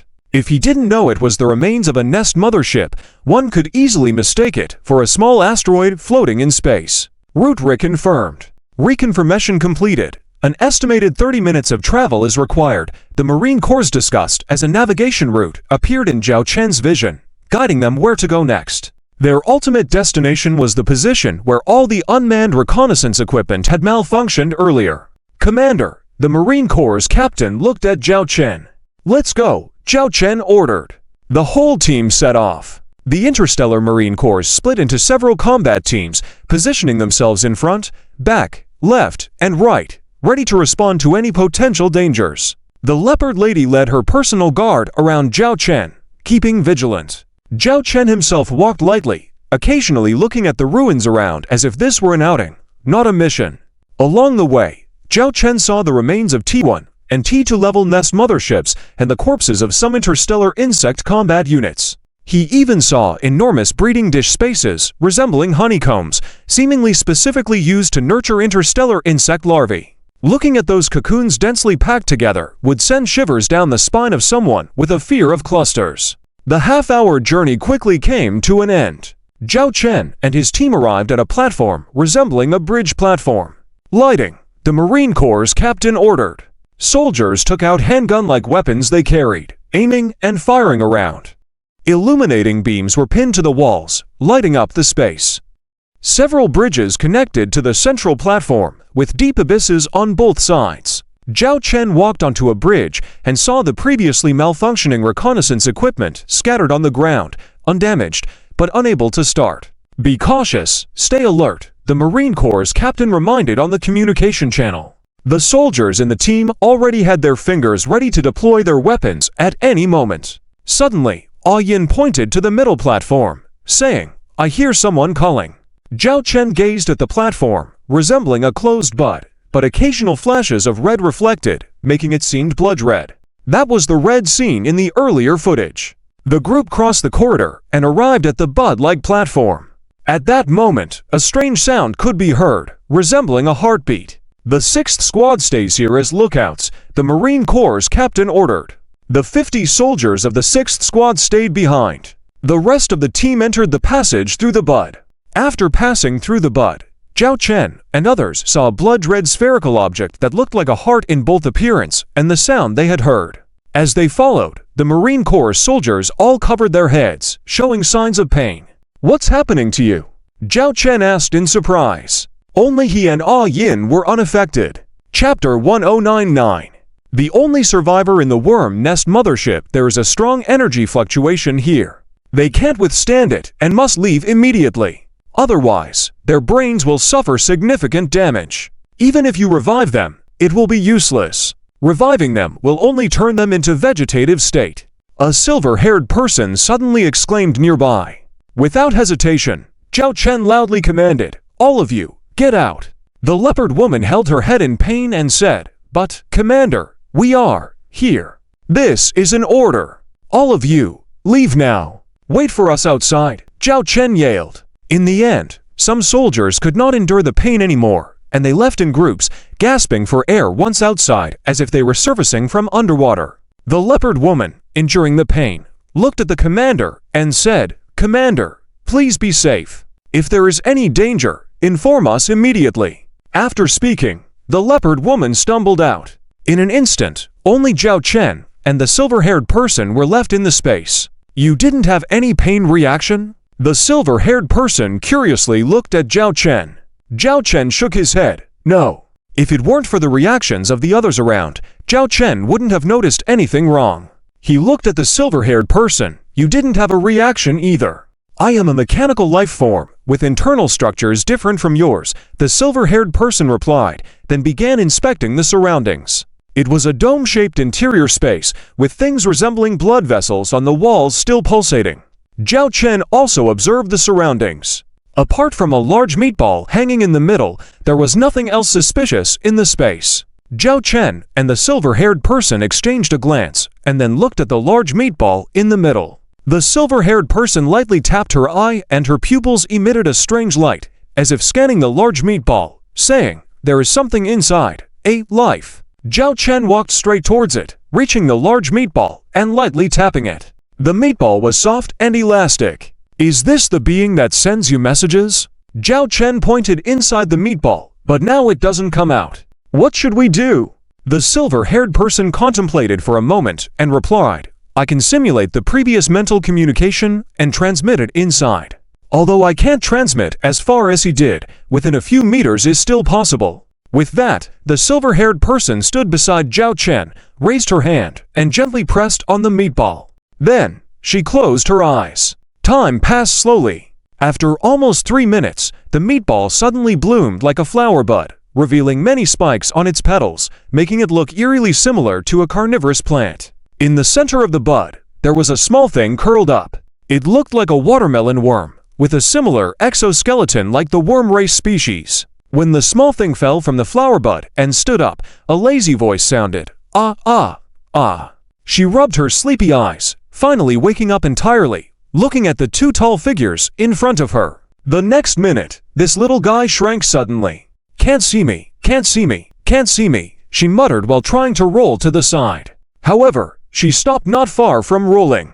Zhao Chen placed his foot on the little ball. Is this the being that transmits information to you? Zhao Chen skeptically looked at the silver-haired person beside him. The silver-haired person examined the small meatball and nodded. Yes, it is her. Zhao Chen squatted down, tapping the shell with his fingers. Hey, come out for a moment. I won't come out. If I come out, you will eat me. I'm not tasty. I haven't bathed in 10 years. Eating me will make you sick. A timid voice came from inside the small meatball. We won't eat you. Zhao Chen had a vein popping on his forehead. I don't believe you, came the voice from inside the meatball. Zhao Chen, feeling helpless, raised his hand, interlocking his index and middle fingers, and lightly flicked the outer shell of the meatball. Accompanied by a crisp tapping sound, the meatball opened up. The small figure inside lay sprawled on the ground. Don't stop, dizzy. It was only now that Zhao Chen could carefully examine this little one in front of him. She seemed to have an exoskeleton growing on her back, resembling the biological characteristics of the worm race. However, internally, she resembled a humanoid, around a meter tall. She had 2 antennae on her head, a brown chitinous covering on her body, resembling a humanoid creature, though thinner than the outer chitinous layer, more like an imitation of humanoid clothing. Gender-wise, she looked more like a young girl. At this moment, the little worm girl had also recovered, holding her head with her hands, tearfully crying, Don't hit the little bug, the bug is scared of pain. The bug wants mommy, mommy, don't cry, we won't hurt you, Zhao Chen spoke. But the little worm girl continued crying on her own. Zhao Chen, having an idea, lightly tapped his waist armor, revealing a pocket. He rummaged inside and took out a candy. Zhao Chen unwrapped the candy and offered it to the little girl. Do you want to try this candy? It's very sweet. Hearing there was something to eat, the little worm girl timidly moved her hand away, still looking apprehensive. Her eyes landed on the candy in Zhao Chen's hand. She licked her lips, cautiously stuck out her tongue, and licked it. While she licked the candy, Zhao Chen noticed her eyes light up, slightly more spirited than before. Is it tasty? Let it melt in your mouth. Zhao Chen released his hand, allowing the candy to roll into the girl's mouth. It's very sweet, the worm girl said excitedly, her mouth pouting. Nice to meet you. I'm Zhao Chen from another universe, a lord. And this metallic lump is my friend, a mechanical life form called Silver, Zhao Chen said. When Zhao Chen mentioned the word friend, Silver's gaze lingered on Zhao Chen for a moment. The worm girl blinked her big watery eyes, looking at Zhao Chen. We came here because we received the message you transmitted, Zhao Chen said. Message? The little bug didn't send a message. The worm girl shook her head. Zhao Chen looked at Silver, slightly furrowing his brows. It might have been sent by Granny Worm, the worm girl suddenly said. Chapter 1100. Are you here to take little bug home? Bug Granny? Zhao Chen was somewhat surprised. Yes, this is Bug Granny's place. It may be because of the sugar candy just now. The little bug girl was not as afraid of Zhao Chen. Could this T6 bug nest mothership be the Bug Granny that the little bug girl mentioned? Zhao Chen thought of this possibility. But Bug Granny has already left to protect the little bugs. The little bug girl lowered her head, disheartened. Do you know your Bug Granny is no longer here? Zhao Chen asked in surprise. The little bug girl nodded, her hands touching the ground. Bug Granny still has a faint life sign, but cannot communicate anymore. The last words Bug Granny left me were, to let the little bug sleep well. Just a good sleep. Zhao Chen furrowed his brows. How long have you been asleep? The little bug girl shook her head. I don't know. I don't know what happened after I fell asleep. Until you woke me up now. At that point, she paused. Looking cautiously at Zhao Chen and Ah Yin, she asked, You really don't eat little bugs? Zhao Chen couldn't help but chuckle. You haven't bathed in 10 years, all dirty. Who would eat you? Besides, did you enjoy the candy just now? The candy is indeed delicious, the little bug girl earnestly nodded, then whispered, Little bugs are not dirty, mother, and Bug Granny said so. Little bugs are the freshest. How can you speak our language? Zhao Chen raised a question. The identity of this little bug girl seemed to be indeed related to the insect clan. So why could she communicate with him? Language. The little bug girl tilted her head, puzzled. Zhao Chen was amazed. You can imitate all sorts of languages. The little bug girl had a puzzled expression. At this moment, Ah Yin spoke up, using a language Zhao Chen had never heard before. Then, the little bug girl also spoke the same language. After several exchanges that Zhao Chen didn't understand, Ah Yin said, She has a mental ability to directly mimic all languages. Once we say a sentence, she can fully grasp it and communicate with the other party. A versatile translator. Zhao Chen scrutinized the little bug girl carefully. Are you called Little Bug? The bug girl shook her head, then nodded and said, I'm Bug Princess, but Mom and Bug Granny call me Little Bug. Bug Princess. So insects also have names. Do you know why you appeared here? Who attacked you? Do you know what happened here? Zhao Chen began his inquiry. Sadness appeared on the bug girl's face. She curled up her legs, hugging her knees, and softly said, Bad people intruded into the little bug's homeland. They killed uncle, aunt, auntie, and took them away. Mom took us to flee the homeland, wandering outside with us. But no place welcomed us. Everyone saw us, drove us away, hid us. Later, those bad people caught up with us again, Mom. Mom fought them to protect me, Bug Granny, and everyone to retreat. Afterward, we got separated from Mom and never saw her again. Bug Princess hung her head, tears welling up in her eyes. Sobbing, she continued, Then Bug Granny, and I didn't know how long we ran. Most of the time I was in hibernation. Until the last time I followed, Bug Granny woke me up. There was fighting outside again. Those bad people found us, bullied us. Little Bug was very scared. Little Bug wanted to go home. Bug Granny told Little Bug they will protect her. Let Little Bug sleep a little more until the next time she wakes up. Someone will take Little Bug home. Then, Little Bug fell asleep. Are you here to take Little Bug home? Little Bug lifted her head, her sparkling eyes fixed on Zhao Chen and Ah Yin. Hearing this story, Zhao Chen was dumbfounded. The insects in this story were completely different from what Zhao Chen knew about insects. Insects shouldn't all be cruel and bloodthirsty. Why did they seem so weak? Faced with Bug Princess's final question, Zhao Chen was at a loss. He didn't know how to respond. Zhao Chen could only change the topic. Little Bug, how long have you been away from your homeland? I don't remember. A long time, Bug Princess shook her head. No concept of time. She didn't even know how long ago the event she described had occurred. Even the time of this war here couldn't be determined. It could only be inferred through investigating the traces on the remnants of the insect nest mothership to ascertain when this war took place. Zhao Chen stood up, scratching his head somewhat helplessly, and looked at Ah Yin beside him. What should we do next? Is this the one your master asked us to find? Zhao Chen pointed at Bug Princess on the ground. What threat could such a little bug girl pose? Even in here could probably bully her. And that leader of the mechanical clan specifically sent him here, completely unable to understand the purpose behind it. The master only instructed to find her, not how to handle her. Ah Yin's response at this point was somewhat rigid. Zhao Chen rubbed his head. Well, this was trouble he brought upon himself. Zhao Chen turned and walked outside. Ah Yin looked at Zhao Chen, then glanced at the puzzled Bug Princess on the ground, and followed Zhao Chen.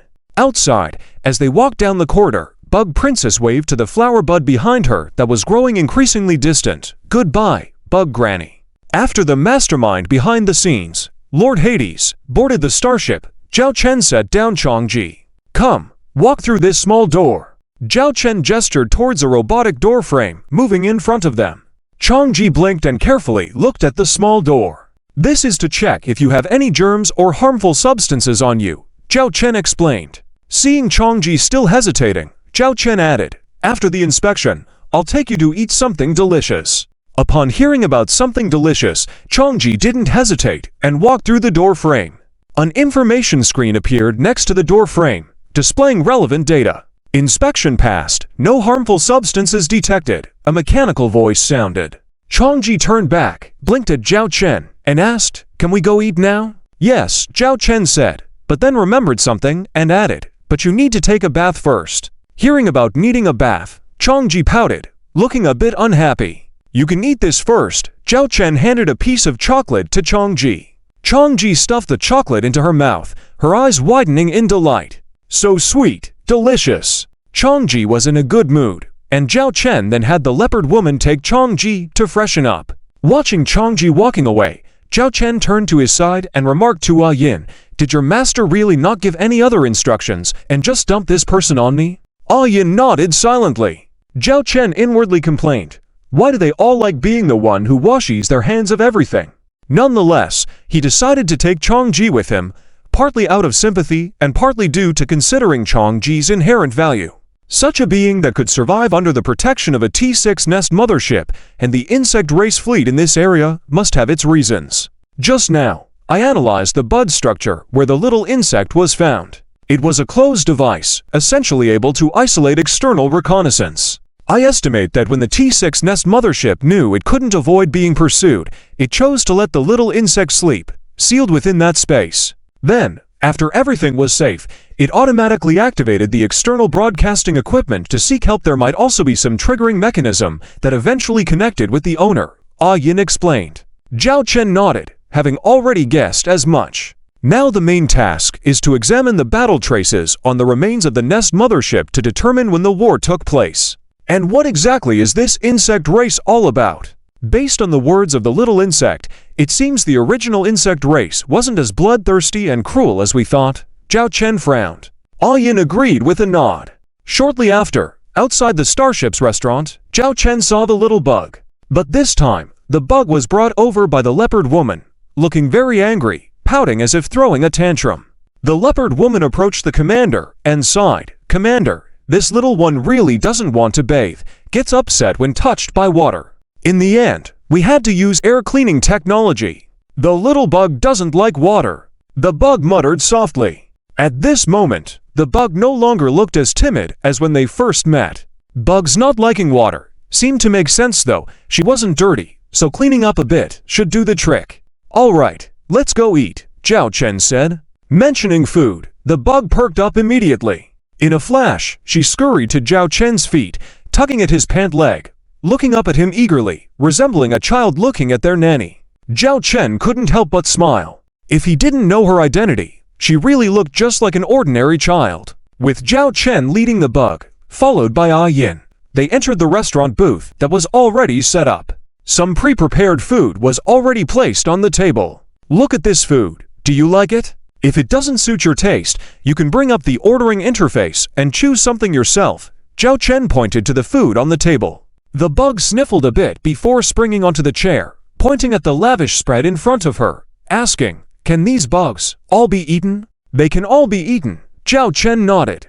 Later on, as they devoured for half an hour, the bug's eating speed finally slowed. Zhao Chen could finally ask some questions of his own. Little bug, you mentioned earlier that someone attacked your homeworld. Do you know who attacked your home? As the bug recalled, she said, they were some dark interstellar warships that came to our world, destroyed our planet, and slaughtered our insect race. Dark interstellar warships. The answer was almost obvious. It was the Dark Legion fleet again. It was Order. They're all bad guys. Very, very bad guys. The bug said resentfully. This was the first time Zhao Chen saw anger and vengeance in the bug's eyes. But don't your insect species also like to invade others' worlds? Yin inappropriately interjected.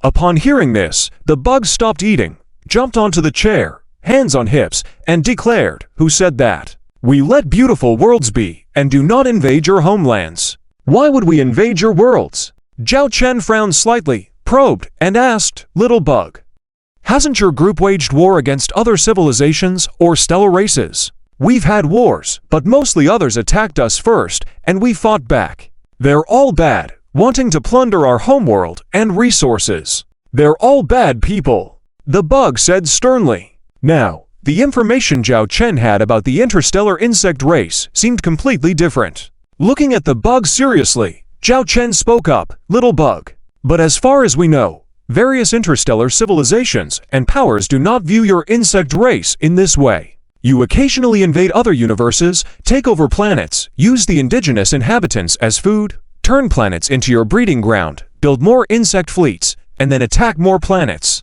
You are a symbol of disaster and destruction. No, that's not true. We're not like that. The bug suddenly shouted, tears welling in her eyes, as if she had been bullied. Chapter 1102.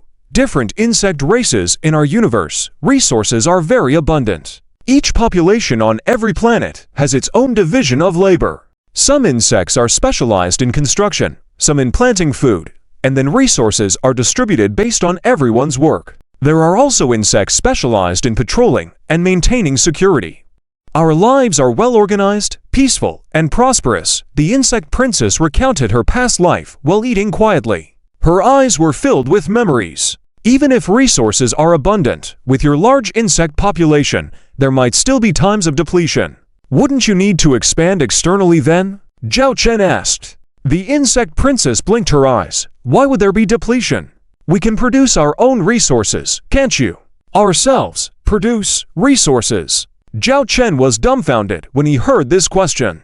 Most of our resources come from the exoskeletons shed by other insects or their excrements. The fertilizer used to cultivate crops is also excrement. Additionally, when lower-level insects die, their bodies naturally transform into a certain resource that integrates into the planet and becomes new resources in thousands of years.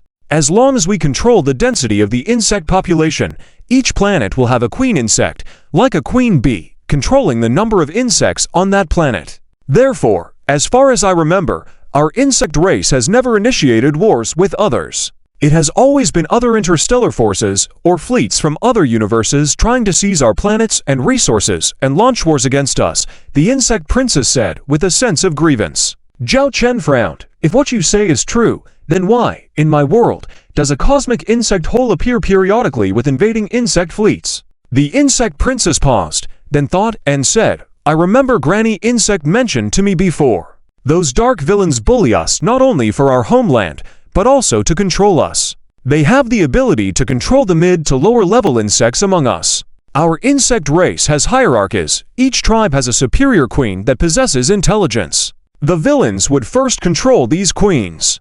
If they can't control them, they would kill them.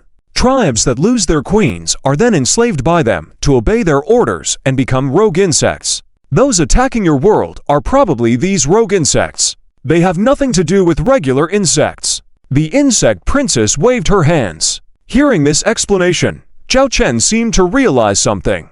He remembered that a few years ago, when he was dealing with internal crises within the Starlight Empire, the Doctor and Prince Yan had a technology. It involved using a mechanical chip to control the insect remains. Moreover, the Doctor also presented another technology at that time, which could create a batch of mutated insects. It was evident that the Doctor or the forces behind him had deep research on insects. These technologies were very similar to the abilities described by the insect princess now. Could it be that the masterminds behind those interstellar insect races were involved in orchestrating this chaos? With this thought, Zhao Chen found many things aligning logically. The Dark Legion fleet launched attacks from beyond a universe, but the interstellar insect race had a unique ability to create cosmic insect holes and directly attack target universes from within.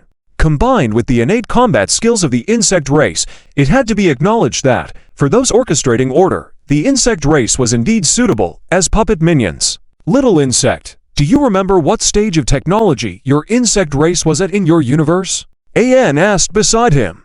Stage of technology. The insect princess nibbled on a duck neck and blinked at An, seemingly not understanding the meaning. Then let me ask, and you answer. Do you have the ability to leave your own universe? An inquired. The insect princess nodded. Yes, but Mama said there are baddies beyond our home. Don't go out. Can you travel to other universes? Anne asked again. We can. Sometimes when other universes come to bully us, Mama will take many insects for a little retaliation, destroying their fleets and military facilities, the insect princess said. Then, were there beings of the level of Granny Insect in your homeland at that time? The ones you mentioned who control a planet's queen insect, are they of this level? Anne asked. The insect princess took a sip of cola, let out a haw, and then said, Granny Insect is very strong. Stronger than the queen insects. Queen insects do not have combat abilities. They mainly take care of raising young insects. Granny Insect, on the other hand, can manage them, overseeing many star systems. As for how many, Little Insect isn't sure, maybe 100, 1,000. The insect princess shook her head, indicating she couldn't remember. Anne didn't ask further at this point, but instead, his gaze turned towards Zhao Chen. The meaning in his eyes was clear. The original civilization of this insect princess must have reached the level of T6 technological civilization. Granny Insect was like a lord of the star field, capable of ruling over many star systems. Zhao Chen caught on to a piece of information at this moment and stared at the insect princess. Little Insect, you've been mentioning Mama all this time. Between your Mama and Granny Insect, who is stronger? Who is stronger? The insect princess thought and said, I don't know who's stronger. They haven't fought. But Granny Insect respects my Mama a lot. She said my Mama is the hope of our insect race. Zhao Chen speculated that this insect princess's mother was most likely a member of the ruling class of this insect race, akin to a queen empress. So, was this insect princess a princess? But what important traits did she possess? Zhao Chen assessed this foodie in front of him. Besides eating, she seemed to have no other purpose. She didn't exhibit any special abilities and lacked strong combat skills. If she was powerful, Zhao Chen's sixth sense would have sensed it. Well, he couldn't investigate thoroughly now. He had thought this trip would uncover all secrets, but beneath the secrets, more undisclosed truths lay hidden. It left Zhao Chen feeling like he was entangled in a mess. Still, it was not without gains. It would be safer to bring this being back and keep it close by. Just then, the little demon secretary knocked on the door and entered upon receiving permission. She looked at the commander. Commander, the research team has studied the battle traces on the remains of those insect starships. They have deduced how long ago those battle traces occurred. How long ago? Zhao Chen inquired. At least 10,000 years ago. Chapter 1103 10,000 Years War 10,000 years ago. Zhao Chen was a bit dumbfounded when he heard about this time period. A war that happened 10,000 years ago? Wasn't that when the Gaia Empire still existed? Zhao Chen looked at the insect princess still busy eating. 10,000 years? Could this little guy really live for so long? Little bug, do you know your lifespan? Do you understand? Zhao Chen asked. Lifespan. The insect princess raised her head, her mouth full of oil. It depends on the level of the insect. Some live for a few tens of days, while others can live for thousands of years.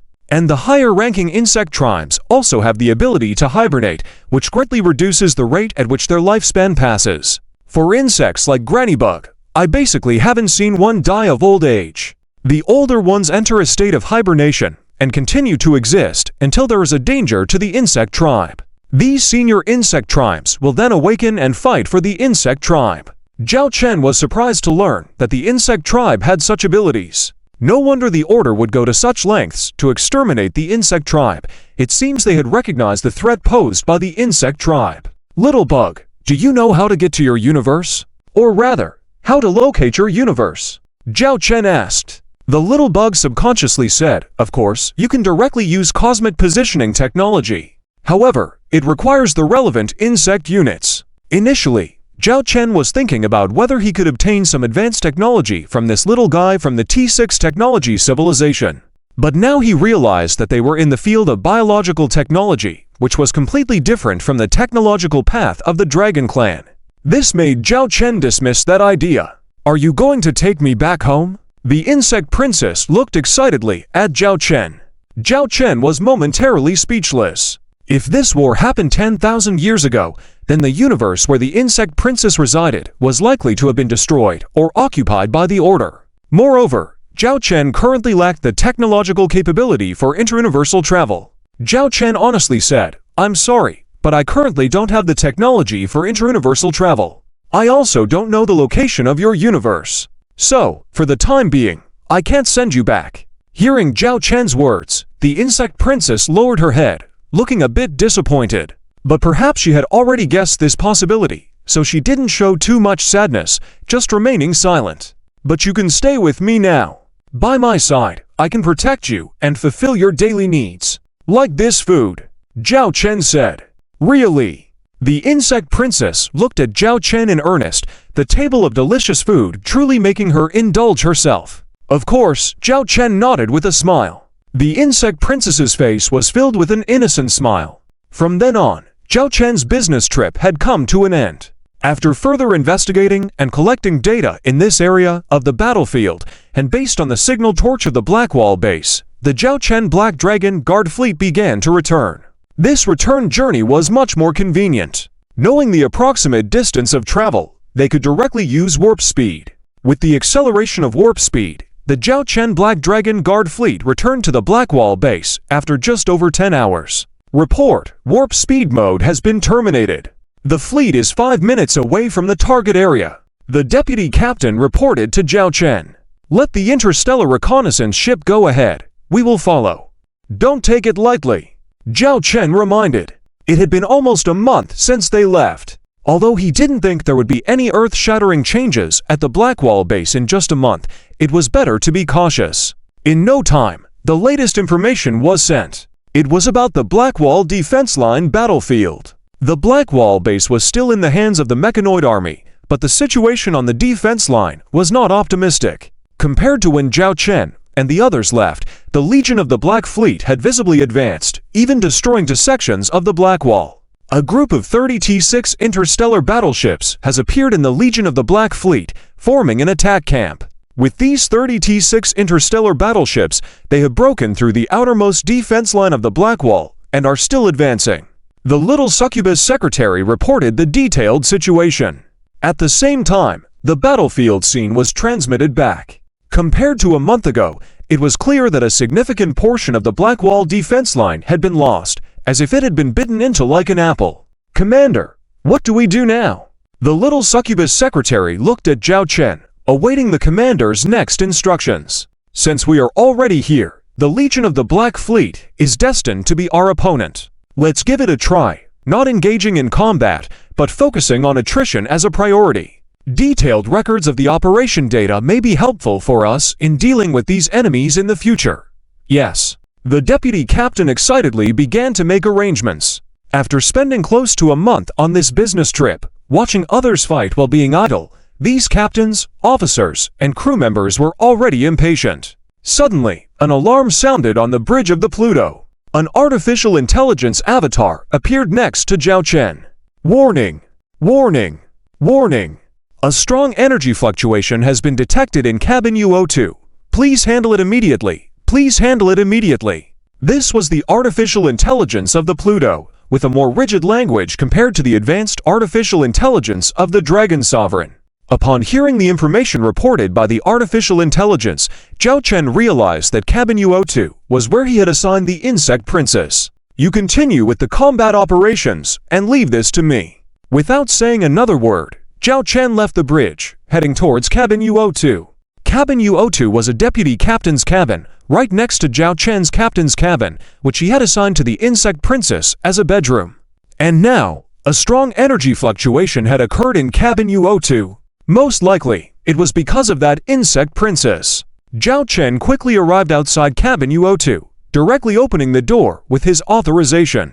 Inside, the lights were flickering, and insect chirping could be heard. "Turn on the lights," Zhao Chen commanded the intelligence system inside. "Intelligent devices in the room are malfunctioning." Intelligent devices in the room. Snowflake-like screens appeared around Zhao Chen, emitting intermittent sounds from within. Zhao Chen frowned and slowly walked in. When he reached the living room, he saw an astonishing scene. On one side of the living room was a huge French window, displaying the cosmic scenery outside. The living room itself looked like a battlefield. A figure stood there, a meter tall, floating in the air with the help of a series of black spiderweb-shaped spears on its back. At this moment, Zhao Chen locked eyes with this little guy. It was the appearance of the insect princess, but at that moment, Zhao Chen was sure that this was definitely not the insect princess, because in those eyes, there was a savageness, anger, and a murderous aura. The next moment, this guy let out a tearing chirping sound and whistled towards Zhao Chen. Chapter 1104. The Insect Lady and the Insect Lady. Ouch! The Insect Lady hugged her own head, fell to the ground rolling in pain, her forehead visibly swollen. Zhao Chen stared at the Insect Lady. Behind her, the spider spears quickly converged and turned into the original curved shell shape. The hostility she had just displayed had disappeared. It hurts, it hurts, it hurts. The Insect Lady rolled on the ground, holding her head. Confirming that the Insect Lady no longer had the energy she had before, Zhao Chen noticed that the smart devices in the room were also restored. The flashing lights returned to normal. First aid kit, Zhao Chen requested from the smart home system. Soon a small robot emerged from the wall and handed Zhao Chen a first aid kit. From it, Zhao Chen took out a small device and placed it on the Insect Lady's head.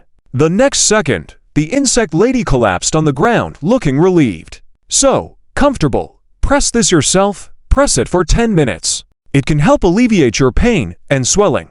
Zhao Chen instructed the Insect Lady to use the medical device herself. The Insect Lady obediently followed the instruction, her big watery eyes filled with confusion as she asked, "What happened? Why did my head suddenly start hurting?"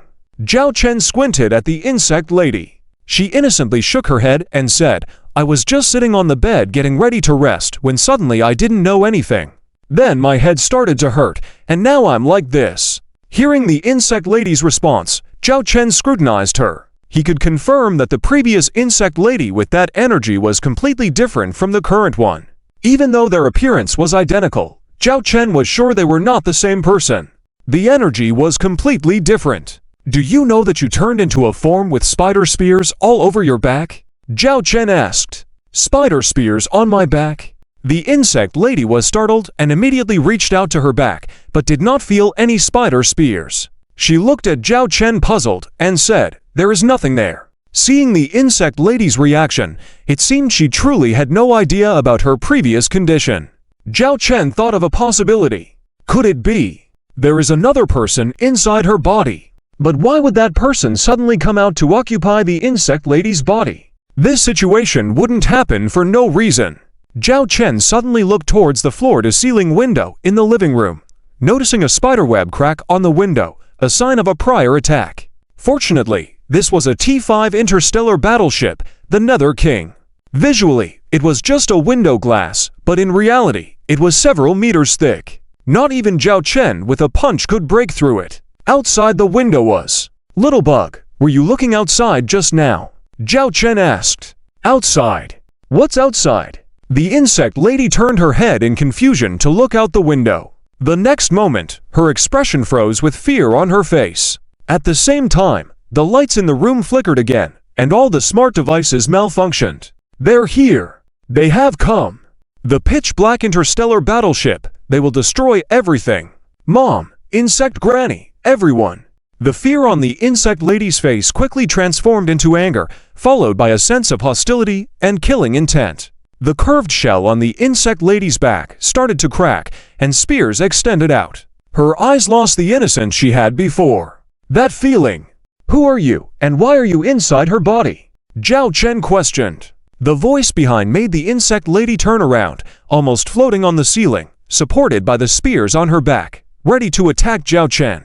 "Do you want to take another punch from me?" Zhao Chen smiled slightly. The Insect Lady recalled the previous punch, maintaining a defensive posture but not thinking of attacking. Her gaze began to search around, frequently passing over the door behind Zhao Chen. It seemed like she was looking for an escape route. She knew she was no match for the person in front of her. "Let's talk.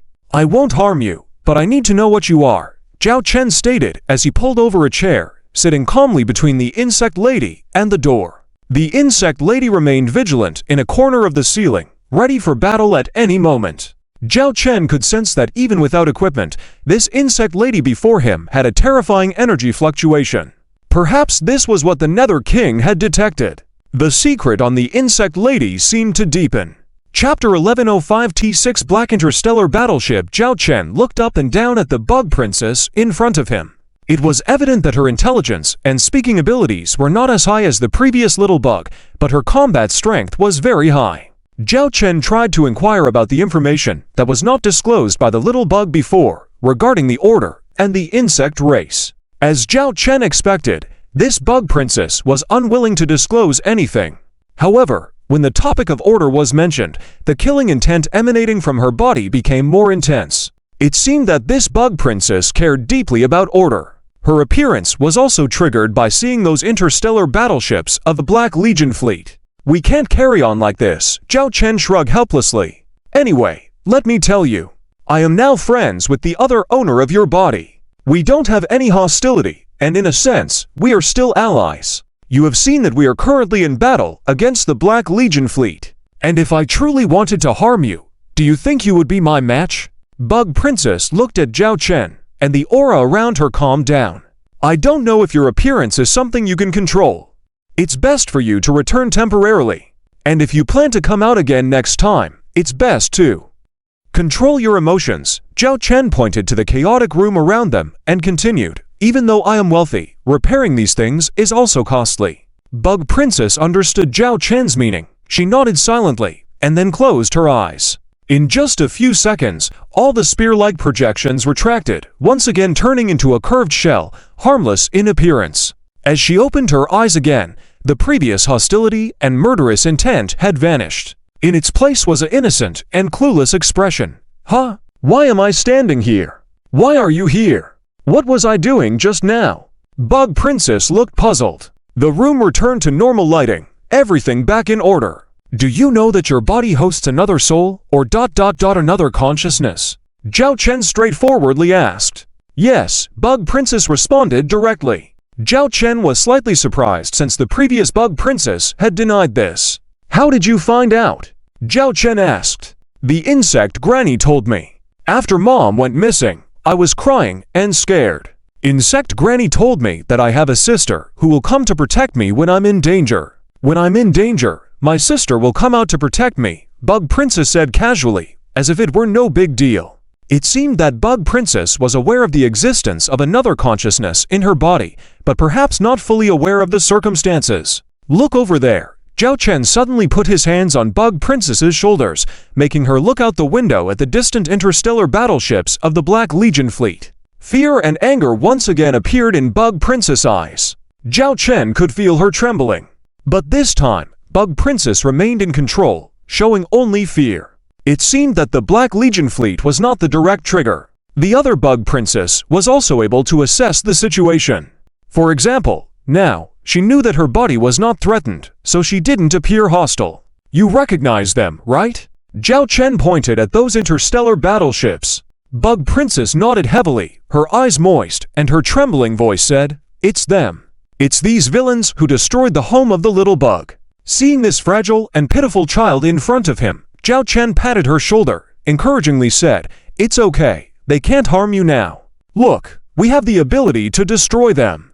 At this moment, the Owl Dragon Guard fleet had started to launch an attack against the Black Legion fleet. First, there was a round of saturation firepower from the interstellar missiles. Despite the unique matter that may compose the Black Legion's interstellar battleships, they were no different from common interstellar battleships. Under the terrifying assault of the interstellar missiles, many of the Black Legion interstellar battleships were destroyed, turning into ashes.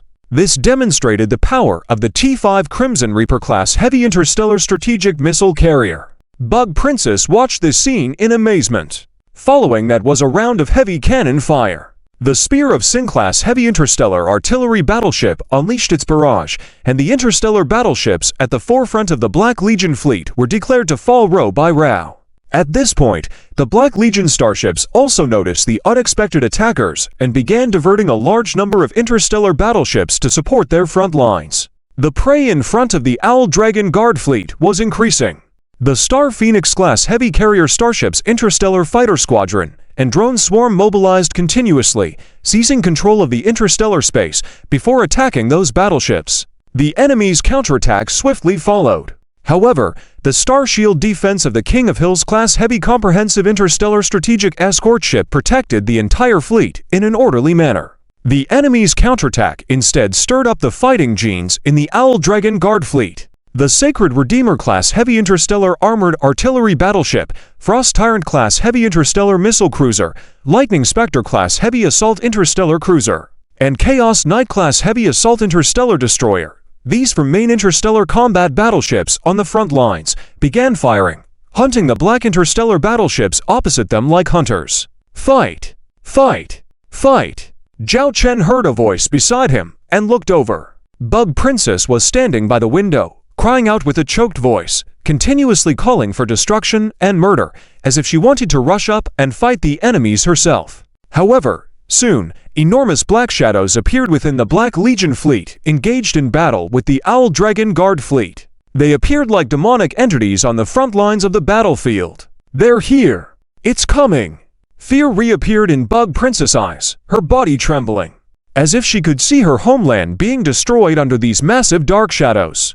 Zhao Chen stared at the interstellar battleships, each exceeding 100 kilometers in size. These interstellar battleships were the T-6 interstellar battleships of the Black Legion fleet. Glancing around, he noticed 3 of them had appeared in the frontline battlefield aimed towards the Owl Dragon Guard fleet. It seemed that the short initial engagement had made the enemy realize the actual threat posed by this relatively small fleet. But at this moment, Zhao Chen became even more excited. The main event was finally about to begin. This was the most crucial part of the battle, where he could witness the extent of the power of the Hades. Chapter 1106. We are really cheap, but the first to attack the 3 T-6 Dark Interstellar battleships was not the Pluto. It was the T-6 Scarlet Death God class heavy interstellar strategic missile ship. However, during the recent attack, the interstellar missiles on the Scarlet Death God had already been exhausted. However, don't forget that it is still a great weapon. The Scarlet Spherical Lightning Cannon. The next moment, Zhao Chen saw a red light ball appear in the middle area of the 3 T-6 Dark Interstellar battleships almost in the blink of an eye. Subsequently, the red glow began to disperse, causing the starshields on the Dark Interstellar battleships that it touched to dissipate, resembling black mist. Soon, the range affected by the Scarlet Spherical Lightning Ball reached the area of the 3 T-6 Dark Interstellar battleships. The dark star shields of the 3 T-6 Dark Interstellar battleships began to thin out at a visible speed. But in the end, the dark star shields of these 3 T-6 Dark Interstellar battleships did not completely disappear. Indeed, the star shield of the T-6 Interstellar battleship is quite thick, Zhao Chen commented lightly with his arms crossed. He was not disappointed with the outcome. After all, the Scarlet Death God is only a T-5 interstellar battleship. Facing 3 T-6 interstellar battleships, the gap between them is significant. Being able to weaken the enemy's star shield energy levels to a certain extent was already a great help. Next, the Pluto had long been prepared for the sword of Pluto to be unsheathed. It unexpectedly targeted the farthest T-6 Dark Interstellar battleship. Theoretically, this farthest T-6 Dark Interstellar battleship had the least star shield consumption following the Scarlet Death God's attack with the Scarlet Spherical Lightning Cannon. A huge beam of light illuminated the dark space, targeting the opponent. Soon, the star shield of that T-6 Dark Interstellar battleship was pierced, hitting the black hull armor directly, and then penetrating through. After being penetrated, this T-6 Dark Interstellar battleship dissipated like burning paper. However, the Pluto's attack did not stop there. The sword of Pluto began to move towards the other T-6 Dark Interstellar battleship closest at the moment. At this point, this T-6 Dark Interstellar battleship also fired, and a dark beam of light hit the star shield of the Pluto directly. The scene was magnificent as the 2 interstellar battleships' most powerful weapons engaged in a direct confrontation. This was to determine whose spear was stronger, and whose shield was thicker. Although Zhao Chen was currently on the Pluto, he felt not fearful, but excited. He could directly observe the brilliant scene of the dark beam of light colliding with the Pluto's star shield. It was stunning. However, this scene soon came to an end, as the owner of the dark beam of light had been killed. At the same time, the Pluto's attack also came to a halt because its remaining energy reserve was insufficient to hunt down the last remaining T-6 Dark Interstellar battleship. Defeating 2 ships by fighting against one, with our own star shield energy losing nearly 2/3. Although assisted by the Scarlet Death God, this combat power can now be considered on par with the T6 interstellar battleships, Zhao Chen said, satisfied. The current T5 Pluto-class interstellar dreadnoughts could now stand shoulder to shoulder with the T6 dark interstellar battleships. Zhao Chen had already gained the ability to upgrade the Pluto to T6 level. What would happen when the Pluto was upgraded to T6 level? Zhao Chen couldn't help but feel a surge of excitement. So strong! The insect princess, at this moment, widened her eyes in amazement. She had just witnessed the entire process and couldn't believe how the previously feared dark behemoths could be easily vanquished. Your mother is a T6 insect nest, possessing the combat power of a T6. How difficult could it be to deal with these guys? Zhao Chen asked tentatively. The insect princess replied, Mother is very strong, even stronger than Insect Granny and the others. So, whenever these big bad guys appear, Mother takes the initiative to fight them. Although she can eliminate these bad guys every time, she also gets injured each time. Able to eliminate them, but getting injured in the process. From this information, one could infer the combat power of the Insect Princess's mother. At this time, more and more of the Black Legion's interstellar battleships began to surge towards the Owl Dragon Guard fleet. After losing to T6 interstellar battleships in one go, even these Black Legion fleets were unlikely to withstand such a significant loss. After all, they only had a total of 30 T6 interstellar battleships. This troop movement directly alleviated the pressure on the Black Wall defensive line, allowing them to breathe a little easier. Prepare to retreat. Zhao Chen contacted the bridge and ordered. The battles that needed to be fought had been fought, the desired results had been achieved, and the combat experience had been gained. Zhao Chen did not want any casualties among the Owl Dragon Guard fleet that he had brought along, and they were also incapable of destroying so many Black Legion interstellar battleships. Therefore, stopping at the right moment was the best choice. The Owl Dragon Guard fleet began to retreat, fighting as they withdrew. Several hours later, the Owl Dragon Guard fleet circled back and withdrew within the Black Wall defensive line. With that, Zhao Chen's journey out of the Black Wall base came to a close. Are you staying here or coming with me to the bridge? Zhao Chen looked at the insect princess, who looked at him with admiration. Suddenly, Zhao Chen realized something as he looked at the messy room. He frowned. I can take care of your food and drink, but you will have to compensate for the damage to this room. I will arrange another room for you, so do not let me see this situation again. Compensate? But I don't have money, the insect princess blinked, looking at Zhao Chen. A few minutes later, Zhao Chen contentedly tucked away a paper IOU while looking at the puzzled insect princess. Remember, this is what you owe me. You have to repay me in the future. Saying this, Zhao Chen prepared to return to the bridge with a satisfied smile. The insect princess chose to follow behind Zhao Chen silently. Ever since she saw Zhao Chen's fleet, capable of such formidable combat power, being able to cripple tens of thousands of Black Legion fleets with just a few hundred interstellar battleships, her fondness for Zhao Chen deepened. Zhao Chen returned to the bridge. A communication window had already appeared in front of Ah Yin, showing the Archangel on the other side. Is this what you found at the coordinates left by the Master? The Archangel appraised the insect princess who was hiding behind Zhao Chen. On hearing this, the insect princess immediately retorted, Young insects are not things. Humph! Young insects are not things. This guy's intelligence is really worrying. What? Are you interested in her? Zhao Chen squinted at the Archangel. The Archangel looked at Zhao Chen calmly. Don't overthink it. The Master did not leave any instructions related to her. Bring her back, and the Master will contact you naturally. Our observation post reported that the Jia Gate will open in a week. By then, you can start your journey back. Also thank you for the assistance your fleet provided on the battlefield. Surprisingly, this proud mechanical Archangel expressed gratitude. Zhao Chen suddenly smiled and looked at the Archangel. Since there is a week left, might the esteemed Archangel consider hiring us? We are very cheap. Chapter 1107 of the business trip ended in the following week. Basically, Zhao Chen's Dragon fleet was hired by the Wisdom Angels and engaged in operations on the Black Long Wall defense line. They were stationed in safe positions, utilizing exclusively T5 interstellar battleships. As long as these Dragon ships did not infiltrate deep into enemy lines and get surrounded, it was impossible for them to be destroyed. Each Dragon battleship conducting mercenary operations also received orders. Once the shield value dropped below 50%, they would withdraw from the battlefield. After all, they were just mercenaries, no need to fight to the death. During this series of operations, the Dragon fleet collected a considerable amount of combat data on the Black Legion fleet. At the same time, during this week, the Dragon fleet also earned a hefty commission.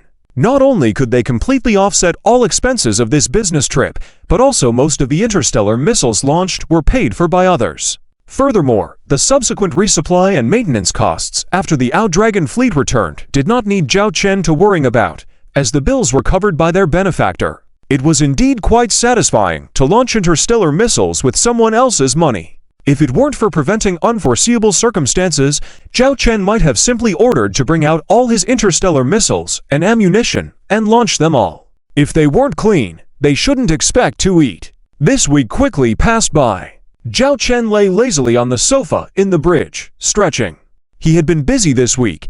Using the accumulated system points from the past month, Zhao Chen had already exchanged for the third T6 technology. Dark Lord Class Interstellar Dreadnought T6 Upgrade Module T6 Rakshasa Dark Lord Class Interstellar Dreadnought and Technical Blueprint, T6 Dyson Sphere Technical Blueprint, T6 Citadel of Angels Fortress Technical Blueprint. Zhao Chen had all three items exchanged. He was looking forward to arranging production in the Dragon Industries upon returning. I wonder how the construction progress of my T6 Wrath of the Goddess-class interstellar heavy artillery ship is going back home, Zhao Chen thought eagerly. How is your home? Suddenly, Chong Mei asked curiously. My home. Recall that word. What came to Zhao Chen's mind was the Dragon Galaxy system, not his previous world. The experiences of these few years had gradually blurred those memories. My homeland is beautiful, free from wars, everyone well-fed and warm, pursuing their desires freely. No one dares to bully us. They all consider themselves citizens of my territory and take pride in it. Zhao Chen said. That's nice. Chong Mei admired. Zhao Chen knew that Chong Mei was thinking of her own home. Even though she rarely spoke of it, she was someone who deeply missed her hometown. There were several times she slept beside Zhao Chen muttering some words in her sleep, sometimes even shedding tears. Zhao Chen understood that she must have dreamt of some unpleasant memories. My lord, there is a message from Az that the Gate of Gaia is about to open, and we can prepare for our return. Right away, Yin informed. Finally, we can return home. Zhao Chen stretched lazily and instructed the little demon secretary officer, get ready, we are going home. Yes. The 800 Dragon interstellar battleships began to gather. Although they experienced numerous battles during this time, the ships themselves were brand new, showing how effortlessly they navigated through previous battles. Soon, the Dragon fleet embarked on their way. The Wisdom Angels never appeared from start to finish, seemingly. These mechanical angels were indeed cold and aloof. Will there be any problems on your end? Looking at the ongoing battle in the distance on the Black Long Wall defense line, Zhao Chen asked Yin beside him.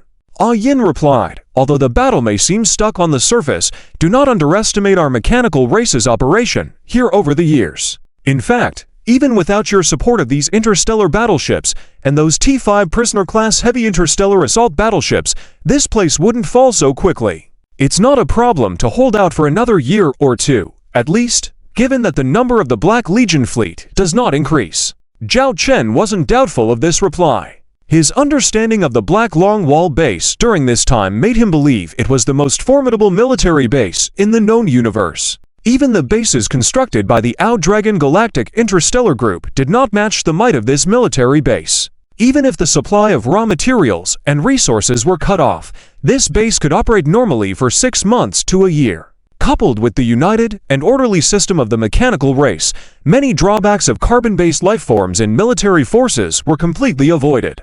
This was the strength of this interstellar base. With this Black Long Wall standing outside their territory, it truly instilled a sense of security. Setting aside other factors, I truly admire you, said Zhao Chen earnestly. Upon hearing this, Yin couldn't help but smile. The Dragon fleet left the Black Long Wall base and headed toward the Gate of Gaia. Soon, they arrived at the Gate of Gaia, which was already open once again. By passing through this gate, they could return to their world. Command the fleet to be at level 1 combat readiness. Zhao Chen calmly issued orders. Prepare to pass through the Gate of Gaia in a battle formation. Ah Yin looked over. Zhao Chen said indifferently, under any circumstances, precautions must be taken. You should understand this logic. Ah Yin said nothing, understanding Zhao Chen's arrangement. The Ao Dragon fleet formed a battle formation and sequentially passed through the Gate of Gaia. This time, Zhao Chen opened his eyes wide, carefully observing the strange sight of celestial bodies surrounding the Gate of Gaia. Soon, all these scenes faded away. Before him stood the familiar mechanical palace. On the iron walls of the mechanical palace, each cannon tower was targeting the location of the Gate of Gaia. These cannon towers were not ordinary. They were armed with weapons equivalent to the main guns of T-5 interstellar battleships. If these cannon towers fired at the location of the Gate of Gaia at this moment, the vast majority of the incoming troops would suffer heavy casualties. At this moment, a video window popped up in front of Zhao Chen, displaying another leader of the mechanical race, Ah Jin.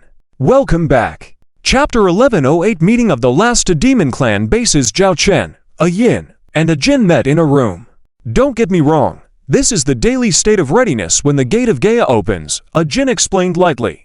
Zhao Chen didn't mind. He naturally sat in a chair and looked at a Yin beside him. Before we departed, you should have informed me. Otherwise, if my flagship accidentally fires, destroying your royal court, that wouldn't be good. The atmosphere just now, others probably really thought of the worst possible scenario. But Zhao Chen remained unfazed from start to finish. Even a Yin, who had been paying attention to Zhao Chen, couldn't help but admire the psychological resilience of this Dragon Lord. Sorry, I neglected my duties, a Yin apologized proactively. What's the matter you called me for? If there's nothing urgent, I want to go home and rest, Zhao Chen said lazily. During this trip of over a month away, he really missed his 2 wives at home. Something has happened, a Jin spoke in a serious tone. Zhao Chen raised an eyebrow, but still said calmly, Speak, what happened? Is it the mechanical god sect causing trouble again, or the demon clan stirring up some trouble? Zhao Chen had already anticipated this situation. But looking at a Jin's attitude towards him at the moment, Zhao Chen speculated that the situation might not be very serious yet, at least not imminent.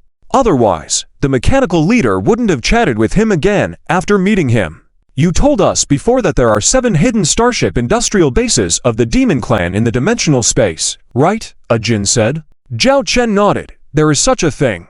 In the previous battle phase, we found 5 of them and destroyed or controlled them. But there are still 2 places where we haven't found. We found them, a Jin said. Zhao Chen was somewhat surprised. A Jin added, to be precise, it's not that we found them. They came out on their own.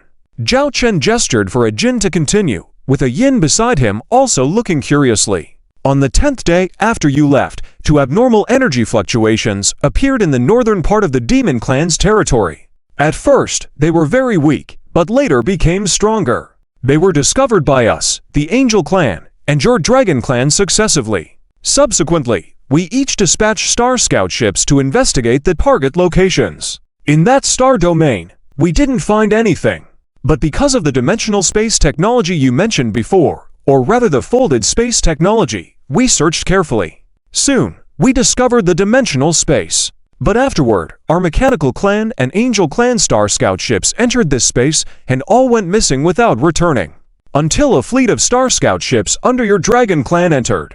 13 out of 30 Star Scout ships returned, bringing back intelligence. In that space, they found the Insect Clan.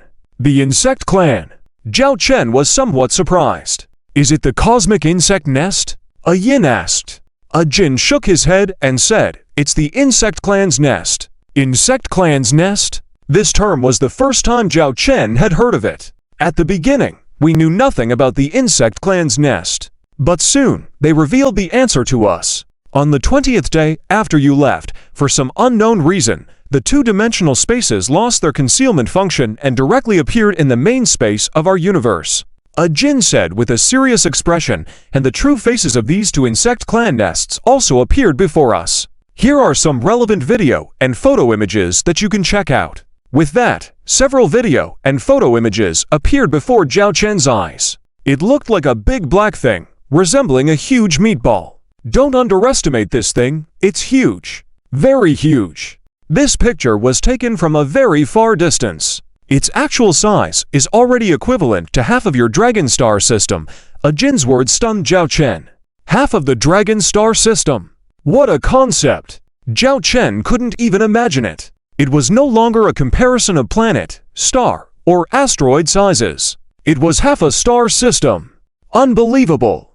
And in the time you were away, although these two insect clan nests did not pose a substantial threat to us or launch an attack, they have been expanding at an astonishing rate. Insect fleets originating from the insect clan nests began to hunt around their centers, devouring all life forms and bringing them back to the nests. They even used some giant insect clan creatures to bring back small planets and asteroids, feeding them to the nests. And once these things are devoured by the insect clan nests, they rapidly produce a large number of insect nest motherships. According to our current observations, within the range of these two insect clan nests, the number of insect nest motherships has already exceeded 100 million. 100 million insect fleet! When Zhao Chen heard this number, memories of battling insect clan fleets resurfaced in his mind. Zhao Chen knew that a vast majority of this 100 million were probably T1 and T2 level insect nest motherships. But due to the massive base number, it also meant a staggering number of T4 and T5 insect nest motherships. Perhaps even, did you find any T6 insect nest motherships? Zhao Chen asked seriously. So far, our fleet of Star Scout ships has not discovered any. A Jin shook his head. Zhao Chen breathed a sigh of relief, but he didn't truly relax. The absence of discovery now didn't mean it wouldn't happen in the future. Zhao Chen rubbed his nose. He had initially planned to return and deal with the Demon King's affairs thoroughly. Unexpectedly, the insect clan emerged. Based on the information obtained during the business trip earlier, he estimated that this had some connection with the Order. These insect clans were probably the agents of Order. At that moment, Zhao Chen suddenly thought of something. He wondered what would happen when the Insect Empress faced these insect clans. It might be worth a try afterwards, who knows, it might lead to some strange chemical reactions. How is the situation in the Demon King City Star system? Zhao Chen inquired. A Jin replied, the current situation in the Demon King City Star system is still under our control and progressing steadily. But the news that two insect clan nests suddenly appeared from the outside seems to have reached them. They seem to think this is their hope of turning the tables. This led to a portion of the already demoralized Demon King Group's fleet to once again show the momentum of fighting hopelessly against us, which caused us many unnecessary casualties. And with the growth of these two insect clan nests, we must find a way to deal with these two malignant tumors.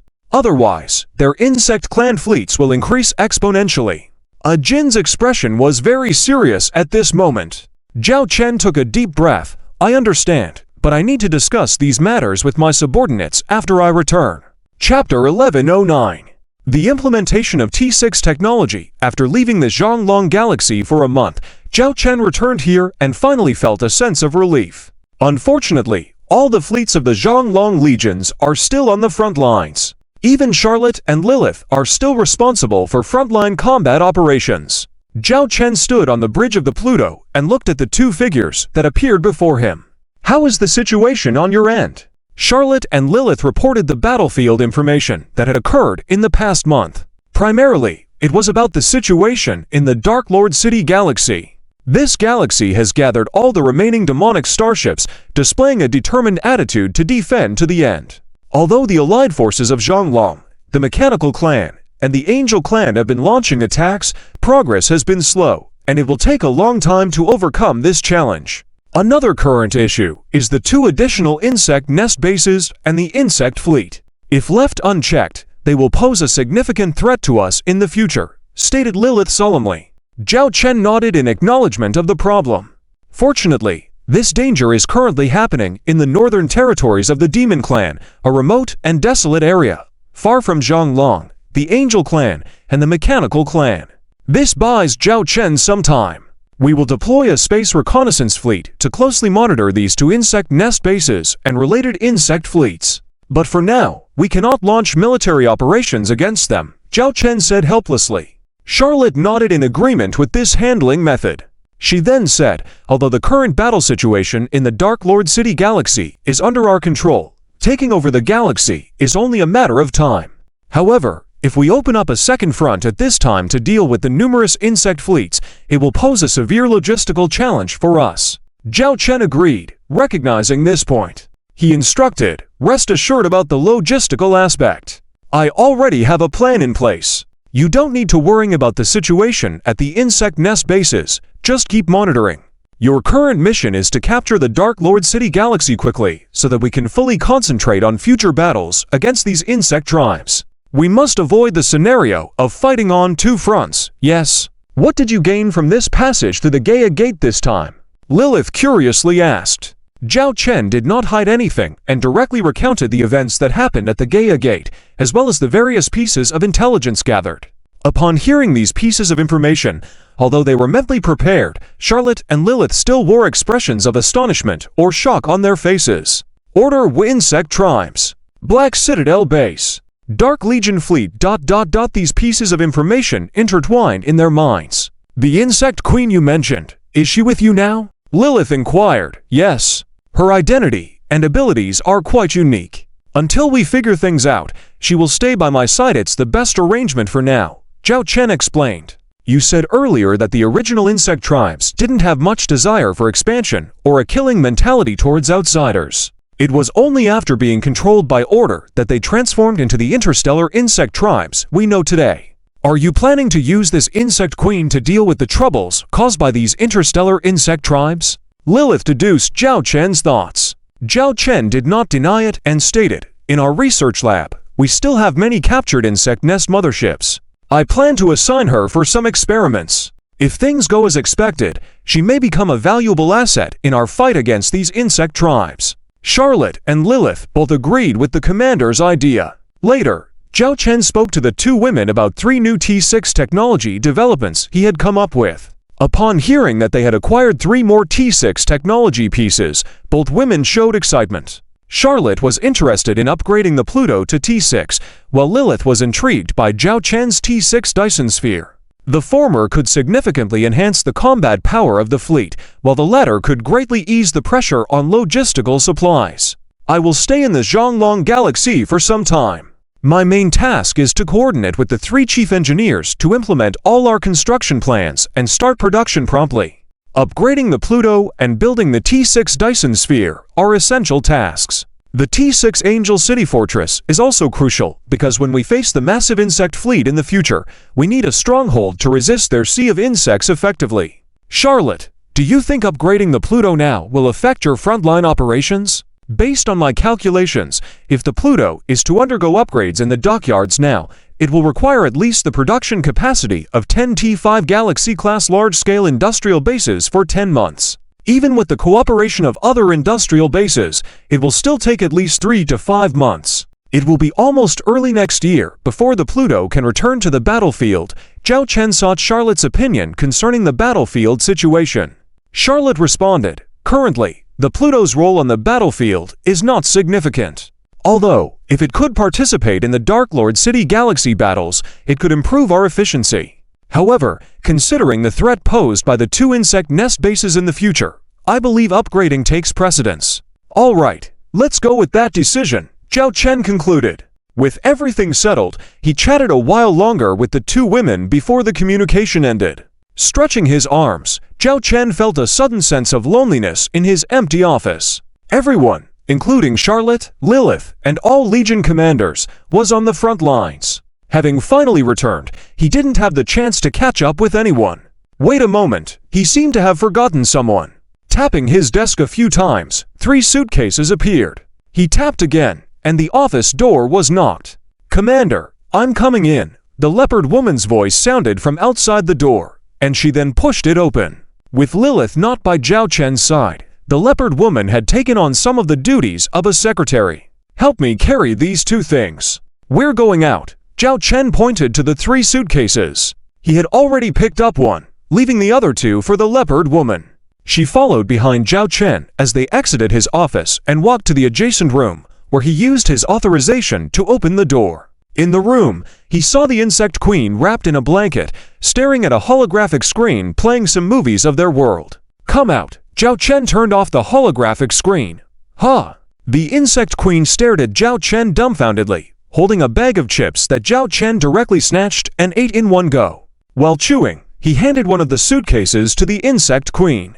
"You still owe me money. You've been furloughed off me. You gotta do something.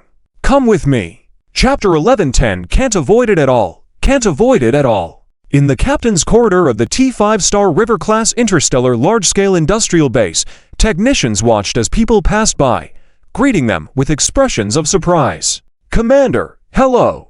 Commander, hello! Commander!" They all looked down towards the commander's feet, where a strange little girl about 1 meter tall stood, with a brown curved shell on her back that looked like a backpack from a distance. At that moment, she was vigorously holding a handbag that was nearly half her height. Her 2 little legs kept moving forward, closely following Zhao Chen's steps. Because her legs were short, for every step Zhao Chen took, she needed to take 2 or 3 steps. The scene, when viewed from a distance, was surprisingly cute. Walking to an office that was not even closed, Zhao Chen could already hear voices coming from inside the office from afar. "Annie, take a look at this data. It's needed by the department below. Annie, check if this production process can be further simplified to save some production time. Annie, this is something researched by the technical team below. If we produce according to this component of the interstellar battleship can potentially save 20% of raw material consumption. Verify if it's correct, and if it would impact the battleship. Annie." Zhao Chen hadn't even entered the room when he saw a hand resting on the door frame, followed by a face appearing in front of him like a ghost. Annie, sporting dark circles under her eyes, looked at Zhao Chen outside the door as though he were a savior. Without saying a word, she hugged Zhao Chen's thigh. "Commander, I can't take this anymore. Nana, Nana, Nana." She's just crying. Annie looked utterly aggrieved. Zhao Chen looked puzzled, gazing at the distraught Annie, and then at Nana inside the room. What drama were these 2 sisters causing this time? Tell me, what's going on? Zhao Chen sat on a chair, skeptically looking at the 2 sisters. "She's pushing me too hard." Annie angrily pointed at her sister Nana. Nana replied calmly, "I'm not. You say you're not. I haven't had more than 5 hours of sleep each day for a month. Look at my dark circles. They're practically black holes now." Annie pointed at her dark circles. "Less than 5 hours of sleep? That seemed a bit excessive." Zhao Chen's gaze turned to Nana. Nana raised her hand, displaying a report with a cartoon figure at the top, the figure resembling Annie. "Your average sleep time for the past month is indeed only 5 hours a day. But your daily average time spent on games, movies, figurines, entertainment is also 5 hours. But I've already worked 14 hours. Commander, according to our regulations, soldiers should not work more than 50 hours a week. That's an average of 7 hours per day. I'm almost doubling that. And Nana keeps pushing me." Annie lamented. Zhao Chen felt a bit guilty. It seemed like he had some responsibility in this too. If it weren't for the tasks he assigned, they wouldn't have been so busy. Commander gave us work, enabling us to prove our capabilities.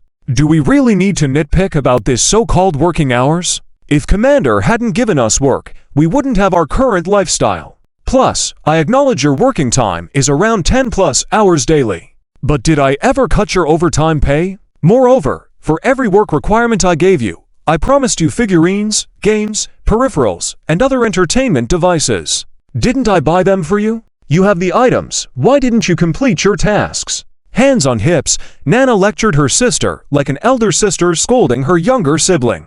Under this scolding, Annie was left speechless. You buy things for Annie with your own salary? Zhao Chen was surprised. Nana nodded and nonchalantly said, "Yes. The salary you provide us is too much. Initially, the standard for meals was already high. With this much salary, we can't use it all. To encourage Annie's work, I occasionally give her some job task rewards. Initially, she could complete the tasks I assigned on time. But now, she's starting to delay. A perfect employee indeed. Providing additional incentives to improve colleagues' work efficiency using personal funds." Zhao Chen felt his eyes welling up with emotion. Meanwhile, Annie had nothing more to say. "Let's drop this matter. Annie, pay more attention next time. Leisure is acceptable in moderation, but don't take up too much rest time." Zhao Chen acted as the mediator, turning the page on the issue. "It's lunchtime now. Let's go eat together, Zhao Chen suggested. Nana seemed reluctant, eyeing the files and work on the desk. But Annie kept shaking her head. No, I'm not going. I'm not hungry. This refusal surprised Zhao Chen, as this person was usually the most eager when it came to being treated for a meal. How could she refuse this time? Curious, Zhao Chen asked. Why? Annie replied softly, every time we eat, you're never prepared. Amused, Zhao Chen signaled the leopard woman behind him to bring the handbag up, and took the handbag from the insect girl next to him. Due to the high table, the little girl probably couldn't place it properly. Left empty-handed, the insect girl nearly stumbled forward but managed to stabilize herself against the wall, breathing heavily. Zhao Chen couldn't understand how this body worked. Did it have two consciousnesses with two bodies? The previous insect girl body certainly wasn't this weak. Well, let's skip lunch for now. Here are 3 sets of T6 technology. I need you to arrange production tasks as soon as possible. Zhao Chen opened 3 handbags successively. They contained the building data of 3 sets of T6 technology that Zhao Chen had edited earlier. It's T6 again. Nana's eyes lit up upon hearing this. On the other hand, Annie leaned against the wall in resignation. She thought she had avoided the commander's meal, but these things were unavoidable for her. Upgrading the Hades class is the top priority, followed by the construction of the T6 Dyson sphere. The site selection is crucial. We can discuss it further later, Zhao Chen briefly explained. It was unknown how much time had passed when Zhao Chen felt a tug on his sleeve and saw Annie looking disgruntled. What's wrong? Let's go eat, Annie said softly. But you said you're not hungry earlier? Zhao Chen chuckled, questioning. Annie pouted. I'm hungry now. I want to eat now. Since some things couldn't be avoided, it was time to face them head-on. Chapter 11:11 Dyson Sphere, Phase 1 Construction Plan. Annie's mouth was full of grease. She hadn't finished gnawing on the beef leg in front of her when her hand reached for the plate beside her. Left and right, she felt around. Strange, there was clearly still one beef leg here just now. Annie lifted her head in puzzlement, only to see an empty plate on her left. Where's my beef leg? Annie suddenly felt as if her home had been robbed. Huh? A voice came from under the nearby table. Annie turned her head and saw a small girl about a meter tall sitting nearby, holding the half-gnawed beef leg in her hands. Her eyes timidly met Annie's gaze. Seeing this girl, Annie's eyes lit up. Who is she? Annie curiously asked. She's called Changji. You can call her Zichang. I brought her back from outside. She's related to the insect clan. Later on, I will take her for further research, Zhao Chen explained from the side. Insect clan. Upon hearing this term, the people at the dining table all paused for a moment, but just glanced at Changji and silently went about their own business. Although there were plenty of food in front of Nana, she was still studying the 3 pieces of information given to her by the commander earlier. And there was the relentless arrival of the Spider Queen, Elis. The 2 chief engineers occasionally exchanged words. On the other hand, Annie became interested in Changji. She pointed at the large beef leg in Changji's hand, and then at the stack of plates beside her chair. Her eyes lit up and curiously asked, Did you eat all these? Changji nodded. Do you like to eat? Annie asked. Changji nodded. Annie's eyes immediately sparkled. She scrutinized Changji from top to bottom. She was shorter than herself, liked to eat, and seemed like an easy target to bully, unlike her sister Nana, who was very strong-willed. A 99% favorable impression. Is it enough? If not, I will order more. Don't be polite. Just tell Annie's sister what you want to eat. What Annie's sister says goes here. Annie patted her chest, promising Changji solemnly. Zhao Chen didn't expose Annie. After all, he was paying for the meal. When Changji heard this, her eyes immediately sparkled as she looked at Annie. Then the 2 began to look through the menu, one by one. Beef leg, lamb leg, pork leg, horse leg, serve a portion of each. And these fish. Annie, acting like a wealthy person, ordered over a dozen dishes in one go. Suddenly, Zhao Chen interjected, who orders, is responsible for finishing the meal. If not finished, deducted from her wages. No takeout allowed. Annie shuddered, hesitated for a moment, and then canceled half of the dishes on the hook. Zhao Chen didn't pay much attention to the 2 gluttons gulping food down facing him.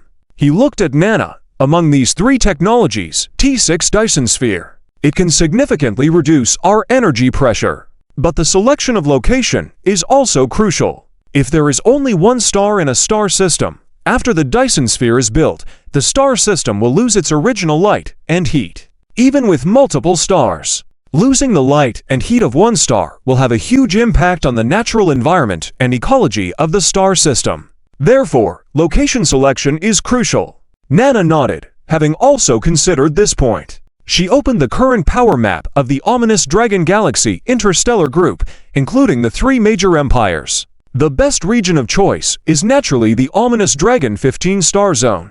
Because these 15 star zones were previously under the control of the mechanical clan, many star systems are uninhabited.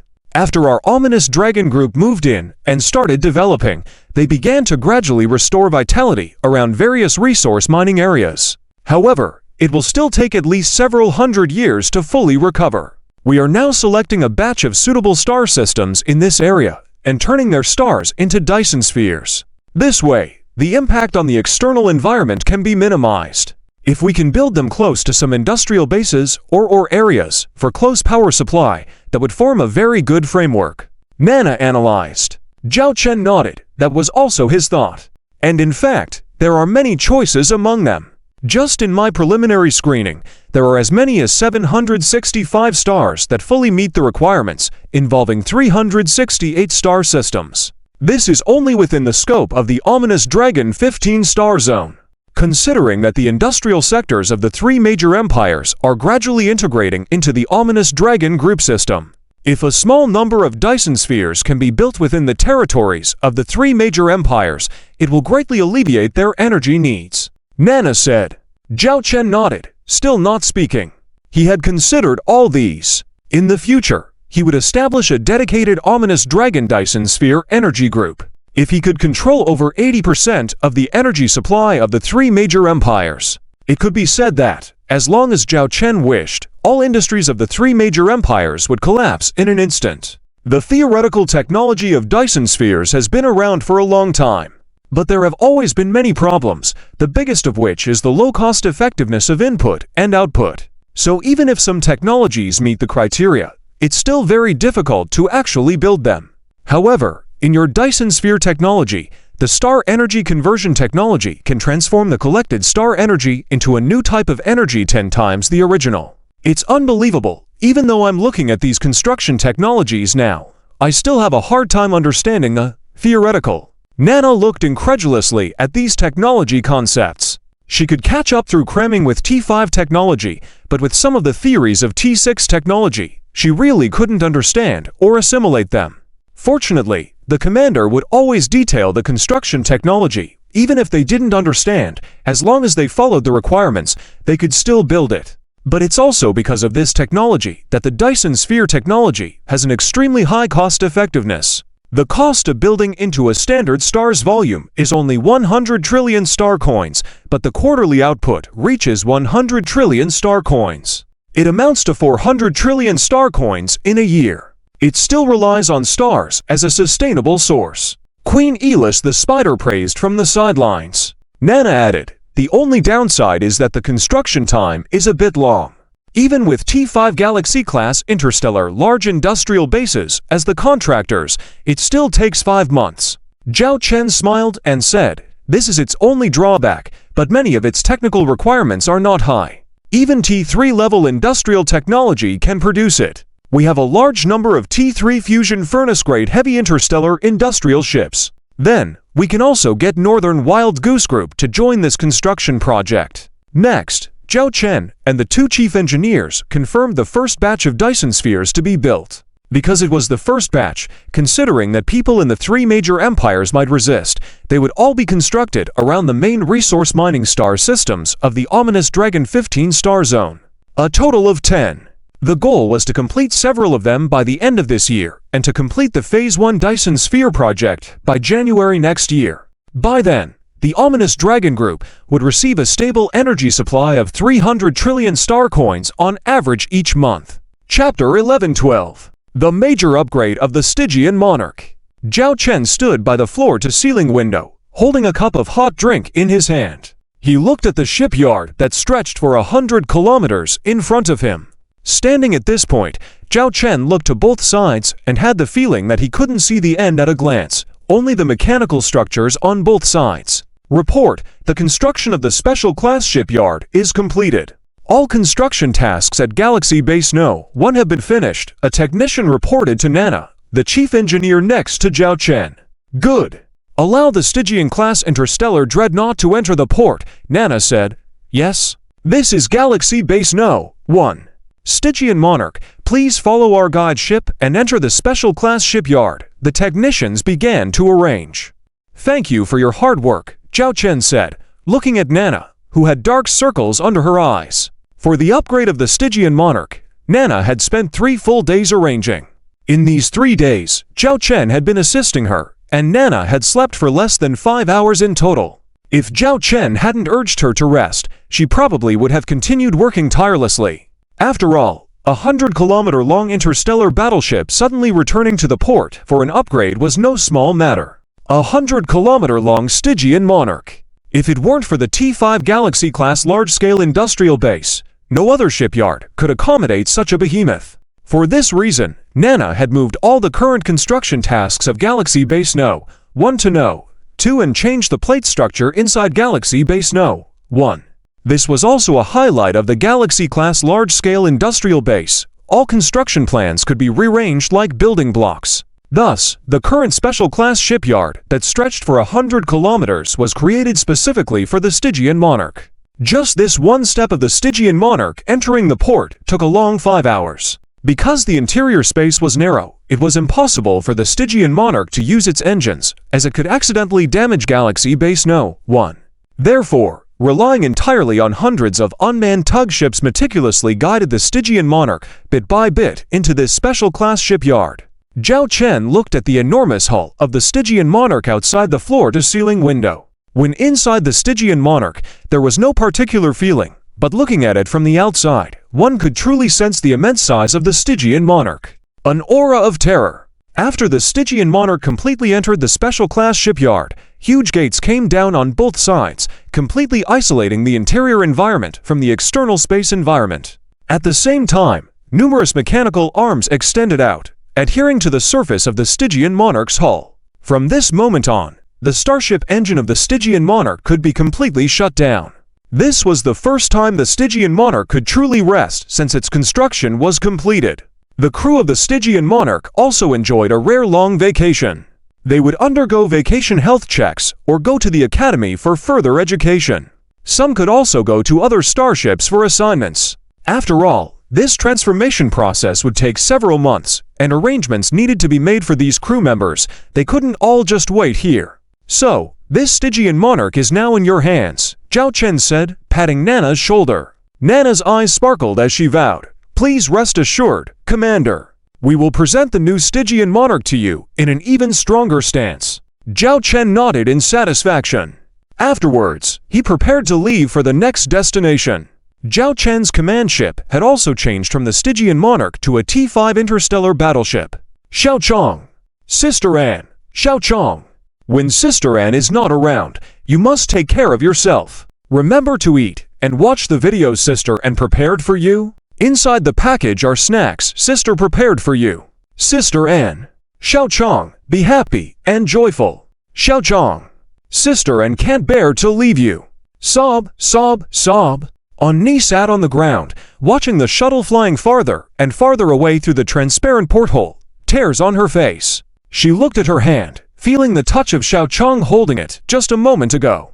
Nana, beside her, watched this scene of life and death separation with no reservations, grabbed her by the collar, and said, "These few days, you have had enough fun and games, now it's time to come back to work." Annie cried out, "Xiao Chong, please take me with you. I can't bear to leave you." On the shuttle, Zhao Chen watched as Xiao Chong, who had been crying with Annie just a moment ago, parted ways with sorrow and reluctance like it was a matter of life and death. The moment the hatch closed, Xiao Chong's expression changed. "What's this? You only met Annie for a few days, and your relationship is so good." Zhao Chen looked at Xiao Chong with bewilderment. Beside Xiao Chong was a backpack that was as tall as 3 people, filled with food prepared by Annie. I don't know. Annie showed me in the movie she let me watch. It seems that friends should part like this, Xiao Chong calmly said as she sat next to Zhao Chen and pulled out a snack from the backpack beside her, offering it to Zhao Chen. Would you like some? Thank you, Zhao Chen accepted without hesitation. Have you ever tried to communicate with the interstellar insect races controlled by the Order? Zhao Chen asked. I haven't. My mother and the insect granny protected me before. Although I knew about such a thing, I have never had any contact with those insect races, Xiao Chong shook her head. Zhao Chen then explained his upcoming arrangement. I mentioned to you before that some interstellar insect races controlled by the Order occasionally launch invasions on us in the universe. That's why our first meeting wasn't favorable towards you.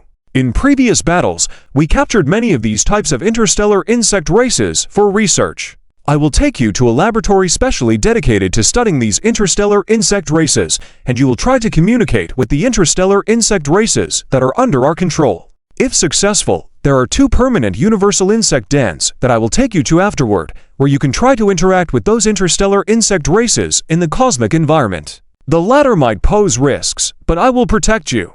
Xiao Chong nodded. Are you in agreement? Zhao Chen looked at Xiao Chong with surprise. Xiao Chong smiled faintly. My instinct tells me you mean no harm to me. I am also very interested in what you proposed. If I can control those interstellar insect races you mentioned, maybe this is an opportunity for me to seek revenge against the Order and to find my mother, to reclaim my homeland. I want to become stronger. It was clear that during this time, the awakened Xiao Chong had undergone significant changes. A pleasant cooperation. Zhao Chen extended his hand towards Xiao Chong. Xiao Chong looked at Zhao Chen and also reached out her hand. A pleasant cooperation. Chapter 11-13. Bad Bug Dragon Star System, First Bug Research Institute. This is an empty asteroid. Zhao Chen's flagship slowly docked next to the asteroid, and then a shuttle left the starship and entered the asteroid. The shuttle parked in the hangar. The Bug Princess timidly followed behind Zhao Chen, even holding onto his clothes. At this moment, she had developed a sense of trust towards Zhao Chen, perhaps because he had been the only one by her side during this time. The Bug Princess looked around at the unfamiliar environment. Commander, several people in white coats had been waiting. The Bug Princess looked at them with a sense of fear, huddling closer to Zhao Chen. Is everything ready? Zhao Chen asked. The head of the research institute stepped forward and said, everything you instructed is ready. With an interested look, she glanced at the Bug Princess behind Zhao Chen. Then take us over, Zhao Chen said. Yes, the head of the research institute led the way. Zhao Chen and the Bug Princess followed. As they walked, Zhao Chen explained, Little Bug, this is where we imprison the captured interstellar bug tribes that invade our universe. We can find some injured bug nest motherships or bug units here for research. Research on the value of these interstellar bug tribes. For example, what can we use from their bodies? Or what type of weapon on the battlefield can cause the greatest damage to bug nest motherships? Zhao Chen did not hide anything, but informed the Bug Princess about this Bug Research Institute. The Bug Princess silently followed Zhao Chen. She did not speak, but it was obvious that she was somewhat apprehensive. Suddenly, Zhao Chen stopped in his tracks. The Bug Princess accidentally bumped into Zhao Chen's back. What you see next may be something you cannot accept. You can choose to leave now. Zhao Chen turned to look at the Bug Princess. The Bug Princess hesitated. She lightly bit her lip and looked at Zhao Chen. Do you think I am like them? Zhao Chen smiled faintly, patting the Bug Princess's head. You are naturally different from them. Bug tribes, in my eyes, are just interstellar races that exist in this universe, like our human tribe, angel tribe, demon tribe, and mechanical tribe. If it weren't for the appearance of these interstellar bug tribes before, with their setting of bloodthirsty, brutal, and senseless invasion of other planets, they would have brought about doomsday to this planet. In fact, I don't have strong feelings towards bug tribes. And you haven't harmed us or invaded our world and homeland. So, you are not our enemy. But those interstellar bug tribes imprisoned here are war criminals. They are our enemies. The Bug Princess nodded heavily. I understand. Little Bug is a good bug. The bad bugs kept here are bad bugs. Mom said, no matter who it is, invading someone's homeland will have consequences. These bad bugs invaded your home. How you deal with them is your right. Zhao Chen ruffled the Bug Princess's head and then took her hand, walking towards the front. On both sides of the corridor ahead, instead of walls, there were transparent glass walls. It was a series of enclosed labs. Zhao Chen walked up to the first glass window. He saw a bug nest mothership filled with tubes on the other side of the glass, likely a T2 bug nest mothership with 1/3 of its body missing.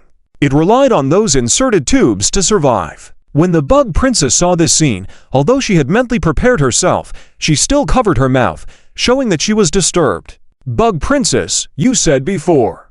You higher-ranking bug tribes can control the lower-ranking bug tribes. Try controlling them now. See if you can. Will this layer of glass affect you? Zhao Chen said to the bug princess. The bug princess shook her head. The glass won't affect it. Under normal circumstances, even if it's across a galaxy, we can sense the presence of the lower-ranking bug tribes. And when necessary, we can establish a bug network to transmit directly through consciousness. She then looked at the T2 bug nest mothership on the other side of the glass. She closed her eyes. Suddenly, the trapped T2 bug nest mothership on the other side seemed to have been stimulated and started to struggle frantically, causing the chains that bound it to creak, as if they might break at any moment. At this moment, the bug princess huddled even closer behind Zhao Chen. Her eyes, looking at the T2 bug nest mothership on the other side, no longer showed the complex and uncomfortable expression from before, but rather a sense of vigilance. What's wrong? Zhao Chen asked. That's a bad bug. It doesn't listen. It wants to attack the little bug. The little bug doesn't like it, the bug princess replied. So, you can't control it? Zhao Chen asked. The bug princess nodded, saying, the little bug tried to connect with its thoughts, but it resisted. And its thoughts are completely different from normal interstellar bug tribes. Upon contact, the little bug felt the smell of slaughter, a mad aura. They have become lunatics. Can't you correct it? Zhao Chen asked. The bug princess shook her head. There's no way, they're already broken. Zhao Chen furrowed his brow. This was the worst outcome he had anticipated. If the bug princess could seize control of these interstellar bug tribes and turn them into her own on the front line, it might have been an advantage. Unfortunately, it seemed that this plan had failed. Let's continue walking further down. Zhao Chen led the bug princess on. They walked through several rooms, ranging from groups of bug tribe combat units like T1 flying bugs, T2 sting snakes, T3 self-destructive armored bugs, to T3 corrupting dragons, and even the remnants of T4 bug nest motherships. This could be said to be the research institute that has invested the most in bug tribe research and produced the most results in the known universe.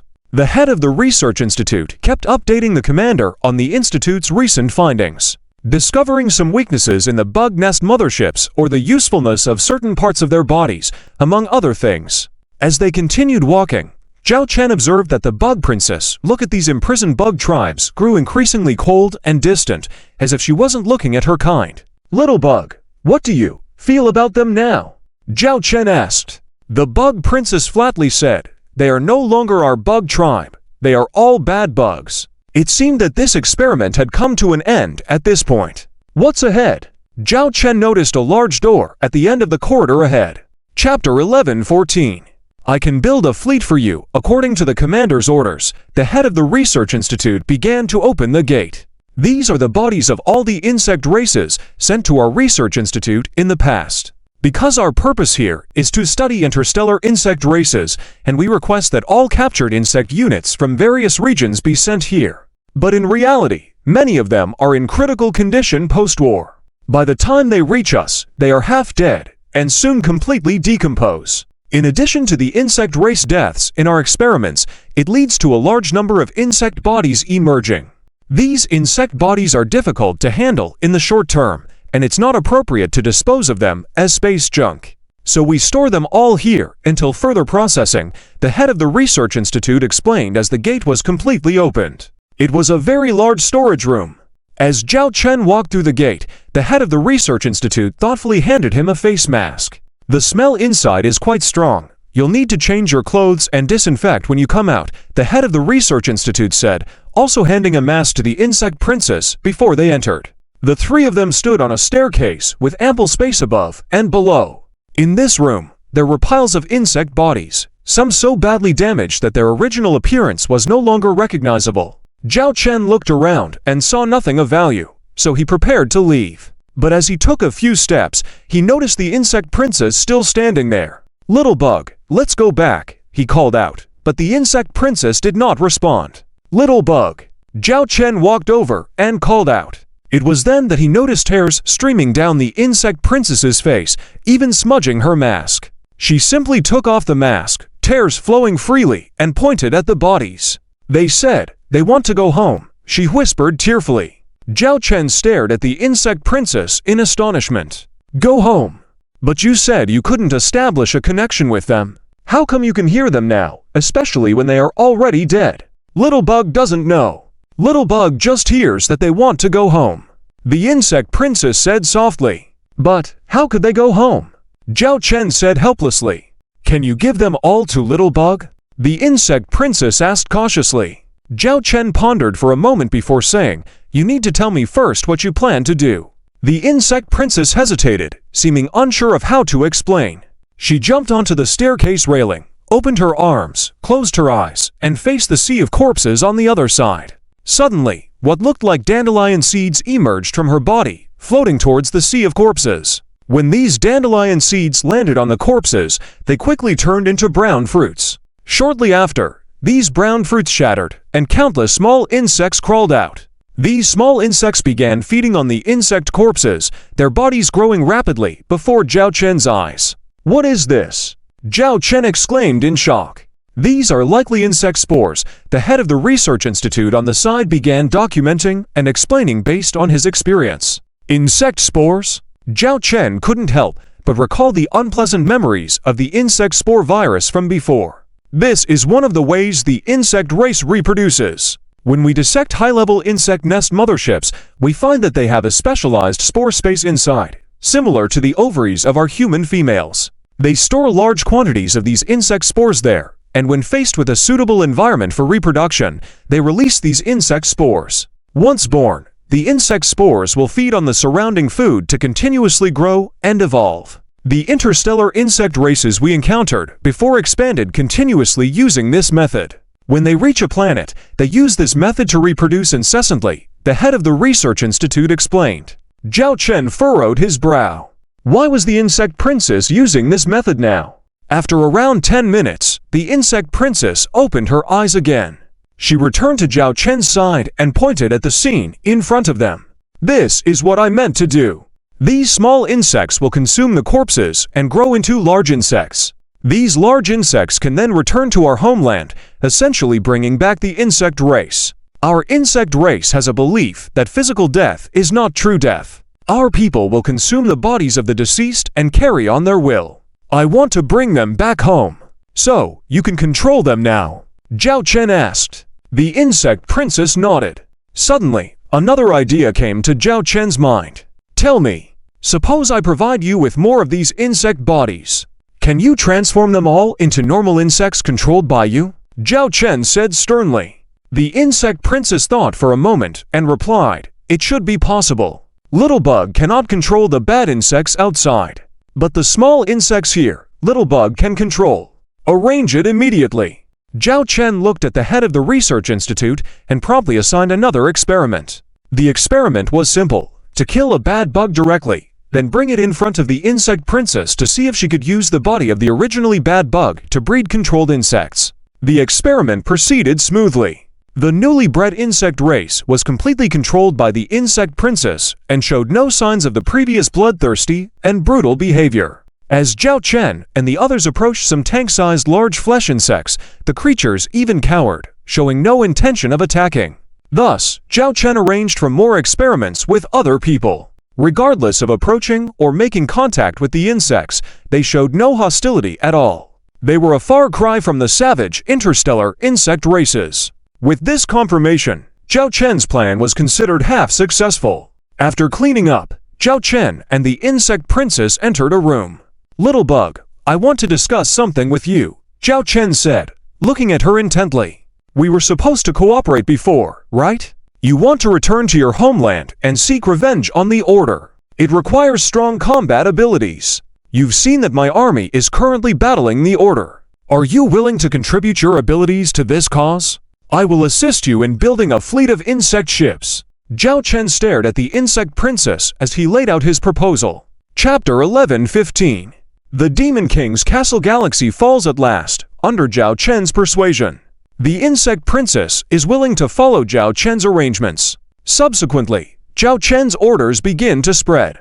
Firstly, in an unmanned star system in the Owl Dragon 15-star region, a specialized insect-breeding galaxy is to be established. All collected interstellar insect corpses are to be gathered here. The insect princess is responsible for nurturing her own insect race here. Before this, the purpose of these insect corpses was mainly to harvest the scales of the insect nest motherships as raw materials with a very low utilization rate. Now, by using these insect corpses, an insect fleet that can be mobilized by Zhao Chen can be built. As for quantity, there are also to continuously emerging permanent cosmic insect nests that can supply raw materials continuously. Moreover, at the other end of this universe, there are 2 insect nest hives with over 100 million insect nest motherships over there. All of these can be considered as raw materials. Thinking about this, Zhao Chen's mood improved a lot. After leaving the Owl Dragon Galaxy, he specifically went to check on the construction progress of the T6 Divine Fury Goddess-class interstellar heavy artillery ship. Accompanying him was the chief engineer, Elise the Spider Queen. Zhao Chen looked at the starship that already had its shape in the shipyard. We are currently in the outfitting stage. By the end of this month, it will certainly be ready for service. Please rest assured, Commander, Spider Queen Elise assured. Zhao Chen nodded in satisfaction.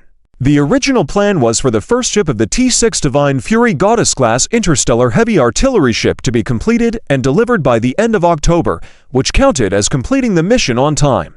But now that it was already October, Zhao Chen couldn't help feeling somewhat annoyed, because his previous quarterly mission was deemed incomplete. The previous extreme mission required Zhao Chen to find and destroy 7 hidden starship factories of the Demon Clan.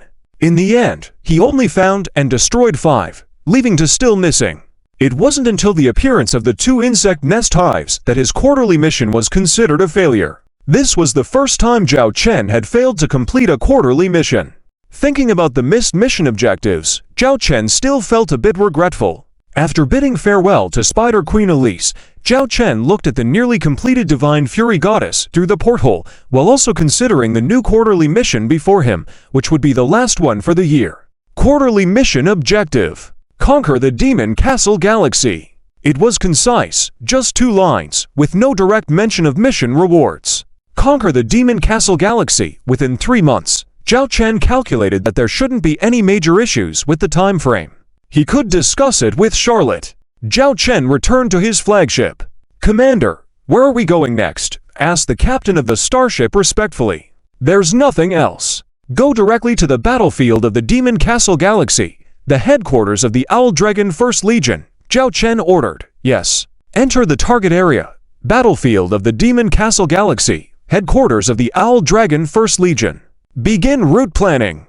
Zhao Chen sat on the sofa, closed his eyes, and opened the system interface. Since he had not completed the previous quarterly mission and missed the mission objectives, he could no longer exchange for new T6 series technological commodities. The T6 commodities had been updated in early October. It seemed that, like the quarterly missions, new items were added each quarter. The previously empty T6 commodity list now had new options. T6 Steel Star City, Technology Blueprint Exchange Conditions, 1 billion system points, and 3,000 mission points. Dragon Emperor Class Interstellar Command Ship, T6 Upgrade Module T6 Divine Dragon Emperor Class Interstellar Command Ship, and Technology Blueprint Exchange Conditions, 1.5 billion system points, and 5,000 mission points. T6 Seraphim Crossbow Class Interstellar Long-Range Hunting Ship, Technology Blueprint Exchange Conditions, 100 million system points, and 300 mission points. Zhao Chen looked at these 3 options.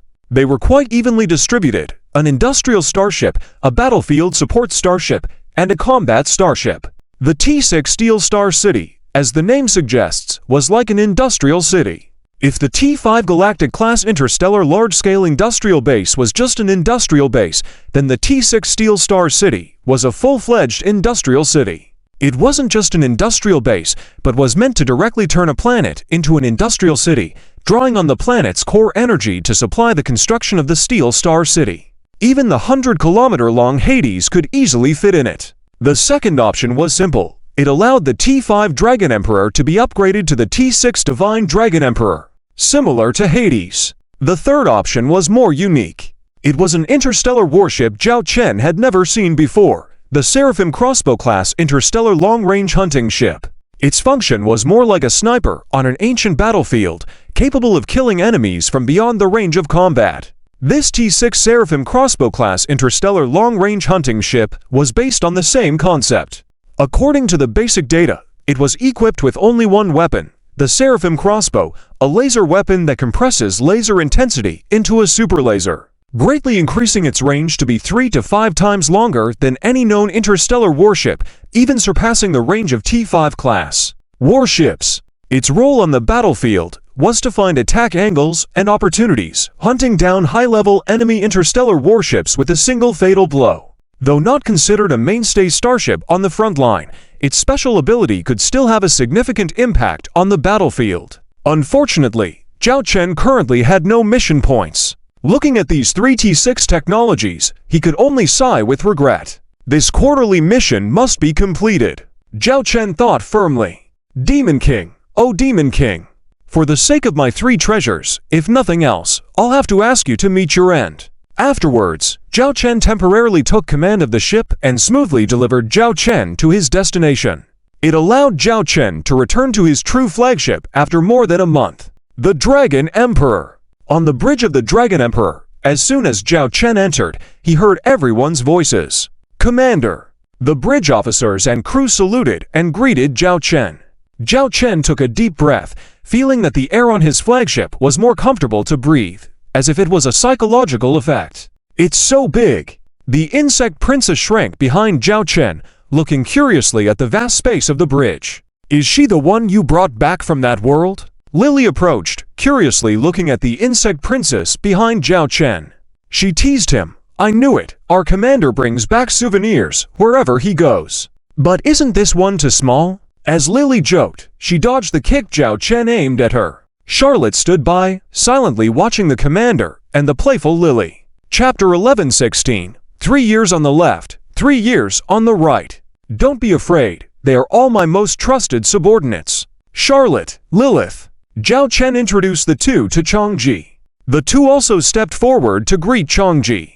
Compared to Charlotte's calmness, Lilith was more interested in this little guy, and with her eloquence, she quickly built a relationship with Changji. Zhao Chen and Charlotte were discussing the Owl Dragon Legion and the situation on the battlefield. How's the current situation? Can we conquer the Demon King Castle Galaxy by the end of the year? Zhao Chen directly expressed his thoughts. Charlotte opened the star map, showing the overall situation of the Demon King Castle Galaxy. Compared to Zhao Chen's visit before the Gate of Gaia, the black areas within the Demon King Castle Galaxy had noticeably decreased. It was like an apple that had been nibbled on countless times. Currently, in the Demon King Castle Galaxy, in the past 2 months, our tripartite alliance has eliminated 90,000 interstellar battleships of the enemy's defensive forces at the cost of 300,000 interstellar battleships. Among them, our All Dragon Legion lost 30,000 interstellar battleships. Charlotte paused and explained, we have the least losses, not because we passed on the combat missions to others. Both the Angel and Demon clans are clear about this. Our losses are fewer mainly because our interstellar battleships are stronger, and when the situation of the ship's body on the battlefield is insufficient for continued combat, we can withdraw in time. After all, now we are all equipped with T4 and T5 level interstellar battleships. However, the Angel and Machine clans still use some T3 level interstellar battleships, and their T4 series interstellar battleships are far from meeting the standard of our All Dragons T4 interstellar battleships. In conclusion, the Owl Dragon's interstellar battleships are tough. Charlotte pointed to the location of the Demon King Castle Galaxy. Although there are still 180,000 Demon interstellar battleships in the Demon King Castle Galaxy, a third of them are in various degrees of damage. We estimate that the industrial facilities in the Demon King Castle Galaxy are limited, and it is difficult to provide maintenance for so many interstellar battleships in a short time. Therefore, some of the remaining 180,000 battleships have inadequate combat power. This is very advantageous for us. As for your suggestion of conquering the Demon King Castle Galaxy by the end of the year, theoretically, there should be no problem. It depends on what price you're willing to pay. Charlotte then continued, we also need to bear some risk. Zhao Chen asked, risk? Are you referring to those two insect nests? Charlotte nodded. Because of the clues you provided earlier, we suspect that these two insect nests are related to the Machine God sect and the Demon King faction. From the appearance of the two insect nests until now, over 100 million insect fleet has appeared. Despite our continuous attacks on the Demon King Castle Galaxy, they have not taken any action, as if they have given up the Demon King Castle Galaxy. But I suspect that there is a conspiracy behind these two insect nests. They are waiting for an opportunity. Charlotte pointed again at the Demon King Castle Galaxy. If it were me, I would choose to wait until the Owl Dragon Legion and the Alliance forces are engaged in a fierce battle with the Demon King Castle defenders, even until the situation becomes critical. If you are not in a hurry, we can simply bide our time and keep an eye on those two insect nests. After hearing Charlotte's plan, Zhao Chen quickly agreed. He said, regardless, we must capture the Demon King Castle Galaxy by the end of the year. I know there may be risks, but with those two insect nests still around, if we wait for too long, who knows if the enemy will make a move against us first. We won't find any weaknesses if the enemy remains inactive. Only when the enemy acts can we seize the opportunity. Zhao Chen was saying this because of the quarterly mission, but also because he genuinely believed so. Ever since he became aware of the existence of order, Zhao Chen maintained high vigilance against any dangerous entities in the universe. Who knows if these entities might become a stepping stone for order? I understand. I will minimize casualties and prevent any potential dangers. We will capture the Demon King Castle Galaxy by the end of the year. Charlotte had no objections to the commander's plan and proceeded to make the necessary arrangements accordingly. This was why Zhao Chen entrusted all military matters to Charlotte. Now, how is the situation of our Owl Dragon Legion? Zhao Chen then asked about the Owl Dragon Legion status. Charlotte replied, as I mentioned before, we lost 30,000 interstellar battleships. But with the terrifying production capacity of our rear industrial base, these 30,000 interstellar battleships have been replenished. Our 17th Owl Dragon Legion is also almost completed. The 18th, 19th, and 20th Owl Dragon Legions are expected to be fully operational in the last 3 months of this year. By then, our Owl Dragon Legion will have a full complement of 20 legions with over 600,000 interstellar battleships. There are more than 2,000 T5 interstellar battleships. When we count the mechanical forces in our native universe, the total number of T5 interstellar battleships in the entire known universe does not surpass our All Dragons fleet. The rest are all T for interstellar battleships. As Charlotte spoke, her face beamed with pride. The solid industrial foundation enabled the Owl Dragon's explosive shipbuilding capacity. Even T5 level interstellar battleships could be mass-produced. The label of the Owl Dragon interstellar battleships had become synonymous with the preferred brand of interstellar battleships in the entire known universe. The demand for Owl Dragon interstellar battleships was insatiable. Some Owl Dragon interstellar battleships that ended up on the black market were sold at exorbitant prices. For example, a T-to-Black Rhino-class interstellar heavy assault escort ship. The official selling price by the Owl Galaxy Interstellar Group was 2 million stars, but it had been inflated to 6 million stars on the black market. Occasionally, batches would appear, but the demand still exceeded supply. The origin of these sudden black goods remained unknown. 20 Owl Dragon Legions. Zhao Chen let out a deep breath. Leading tens of thousands of interstellar battleships through the vast expanse of stars was something he dared not even think about when he first crossed into this world. You once said you only wanted to stay here for 3 years. It's been left 3 years, right 3 years, and soon it will be 3 more years. Do you still want to leave? Zhao Chen suddenly leaned close to Charlotte's ear, teasing softly. Chapter 11:17. Charlotte, secret, you fight for me. I promise you, to the best of my ability, I will purchase all those half-beast warriors who used to be under your command, scattered in the Star Empire. And as long as you lead them to fight for me for 3 years, once the 3 years are up, you and they will be free. So, are you willing to fight for me? Or in other words, are you willing to fight for your freedom? At that time, the man stood outside the cage, reaching out his hand to his past self dressed in leather. At that moment, her past self had no idea what that hand meant. Fortunately, her past self made the right choice. As for the so-called 3-year agreement, It had long been forgotten many years ago. Looking at the face in front of her that had matured a lot compared to 6 years ago, she suddenly took a step forward, leaving only about 10 centimeters between her and Zhao Chen. They could both feel each other's breath. Charlotte placed her hands on her hips, raised her head and said, "What 3 years? I don't remember anything like that. How dare you want to leave the two of us after I've followed you diligently for 6 years? Hey, are you trying to back out now? We agreed on 3 years before." Zhao Chen was teasing when suddenly he froze. He seemed to have heard something wrong. "What did you just say?" Zhao Chen grabbed Charlotte's shoulders abruptly. Charlotte's gaze seemed evasive, but she couldn't control the smile on her lips. "What did I say? I didn't say anything." Saying this, Charlotte tried to evade by moving aside. But the next moment, she shivered, almost falling to the ground. Her tail had been caught. Zhao Chen grabbed Charlotte's tail, not hesitating to throw her onto the captain's chair. Pressing against the back of the chair with one hand, he stared at Charlotte forcefully. "Did you just mention the two of us?" "The two of us? Why don't I understand what you're talking about?" Charlotte still denied.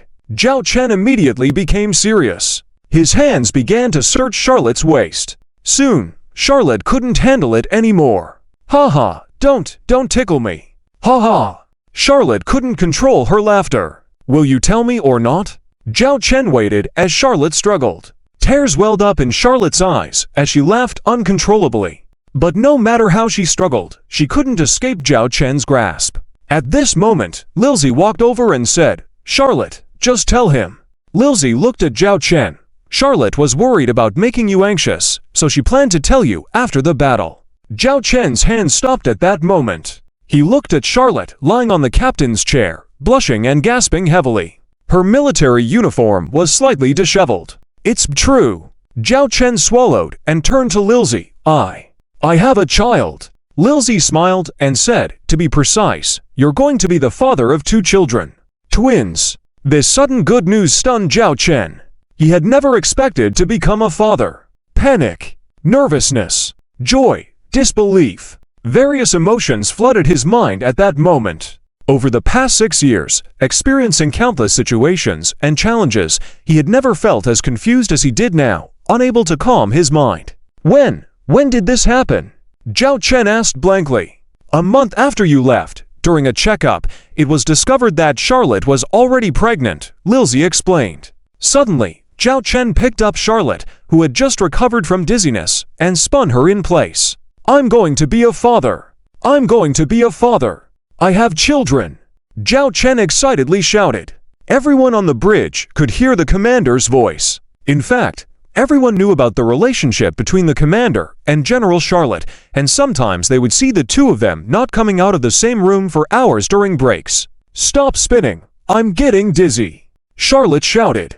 Zhao Chen realized at that moment that Charlotte was already pregnant, although it had only been a month. Carefully, he placed Charlotte back on the ground. "What are you doing?" Charlotte gave Zhao Chen a reproachful look. But at that moment, Zhao Chen was just staring at her in a daze. "Are you okay? You still have so many battlefield matters to deal with." Zhao Chen seemed to remember something and immediately looked at Charlotte with concern. Charlotte felt like she had been caught red-handed. She quickly said, "I didn't want you to worry about my health and stop me from commanding battles. That's why I wanted to keep it secret. Our half-beast bodies are not fragile. Not to mention just being pregnant for a month. When my mother gave birth to me, she could still fight and defeat to Minotaur old women from the neighboring tribe." With that daring expression that seemed to say, "Let me rest, and I'll take you on in a solo battle," Zhao Chen understood Charlotte's temperament. When there was a war, letting her idle was as good as asking for trouble. "Are you really okay?" Zhao Chen looked at Lilzy beside him. Lilzy nodded. "Yes, the physique of half-beasts is naturally strong. And the medical facilities on our starship are top-notch in the known universe. And Charlotte is on the Dragon Emperor. The Dragon Emperor won't appear on dangerous front lines. So, Charlotte shouldn't be at great risk. If you're still worried, we can arrange a few guards and doctors to protect Charlotte 24/7. I don't want people following me around all the time." Charlotte immediately objected. Zhao Chen then pointed at Charlotte and said seriously, Either you agree to the conditions Lilzy proposed, or I'll arrange for you to return to the Owl Dragon Star system for rest right now.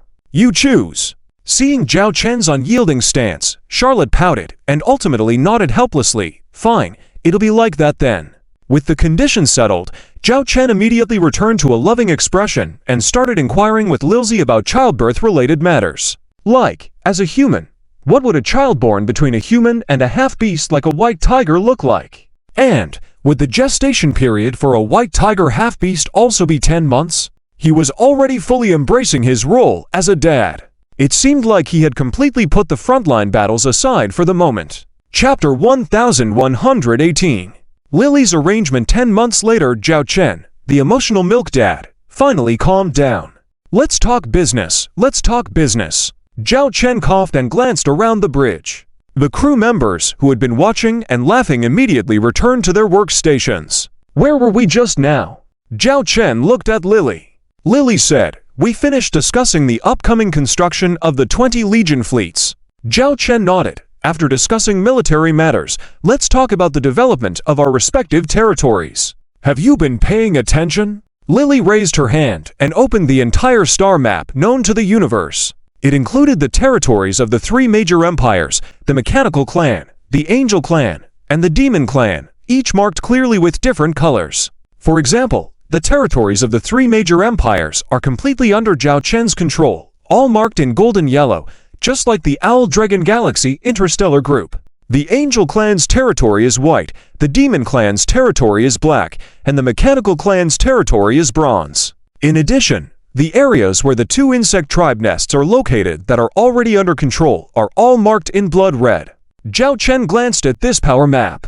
At some point, the area under the influence of the Owl Dragon had occupied a quarter of the known universe. Currently, our newly expanded territories are mainly in the eastern territory of the Demon Clan, which was the place where we first initiated the rebellion. We have directly controlled a quarter of the Demon Clan's original territory, all of which are now controlled by the demon families that we have supported.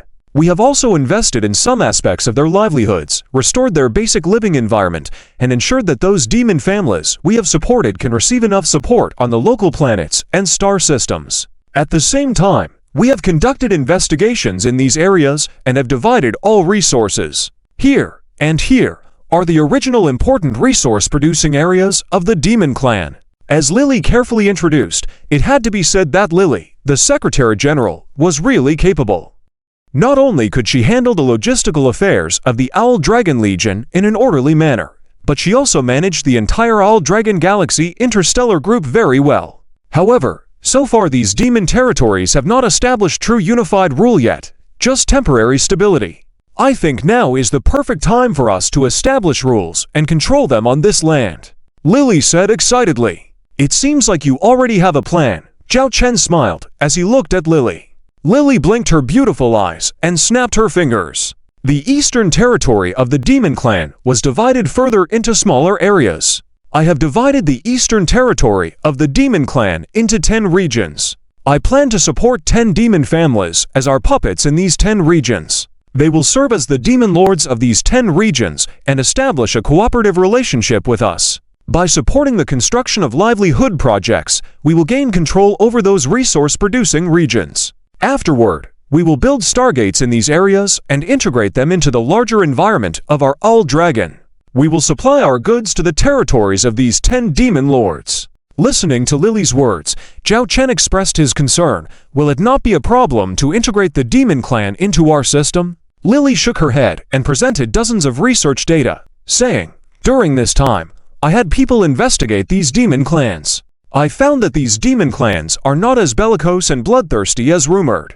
Most of them are only inclined to wage war against others because they were incited by their Demon King to do so. The Demon King tells them that in order to survive, to have food, to have a home, they must fight and seize resources. This kind of spirit is very inspiring as long as the Demon King's army keeps winning. However, when there is fatigue in war, and the resources obtained on the battlefield cannot be distributed among these demon clans, or even when they need to feed on the lower-class demon clans, their mindset changes. The Demon King even directly kidnapped a large number of lower-class demon clans for use as fuel for interstellar warships. This incident has been made public. leading to doubts and even attacks within many demon clans toward the Demon King's beliefs. It was based on these events that our previous rebellion plan could proceed smoothly. And now, many anti-war sentiments have emerged within the demon clans. They are tired of war and long for a peaceful and prosperous life. We only need to show them the living conditions in places like the Starlight Empire and the Hammer Interstellar Federal Kingdom. They would naturally aspire and yearn for the opportunity to live a good life without the need for war. Zhao Chen nodded. If the demon clans are truly as you describe, then they can naturally integrate into our system. Lily continued enthusiastically. Furthermore, these demon clans also have many benefits. As you know, the demon clans are a unified major race with thousands of branches beneath them. For example, the clan where Qitong belongs is a branch of the demon clan. Even our succubus clan, in the distant past, belonged to the demon clan. Within the demon clans, there are many individuals with various talents. For instance, our succubus clan has an innate charm ability and excellent mental abilities, whereas Qitong has talents in warfare. This trait is also very prominent in other demon clans. We can entirely recruit them to work for us. By paying minimal costs, they will see us as saviors. Hearing Lily's somewhat crazy words, Zhao Chen swallowed and finally managed to calm Lily down. Then do as you said as long as it does not interfere with the current war. Our focus should still be on ending this war, Zhao Chen reminded. Lily nodded. I am aware of that. However, I will need you to make an appearance for this plan. Me. Zhao Chen was surprised. Lily looked at Zhao Chen, her eyes shining. After all, you are the highest commander of our Owl Dragon. Many high-ranking members within the demon clans want to meet you, including those who organized rebellion, and those who were originally from Qitong's clan and were responsible for the rebellion plan. All wish to meet you. Zhao Chen understood. Lily wanted him, the lucky charm, to make an appearance. After all, the title of the highest commander of the Owl Dragon was still quite useful. I understand. Go ahead and make the arrangements. Once the time is set, inform me, Zhao Chen said. Lily smiled and nodded, then leaned in close to Zhao Chen's ear. There is also another matter. I wonder if the commander can arrange a meeting at a later time. What matter? Regarding 10 months from now, my child would like to meet you. Chapter 11-19. Injuring 50 enemies, self-inflicting 1,000 wounds at the Shingang meeting room. A group of senior demons from the evil demon clan was waiting here. Many of them had started whispering among themselves. Do you think? Can our Lord Commander fulfill his previous promise? One worried demon said. As soon as he finished speaking, another demon next to him kicked him in the buttocks. What nonsense are you talking about here? How could our Lord Commander go back on his word? If you dare to defame our Lord Commander again, I will duel with you outside. A young demon said indignantly, his eyes filled with anger, showing his seriousness. Upon hearing this, many around them fell silent. Although they did not say it out loud, they still had some worries in their hearts. I didn't mean to defame our Lord Commander, and I hold the highest respect for him. But I have to worry about our own interests and concerns, don't I? After all, our demon clan has always been at odds with the Lord Commander's Dragon Clan, and we have had disputes with the Angel Clan. I heard that the Angel Clan now has a very close relationship with the Dragon Clan, and we have a 1,000-year war ahead with the Angel Clan. Who knows what will happen in the future? Another demon expressed his concerns. However, while expressing his worries, he still showed respect to the Lord Commander, just explaining his concerns. The young demon did not rebuke him, but earnestly said, "You don't have to worry about that at all. Our Lord Commander of the Dragon Clan is completely different. He does not care about the past history. He only looks at what we are doing now.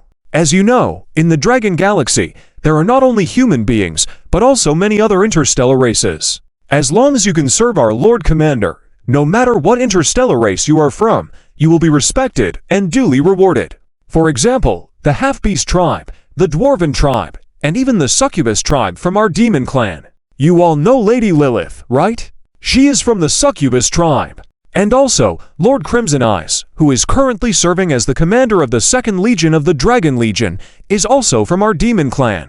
If our Lord Commander really harbored biases against us, how could he arrange so many demon descendants to hold high positions in his Dragon Legion?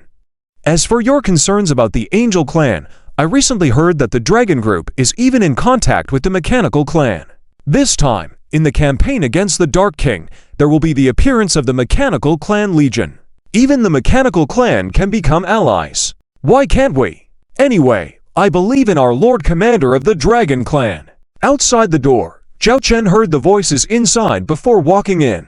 I didn't expect to have such die-hard fans. Zhao Chen couldn't help but chuckle. Now, these demons are mainly divided into two factions. One is the younger generation who naturally admires you very much because of what they have heard about the Dragon Legion's achievements, plus having Crimson Eyes as a role model there. The other is ostensibly supporting you, but are actually revolutionary factions within the Demon Clan who participated in previous rebellions. But deep down, they still have some concerns about the Dragon Clan, as those who spoke just now were from this category. This category is quite large. But as long as the subsequent benefits are in place, I believe they will fully submit to us, the Dragon Clan, Lilith said as she leaned against the wall. I told you, you can't be too pushy. Now, look, your back hurts, right? Zhao Chen teased, looking at Lilith walking while supporting the wall. Perhaps because of Charlotte's pregnancy, Lilith also had similar thoughts. After the three-person meeting ended earlier,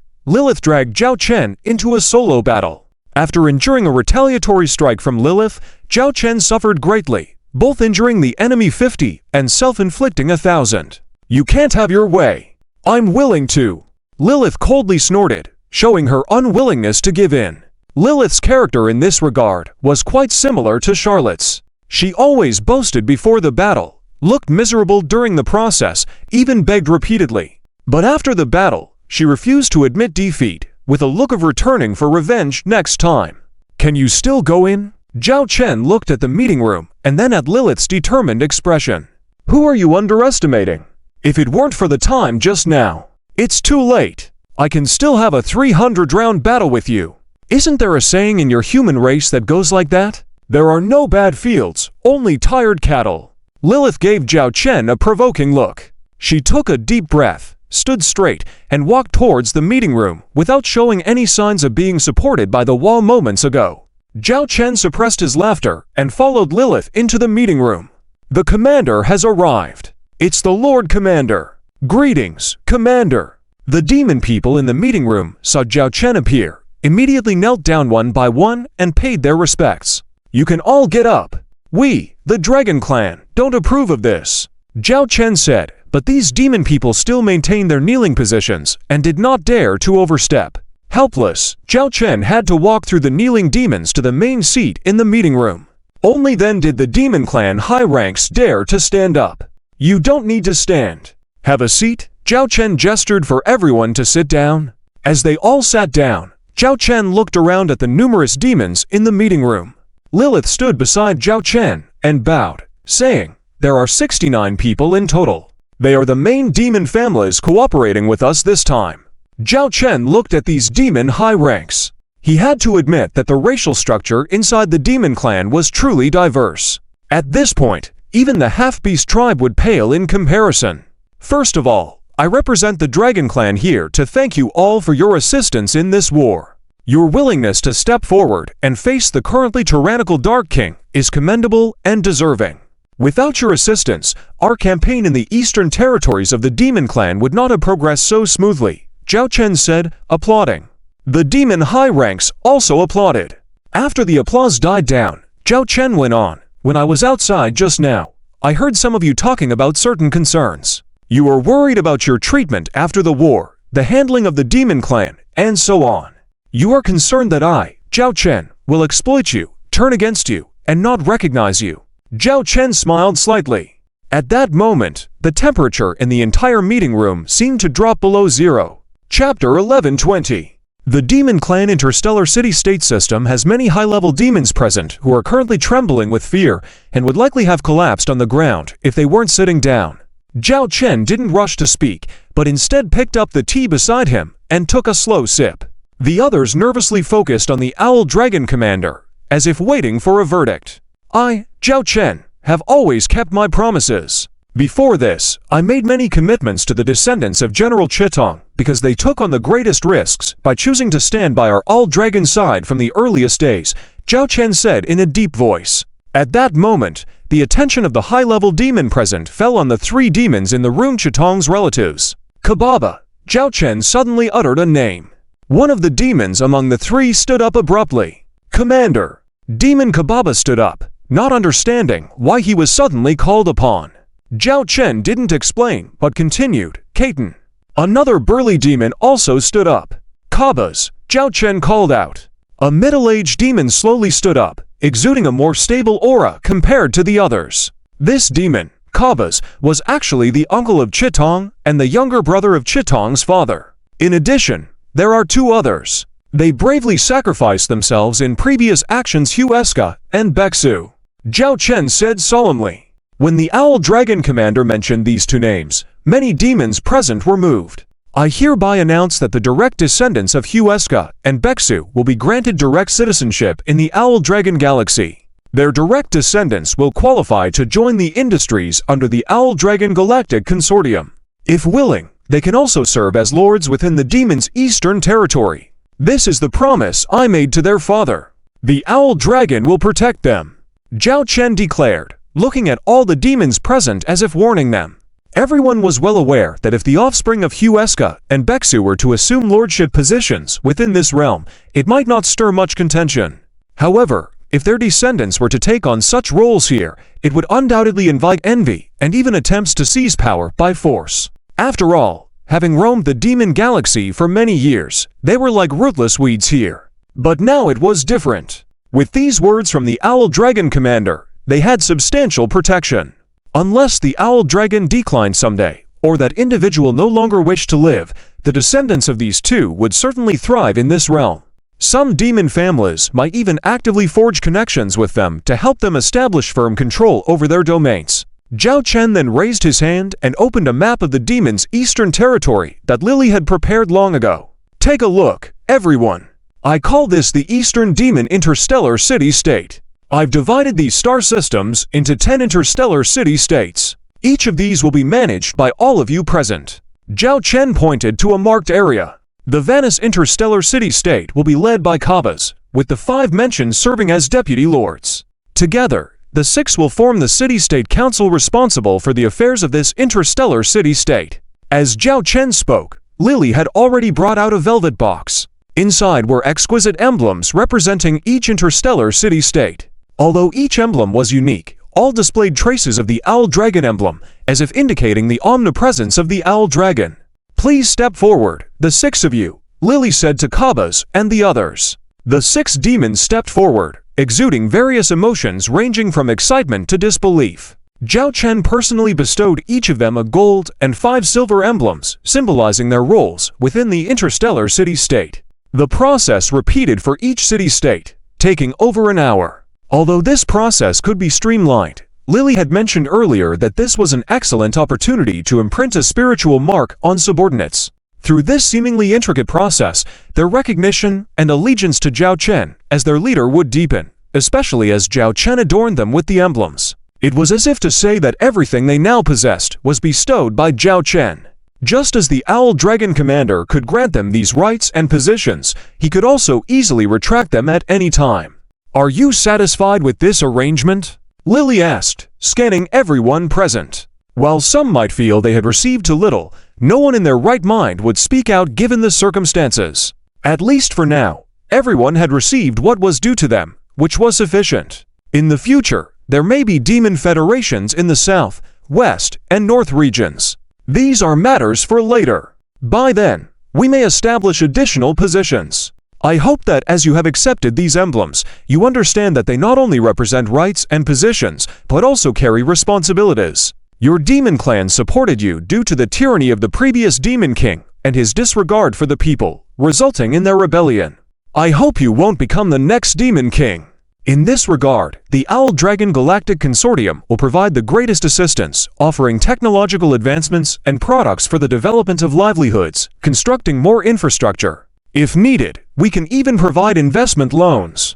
I believe that only when everyone's lives improve can your positions be secure. Otherwise, the emblems you received today will sooner or later be taken away by others. Zhao Chen spoke gravely. Understood.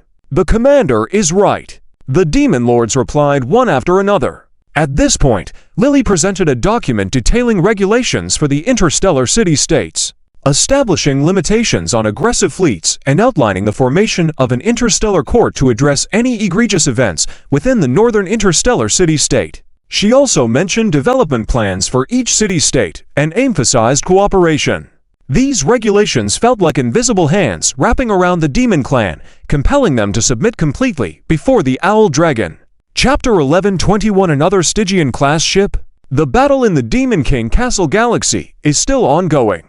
The distant two insect nest civilizations are also developing quietly. The Phoenix Dragon Galaxy is constantly racing against time for their future super starships. Within the mechanoid court, a dazzling light suddenly emanated from the shipyard, where a small starship had been docked. After the light dissipated, a figure appeared. She slowly opened her eyes. Master, again and again, who had been waiting there, spoke respectfully. How long have I been asleep? The young girl floated in midair, asking. It is now November 3rd, 3036 in the Milky Way star calendar, Master, again replied. So, I've been asleep for about 4 months, the young girl muttered. Tell me, during my slumber, did anything happen? Especially anything related to the Phoenix Dragon and that man. Then, again and again began recounting the key events that had occurred during that time. From the invasion of the Demon Clan into the Mechanoid Court to the subsequent intervention of the Phoenix Dragon Legion to repel the Demon Clan, followed by the three-race coalition siege of the Demon Castle Galaxy and the appearance of the two insect nest civilizations now. Upon hearing these events, the young girl was somewhat surprised. I never expected that so much could happen in the past half-year. The Demon Clan dared to attack us. The young girl's brows furrowed at the thought of the Demon Clan attacking the Mechanoid Court. This attack was quite strategic. We have reasons to suspect that the Demon Clan's backing is related to the Machine God Cult, and the Machine God Cult is related to Order. Everything behind this is under the control of Order, again said. Humph, Order. The young girl's expression turned cold when she mentioned Order. That's right, before I entered slumber, the message left for Zhao Chen. How did he handle it? The young girl inquired about the last task she had given before going into hibernation. Again explained. Lord Zhao Chen accepted your request and crossed through the Gaia Gate to that space. In the direction you provided, he found remnants of an insect battlefield from 10,000 years ago. Within it, a communicative insect life form was discovered. It is currently by Lord Zhao Chen's side. Additionally, due to the conditions you initially set, we have lent 5 industrial bases to the Phoenix Dragon for their production and construction work. They are currently operational, producing mostly components for interstellar warships. Once completed, they will be transported back to the Phoenix Dragon Galaxy for assembly. Hearing this, the young girl smiled. It seems this guy still doesn't fully trust us. But I am somewhat intrigued by this insect life form. The fact that it can communicate with us. And the insect she mentioned is completely different from the one we know. Perhaps this could be an opportunity for us to combat Order. Arrange it. I want to meet Zhao Chen. Do we need to contact the Phoenix Dragon Legion? Again inquired.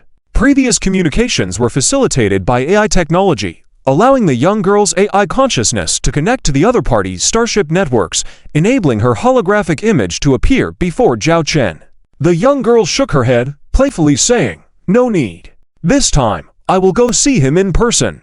Again and again looked at the young girl with some surprise. They knew that in this world, no other interstellar insect race had ever seen the Master's true form except for the mechanical life. If that man could see the Master's true form, they both understood the significance behind it. This was not just a simple meeting.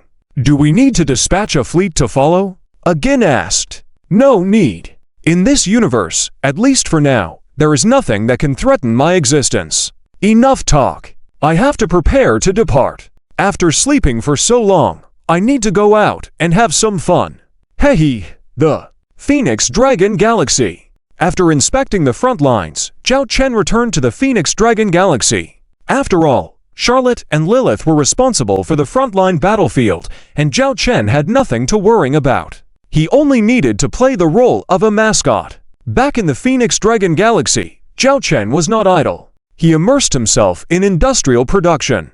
Alongside Chief Engineer Annie and others, he worked day and night to develop and refine production plans and processes to ensure the early completion of the starships. But this hard-working spirit, displayed by Zhao Chen in the front line, left the three chief engineers with mixed feelings. Commander, the first test sail of the Fury Goddess-class interstellar artillery ship has been successfully completed. All test items have been completed satisfactorily, an excited female captain said via video communication. With the test sail completed, it basically meant they were ready for deployment on the battlefield. Zhao Chen naturally understood the implications. This is our first T6 interstellar warship. Let's return to the shipyard and collect the data from this voyage, Zhao Chen said. The female captain's eyes flickered with a hint of disappointment. Nevertheless, she followed the commander's orders. Suddenly, a red video window popped up in front of Zhao Chen. Commander, the defense radar system of the Phoenix Dragon Galaxy has detected an interstellar warship traveling at warp speed, attempting to enter the Phoenix Dragon Galaxy. It is moving extremely fast, exceeding the warp speed of a T5 class interstellar warship.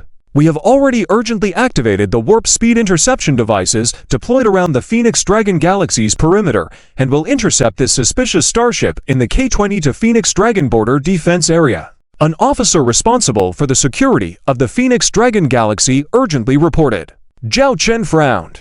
At this moment, someone dared to trespass into the Phoenix Dragon Galaxy. This was simply suicidal behavior. However, according to the observed data, the speed at which the interstellar warship was traveling surpassed that of a T5 starship. Could it be a T6 class interstellar warship? But there should be no T6 class in this universe. Suddenly, Zhao Chen seemed to realize something. Intercept at warp speed, but don't engage, Zhao Chen ordered. The security officer, though puzzled, complied. At that moment, the security officer exclaimed, "This is impossible. The starship has directly crossed the warp speed interception zone. It has entered the Phoenix Dragon Galaxy. The direction of travel is towards your position, Commander." In fact, the security officer's words were unnecessary, because Zhao Chen had already spotted the visitor. Around Zhao Chen, all the officers and non-commissioned officers showed expressions of astonishment, because that interstellar warship turned out to be a Stygian-class ship. Chapter 11:22. The future of the mechanical clan, the Dark Lord. This is the Dark Lord. Nana, the chief engineer standing next to Zhao Chen, showed an expression of disbelief. But they had clearly seen the Dark Lord enter the special shipyard of Star River No. 1 base before. How could it appear here? Ghost! Annie was startled. Don't panic. This isn't the real Dark Lord, Zhao Chen said calmly. How is this not the Dark Lord? The shape of the ship, the weapon modules. It's exactly the same. Damn, I must not have rested well or eaten properly recently. That's why I'm seeing ghosts. Annie comforted herself. Zhao Chen shook his head helplessly. Just then, Zhao Chen's handheld terminal received a message. An old friend reunion? It was a contact person they hadn't been in touch with for almost half a year. Prepare a shuttle for me. No need to prepare. Just get me a shuttle. I'll fly it myself, Zhao Chen said. You're going to board this unidentified ship? No way. It's too dangerous. The leopard girl objected. At least let us come with you. This is an order, Zhao Chen said seriously. The leopard girl looked conflicted and helpless. In the end, Zhao Chen boarded the shuttle alone and headed towards the Dark Lord. Because he was familiar with the Dark Lord, Zhao Chen quickly found the hangar, entered it, and parked the shuttle. The hatch opened, and Zhao Chen walked down. Welcome, Lord Dragon, to the Dark Lord. A tall woman in military uniform stood in front of Zhao Chen. Zhao Chen looked her up and down. She was also a mechanical being. Where is your master? Zhao Chen asked. Waiting for you on the bridge. Please follow me. The tall female officer led the way. Leaving the hangar, Zhao Chen saw the completely different interior structure of the Dark Lord. Taking a floating elevator, he quickly arrived at the bridge. It was also an unfamiliar bridge, empty. Come to think of it, Zhao Chen hadn't seen anyone on his way here. If not for the female officer guiding him, he would have doubted if he had boarded a ghost ship. Where is your master? Zhao Chen saw the empty captain's chair and asked. Just then, the entire bridge dimmed. A cold chill filled the air, and Zhao Chen even heard a ghostly whisper-like voice. I never expected the great owl Dragon Lord to be so unprepared. Today is the day you, Zhao Chen, will perish here. Wahahaha! The tall female officer raised her head, pointing at Zhao Chen while saying words that didn't match her appearance at all. Zhao Chen remained silent and walked towards the tall female officer. "What are you doing? I warn you, don't come any closer. If you do, I'll kill you." The tall female officer threatened when she saw Zhao Chen wasn't intimidated. Zhao Chen continued walking, ignoring her threats. "I warn you." The tall female officer kept talking. But before she knew it, Zhao Chen had reached her. In the next second, Zhao Chen passed through the tall female officer and went straight to the captain's chair, sitting down. "Go on." Zhao Chen crossed his legs and smiled, as if watching a good show. The tall female officer stood with her hands on her hips, glaring at Zhao Chen. Her voice changed again, this time into a childish tone. "When did you see through me? You can change your appearance and voice. You may pay attention to some of your behaviors. But even as mechanical beings, your long lifespan will create your own aura and habits. You can't always maintain your habits. Any slack will expose you." Zhao Chen shrugged. This suddenly made the tall female officer deflate like a pierced balloon. There was a flash of light on her body, and in an instant, her image changed from a mature and tall female officer to the familiar little girl. The surrounding lights returned to normal, and the cooling system was turned off. "I'm used to this look." Zhao Chen looked at the little girl. "Boring." The little girl stuck out her tongue. "Why did you change into that appearance?" Zhao Chen curiously asked. "That's my other appearance. After all, a little girl's appearance is not suitable for the battlefield. So I have several different appearances. There's one for the battlefield, and another for various duties." The little girl's image kept changing in front of Zhao Chen. From the military uniformed tall female officer to a girl in a skirt wearing wire-rimmed glasses. Ultimately, she returned to being a little girl. "Then why do you look like this in front of me?" Zhao Chen asked, puzzled. "Because this is my favorite look." The little girl blinked. "By the way, we've known each other for so long, and you still haven't told me your name." Zhao Chen curiously observed the little girl. He had always felt that this little girl had some secrets he didn't know about. "Is the name important?" The little girl smiled, and then changed the subject, saying, "Let's talk about business." "Business?" Zhao Chen looked intrigued. "I'm preparing to leave this universe," the little girl suddenly said. "Are you going back to the Black Wall base because the attacks from the Dark Legion fleet have been increasing recently?" Zhao Chen thought instinctively. However, the little girl shook her head. Looking at Zhao Chen, she said very seriously, "I am leaving this universe forever, taking the entire mechanical clan with me." Leaving the entire mechanical clan. This was undoubtedly quite shocking. Why? Zhao Chen was somewhat puzzled. "Because the Gate of Gaia must be closed," the little girl said firmly. "Close the Gate of Gaia." The little girl continued, "Haven't you noticed that in recent years, there has been more and more disturbance in our universe? But we have also increased our monitoring of the Gate of Gaia, without finding any clues of disturbance. So there is only one other possibility. Order has directly entered our universe through other means, bypassing the Gate of Gaia." "Other means? Why couldn't it do so before, but now can?" Zhao Chen questioned. "Because of the existence of the Gate of Gaia." The little girl raised her hand, creating a hologram in front of Zhao Chen.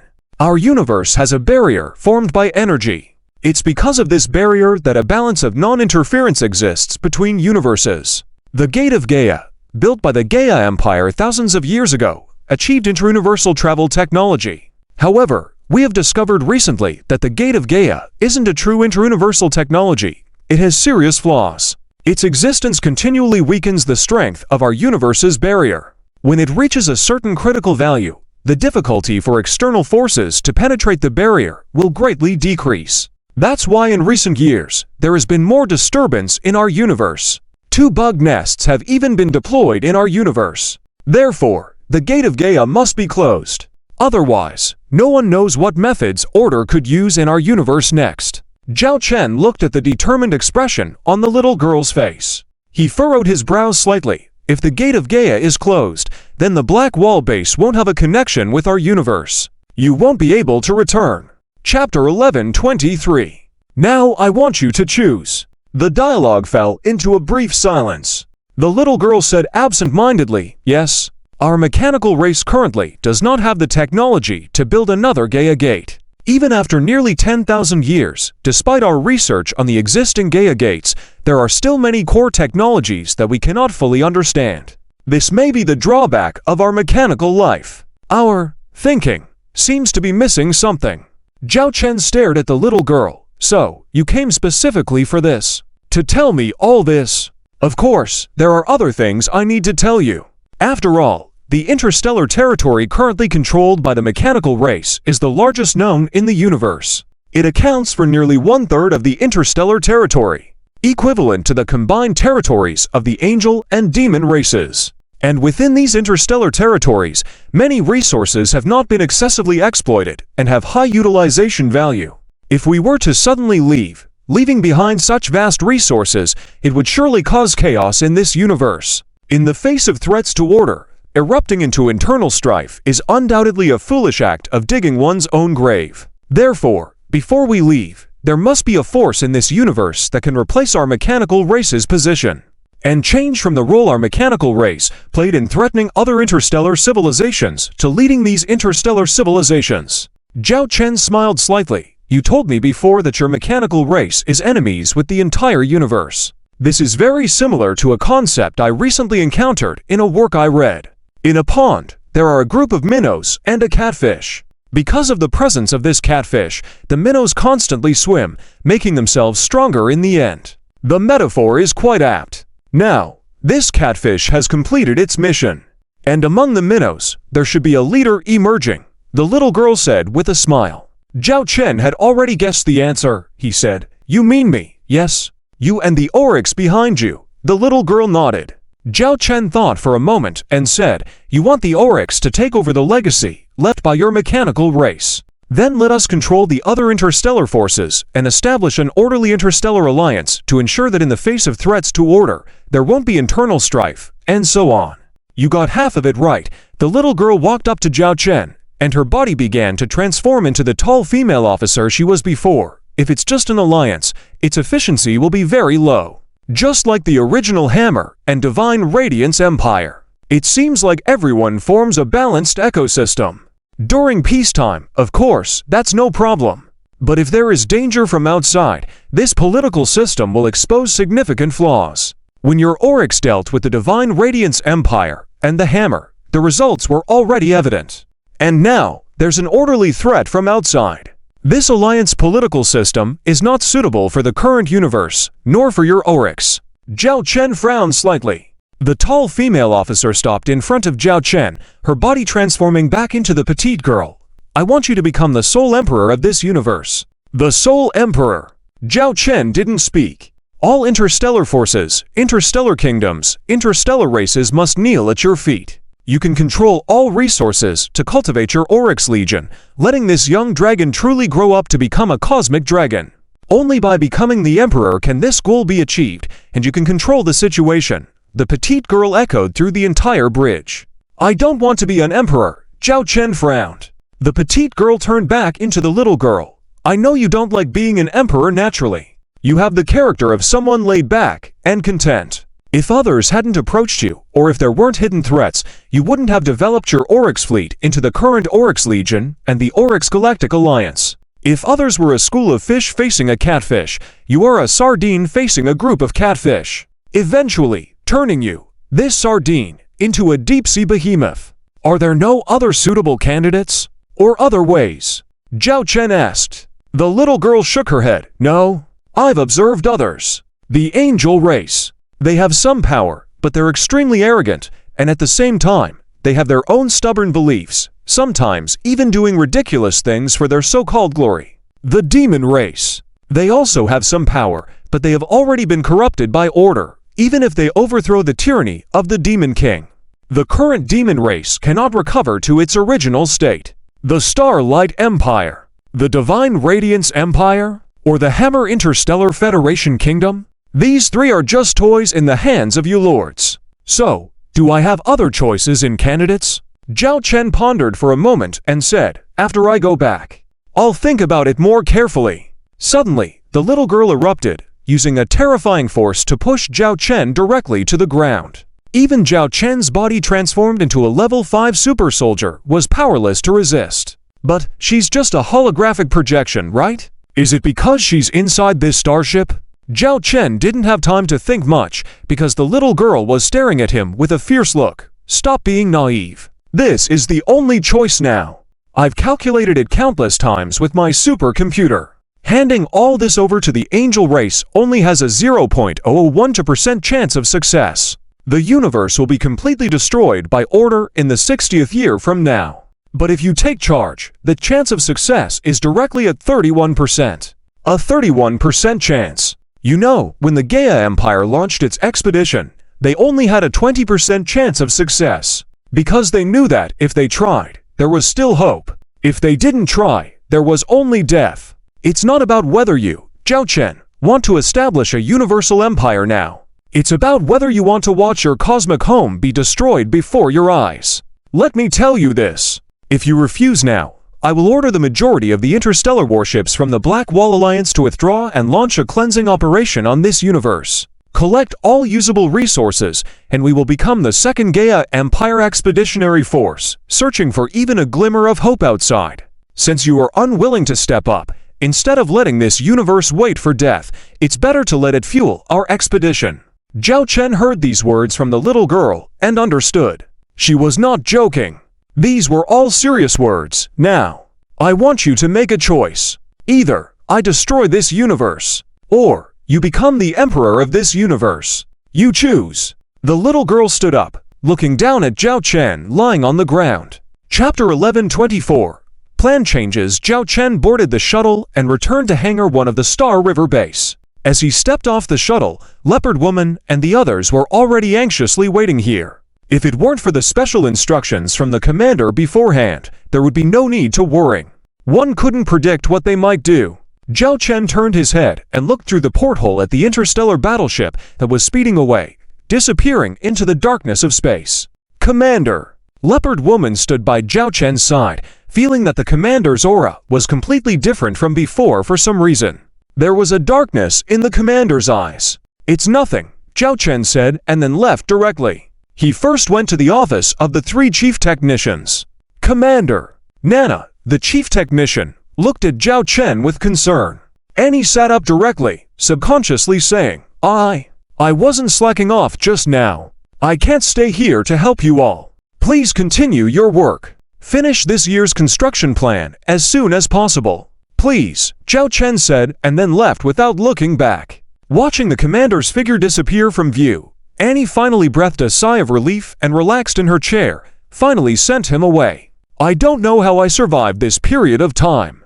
Commander seems to be hiding something in his heart, Nana, the chief technician, said, looking at the commander's back. What could be on his mind? Living a carefree life every day, with us working for him. Annie, chief technician, rolled her eyes, propping her feet up on the desk. But the next moment, her feet were hit by a stack of documents. Ouch! No slacking off. Nana, the chief technician, scolded her sister. Annie looked at her sister with a sense of grievance and only dared to mutter a few words under her breath behind her back. Zhao Chen personally arrived at the bridge of the T6 Divine Fury Goddess-class interstellar artillery ship. He looked around. It was the same T6 class interstellar battleship as the other one.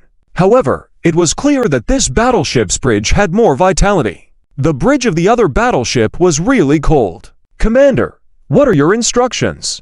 A captain stood before Zhao Chen, waiting for his orders. Zhao Chen looked up and down at this new face. The deputy commander of the Holy Radiant Empire's Legion of Holy Angels, and also a famous talented commander of the Holy Radiant Empire. A year ago, he resigned from all his positions in the Holy Radiant Empire and signed up to attend the Goddess Academy Starship course in the Owl Dragon Galaxy, becoming a recruit. Graduated with excellent results, officially joined the Owl Dragon Legion, and won the captaincy of the first T6 interstellar battleship of the Owl Dragon Legion in the selection 3 months ago. And you have another identity. A distant relative of the Archangel family. Now the Empress of the Holy Radiant Empire, Saint Canna's cousin, and also considered her student. Am I right, Captain Saint Loli? Zhao Chen recited the information of the female captain in front of him. Captain Saint Loli looked somewhat surprised at the rumored commander in front of her, whom she had only admired from afar before this. She didn't expect the other party to know so much about her. As one of the outstanding members of the new fourth generation of officers trained by the Owl Dragon Legion, Zhao Chen was naturally familiar with their personal information. Yes, Captain St. Lowly openly admitted her identity. If you had stayed in the Holy Radiant Empire, Emperor St. Kana should have at least arranged a Legion Marshal for you, or the position of Marshal of the Legion of Holy Angels would have been yours. Even the future position of the head of the Archangel family would have been yours. After all, an empress can no longer inherit the position of family head. But you gave up all of that and chose to start over here with me. I don't understand. Zhao Chen looked puzzled at Captain St. Lowly. Captain St. Lowly smiled and said, "Well, in the Holy Radiant Empire, I might have gotten those things you mentioned. But at the same time, I would never have had the chance to stand on the bridge of a T6 interstellar battleship and command it in battle. My sister once said that if she were not the Empress of the Holy Radiant Empire, she would definitely join the Owl Dragon Legion. Because here, she has the dream she is pursuing. In fact, sitting on that throne doesn't make her happy. It feels more like a cage.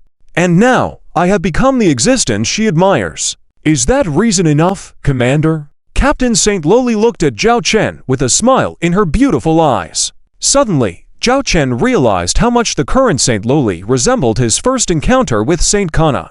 And the St. Kana, who now sat on the throne, was no longer the Marshal of the Legion of Holy Angels she used to be. That's enough. Zhao Chen sat on the captain's chair, his finger resting on his chin, and said calmly, "Captain, prepare to depart. Set the course for the Demon King City Galaxy battlefield and notify the entire crew to make preparations for battle."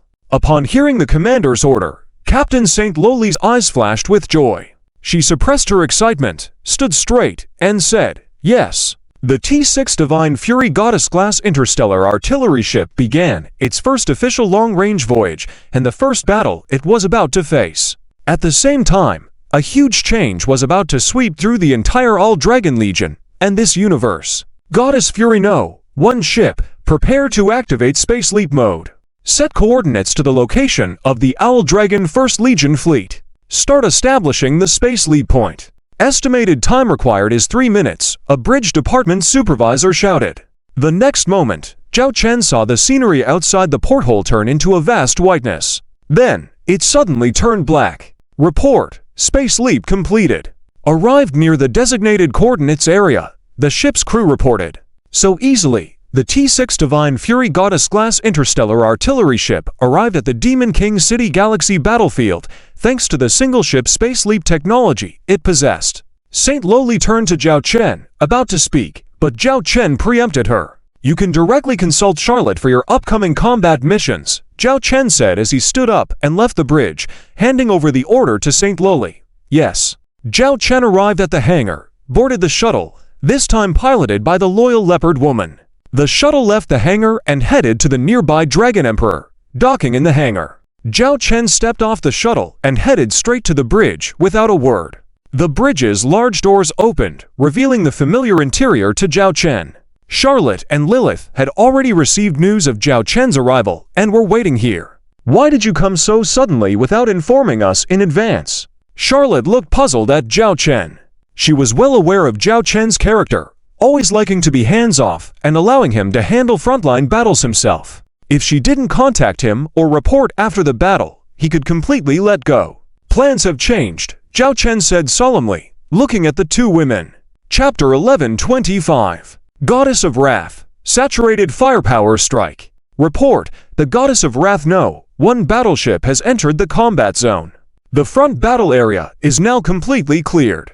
The Goddess of Wrath No. 1 will unleash a saturated firepower strike on the target area, spoke a communications officer on the bridge. This broke the calm of Zhao Chen and his two companions. The three exchanged glances.